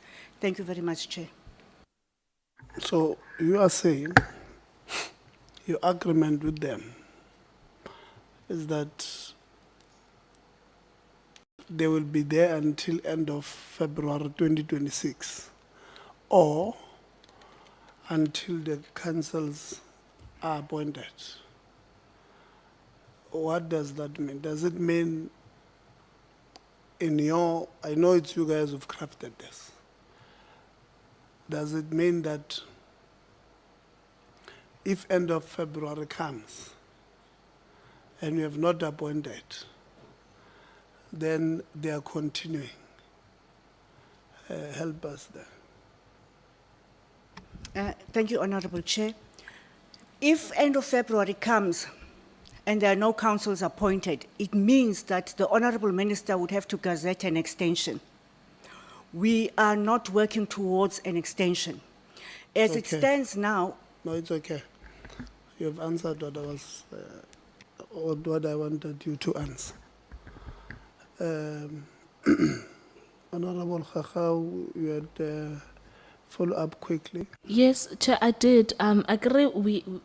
It is my understanding that when a matter arises that we would all raise hands, but today we were told to stay out of people's businesses. So I need your indulgence to cover them today now quickly after they've spoken. Yeah, just 1 minute. No, Chair, can I tell you, I have a worry.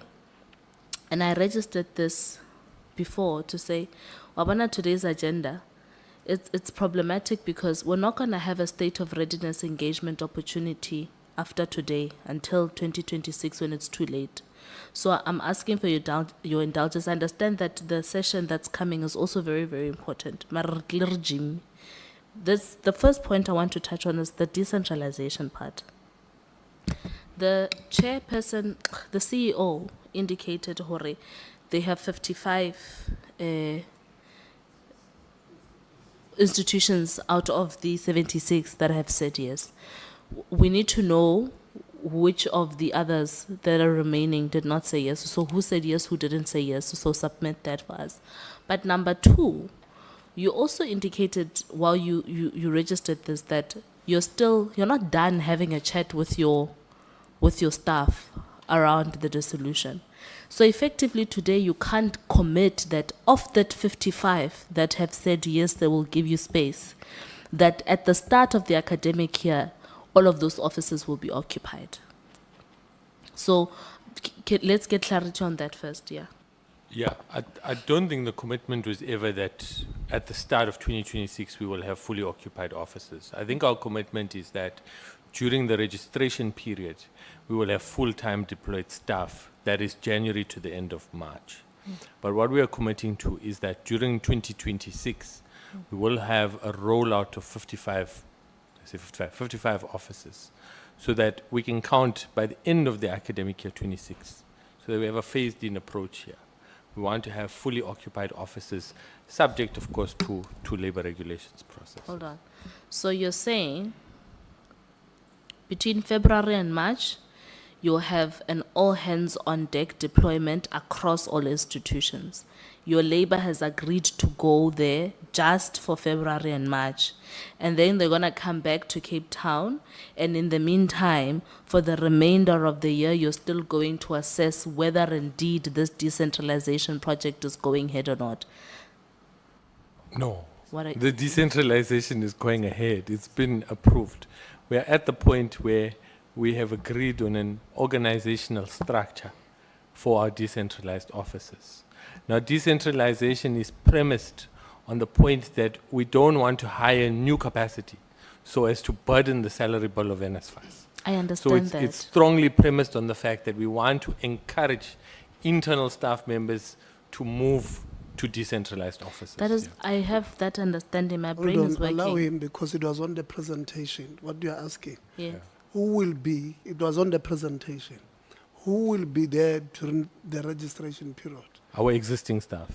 Sorry? We have existing staff members who will deploy. Yeah. You had put it on the presentation. Yeah. That's what she's asking.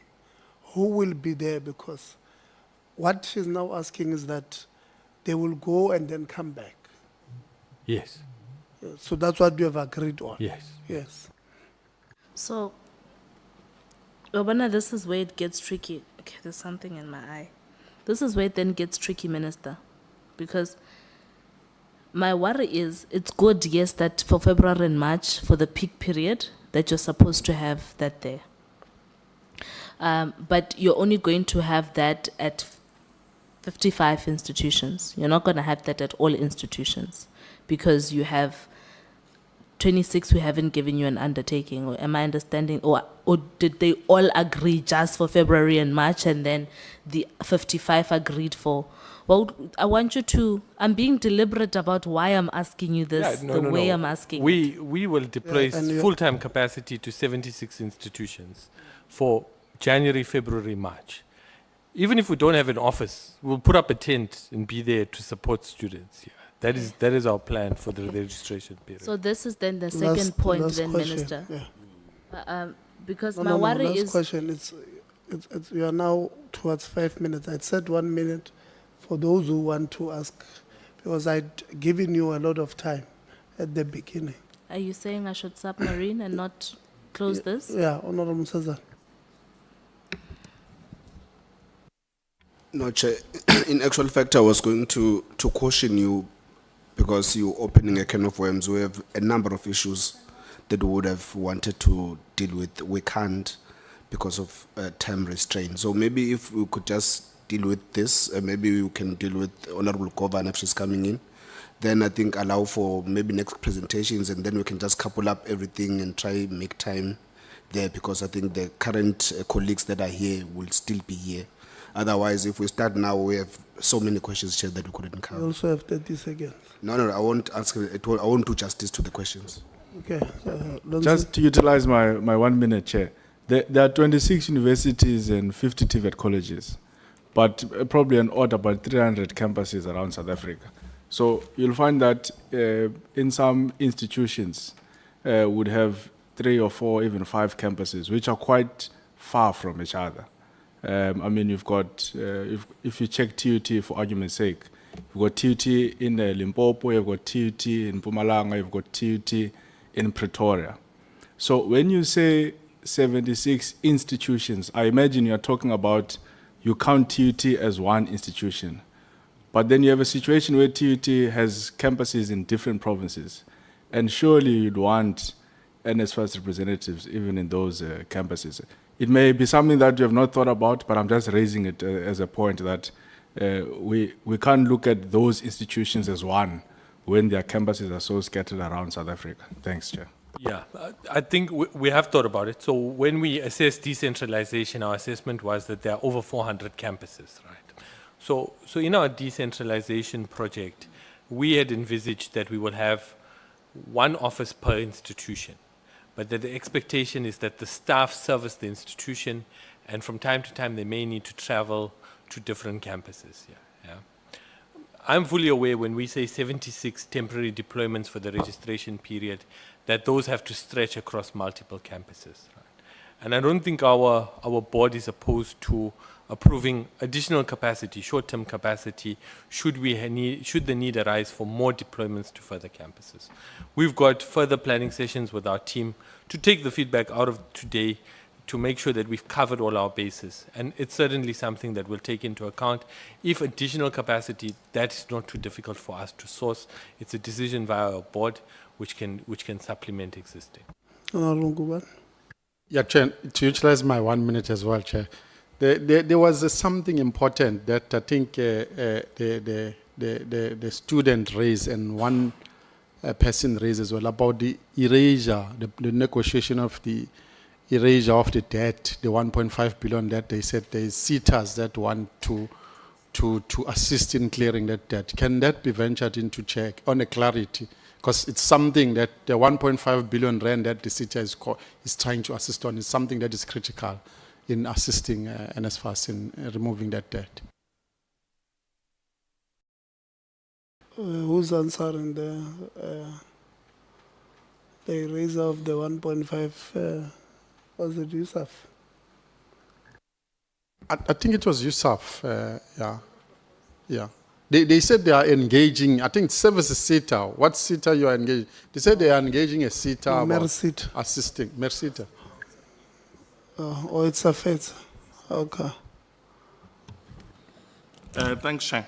No, it was part of the discussion, but they have raised the interest of going through a bursary that will accommodate students that are not funded by NSFAS, but also the CEO of USAf. They did engage on that and say there are other SETAs that want to deal with the debt. Okay. Honorable Khabo. Thank you very much, Chairperson. Maybe in that 1 minute, we must agree that of that alignment, whereby SETAs will have to be brought on board as a way of dealing with the historical debt.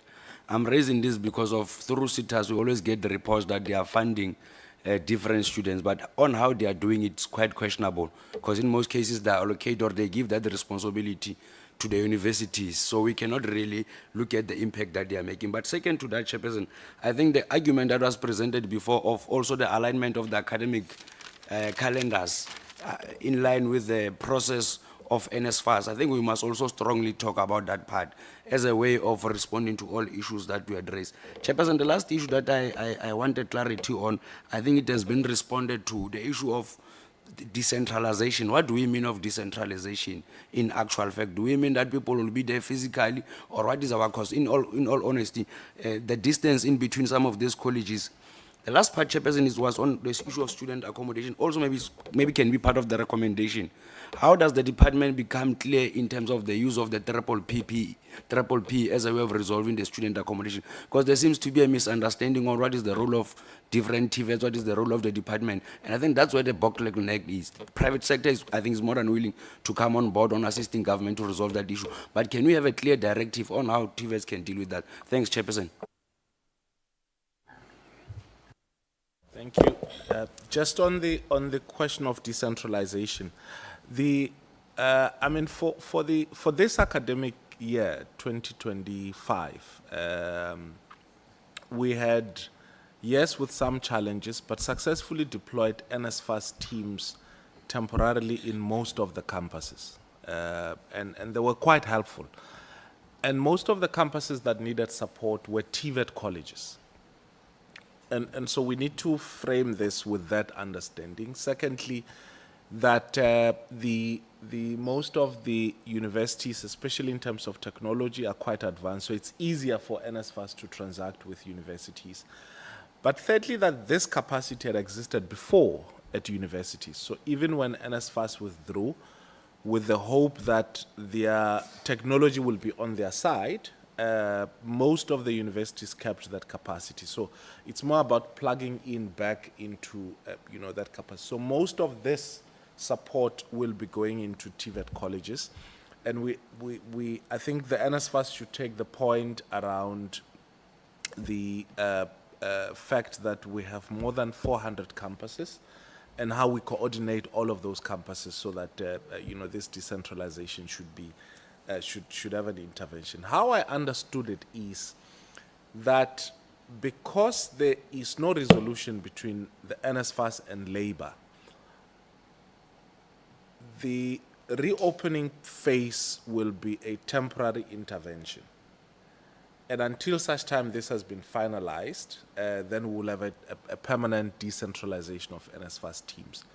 And you're right to be anxious. I was equally anxious. And the NSFAS has committed that by the end of 2026, and with a plan, they would have completed the decentralization, which whatever that means. But that's the commitment which they've made to me. Yeah, no, 2026. Yes. So there's a first phase 2026, and the second phase in 2027. But we have to push that by 2027 opening, we're fully decentralized. Yeah. Thank you very much, colleagues.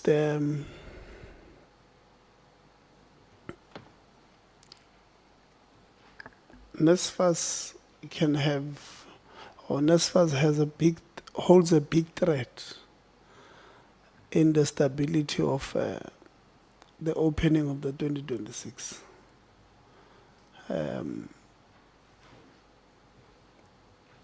Honestly speaking, the plans that you put to us, that you will wait for a university to give you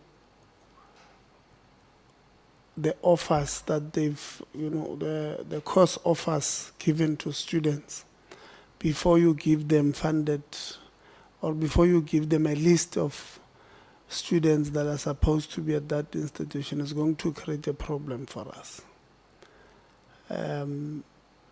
It will be the first one that brings instability. Just go relook that issue of registration data vis-a-vis funded list with the institution must be relooked. I don't think from where we are seated, it made sense. I don't think it's going to solve the problem we have. The problem that we have there.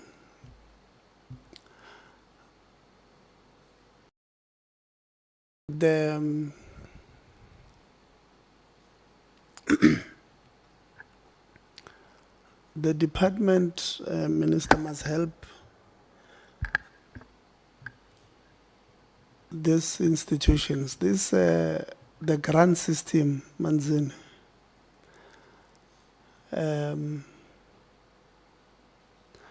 For an example, if you're to look at individual institution for the past 4 or 5 years, you'll realize that the grant system that is in action now favors historically advantaged institutions over historically disadvantaged institutions. On CIEG, on the grant for infrastructure, why would we give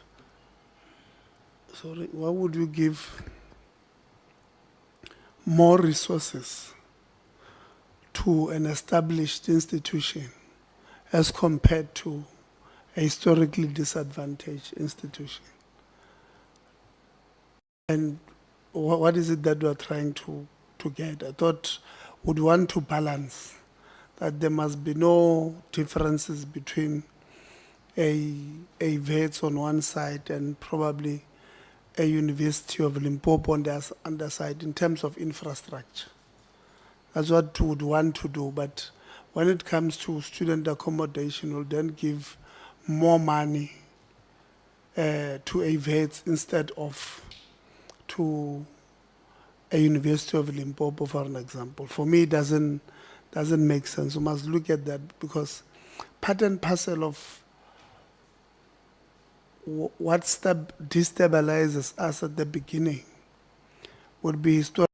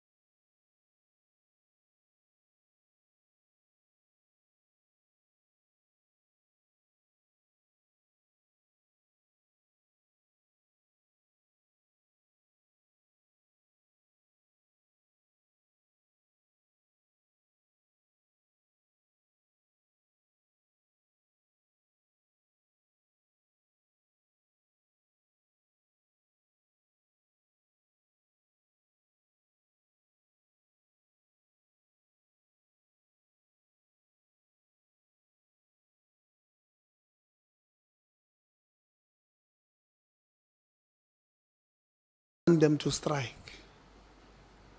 at the beginning of the year. But if they have to, they must make sure that they don't get violent. That is the first thing. Let me tell you why we don't want strikes. If you strike, so there's different lobby groups everywhere in different sectors of society.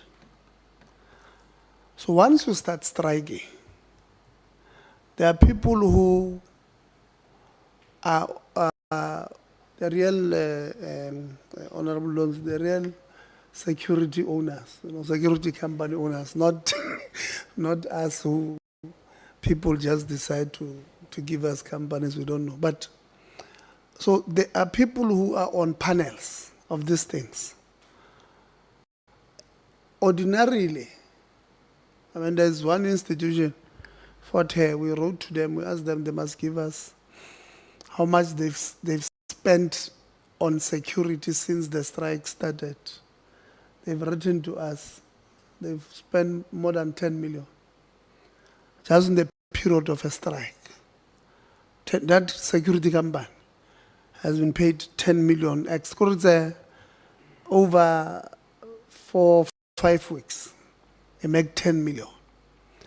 Now, if you have security companies with no ethics and morals, what they will do once you give them that opportunity, once you strike, they are going to make the situation violent.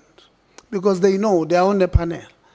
If it's not the security of Msazana security, it will be a Cabo security. So they know. They say, no, let's combine the 10 rands that we have, probably get students drunk so that their guards are down, and then they create a violent situation. So once you strike, you create that space for these immoral people. And once it gets to that point, these leaders of our institutions are going to say, it's you who did this thing. There are others who are in building who are supposed to renovate this. Lebanon, they do the same. They look at the biggest building, they ban it. We've not had parliament there since 2022 January. The first time they evaluated, they said 2 billion. 2 billion to renovate, not to start something afresh, to renovate. So these people who are on these panels of this, they will also look at the big buildings and say, if we can get to that point, we ban that one. They will say 400 million. And then there's only the 2 or 3 of us on the panel. So that's why we don't want you to strike. Because you are creating an opportunity, a window of opportunity that they get these people. They don't play with it. So we want you to resist. Some of them, by the way, they work with these people inside these institutions. So they know they're going to frustrate you there. And if you are frustrated there, you are going to strike. Their interest is not your frustration. Their interest is you going to strike. Because once you go to strike, there are people are going to get in these things. So once you create that window of opportunity for them, I also want to plead with you, both SAPVETSA, inform the leaders that let's Arba Swabi saying this time, if they've budgeted using state resources that their people are going to get these tenders, don't give them that opportunity at the beginning of the year, right? But NSFAS, also, if there are any regulations, don't wait for March and you release a circular and say, from now on, we're only going to pay maximum this amount. We are creating a problem. We don't, in June, in May, destabilize institutions by withdrawing our approval letters. Our system from ICT, NSFAS, it must be clear that these kids, all these students, are the ones that applied during the university thing.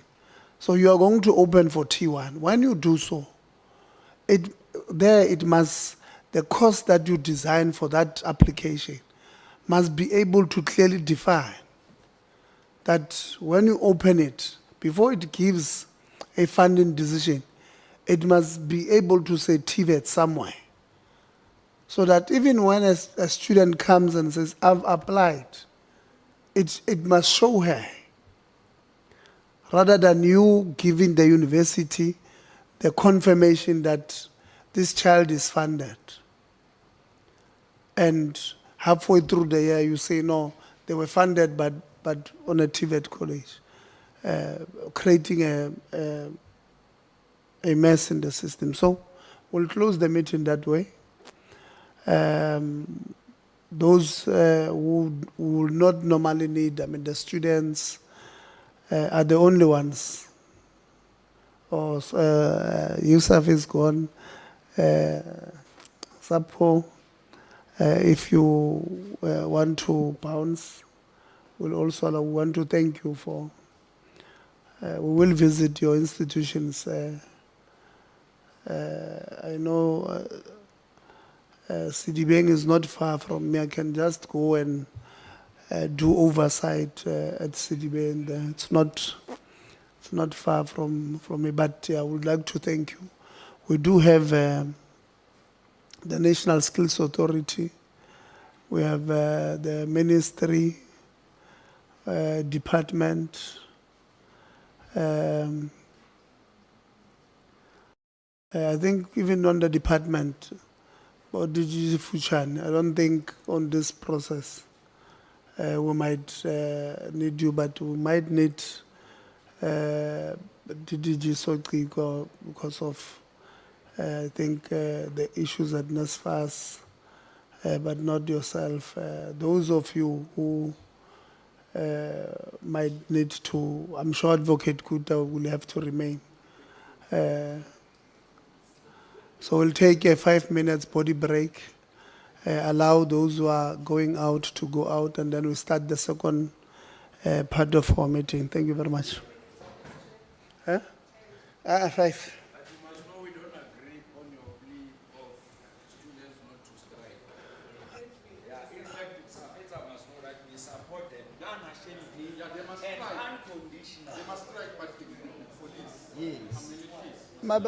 No, you are missing.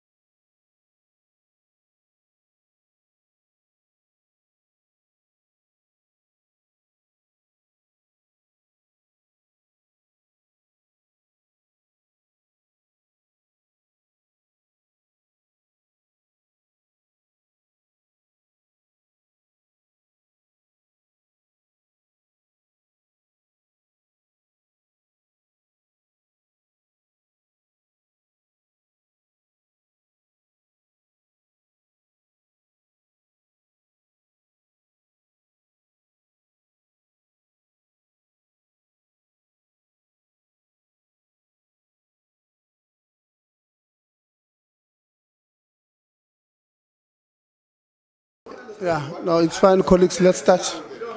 Yeah, let's start.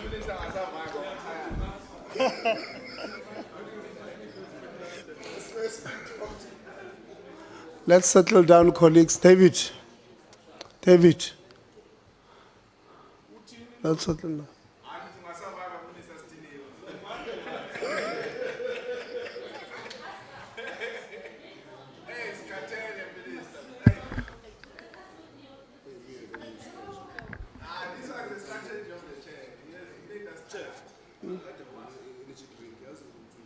I gave everything I had.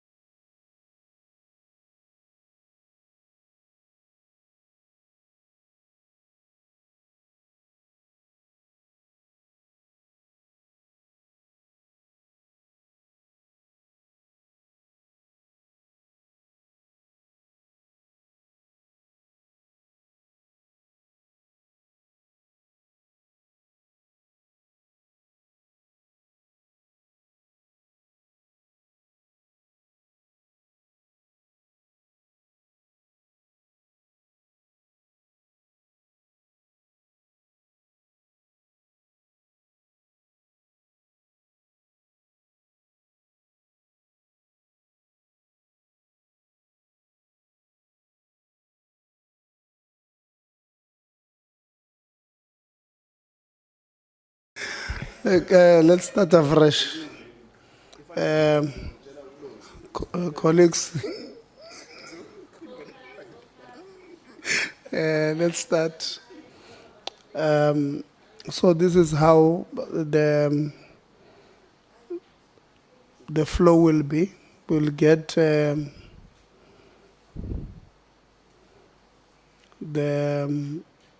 minister to present on the appointment of accounting authorities, a briefing on chairpersons,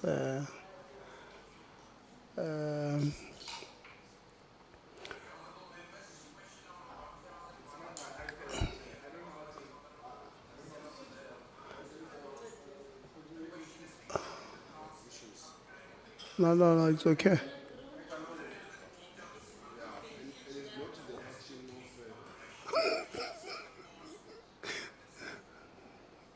Thank you, Honorable Governor. So, and then after that, we'll give to NSFAS, and then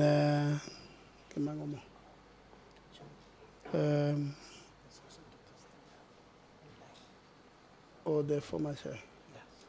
And then we'll give to the former chair, and then we'll then have discussions.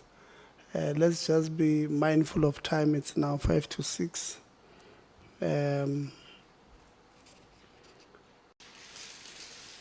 we'll give the minister to deal with the part that was sent. You did send us the presentation. Like you said, if you want to follow a certain pattern, you can do so, because we have read the presentation. You can take us through, Minister. Okay, thank you, Chair. Do I understand you to be meaning that I should present the SETAs 1 and immediately go into the NSFAS, or we will have this discussion and then go into the NSFAS? Or it will be just one discussion? Yeah, we just take everything and then we'll discuss at the end. Okay, thank you.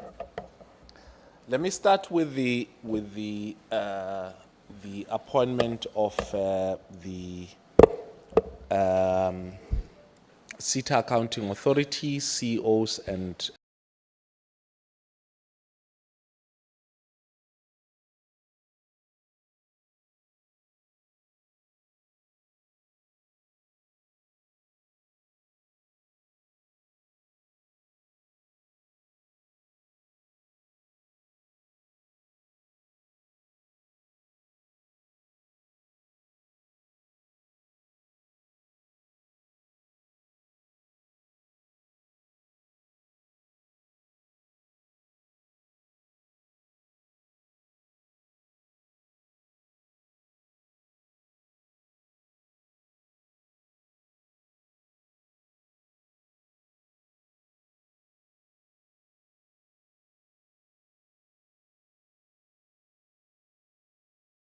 and chairpersons.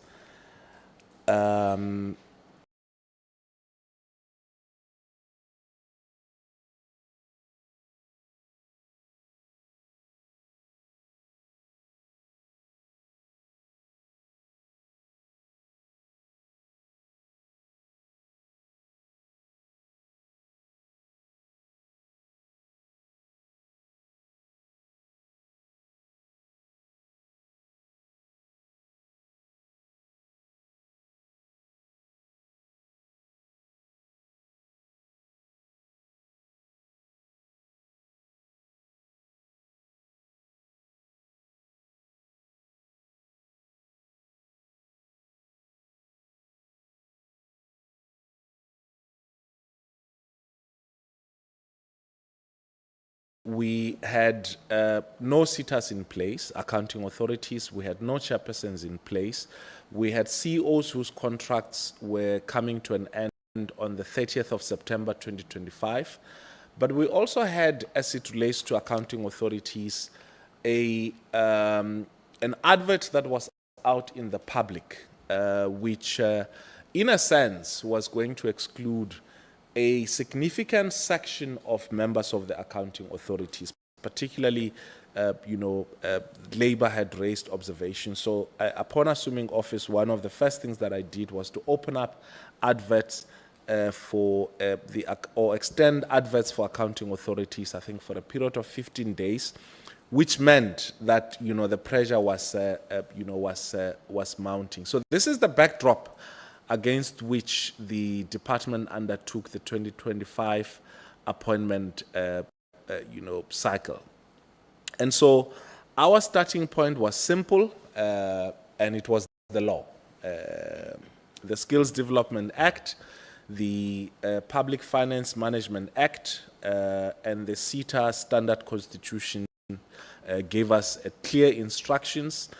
Firstly, on accounting authorities must be constituted from legally recognized constituencies, meaning labor, business, government, community, and professional bodies. So these are the people who constitute the accounting authorities, or people who are supposed to be nominating.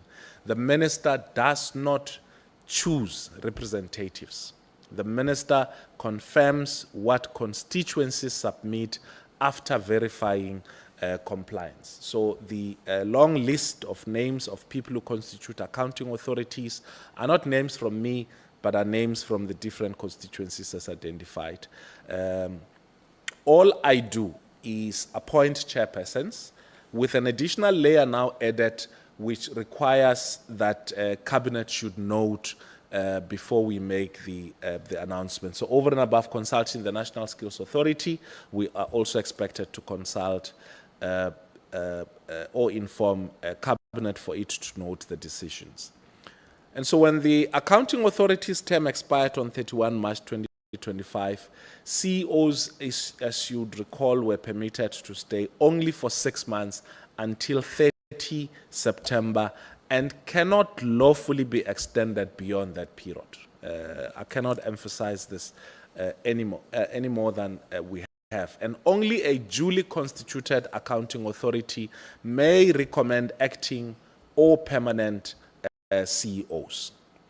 And so this legal architecture shaped the appointments which we made in terms of accounting authorities, chairpersons, and also CEOs. We received thousands of nominations from organized labor, business, community structures, and government departments.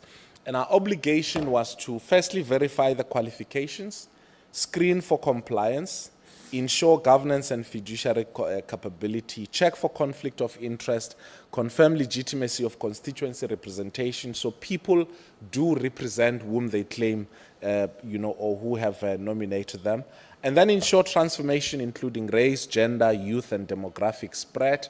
In some of the SETAs, we had to make sure that there is, particularly in terms of gender and race, and that we had to also avoid recycling of the same individuals across multiple boards, and then consider generational mix as one of the aspects. After this process, 18 accounting authorities were appointed by the 30th of September. So most of them were appointed in that week. I think just to be specific, I signed the appointment letters on the 12th of September. And between the 12th of September up to the last week of September, the process was that of verification of all of that information that I've mentioned before.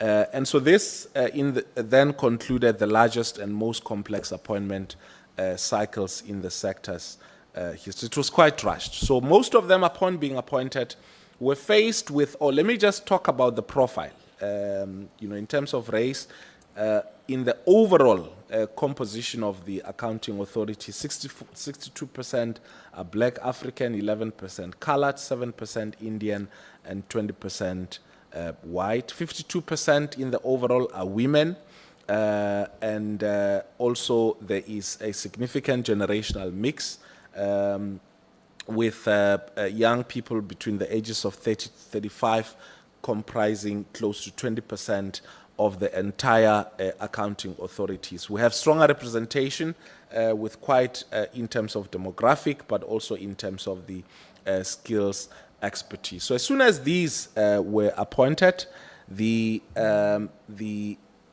accounting authorities were then expected to immediately look into the filling in a potential vacuum or lacuna as it relates to the position of Chief Executive Officer. And so since their expiry was on the 30th of September 2025, if we did not resolve this, it meant that SETAs would have had no CEOs in place. So this was quite aging. So the law does not allow any extension beyond the initial 6 months rollover, which had already been exhausted. So it meant that anybody who had been extended could not be extended any further than they have been. And so we instructed all newly appointed accounting authorities to submit 3 internal executives for consideration as acting CEO or a nomination for further appointment as a CEO if they were satisfied that those CEOs were incumbents if they were satisfied with their performance. This has been a practice over the years, especially when a SETA is not being re-established. So most, if not all, the SETAs complied, and of course one or two, well, some few of them, we had to say to them, this is what the process is, and they subsequently followed through in terms of the CEOs. As it stands now, I think we know 3 of the SETAs are under administration. 9 of the SETAs have CEOs. The accounting authorities have recommended that we appoint the CEOs who were incumbents for a further term linked to the accounting authorities. The rest of the other 9 are undergoing the much more exhaustive process of recruiting a new CEO, and for one reason or another, the CEOs of those particular SETAs were not recommended for or considered for reappointment. So that's what happens with regards to the SETA CEOs. And so as far as we're concerned, to date, all SETAs now have lawfully appointed either CEOs or acting CEOs. In terms of the chairpersons, the appointment of chairpersons is now at an advanced stage, as I indicated that an additional layer of cabinet has been included in the process over and above the consultation with the National Skills Authority. And I think as soon as we finalize this process, we will update the portfolio committee. Now, there are other issues, Chairperson, which I think have been touched on earlier relating to, the SETA reforms and all of that. I would leave those out for now, I think, for our future engagements. But what I can confidently say, is that despite the pressure, I mean, having gone in July with a very few time period that we had to ensure that we have in place, assess thousands of applications for 18 of the SETAs to appoint, I think, about 15 board members, and in the process also ensure that there is no vacuum created as it relates to the CEO positions. I think we can confidently say, that after all the uncertainty that we had when we assumed office, there's some level of stabilization, and I think an order of stability, governance, in our view, has been strengthened. But I also think we've improved transformation and diversity across all SETAs. Acting COs, in our view, have been put in place, and that the SETAs have been given clear mandate to fill the CO positions as required. And so essentially the system is, in our view, positioned for much more deeper transformation. So that's what's happening, Chairperson, with regards to the SETA accounting authorities, CEOs and chairpersons. I don't know if we can just put up the NSFAS one. Is it here? I'll talk to that, and I think the CEO and the NSFAS will then speak to the other issues. I just want to speak to the chairperson, the process of the process of the chairperson on the one hand, and also the issue of the self review. If you can go to the next item. I was given a remote control. I don't know if it will work.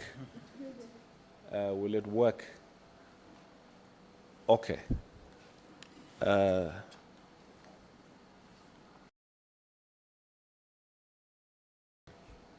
I can. Oh. So what do we do? Oh. Okay. So we.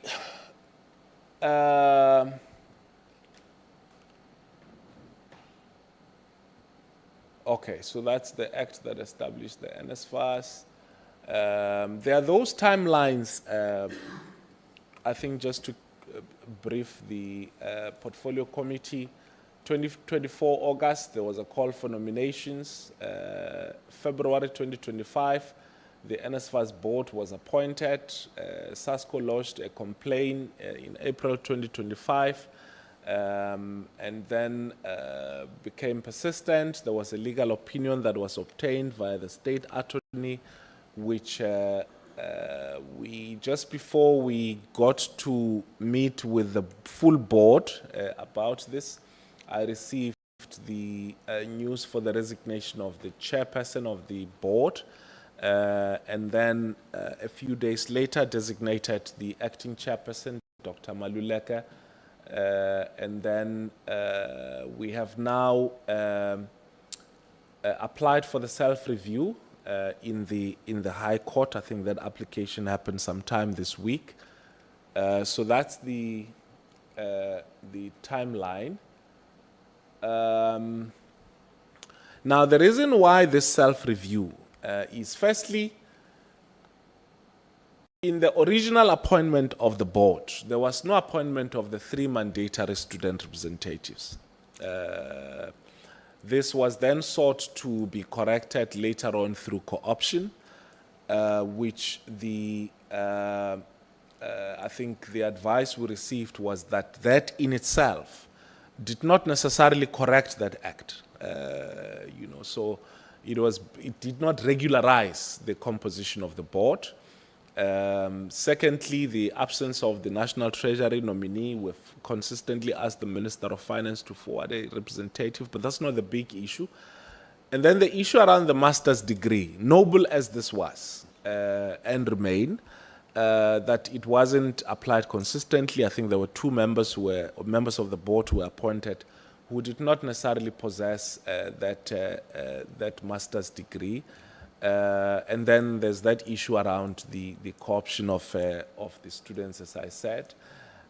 So this fixes the problem where, the action of the minister was ultra vires. And so we've engaged with the NSFAS board to explain to them why this is the situation and that the problem is not about them as the board, as individual board members and as a collective, and that the issue is around their composition as a collective, and that there are some legal challenges as it relates to, to that. So we filed. There's the case number. We hope that that's the relief we're seeking, that the appointment be set aside and declare the co-option unlawful. And so what would be the process beyond this? So once the court declares the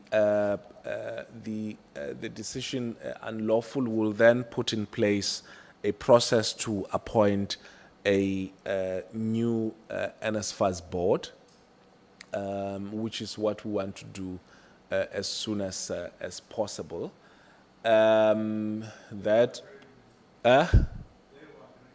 Yeah, okay. I hope we agree on more things. It will do you good. So, so that's that with regard to the interim chair and all of that. With regards to the resignation of the chairperson, so I received a letter, quite a detailed letter from the chairperson, aggrieved about what was happening within the NSFAS board. And before I could even respond to that letter, I then received a letter of resignation from the chair. We agreed that we will meet the day after she sent me the letter of resignation. At the time when we met, the matter was already all over, the news. I specifically asked the chair, what is it that she wants me to do with the allegation? She had indicated that she wasn't accusing any specific individual of the allegations that she's made, and that the problem was systemic, that is the racism, the bullying, and so on and so forth, and that she was raising red flags. I subsequently met with the board. I wrote to the chair of the board, the interim chair, presenting to him and the board the issues that the former chair had raised, and I have received, just before this session started, the response from the board was brought to my attention. I haven't yet gone through it. I will.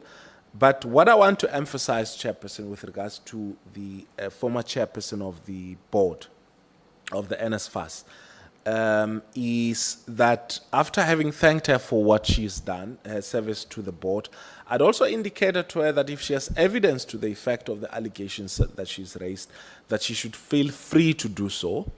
I've since been alerted that she has sent to my office a USB file. That information was brought to my attention yesterday. I haven't looked at that, at the details thereof, and I must say that we will look into the details thereof, and if the details thereof requires further investigation, we will definitely do so. So I still remain open to the former chairperson's engagements if she so wished to take the issues further. I hope that covers both matters on my part, Chairperson. Thank you. We had also said, NSFAS, you must brief us on, since you had announced the 13.5 billion payment of private accommodation, or so you'll take us through that part now. Oh yes, Chair.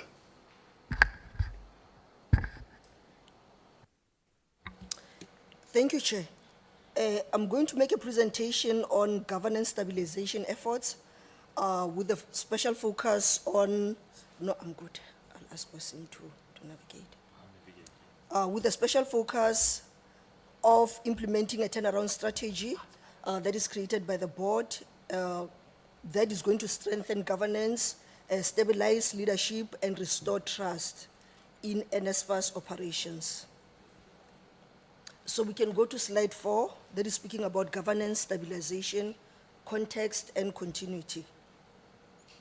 The minister has already alluded to the fact that we have experienced an unexpected leadership transition following the resignation of the board chairperson. So in order to safeguard oversight stability, the minister has indicated that he appointed Dr. Maluleke as acting chairperson. This immediate intervention ensured continuity in governance at a time when strategic direction and oversight were most needed. So in addition, what the board did is that we extended the contract of the acting CEO for 4 months just to allow time until the permanent appointment of the CEO, and we allowed the recruitment process to be finalized. This avoided any operational gaps and ensured uninterrupted leadership as an institution and make sure that we are navigating key stabilization activities. Next slide. So in order to strengthen the board function,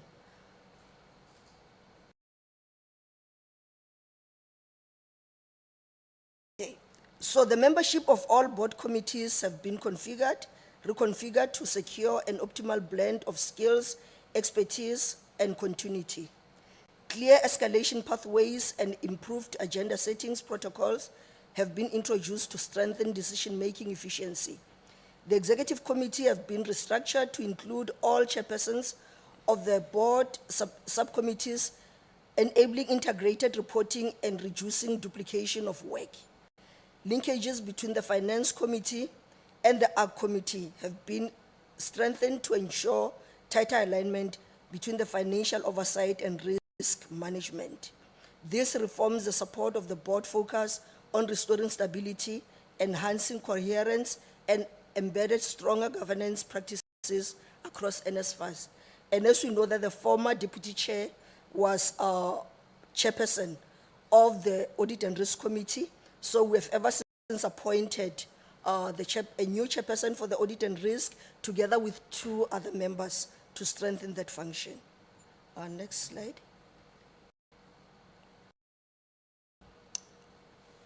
In order to strengthen assurance and oversight, the board has prioritized reinforcing the assurance environment as part of its turnaround effort, and the following actions have been completed. I've already spoken about the appointments of the Audit and Risk Committee, a new chairperson and 2 members. So just to say that the recruitment of these 2 activities have been concluded. The board has merged the internal audit and risk management and forensic unit into a single assurance department to ensure integrated assurance and improved coordination within AXA and internal stakeholders. Next slide, delegation of authority. The board has instructed management to prioritize completion of delegation of authority, which is a critical governance tool that outlines clear accountability and decision-making levels. Once approved during the board strategy and policy workshop that CEO has spoken to earlier, that we're going to hold in December, that will support us in terms of reducing delays in operational processes, prevent decision-making overreach, strengthen PFMA compliance, and clarify authority limits throughout NSFAS. Next slide. In terms of intergovernmental sustainable funding workshop, NSFAS in collaboration with DPME, National Treasury, and the Department of Employment and Labor, as well as DHET, will convene a high-level workshop to establish a long-term sustainable student funding framework. And CEO, after I complete, will speak to the funding framework. The aim is to develop affordable and predictable funding model, align government entities on long-term financing scenarios, and stabilize financial governance and forecasting for NSFAS. Next slide.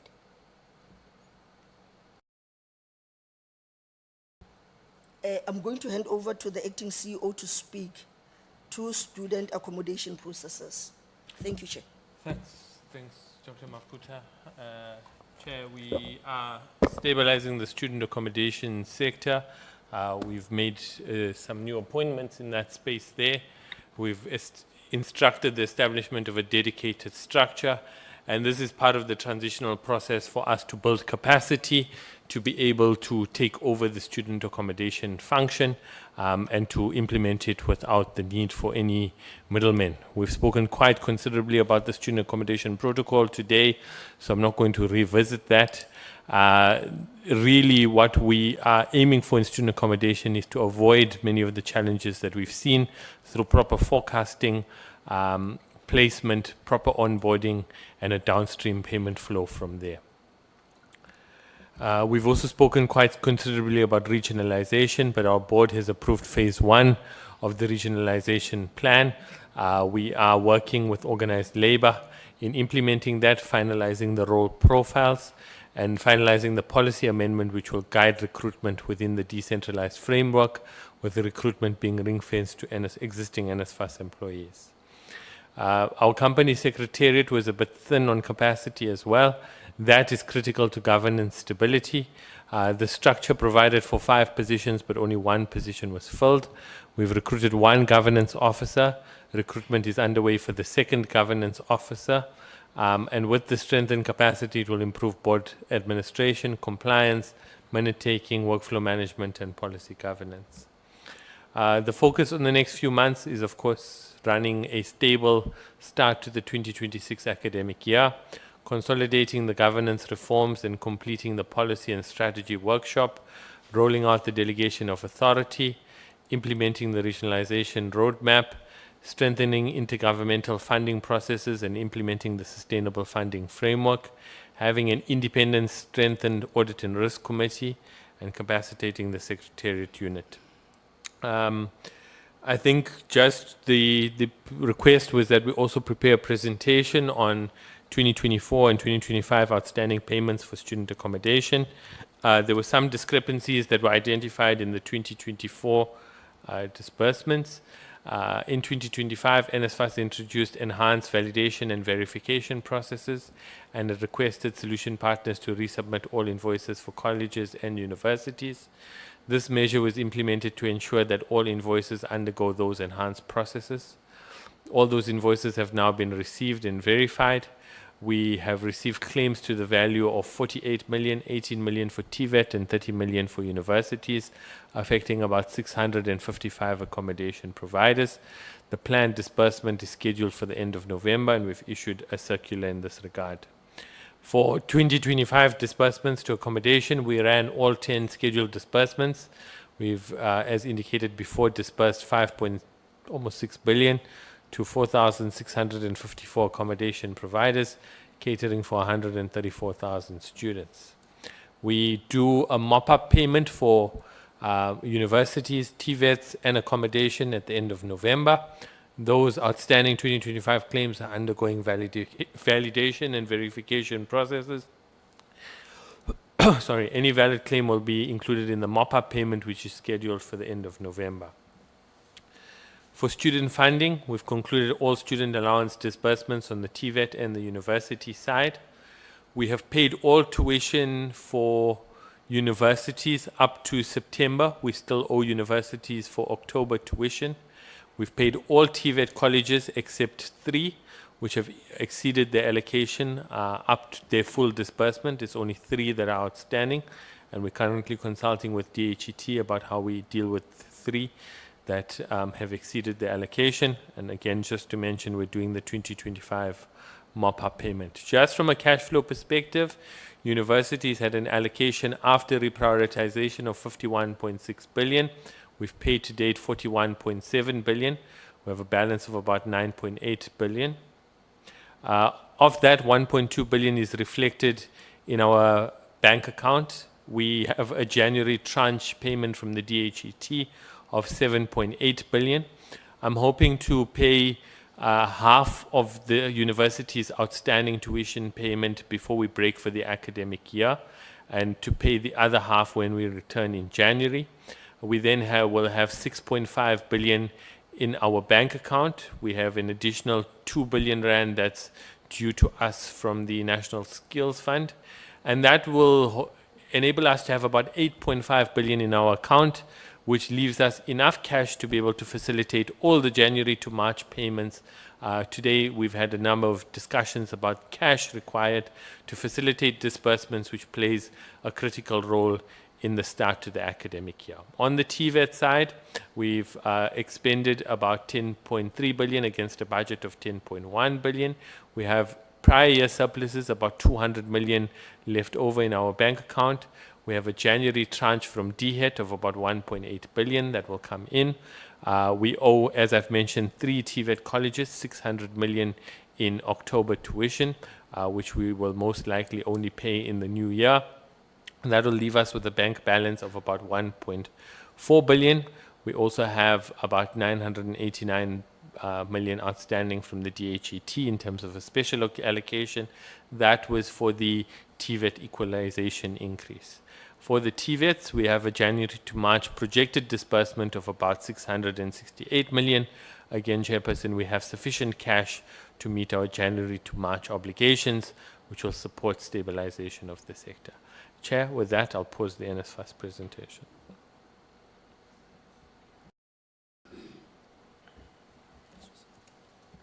Thank you very much, Acting CEO.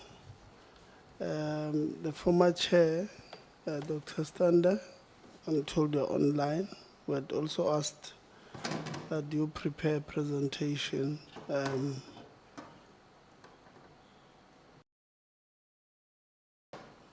Dr. Stander? Good evening, Chair. I don't know if you can hear me. No, we can't. The sound, we can try it again. The sound was terrible. The sound is not. Yeah. No, the sound. Chair, can we try?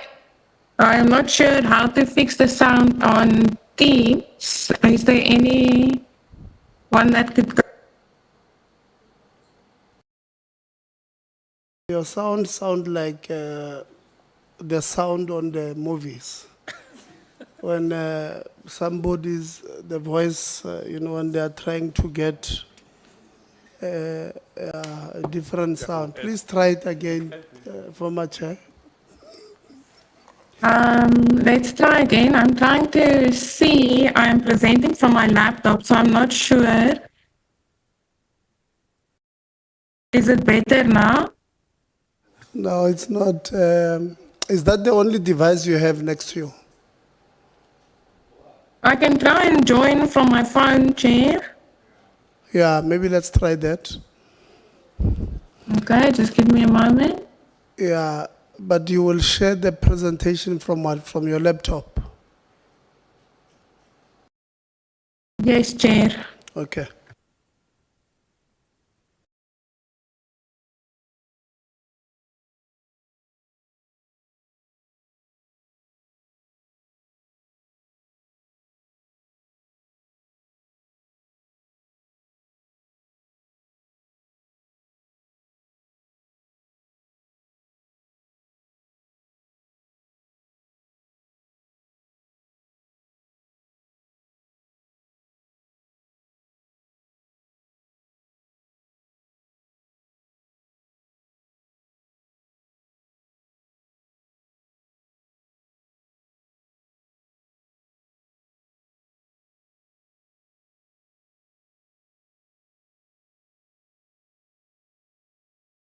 Chair, would this be better?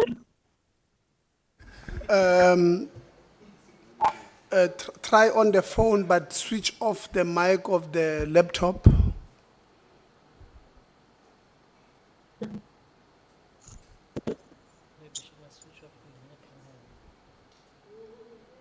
Dr. Stander? I'm just busy now.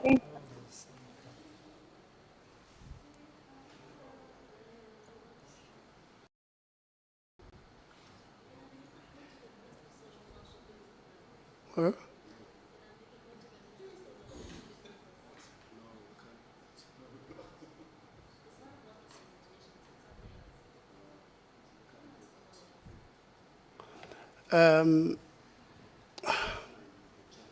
Chair, I'm trying to just get my laptop to mute on the other side. It's quite difficult, but perhaps You're speaking from the same device. I don't know. Give me 2 seconds. Yeah, I was saying if you have joined on two devices, close the mic of this one, the first one. Is not right, that one. And then open the mic of the second one.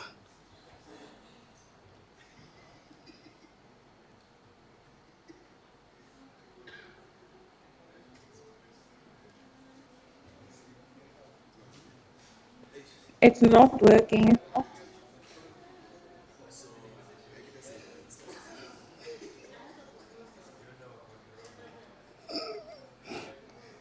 Okay.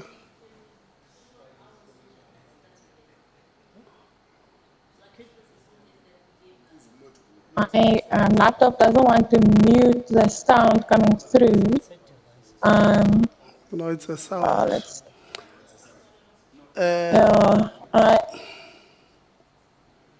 Okay. We can share, if the secretary did email the presentation in PowerPoint format, he could perhaps share it and then I could just speak to it. Or alternatively, I'm not sure how would you like to proceed, Chair? The problem is we can't hear, so I'm trying to check who else is online there. Open. I get it, that's what I said. Let me check who else is on the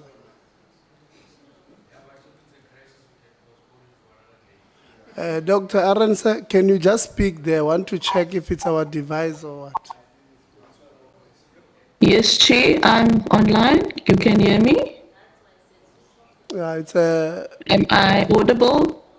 No, I think we have a problem of a speaker this side. So, yeah, it's a. Are you still struggling to hear me as well? Yeah, I think. I think the. Chairperson, we can hear each other clearly on the online. Yeah, Dr. Arons. Chair? Yes, Zondo. Yes, we can hear each other on the online very clear, but you are too. Okay, it's fine, my man.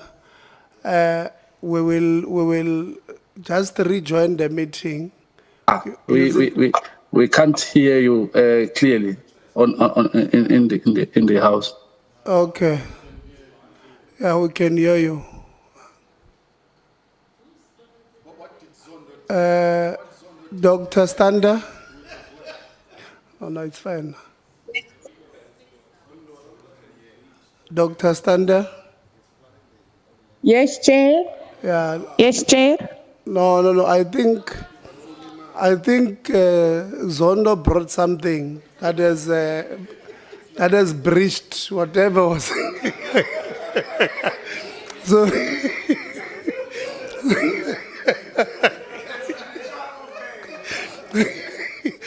No, we thought there was a spiritual warfare against you, but then Zondo joined on your side, and then I think it's a draw now. So we can hear you clearly. We can hear you clearly, Dr. Stander. You can continue.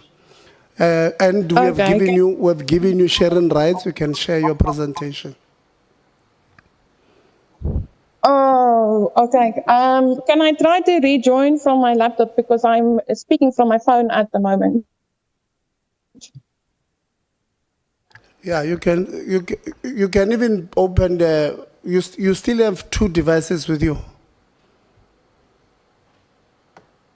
Yes. Yeah, go to the where you can share. Okay, just give me 2 seconds, please, Chair.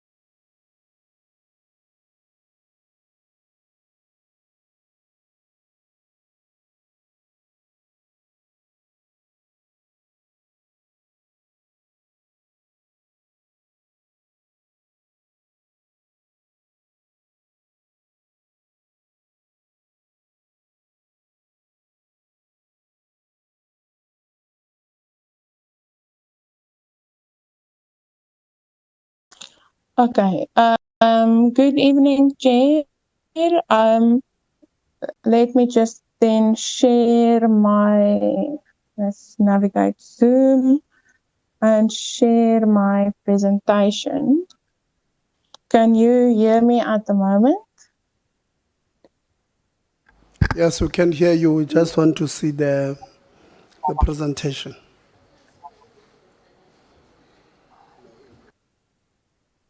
Chair, can you see the presentation? Not yet.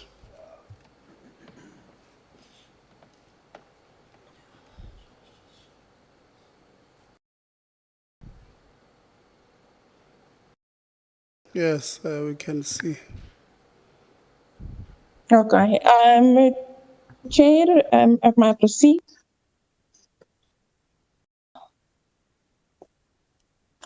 Okay. Honorable Chairperson, Honorable Minister, Acting DG, colleagues from Department of Higher Education and NSFAS, I want to thank you for the opportunity to appear before you today, and I would like to thank the committee for taking my own and my children's safety into account and letting me appear online. This submission was prepared strictly within the provisions of the Protected Disclosure Act, the PFMA, the NSFAS Act, as well as King 4. I'm here only to answer the questions as were raised, Chair, based on my direct experiences during my tenure as the Chair, and it is how I, as the Chair at the time, perceived it. I will not make any allegations against any individuals, and I will describe governance conditions, patterns, and risks as I experience them in fulfilling my fiduciary duties. There's also a confidentiality statement, Chair, and I just need to draw your attention that the submission was originally provided in confidence to the Honourable Minister and also separately through the SIU through the protected channels. My opening remarks, Honourable Chair and Honourable Members, are based entirely on published academic literature. I will present 3 independent analytical pillars here today and then use a term or a method called triangulation, which is a combination of variable or multiple evidence sources and show a consistent pattern that emerged. Dr. Stander, go up, move your cursor to the top there where it's red. No, not that side. Come back this side. The other side, yeah, on top. Go on top. You want to yes, right there. Yes. Okay. Yeah. Okay. Then you can go to slide 3. Okay. Chair, so first I'd like to draw your attention to what Arendt explains is a strategic liability. That's when 3 conditions are present in any organization. 1, they become costly. 2, they are difficult to convert into something better. And 3, the burden of their failure is carried by the principal. These 3 characteristics together form the litmus test of when an organization begins harming the very system it was meant to support. Second, agency theory, first described by Eisenhardt and then further developed by various authors, shows what happens when a principal such as a state delegates a task to an agent such as NSFAS. When the agent holds more information than the principal, or when incentives are misaligned, the agent might drift away from the principal's goal. And these are known as agency problems. Third, the NSFAS Act itself, together with governance expectations embedded through King 4, provides the statutory and ethical framework under which NSFAS must operate. NSFAS and you would see its recent literature confirms this. NSFAS is an agent of government policy, responsible for advancing access, equity, and transformation in higher education. These authors document communication and accountability failures. They identify policy implementation weaknesses and describe exclusionary outcomes for vulnerable learners. These studies show persistent agency problems at NSFAS, goal misalignment, inefficiency, information gaps, and operational drifts. When we triangulate these pillars, we get an agent that has drifted away from its principles' intention. So from an academic perspective, the question before us today is not whether NSFAS is experiencing operational difficulties. Literature shows that NSFAS displays the exact combination of features that Ardern identified: costliness, difficult of conversion, and the fact that society ultimately bears the losses. Together, these characteristics raise the academic question of whether NSFAS now fits the definition of a strategic liability for its principal, the South African government, and ultimately society. As accounting authority, my obligation under PFMA was clear. I must identify risks early, act on them, report on them without fear and favor. And as scripture reminds us, we must test everything and hold fast to what is good. Today I'm doing exactly that and applying the published evidence and holding fast to what still serves our students and our country. And before you ask me, Chair, am I saying that NSFAS is a strategic liability? I'm not making that final determination. I'm presenting the evidence for you to evaluate. And today, I will skip over some of the purpose slides. I'm going to just say that I'm answering only the questions, and then I will wrap up and what my constructive feedback would be to take NSFAS forward. The toxic environment that I mentioned and in which you asked clarity for, this concept is not emotional, Chair. It's a recognized governance and leadership construct. The environment described relates to the conditions that make oversight difficult and can create long-term institutional harm if unaddressed. It does not refer to a person, but to organizational patterns.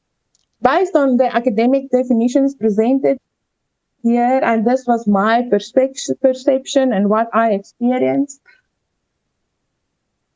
I saw inconsistent communication, resistance to legitimate oversight, breakdowns in processes, exclusionary behavior, and erosion of trust and safety.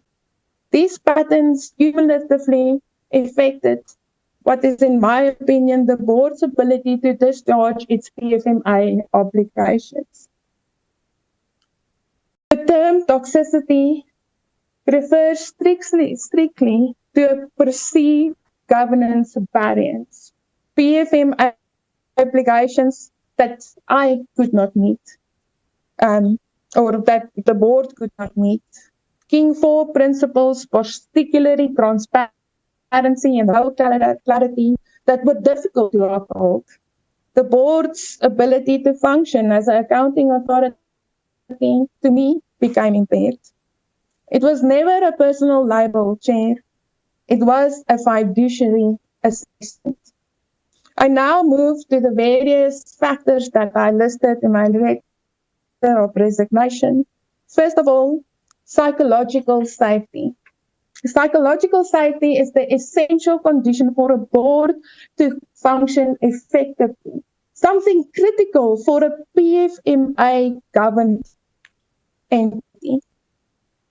A psychologically unsafe environment shows predictable behaviors. People stop asking questions, avoid conflict, and withdraw from oversight responsibilities. My experience aligned with several of these indicators.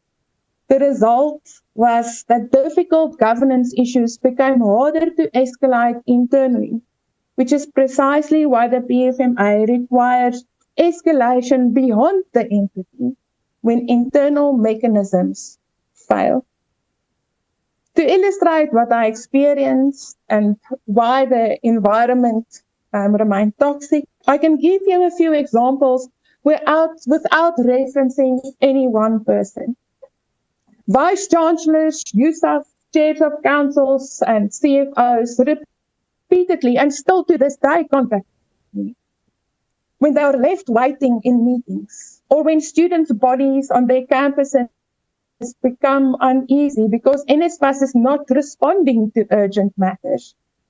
In several cases, NSFAS interpreted my willingness to listen to these stakeholders as taking the side of universities.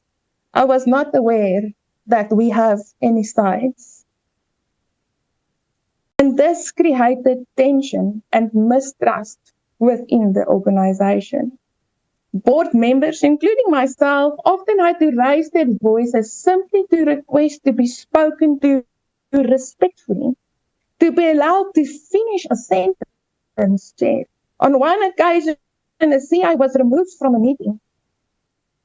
In other meetings, diverse opinions were just merely sidelined, which is inconsistent with the collegiality expected in an accounting authority. The cumulative effect of these barriers contributed to all the chartered accountants who were originally appointed resigning from the board. This in itself is a significant governance red flag.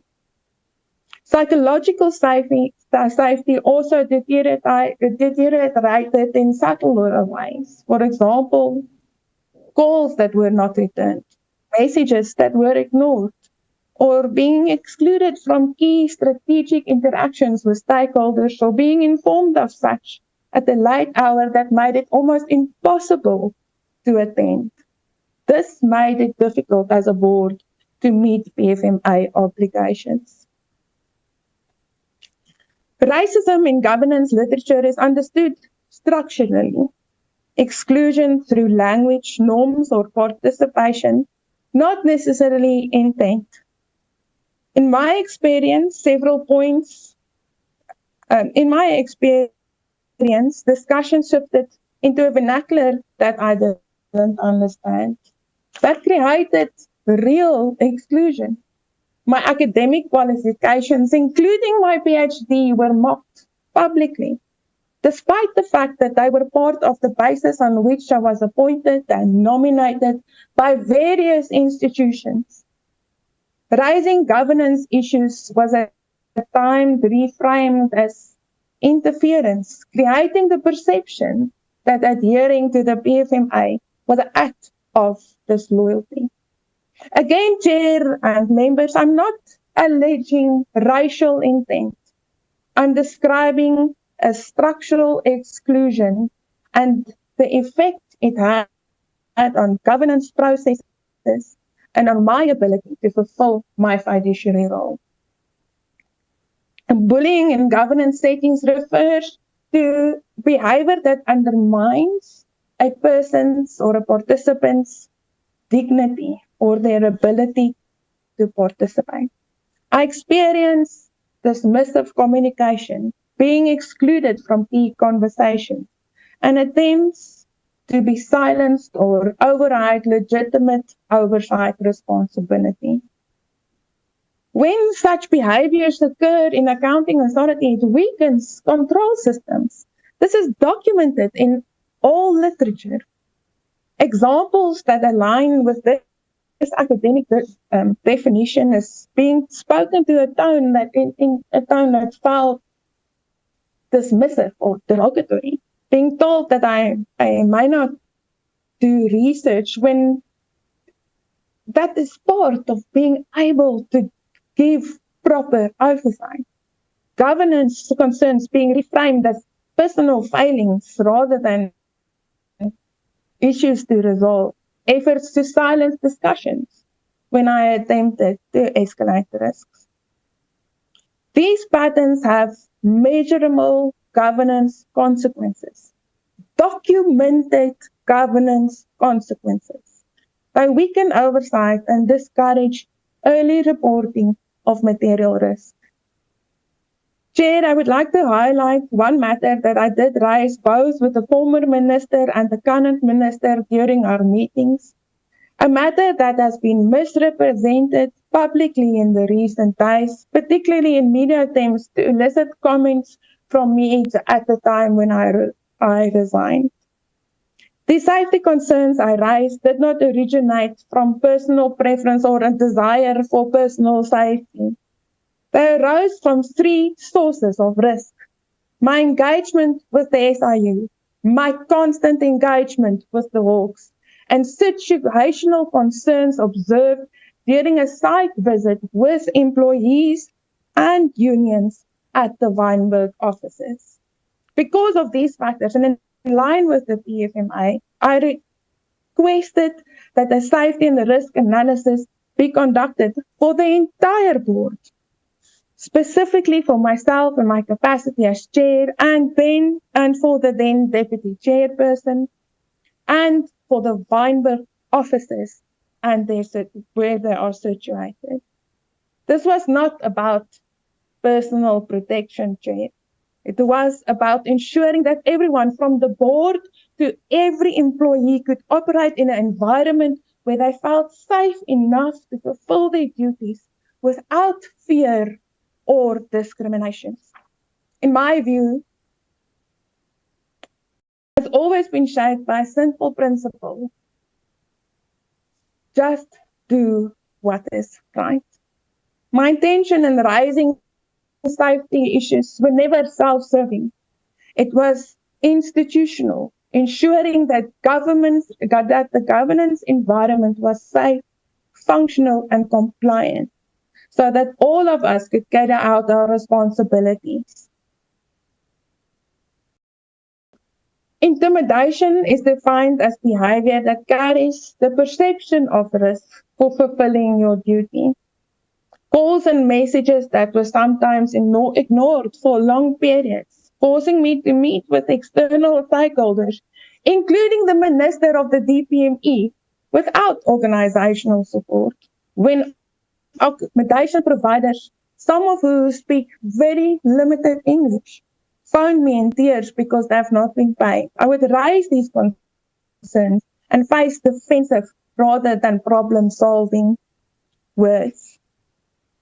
Mothers of students whose funds showing in the university's accounts were spoken about in ways that I found deeply disrespectful. I had sleepless nights about the 13 billion exposure, only to discover later in front of the SRC of UNISA that the second semester had effectively been cancelled.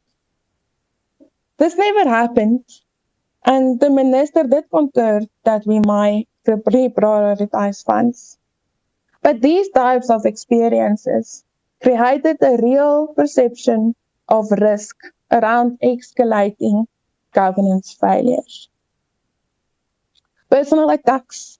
When governance questions were raised, discussion sometimes shifted from the issue to the individual, questioning whether I was taking the side of universities, implying disloyalty because I answered calls from USAf, the chiefs of council or CFOs in crisis, ridiculing my qualification, imputing motive rather than addressing the problem. This shifted the tone from accountability to personalization, which is destructive in any board environment. Chair, you also asked about the engagement with Minister. I will now address what occurred with Minister, reporting directly to the committee's questions. When internal escalation failed and after SIU guidance, I communicated confidentially with the Minister of Higher Education. This was not because of preference, but because the PFMA requires me to do so. I want to emphasize that I acted lawfully. I acted in good faith. All engagements was confidential, respectful, and strictly within statutory channels. I did not leak any documents, but emotionally it was extremely difficult, Chair. My family and I have carried the weight of this, and UNISA has arranged trauma counseling, for which I am greatly grateful. To be clear, Chair, concerns were raised internally first. After SAIU guidance and filed internal resolution, I escalated confidentially to the Minister. The Minister acknowledged receipt and the requested supporting documentation. Documents were delivered on a USB on the 25th of November 2025. A duplicate set was provided to the SIU on the 18th of November 2025. I made no public statements. I did not leak anything. I followed the law exactly. In many ways, Chair, you can say I started and ended my career at NSFAS with the SIU. I want to be honest with the committee. This has been an extraordinary emotional period for me and my family. Despite the calm tone in which I speak today, the strain has been significant, and I'm grateful for UNISA for providing the trauma counseling because of the cumulative weight of governance failures, public narratives, and personal attacks was overwhelming. However, I stand here today because I believe in the power of education. I believe in accountability. I believe in telling the truth respectfully and without personal accusations. And I believe that is essential for the future of NSFAS. Chair and members, I'd like to address an important contextual issue. While I committed to privately and formally engage with the Minister,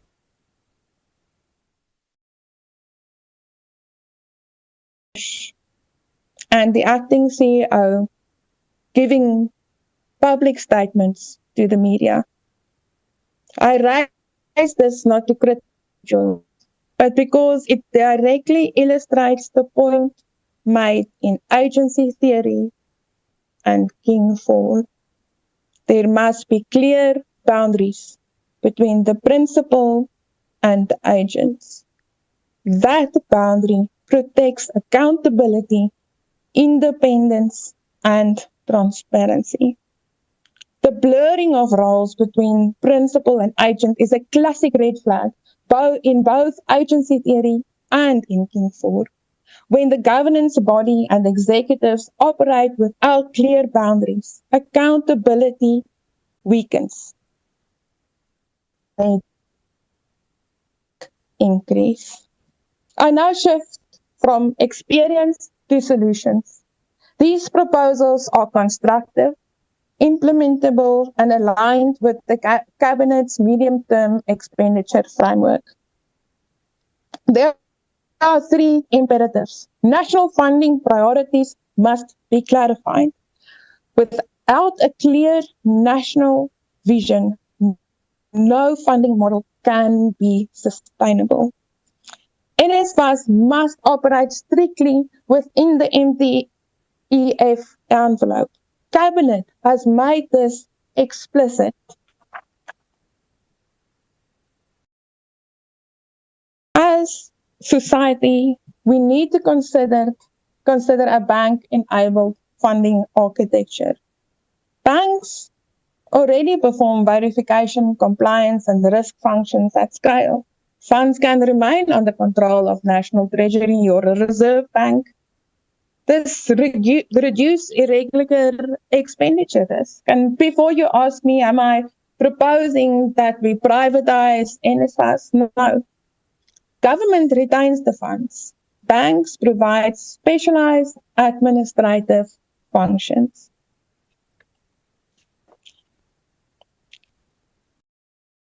And additional steps would be to establish a national risk framework for accommodation, perhaps a national accommodation audit, identify and verification of systems integrity, Reform the accommodation platforms.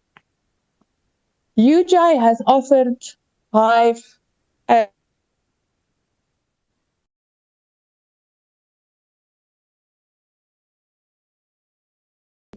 engage with them, and USAf has made capacity available. We need to strengthen the partnerships with USAf. We are not on opposing sides. We are all here to ensure access to higher education. We need to make sure that students complete. I've always said we can't just take students to university, Chair. We need to take them through university. And on the other side, we need to also make sure they are employable. So they have, right, would create a return on investment, because in the end, society's tax money was invested in our children to return back to society. We cannot keep on creating a cycle where students go to university and poof, the bubble pops. They go back with no job. We need to recenter the bubble and not operations. Documented governance. Am I declaring NSFAS a strategic liability to society?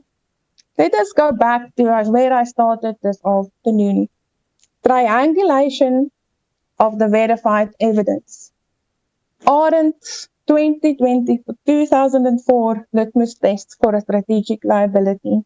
The agency theory mechanisms described and the statutory mandate established through the NSFAS Act and analyzed by various authors produces an consistent academic conclusion.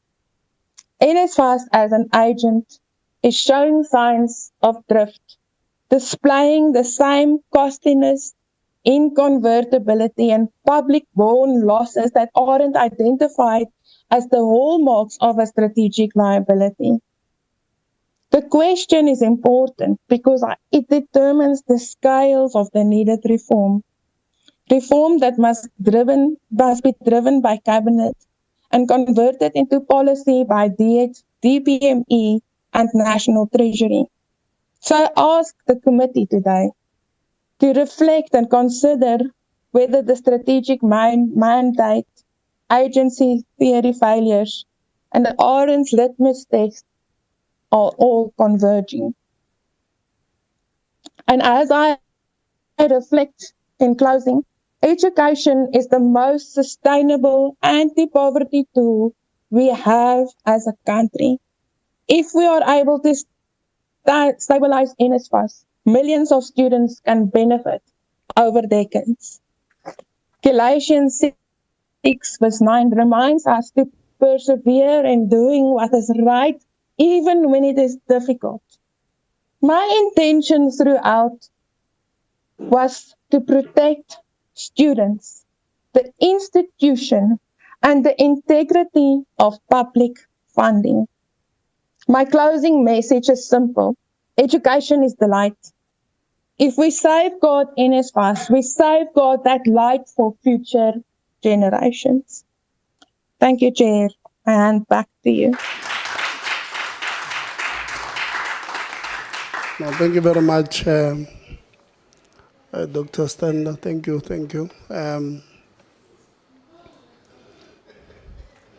So we will. So how long do you need? 10 minutes? It's 7 now.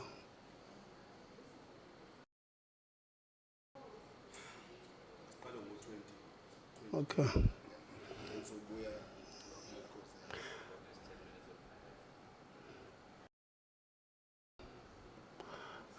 Thank you very much, Dr. Stander. I like how you quote when you introduce a subject. I think I'm going to learn from that. I'll start with you, Honorable Msazan. Must I note you all? Or I can just decide? No, all of them. So, Moseza.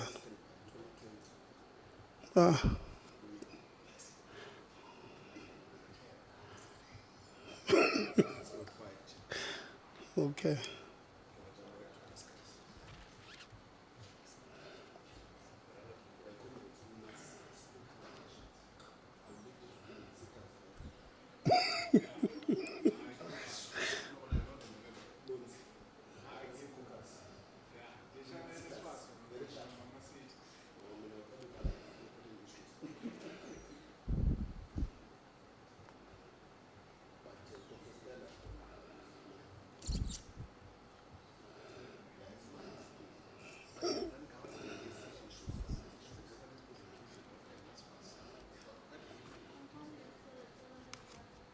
Yeah, it will be Honorable Mosezana, Honorable Khachao, Honorable Khabo, Honorable Lonzi, Honorable Governor, Honorable Ngubani, Honorable Law. In that, Honorable Zondo, are you still on the platform?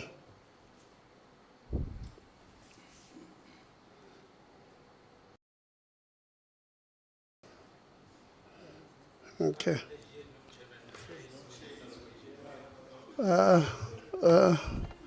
Honorable Zondo is on the platform. He'll ask his own question. I see. Let's go. No, thank you very much, Chair. Chair, there's a quote that I read yesterday that says, those who know have a duty to act. Then it is referenced Albert Einstein.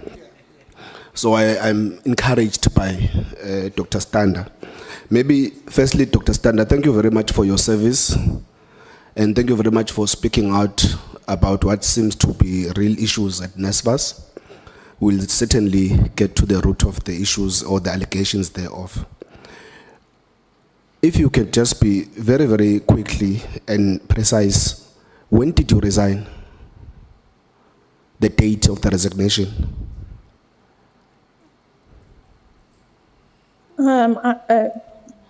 Chair, let me just quickly check on my emails. It was the Sunday.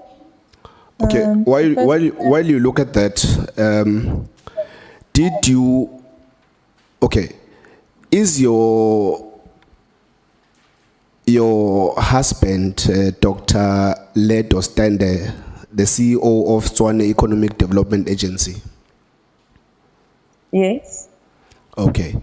Did you attempt to influence the headhunting process to include a candidate that is alleged to have hired your husband at Tswane city of Tswane, I mean? No. So, I'm just trying to get the name of, so I'm looking at the allegations that are made here to propose that maybe some of your allegations that you've made stem from these, that is, as per this whistleblower that would have sent this email.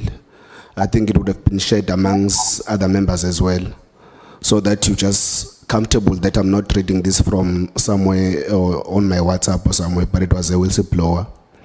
So it is said that, but you said you did not participate in the process of trying to sneak in another candidate outside of the process. No, I did not sneak in any candidates. Okay. It is also alleged that you were engaging in solidarity, even though the board had instructed you to desist from such engagement. Did you do that or did you not do that? No, I did not, while I was chair, engaged with solidarity. You I did did not. have an appointment to, actually, I did have an appointment, but when the board instructed me not to speak to, actually not solidarity, but it was academia surrounding as their bursary function, help in the hand. Now I can't I've hear. got a Now we can't hear 99%. anything. Sorry. Did you or did you not? Muted. Did you or did you not continue to desist from such engagements when you've been instructed by the board? I did not, while I was the board, I told the chair of the board, continue with such engagement. Chair, I'm failing to hear you, but maybe you can follow up on my behalf so that I move. I have other issues to deal with. You are alleged to have leaked sensitive information of NSFAS to outer. Did you do that or did you not do that? No, I did not. Okay. Did you not launch unauthorized investigation into senior executive management in NSFAS? No, I did not. Okay, thank you very much. And thank you very much again for your service and also your APA 6 referencing on your presentation. We will pursue these matters or these allegations as we continue to also pursue the allegations that you have made to the governance at NSFAS, as it were, and also in the board. Thank you very much. Minister Sangbuil, maybe as a start, Minister, I think it is important maybe for me to firstly express my concern, not my concern as a person, but my concern as a deployed member from Kondwesizwe Party, to say it might appear that, you know, because of blue lights, Minister, and red carpet for a prolonged period of time, you might be carried away. But Minister, it is important that I remind you that you are accountable before this portfolio committee and you are accountable to the people of South Africa. It cannot be correct that it took you almost 2 months to respond to the portfolio committee, regardless of the letters that would have been sent by the chair on behalf of the portfolio committee to remind you that we were requesting responses from the meeting on the 19th of September. We further, as deployees of Mkondowesizwe, wrote to the speaker. The speaker took us through the process but said that she will then send our letter to the chair of chairs to remind you. And still there was no response from yourselves. So regardless of those letters, you did not send an apology stating that you have issues. We have never received such a letter until when you finally decide to send responses, when you should have been accounting to this portfolio committee, you then include the excuses, which I view as excuses. So I just wanted to remind you that first, Minister, because it's very important. So that's just my introduction. I'm going to firstly deal with issues that are not in this presentation, as it were, Chair, but are very important. This is part of the letters that we would have sent to the acting DG, to the Minister, and to the DG that is on sick leave. Firstly, Minister, maybe let me first comment the speed in which the acting DG would have gotten us the report. I want to believe that, Minister, you would have it at your disposal in and around the issue of the KZN regional manager. But let me start here, Minister. I'm further concerned on behalf of the organization that sent me here that your inaction in actually acting against the DG on these very serious allegations made around illegal appointment of the regional manager, now the former regional manager. You have on 2 occasions relied on the DG that is implicated or conflicted in the process to give you a report. He has gave you 2 reports that did not satisfy you, but you have not acted or done nothing about it. Now, we have at our disposal a report after sending letters to the acting DDG or acting DG, the DDG Zungu. The report clearly indicates that the then or the resigned now regional manager in actual fact resigned from Government of Basic Education in Gauteng. He actually resigned before he came to DHET. And the DG on 2 or more occasions have said before this committee that it was a transfer or lateral transfer. I can't remember the word that he used to speak to that transfer. On 2 occasions, Minister. Now that there's such a report, which I would assume that is at your disposal, if not, it's been shared to us by the department, what are you going to do about it? If you could just speak to that part for now, Minister.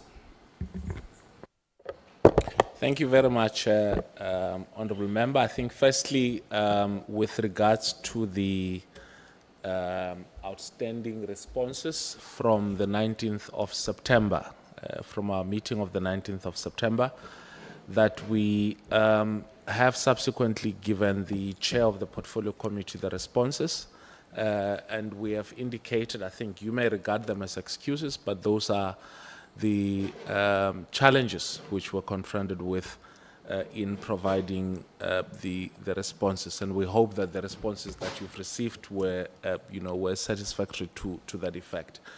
Minister, Secondly, maybe before you that continue, the- sorry to stop you, Minister.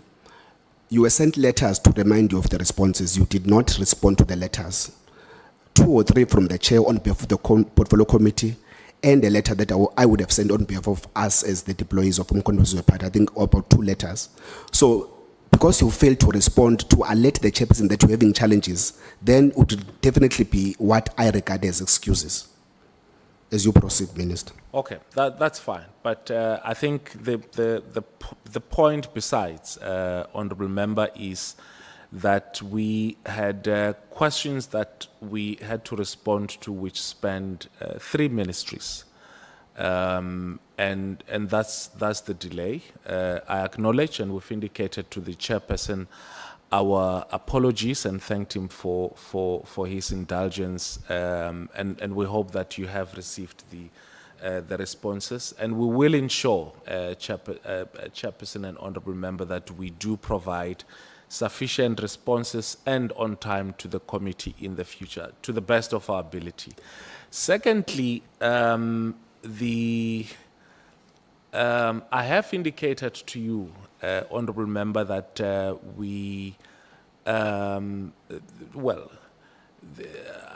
unfortunately, there was no way that we could have acted on your request for information without having to ask the Director General for information. And I think as you've indicated that, we've pressed him for more information when the responses were not satisfactory. You may read whatever you read in terms of the report that you've received from our department, but what I can assure you is that, we are looking into the report and ensuring that the necessary action are taken in that regard. So that's all I'm prepared to say on that matter for now. See, Minister, what becomes the problem is that you don't see any sense of urgency of acting on serious matters. When, I think it was 30 June, when you were presenting, when Dr. Nkaban was still minister, I think you were sweeping and you were very confident. You said you don't up and act on issues. This issue would have been raised by myself from last year, November. Now there's reports that indicate what we've been requesting for intervention or investigation from your office now as minister. You have done nothing. Now you are saying you're still looking into the report, you're putting no timelines, there's no sense of urgency. It would seem as if the DG is untouchable, whereas whenever there are issues, nothing is being done. There are issues of underspending at NSFAS and many other departments where there's no consequence management, none whatsoever. Now we're speaking about issues of serious allegations of corruption, fraud, and illegal appointment. That has the DG in it. And you are saying you are looking into the report, and that's all you can say for now. Well, I didn't say I'm looking at the report or just looking at the report. I've said that the necessary actions that need to be taken are being taken in that regard. As I've said at the time, and I'll continue to say this now, and when you quoted me then and now, is that, there are allegations. You've asked for a report, we've given you the report, and on the basis of your prompting us for a report, we will definitely take action on that particular report. It may not be of your required action, Honourable Msezana, but we are acting on that report, which we've handed over to you. No, it's fine, Minister. It is clear that here we have a situation where it's either comradely or there's just no willingness to deal with issues of serious nature of this nature. But I think we'll take it up on the relevant departments, as it were. Does the minister have, apologies, Minister, does the DG have authority to charge principals of TVET colleges or executive management at that level? Let's say principals of colleges in this instance, as delegated authority by yourself? Yes, unless delegated authority by the minister. Only then he has authority to then charge. Now, are you referring to college, TVET college principals? TVET college principals. Yes, so the authority to appoint or discipline college TVET principals lies with the minister. So the DG cannot charge a TVET college principal? Not At least according to the not Act. as per the Act. Okay. Are you aware that there is allegations that a certain principal in one of the TVET colleges in Mpumalanga has been charged by the Director General? I'm not aware of that. You're not aware? I think I would have furnished the department, Anele, I even reminded you that there's such, that has happened, Minister, which will need your intervention unless you've remembered now. Let me just, actually, I have been alerted yesterday that one of the college principals have actually been charged as we're preparing for this meeting. So I am aware of that, yeah.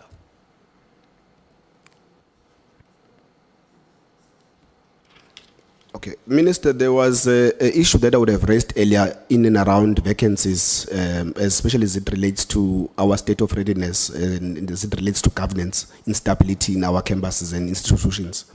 I would have reminded DDG Ngwenya that there was a commitment made that executive positions would have been filled by end of October. She considered to that a commitment that she had made, but obviously explained that there were shortcomings which did not sit well with me, because again, I only view it as excuses. It does not change the fact that we have a crisis of people that are acting in your department that you lead. Currently, I think in this room alone, we have about 4 or 5 people that are acting at executive level that are supposed to be accounting to the DG and yourself as the minister there. So I was really not impressed by her explanation. But be that as it may, there is a serious concern about an issue of one, obviously you'd remember, Minister, that we do unannounced oversight visits in colleges and universities. And when we interact with the executives there and students and all stakeholders there, we do come across these issues and we must raise it with you. I've already sent a letter which has been acknowledged again by your office around a vacancy and other vacancies, because I'm told there's about 10 vacancies or so there that are still vacant now, including a very critical vacancy at a TVET college in KZN now, where a principal had undergone the process of interviews, shortlisting to a point of recommendation, and apparently the former minister did not sign the recommended candidate. Well, it's not really about the candidate, but it's about the process that would have undertaken and unfolded to that point. The DDG has also indicated that the college was not informed of that, whether rejection from the previous minister, and obviously the reasons as to why was that the case, if that process would have undertaken. I know that acting DG, but on his capacity as the DDG for the TVET branch, might shed some light if maybe this has not come to your attention. And the DDG Ngwenya can also, I think, assist on this aspect. Maybe if in your handover, you might have come across it, you might have not. But as things stands, the DDG Ngwenya and DDG Zung had said, well, now is acting in that capacity, that by Friday, they would have put the matter to rest in terms of what then happens. I think would have engaged with yourself as well. But I just wanted to know what maybe you have to say about that, because currently the particular post is not advertised, which means that it's somewhere floating. Well, I don't have the details, so as soon as I get the details, I think we can give you information. But if DDG Ngwenya and Acting DG Zungu have given you some commitment. I'm sure they'll keep up to that, and I will follow up with them. No, thanks, Minister. Maybe let me land there for now and trust that my colleagues will do justice on the other issues of SETAs. And when I get a second bite, if the chair will grant me, then I think I'll speak to the issues of SETAs. NSFAS, there is acting CEO. On there was, okay, on the reprioritized funds that would have only covered the 2 months of this academic year, and there's a remaining 8 months that you did not get to a point where you tell us what would have happened. Was the money that would have been surplus from the monies that you would have reprioritized, then would have covered or is going to cover this period? And to what degree is this period not covered? Was it only for the meal allowances that would have not maybe been dispersed, but you would have paid for accommodation and tuition? So I just want to get an understanding of what would have happened of these other 8 months and to what degree would you have gone? And maybe finally, my last question to you is on the closeout projects. I know that there's an issue of students that would have been funded by NSFAS that have now graduated but don't have their certificates.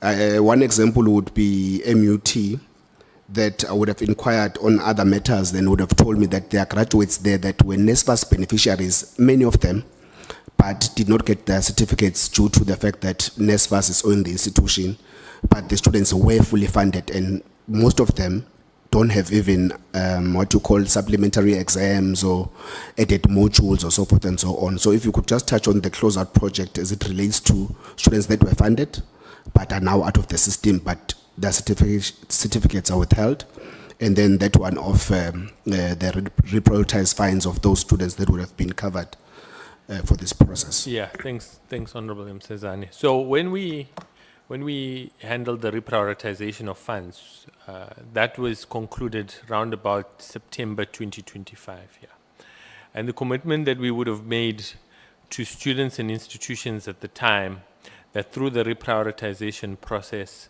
we would be in a position to cover the full cost of tuition. We would be in the position to cover the full cost of accommodation in the instance that the majority of these students, whether the universities or whether private accommodation providers, had held them or kept them in residences at their own risk. Yeah. And I felt it important that we do settle those obligations. We did indicate in the circular that we issued that we would only be in a position from a cash flow perspective to pay the allowances prospectively. So we wouldn't be able to pay retrospective allowances. So we were able to disperse allowances for October and November, which we have done so. Of course, student bodies were not entirely happy with that decision. I have made a commitment to student bodies to say that should there be surplus funds available for the 2025 academic year, which generally there is because students leave, they deregister, some of them exit, and that creates a surplus of funds, we will see up to how much of the 8 months outstanding allowances we could pay, and we'll make a back payment to those students. On the issue of the closeout project, we have, through the closeout project, attended to a number of universities and concluded their cycles of submissions for closeout. Through closeout, 250,000 students have been enabled to receive their graduation certificates. Closeout has been something that has hanged over NSFAS's head, has impacted on its audit reports, has impacted on student lives. And we have set a firm deadline for university closeout right up to 2024 to be done by December this year. And we have raised the issue and escalated non-complying institutions to USAf and to university branch to enable their support in getting non-compliant institutions to submit. But that is our intention, to conclude all closeout up to 2024 by December. We have also introduced the methodology for which the previous academic year, so as we close out 2025, by 31 March 2026, institutions must submit their closeout data for the previous year. We must conclude it by 30th of April so that NSFAS is able to submit financial statements on the 31st of May. With your specific reference to MUT, I'm happy to look into the specific issues associated with that institution and support any students which may be struggling to receive their certificates. Thanks, Chair. Well, thank you very much, Honorable Khakao.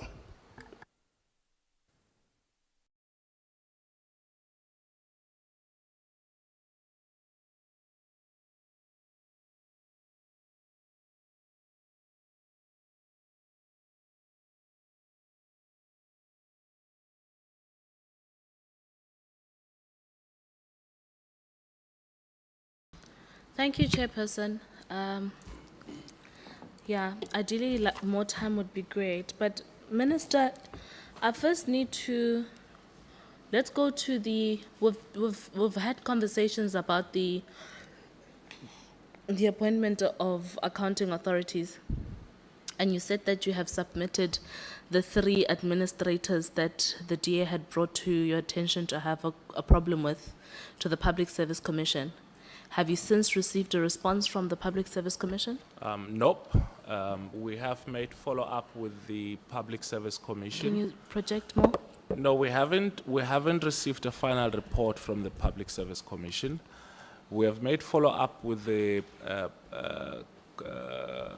chairperson of the PSC about 2 weeks ago, and they asked for additional information, which we have furnished them with that information. But there was also a confusion in terms of what we're asking them to do, because they were looking into matters that were being canvassed in the court already. You know, whether the minister had the right to put in place administration. But what we basically have been asking them to do is whether the administrators that we've put into place are competent. So I think that has been clarified, so we will get a report soonest from the PSC. So we will follow up with that. Okay, thank you. That's fine. The reason I'm asking you is because ideally, Chairperson, what beyond just the 3 gentlemen in question, what I think will serve the sector a great exercise is if this committee were to have a joint committee session with the committee that deals with public service and administration, and have the Public Service Commission there so that we are able to have a more robust conversation to thrust out the issues of the caliber of administrators that exist within the PSEC as a way moving forward. Perhaps that could also serve as a benchmarking exercise of how we assess the quality and the benchmark of public service administration across government, Chair. So maybe that's something we must look into in 2026, and I'll submit substantively, that's fine. Now, Chair, let's deal with your CEO appointments, Minister. Minister, you received a legal opinion on your appointments that says, I'm going to quote 2 sections within that, and you must tell me if it's true or not, according to understanding, but luckily legal is here. The opinion says, outgoing CEOs may lawfully be recommended for reappointment to a new fixed term by the AA based on satisfactory performance, subject to the minister's approval. However, they may not be recommended or appointed as acting CEOs because upon expiry of their contracts, they are no longer employees of SETAs. The minister must appoint an acting CEO from amongst the current executive management employees submitted by the AAs. Outgoing CEOs cannot be regarded as employees beyond 30 September 2025 and therefore cannot be recommended in that capacity. Any recommendation that includes outgoing CEOs for acting positions should be regarded as irregular and beyond the legal framework, close quote. The second quote, same from legal, says, Minister, open quote, the minister must appoint acting CEOs from amongst the current executive management employees submitted by the AA. Outgoing CEOs cannot be regarded as employees beyond 30, this is a reiteration, September 2025, and therefore cannot be recommended in that capacity. Any recommendation that includes outgoing CEOs for acting positions should be regarded as irregular and beyond the legal framework. Do you share this understanding? I'm a close quote. Does the code, do the codes that I've just submitted now ring a bell to your ear? Firstly, I must say that I have not asked for any legal advice officially from any legal firm. But having listened to what you said, I think that's an almost reiteration of what the Latin spirit of the Act, of the Skills Development Act, and also of the regulations would emphasize, meaning that basically that for an acting position, we cannot consider a CEO who was active in that particular position beyond their contract being expired, and that it should be amongst those who are active at senior management. So I think that's just about what the Act requires. Minister, I think my question was very clear. I'm asking if the code rings a bell to any submission that was given to your office. Well, you asked me about The a codes are legal just- advice. That's what you asked me about. Minister? You said there's a legal advice. If I heard you properly, and what I said was that I have not sought any legal advice in the process of this. But what I can confirm is that what you've quoted more or less reiterate what the Act asks of us. Minister, okay, let's try again. So, what I've just read now is legal opinion that was sourced within your own department. So Okay, I then did that's a not ask completely to say different there's an story. external anything. Yeah.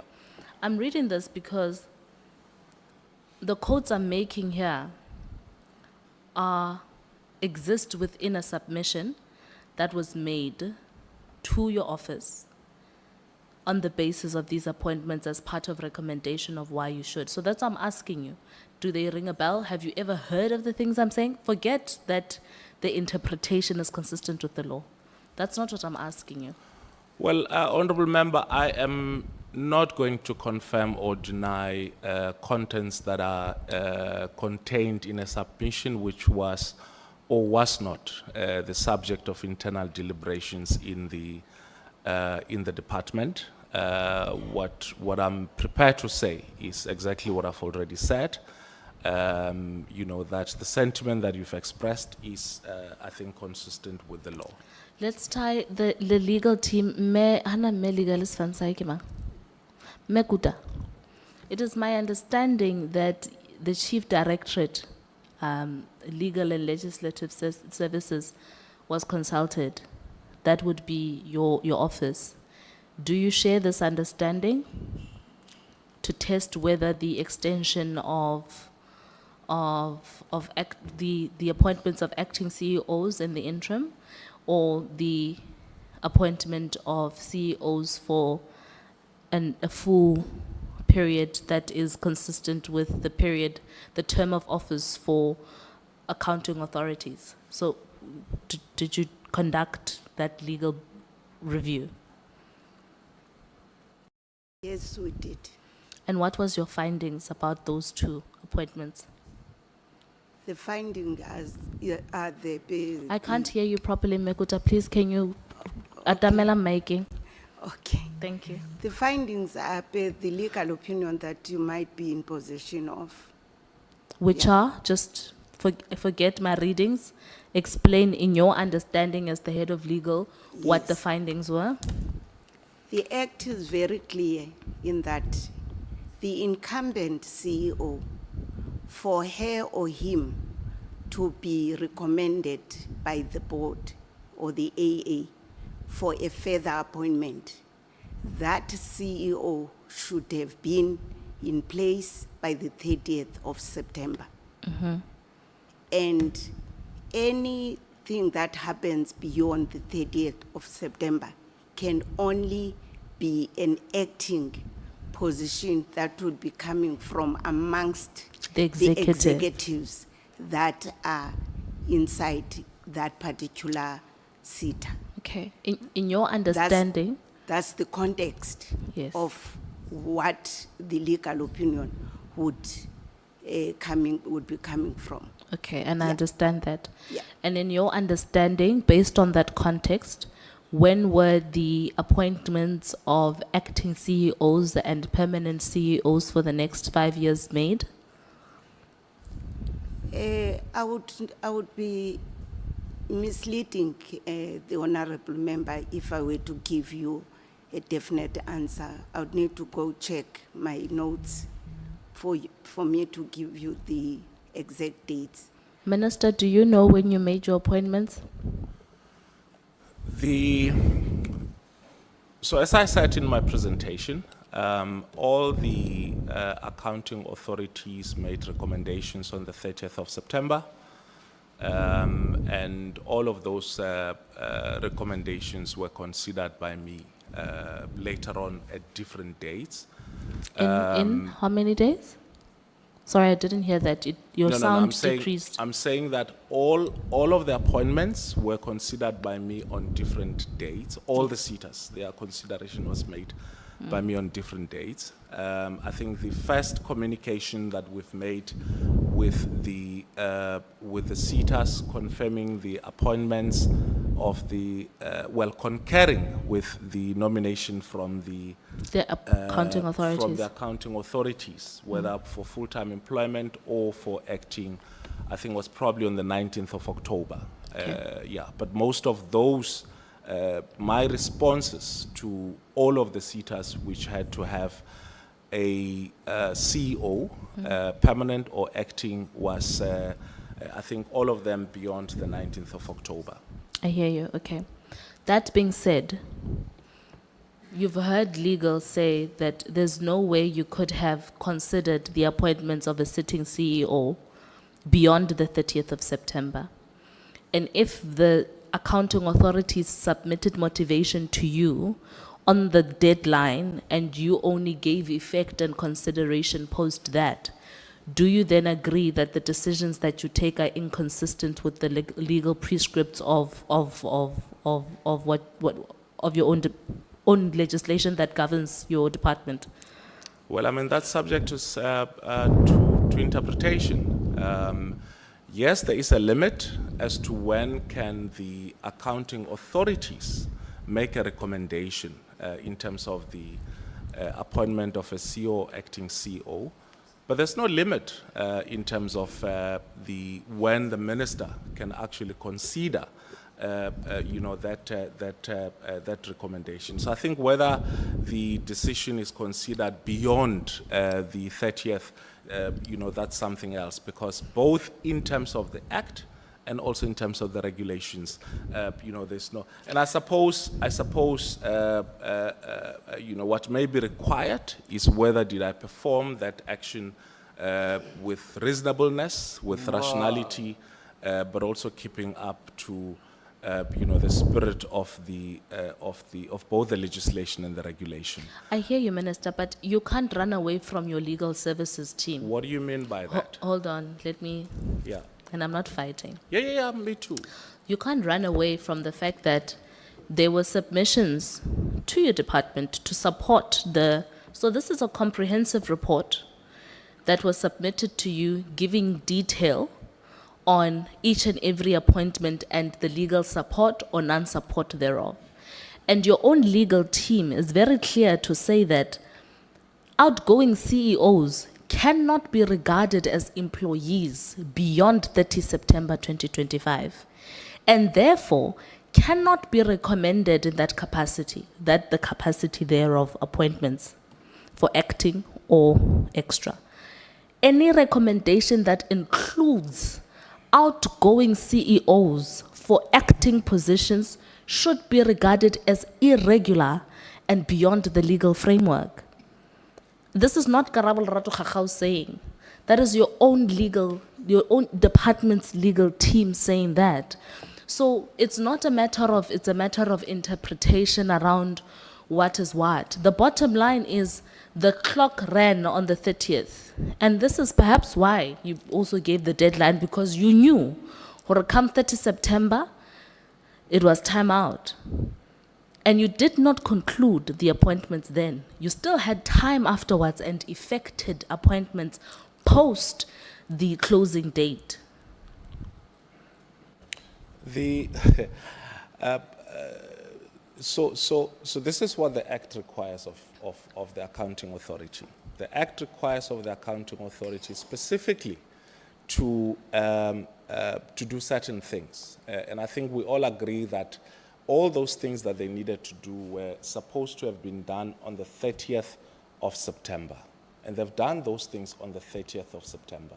There's no imposition on what the minister needs to do beyond that particular period. And the reason why I'm emphasizing this is that we have 18 sector education and training authorities that were meant to make nominations and making varying nominations. And so on my part, what was required of me is that I am acting rationally and my actions are reasonable and consistent to what is required by both the Act and the regulations. I put it to I you. do not think that, and I think the other thing, Chairperson, is I'm not even aware the document that the Honourable Member is relying on, its substance, its content, and as I've indicated, that I do not know if I'm allowed to be Sorry, Chair, that's compassing why I wanted to call a an point. internal document, working document of the department. I'm not even sure if that's a valid document of the department. Yeah, Honorable Zon. Honorable Lonzi. Apologies, Chair. Apologies, Honorable Khakao. That's why I wanted to raise this point, Chair, before Honorable Khakao even goes further. Because the minister says he knows nothing about any legal opinion, never sought anything. The legal of his department, not outside, legal team of his department said, no, we've got a legal opinion. And actually, goes through it. So without even going into the merits, maybe, Chair, you can assist us in this process for about 5 minutes or so to help us to understand this seemingly breakdown in communication between the minister and his own legal office, because legal office can't claim to have a legal opinion and the minister says he knows nothing about it. I think that on its own is extremely problematic. Can I just indicate, Chairperson, I think what I said was that firstly, I did not acquire any legal opinion on this matter.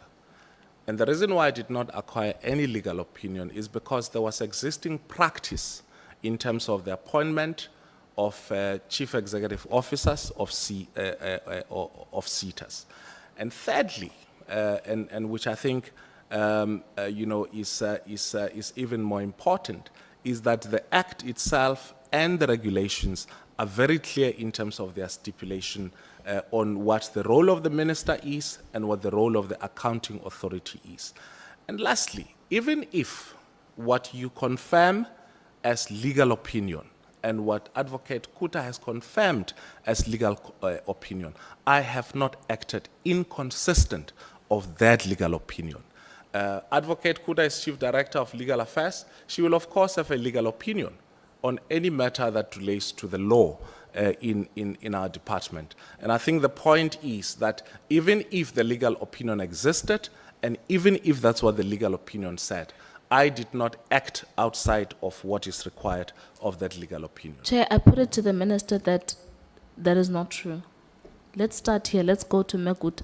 Mekuta, who gave you the instruction to compile a legal opinion within the department around these appointments? The request came from Mr. Ngubane. Mabuza Ngubane? Yes. Where's Mabuza Ngubane is not here today. And his boss would be you, Date Mabusela. Welcome to the team while we're still waiting for 1.3 million. So what happened, Date Mabusela? Thank you very much, Honorable Khakao. Your microphone, Dad. Oh. Yeah, thank you very much, Honorable Khakao and Chair. there are processes within the department, and the one, not even one, branches that are missing in this whole thing is the skills branch that you are now raising, and No, also the you are the NSA. skills branch, Yes, you are yes, here. I'm coming to that. Yeah. Those are the branches that are also involved in this. Now, a chief director cannot proceed with a submission to the level of the minister. Without If- the Director General. Yes, without the Director General or Acting Director General for that matter having approved that. I hear you and I know that, but I'm asking to you, Hore, how did we get here? Because there's no way, like for me, I'm not convinced at all because the compilation date of this thing was on the 1st of October. The document I'm referring to that the minister claims he knows nothing about, which is an actual file reference 17/4, which serves as a submission to his office. There's no way. Even his PAs cannot deny to not have had this. But that's fine. Even if you say you don't know it, and you're saying you are acting inconsistent, you did not act in inconsistency with it. The bottom line is you must then explain to the Republic of South Africa why you proceeded to appoint Yeshin Pillay, Ayanda, Mafulega, Dr. Phil Yende, Ms. Gugum Kize, Mr. Matume Madibana, Mr. Thabo Mashongwane, Mr. Tom Mkwanazi, as CEOs after, even though your legal department is of the opinion, I want to read again, that the minister, that they may not be recommended or appointed as acting CEOs or anything upon expiry of the contracts because they're no longer employees of SETAs come 30 September. So because outgoing CEOs cannot be regarded as employees beyond 30 September 2025 and therefore cannot be recommended in that capacity. And most importantly, any recommendation that includes outgoing CEOs for acting positions should be regarded as irregular. So I'm saying to you, you can, with me, argue to say, number one. Number two, that you didn't act. But the bottom line is that Mekuta gave your department this legal review during the process of your appointments. Mekuta? Thank you, Chair. Can I Mekuta first, yeah? Yeah. I think, Mayor, how the issue here is, what does the AA has to do come 30 September? And according to the Act, if on the 30th of September, the incumbent CEOs were recommended by their respective accounting authorities to the department, the Act does not define what happens once the recommendation gets to the department in terms of how long does the minister have to process these recommendations and how much time does he need. Hence, we say in law, it has to be reasonable time, it has to be lawful, and it has to be ethical, and it has to be within the usual reasonableness that you'd expect from a decision maker. A decision maker cannot sit on recommendations that he has received on time. And according to the office of the minister, they received all of these recommendations on the 30th of September, meaning that these CEOs were still within the system. However, minister only worked on the recommendation beyond the 30th. The issue is, when were the CEOs still within the system? Me, your Yes. words say, because now we are playing legal No, meando. not at all, ma'am. Nkudla, hear me. No. Also indulge me, and you can correct me if I'm Okay. wrong. I don't mind you doing that. Yes. You are saying, me, hore, your words in your opinion say, hore, outgoing CEOs cannot be regarded employees beyond 30 September. And therefore cannot be recommended. Because come 30 September, when you on the 1st of October wake up at midnight, those people will not be employees. The only way you become an employee again beyond the 30th of September is if you have an appointment letter that would have had to be signed and delivered by the minister. 'Cause that's what your legal opinion is saying. So you're saying you cease to have, you cease to become a member on the 30th of September, but then you have time between the 1st and maybe the 25th of November to be a member. Why would the inconsistency in thought there? I hear your point, ma'am, and I must say, the issue here is, when did the AA recommend? I'm not, okay, Gyawudla, your point. So Yes. recommendation serves as null and void up until appointment is made. So, so no, a recommendation I do is, not- so my I do not membership, agree. my employment ceases to exist on the 30th of September. That's what your observation is in law. That is true. If my appointment expires, but there's a recommendation, come between the 1st of October and the date of the submission of my appointment, reappointment, or extension of my service, I remain unemployed. It's not that I'm in the system, because on the 30th, my membership or my employment would have expired. And that's the bone of contention here, Mekuta. Honorable member, the AA, when did they give the recommendation of the CEOs? On the 30th. On the 30th. And when did the minister appoint? In varying times up until the 19th. So you and I are together. I'm not questioning, we are together. We agree that recommendations were made. Recommendations are not Made on appointments, they are recommendations. I don't want to lose this point. Yes. Recommendations were made on time. That is not what you... Yes, and the minister, I hope, Chair, Okay, 20 minutes if that's you fine. so, but the point here is there's an irregularity. You can't confuse an appointment and a recommendation. Those are two different things. A recommendation is something, and to show you that they are not the same thing, you even submit 3 names for the minister to consider himself, that if he doesn't want one, he can choose the other. So it's not a set in stone thing altogether. The word recommendation even in English itself is not an appointment. So you can't argue that because the recommendation came on the 30th, but the appointment did not come on the 30th, that there's nothing wrong going on there.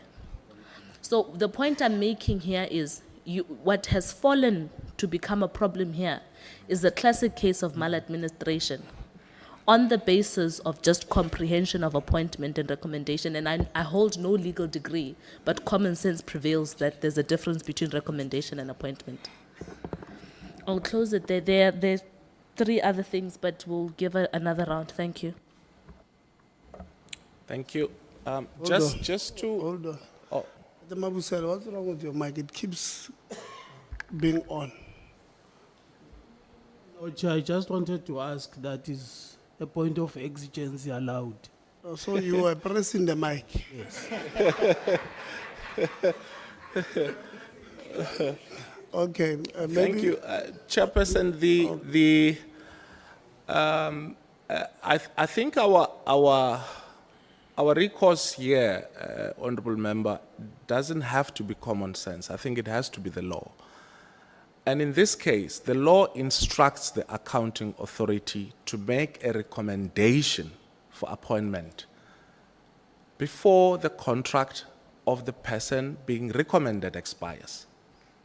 That's the obligation that the Act imposes on the accounting authority.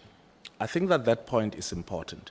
And as to when the concurrence from the minister happens, there is no specificity either in the Act or in the regulations as to what is the time bound required. And so I do not agree. The honourable member has put it to me that I've broken requirements of the Act. Thank you. Honorable Lonzo, this is a point. Chair, yeah, just a quick point here. Firstly, I don't agree with what legal and the minister is saying. But I want to expose something here, even their own version. Because legal is arguing that a recommendation must be made before the 30th of September. That's their argument. And then she's saying it doesn't matter when the minister makes the appointment. I don't agree with that. But I'm saying even their own version doesn't stand. Why? By the 30th of September, the accounting authorities did not make the recommendation that the minister sought. How do we know this? On the 6th of October, the minister writes a letter to the accounting authority and says, it has come to my attention that you guys didn't do what I asked for on the 29th of September. Therefore, I am giving you until the Friday, the 10th of October, to make a recommendation to the minister. Now, I'll put it to legal. If a recommendation, since you've been steadfast on this view that a recommendation must be made by the 30th of September, if a recommendation is made after the 30th of September, on the 10th of October, is that lawful? That is not lawful. No, I need to explain. No, that's all I wanted to hear. No. I'm still coming. I was just clarifying this point. I don't think it is fair that you don't allow me to explain. Okay, Yes. sorry, you can explain. Yes. You are referring to a letter that you say minister wrote explaining himself to say there seems to have been a misunderstanding in terms of what I expected the AA to have done come 30th of September. And what I have received as the minister does not address what I expected on the 30th of September. And therefore, please go back to the drawing board and give me what I expected from you. And that only happens after minister is going through what has been submitted on the 30th of September. And him only writing to them on the 6th, as you correctly pointed out, is when he is going through what is on his table to say, this is what I expected and what I have received is not what I asked for. And therefore, In that by the 30th of September, the AAs were not compliant. Let's give a chance to finish. okay. All that I'm saying, honorable members, is that come 30th September, AAs did what they did. And it is only when minister goes through what has been submitted to him that he realizes that this is not what I had asked for. I had asked, according to Section 13B1 of the Skills Development Act, that 3 names would be given to me to say we do not recommend the incumbent CEO to continue working with us. And the Act talks about further appointment. Where the AA does not recommend a further appointment, they will then have to recommend from the 3 or 4 executives that are within that SETA to then be appointed to act. Okay, And minister, so let's do this, advocate. yeah. So you're saying to us, after the letter of the 6th, by the minister. There were no meetings that set to correct the mishappenings of the meetings of the 30th. I would imagine that there would have been meetings to correct what was wrongly submitted on the 30th. Yeah, so then what is the status of those meetings? The continuation of the meeting of the 30th. I would want to agree with you, Chair, that it's a continuation of the meeting of the 30th. It can't be a new meeting altogether.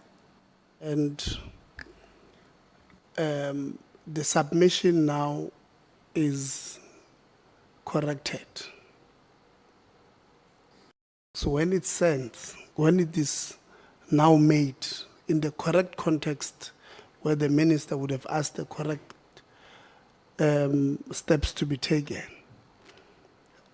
it does not nullify the submission of the 30th or the recommendations of the 30th. I'll allow Minister to answer for himself. Thank you. Minister?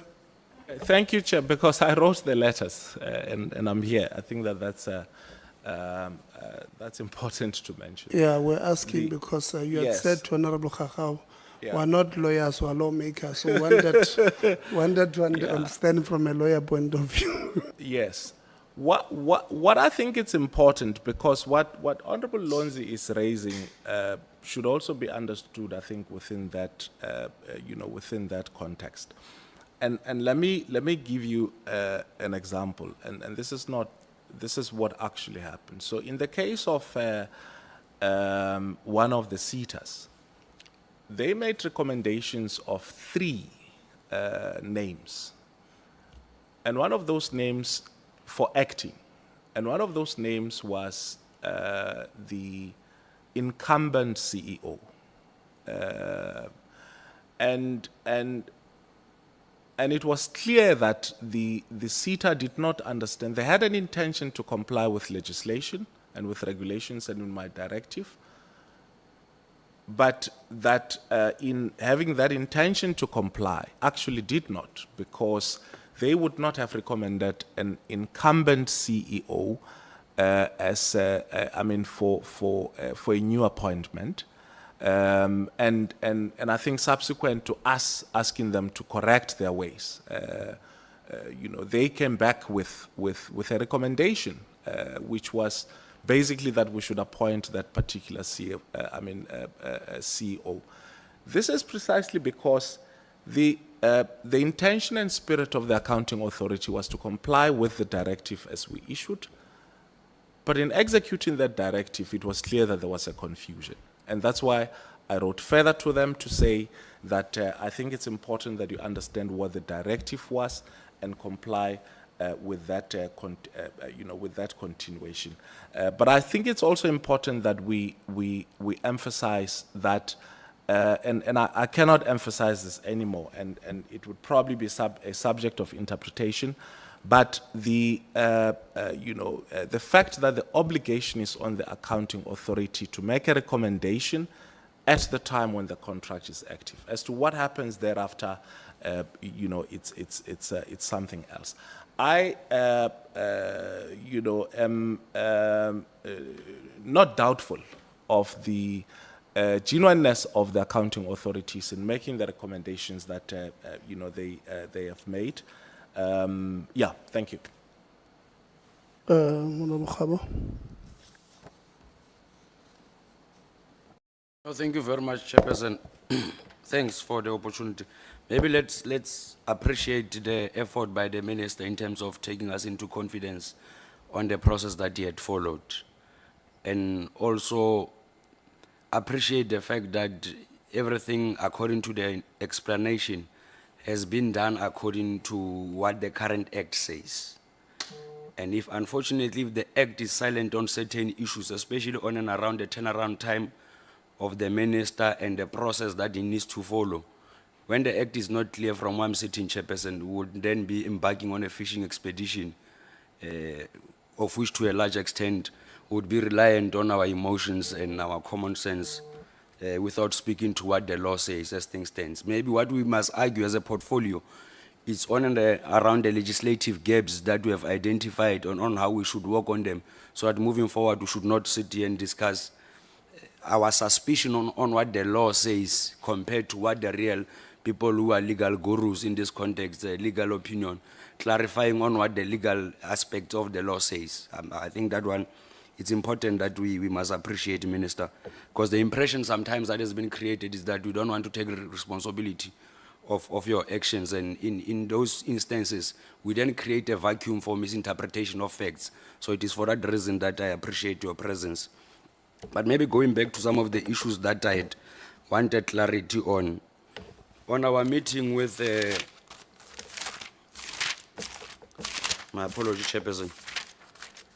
Our meeting of the 26th of October, if not mistaken, and while we are interacting with the two SETAs, Mir SETA and Construction SETA in particular, the DDG took us into confidence in terms of the process that you had followed. Because my question, when we're meeting Construction SETA and Mir SETA, It was on the 29th of October. 29th of October.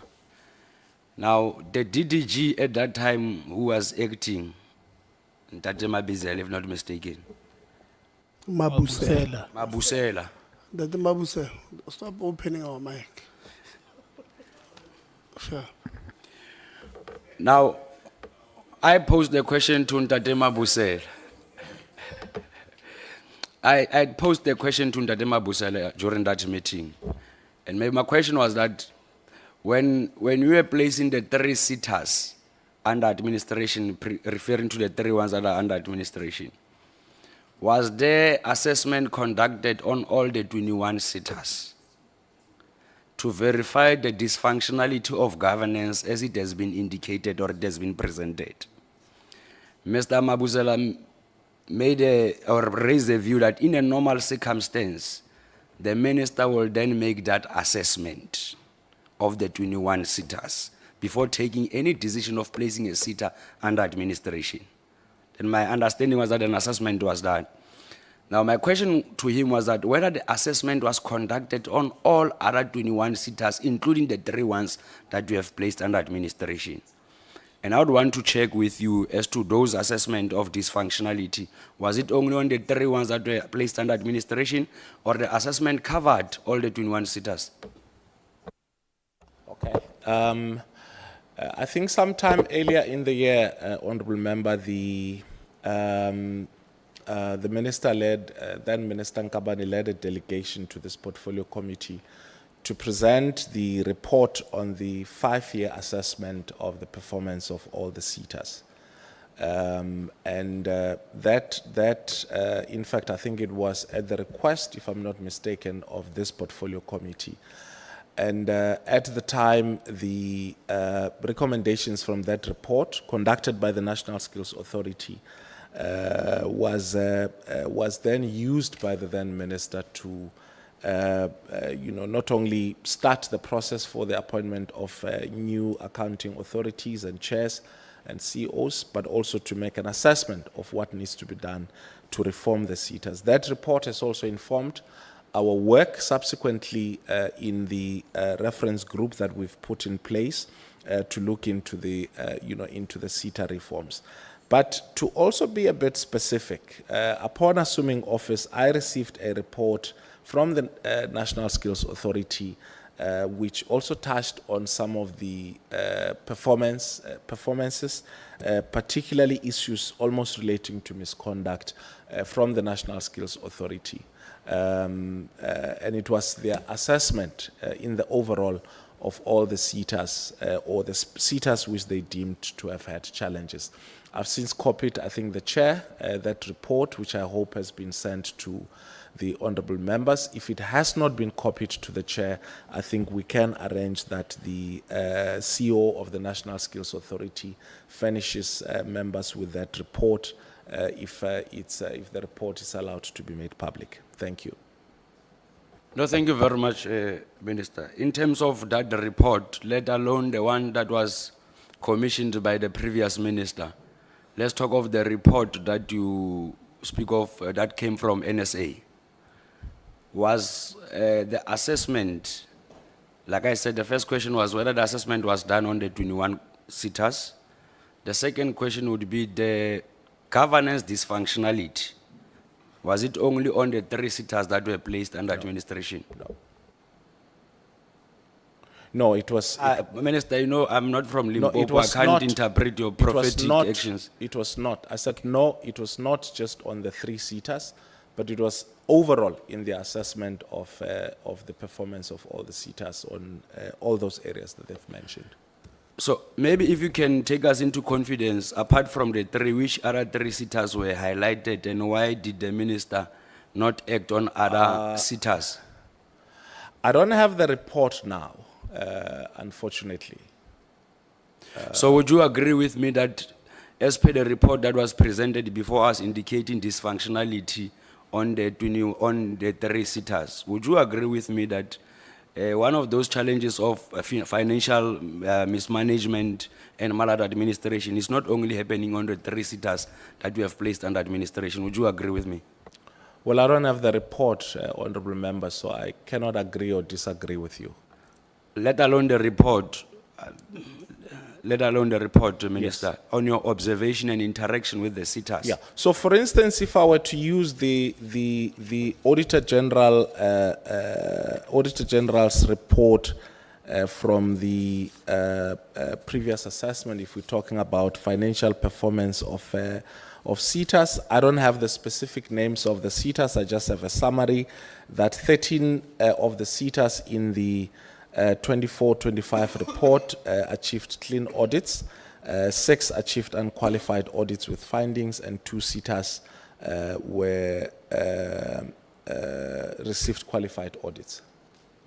Maybe we must agree that, Minister, because of you spoke of the report, and the report clearly indicates which other SETAs. Maybe you must submit a written response on why did you disregard others, even though they were clearing signs of dysfunctionality and mismanagement of funds.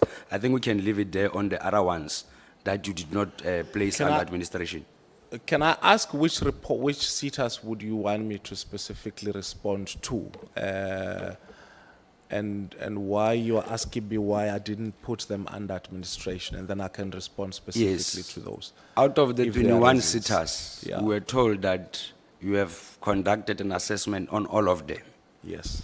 And part of the report that we have received from the Auditor General indicates other SETAs, apart from the 3 that you have placed under administration.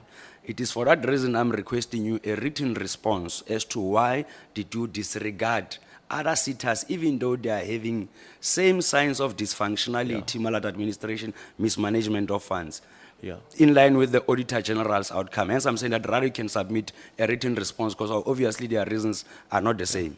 No, but I must indicate that the question of the Auditor General's report 2024-2025 is not the basis which we use to put SETAs under administration. Actually, if any institution is put under administration on the basis of of the Auditor General's report, then I think there would be serious, if that's the only determination on why an institution must be put in under administration.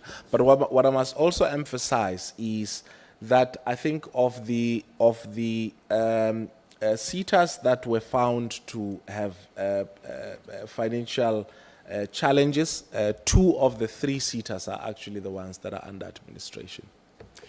No, it's fine, Minister. I think you'll provide that report. Okay, but I need to know what report you're looking for. Or maybe you can put it in writing, we can look at that. I think that is the simplest way because now we want to be technical. I've been explaining myself which report am I referring to. Okay. Let's leave that one of SETAs and basis of placing it under administration. I think that one is a discussion for another day. I've just posed for time. So, Minister, I think the question moves from that you received the report that did analysis of all 21 SETAs.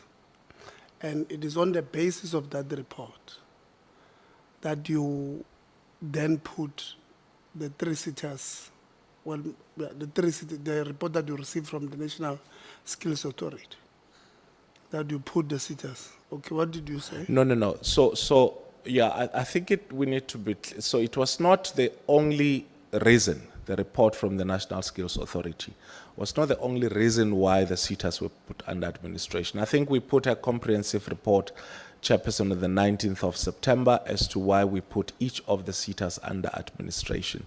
And the NSA report was not just the only reason why we've, I can always get back to those reports as to why we put those 3 SETAs under administration and furnish them to Honorable Khabu.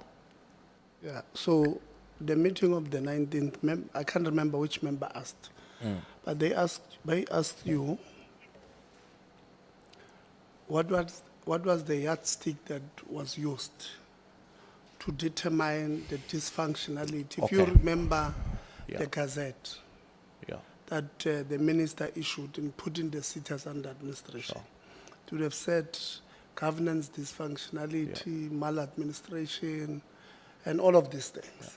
And then in the meeting, we then asked that the minister must then provide us with that report in writing.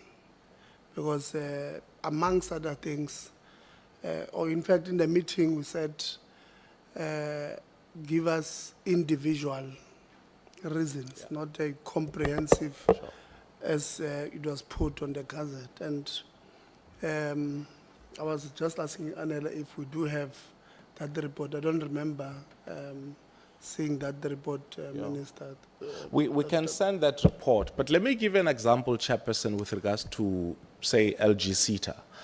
So I received a letter from the Minister of Finance that says, I have received a report from a whistleblower. I've conducted a forensic investigation. These are the findings. This is what I recommend you to do.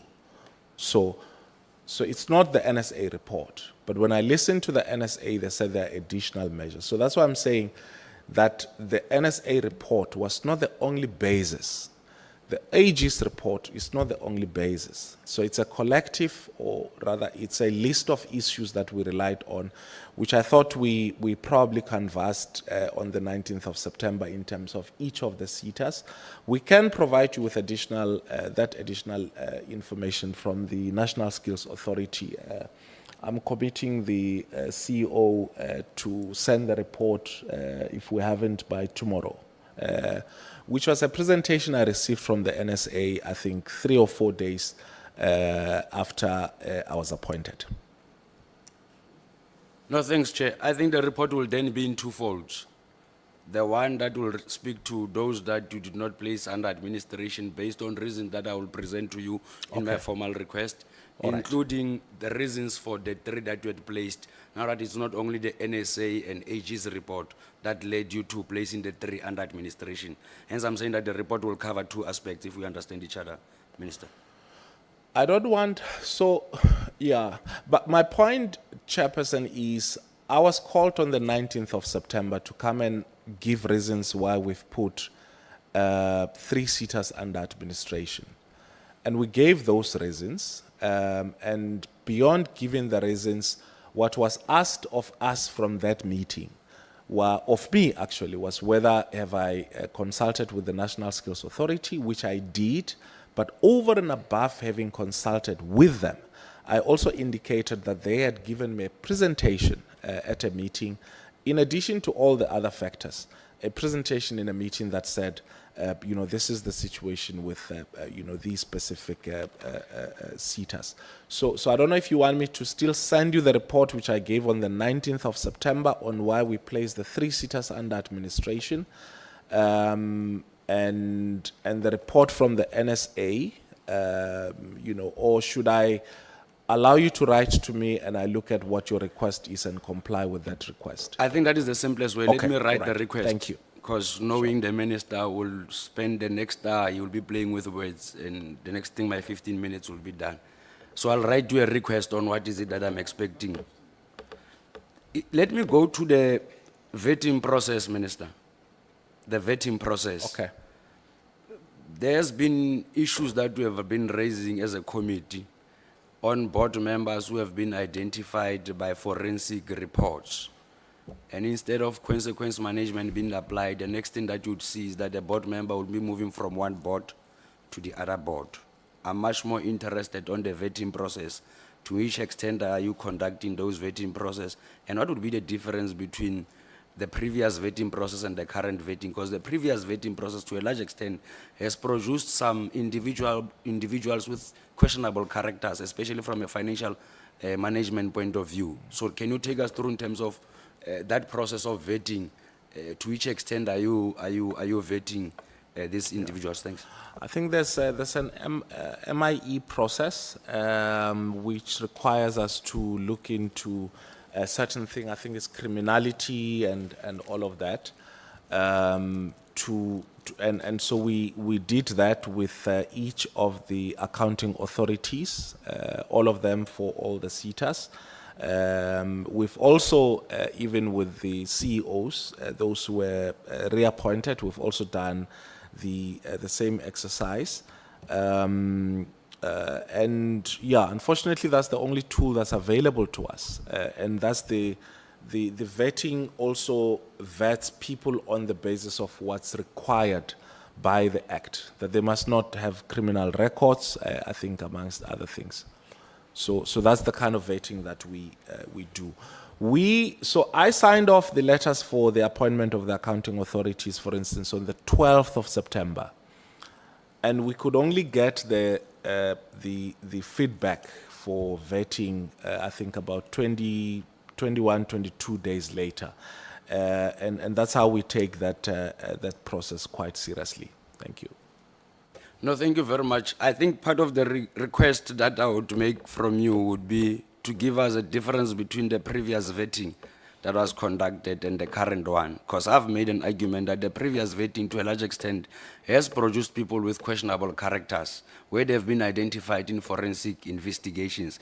And unfortunately, the department, because of their own reasons, they would not implement that forensic investigation. That's why in most cases, these people tend to appear in other boards, whereas in other boards, they were identified as problematic. That's why I was checking what then becomes the difference. Yeah, well, nothing different. It's the whole MIE, and I think besides the fact that the process also produced, people who I think, as you say, with questionable conduct, it has also given us people who are good, who did quite a good job in the work that they do.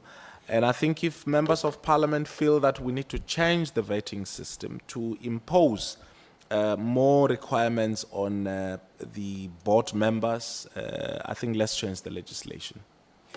I think it's noted, Minister, but like I said, I'll make that clear request as to what is it that I need from you. Let's speak about the disparities that are there on your remunerations of your CEOs. When you had the other day, the Minister of Finance claiming, I'm not sure how true is it, I think the CEO is here, he'll clarify, that the CEOs of NSFAS salary is above the one of the President. But that is a discussion for another day. Let's go to these ones of SETAs. Apparently, Service SETA, according to that report that we had received, the CEO is earning 6.8 million. MI SETA and MER SETA is earning 6.2 million.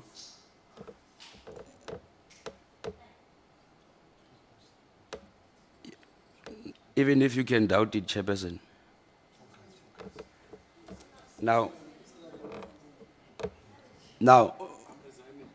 on your presentation,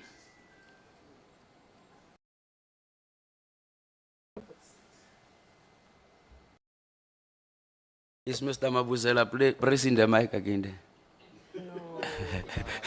Oh, it's just I was denied the point of exigency. The chair. No, my question was on and around the disparities. What are the figures? 6.8, 2.4, it's a discussion, but the reality of the matter is that there are disparities.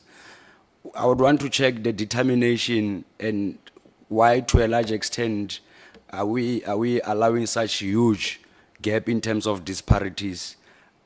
I mean, before us here, when they speak of SETA accounting authorities remuneration, and as per the report here, this document was sourced in this current year. Service SETA is 6.839 million. MIC SETA is 6.2. Mere SETA is 6.2. I think I've made, I've given you the two questions, and I was just making reference because earlier on I had some sounds as if I'm not counting or I'm not mentioning the figures correctly, as if I'm from one village there. Thank you very much. No, let me just, no, let me just help. The document Honorable Khabo is looking at is not the remuneration of CEOs, but the total remuneration of all board members, including travel and hotels. So what is making reference to that one, not CEOs. Can I then rephrase my question? Yeah. Now, you see, when you begin to engage on issues of CEOs, Minister, you see members of the portfolio rising on defense. This thing must be looked into. It's a discussion for another day. It still boils back. Is it something I should pay attention to? Yes, you must have an inquiry. We'll also have an inquiry as a committee on this matter. There seems to be an unholy relationship between some of our members and CEOs. My issue was on and around disparities. What would be the actual reasons for such huge gaps, even if it include the entire board, including their work? Can you just take us into confidence? Okay, I'm not sure about if there are any disparities in terms of SETA CEO salaries. I thought that they are the same, but I can ask either the acting DDG or the CEO of the NSA to confirm. I don't have that information at hand. Yeah. No, Minister. No. Unless you want to abuse my misinterpretation of facts of earlier on. I've rephrased my question. Now that I was corrected, that it's not meant for CEOs. Okay, yeah, but then I wouldn't know the details. I don't know what influences the board's travel and all of that. I think we might have to go deeper into that to give you a clever response. Yeah, we did, I think, NSA presented the thing to us, and they had indicated in the case of one SETA that the chairperson, for an example, will travel from Kokstad or that far and then drive to Durban, and then sleep in Durban because it's far, then fly in the morning to Johannesburg, sleep in Johannesburg. So they did explain the variety. Others, it includes overseas travel based on what they would have, but if there's something you want to quickly clarify. Thank you, Chairperson. So I think, and Minister and honorable members, good evening. I think we need to separate the board remuneration from reimbursement. And because those, and for accounting purposes and reporting, they get combined. But if you read further, you'd find that they are disaggregated in terms of what purpose that was for. So there are those that are for reimbursement and those that are remuneration. Like in the case in point the chairperson is mentioning. But they must still be reflected to say they were for whose benefit. So in the respect of the salaries, the regulations on the appointment of SETA CEOs and the conditions of service, it says their remuneration would be at the same as that one of the public service.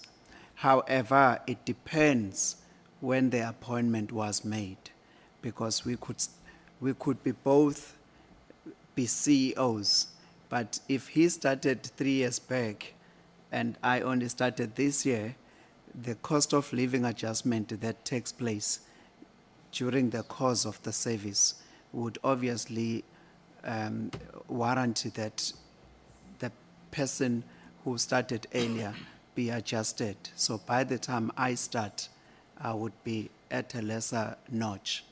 There are indeed cases of CEOs that were there before the regulations were introduced. And in terms of the Labor Relations Act, we cannot erode their income and by implementing the provisions of the regulations retrospectively. Thank you, Chair. No, I think, Chairperson, maybe in closing, we'll just have to get that breakdown so that we are able to make that assessment as to how much are we invest in terms of disbursement and how much are we then spending, so that we are able also to deal with that challenge of CEOs being appointed very fine, as a result having to spend a lot on traveling expenses. That is one aspect, if we can request. Maybe, Chairperson, as part of closing, maybe one must request the issue of diversity from the Minister. This issue of youth representation on your SETA boards and your councils, it cannot be correct that when young people are in majority in this country, your appointments continues to reflect a reaffirmation of the old age center people in government. We must not accept that thing, and we are going to plead with you as much as the process would be reliant on you on observing key issues like your academic background. It is our firm belief that we still have majority of young people who have the necessary academic background to make a full representation on this, on these boards. And the last issue is that one issue that we had made mention of is how we must then look into this process of it being transparent, especially of these powers that are vested in the minister, not necessarily questioning the powers, but questioning the turnaround time, so that the turnaround time is aligned to the process. Because what we have seen playing out there, it's how we would want to interpret the law based on our own observation, and of which I think to a large extent the law now protects you, and we'll have to look into that as a committee. Thank you very much. Thank you very much. Thank you. I think with regards to youth, would really want to do much more than has been done.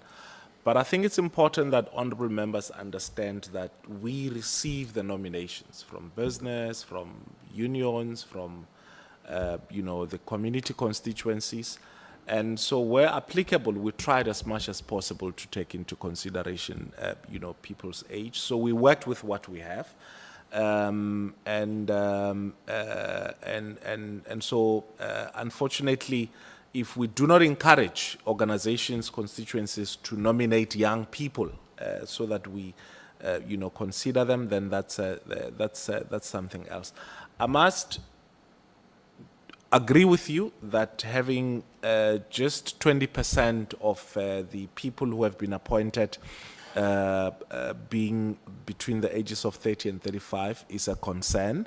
And I think it's something that needs to be worked on into the future. I will look at what the numbers were in the previous term. I know that it was a major concern when we presented the report the previous time. And I'm hoping that there's an improvement.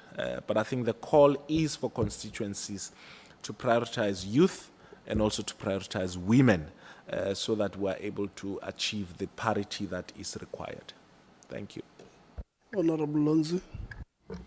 No, thank you very much. I didn't want to Sorry, Chair. You would realize that it's my new sitting partner, so we decided to interject. Minister, just on that, I wanted to ask, before that we can proceed. I wanted to know, Minister, with regard to the question, as you say, they're applying, do you think that should we rather codify the skill, this particular thing of diversity in the Skills Act, or should it depend on your ministerial discretion? What do you think is best so that we're able to have it compulsory rather than that? Thanks. Well, I mean, it depends. There are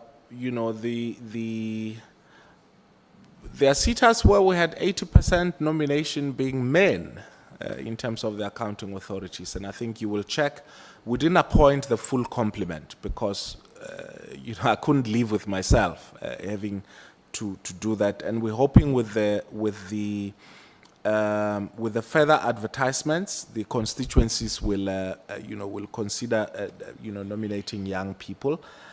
yes, we should consider that. Whether it lies with the minister or it lies with the legislation should compel, so that if it doesn't balance, we should take it back, so that's something else. But I think measures have to be taken. Just as an example, Chairperson, one of the unions, nominated 5 people, and all of them are men. All of them are above the age of 35. And they strongly argue that all of them are eligible to serve in the SETA. We cannot dictate to them who they should nominate. So those are the kind of dynamics that we'll have to deal with, and I suppose we should consider when we effecting legislation. Honorable Lons, maybe if you have one union nominating 5 males, you don't have to consider all of them from that particular union alone, because it's labor. So you look at other unions who are progressive in thinking, in helping us drive the agenda of what we want to achieve. I mean, the women, youth, people with disabilities have always been oppressed on the basis that they are women, they are children, and all of this. So unless if you are saying, if you have 3 unions participating, all of them just brought males, I think in some cases, yes. yeah, I think we must just those ones write back to them and say, we're not taking it. We must bring, I mean, we're not, we can't be reversive in before maybe I give you Honorable Loans. Those of you who want to grab something to eat, okay, I've got a proposal. So Does that include me, Chairperson? Yes, I've got a proposal. I've got a proposal because the problem is this people from the minister's office and the DG's office have been finishing food there. So, no, it's the truth. So I want to check with you members. What do you suggest? We take 10 minutes or we continue? Those who then want to grab something, you can then go, do something that side. It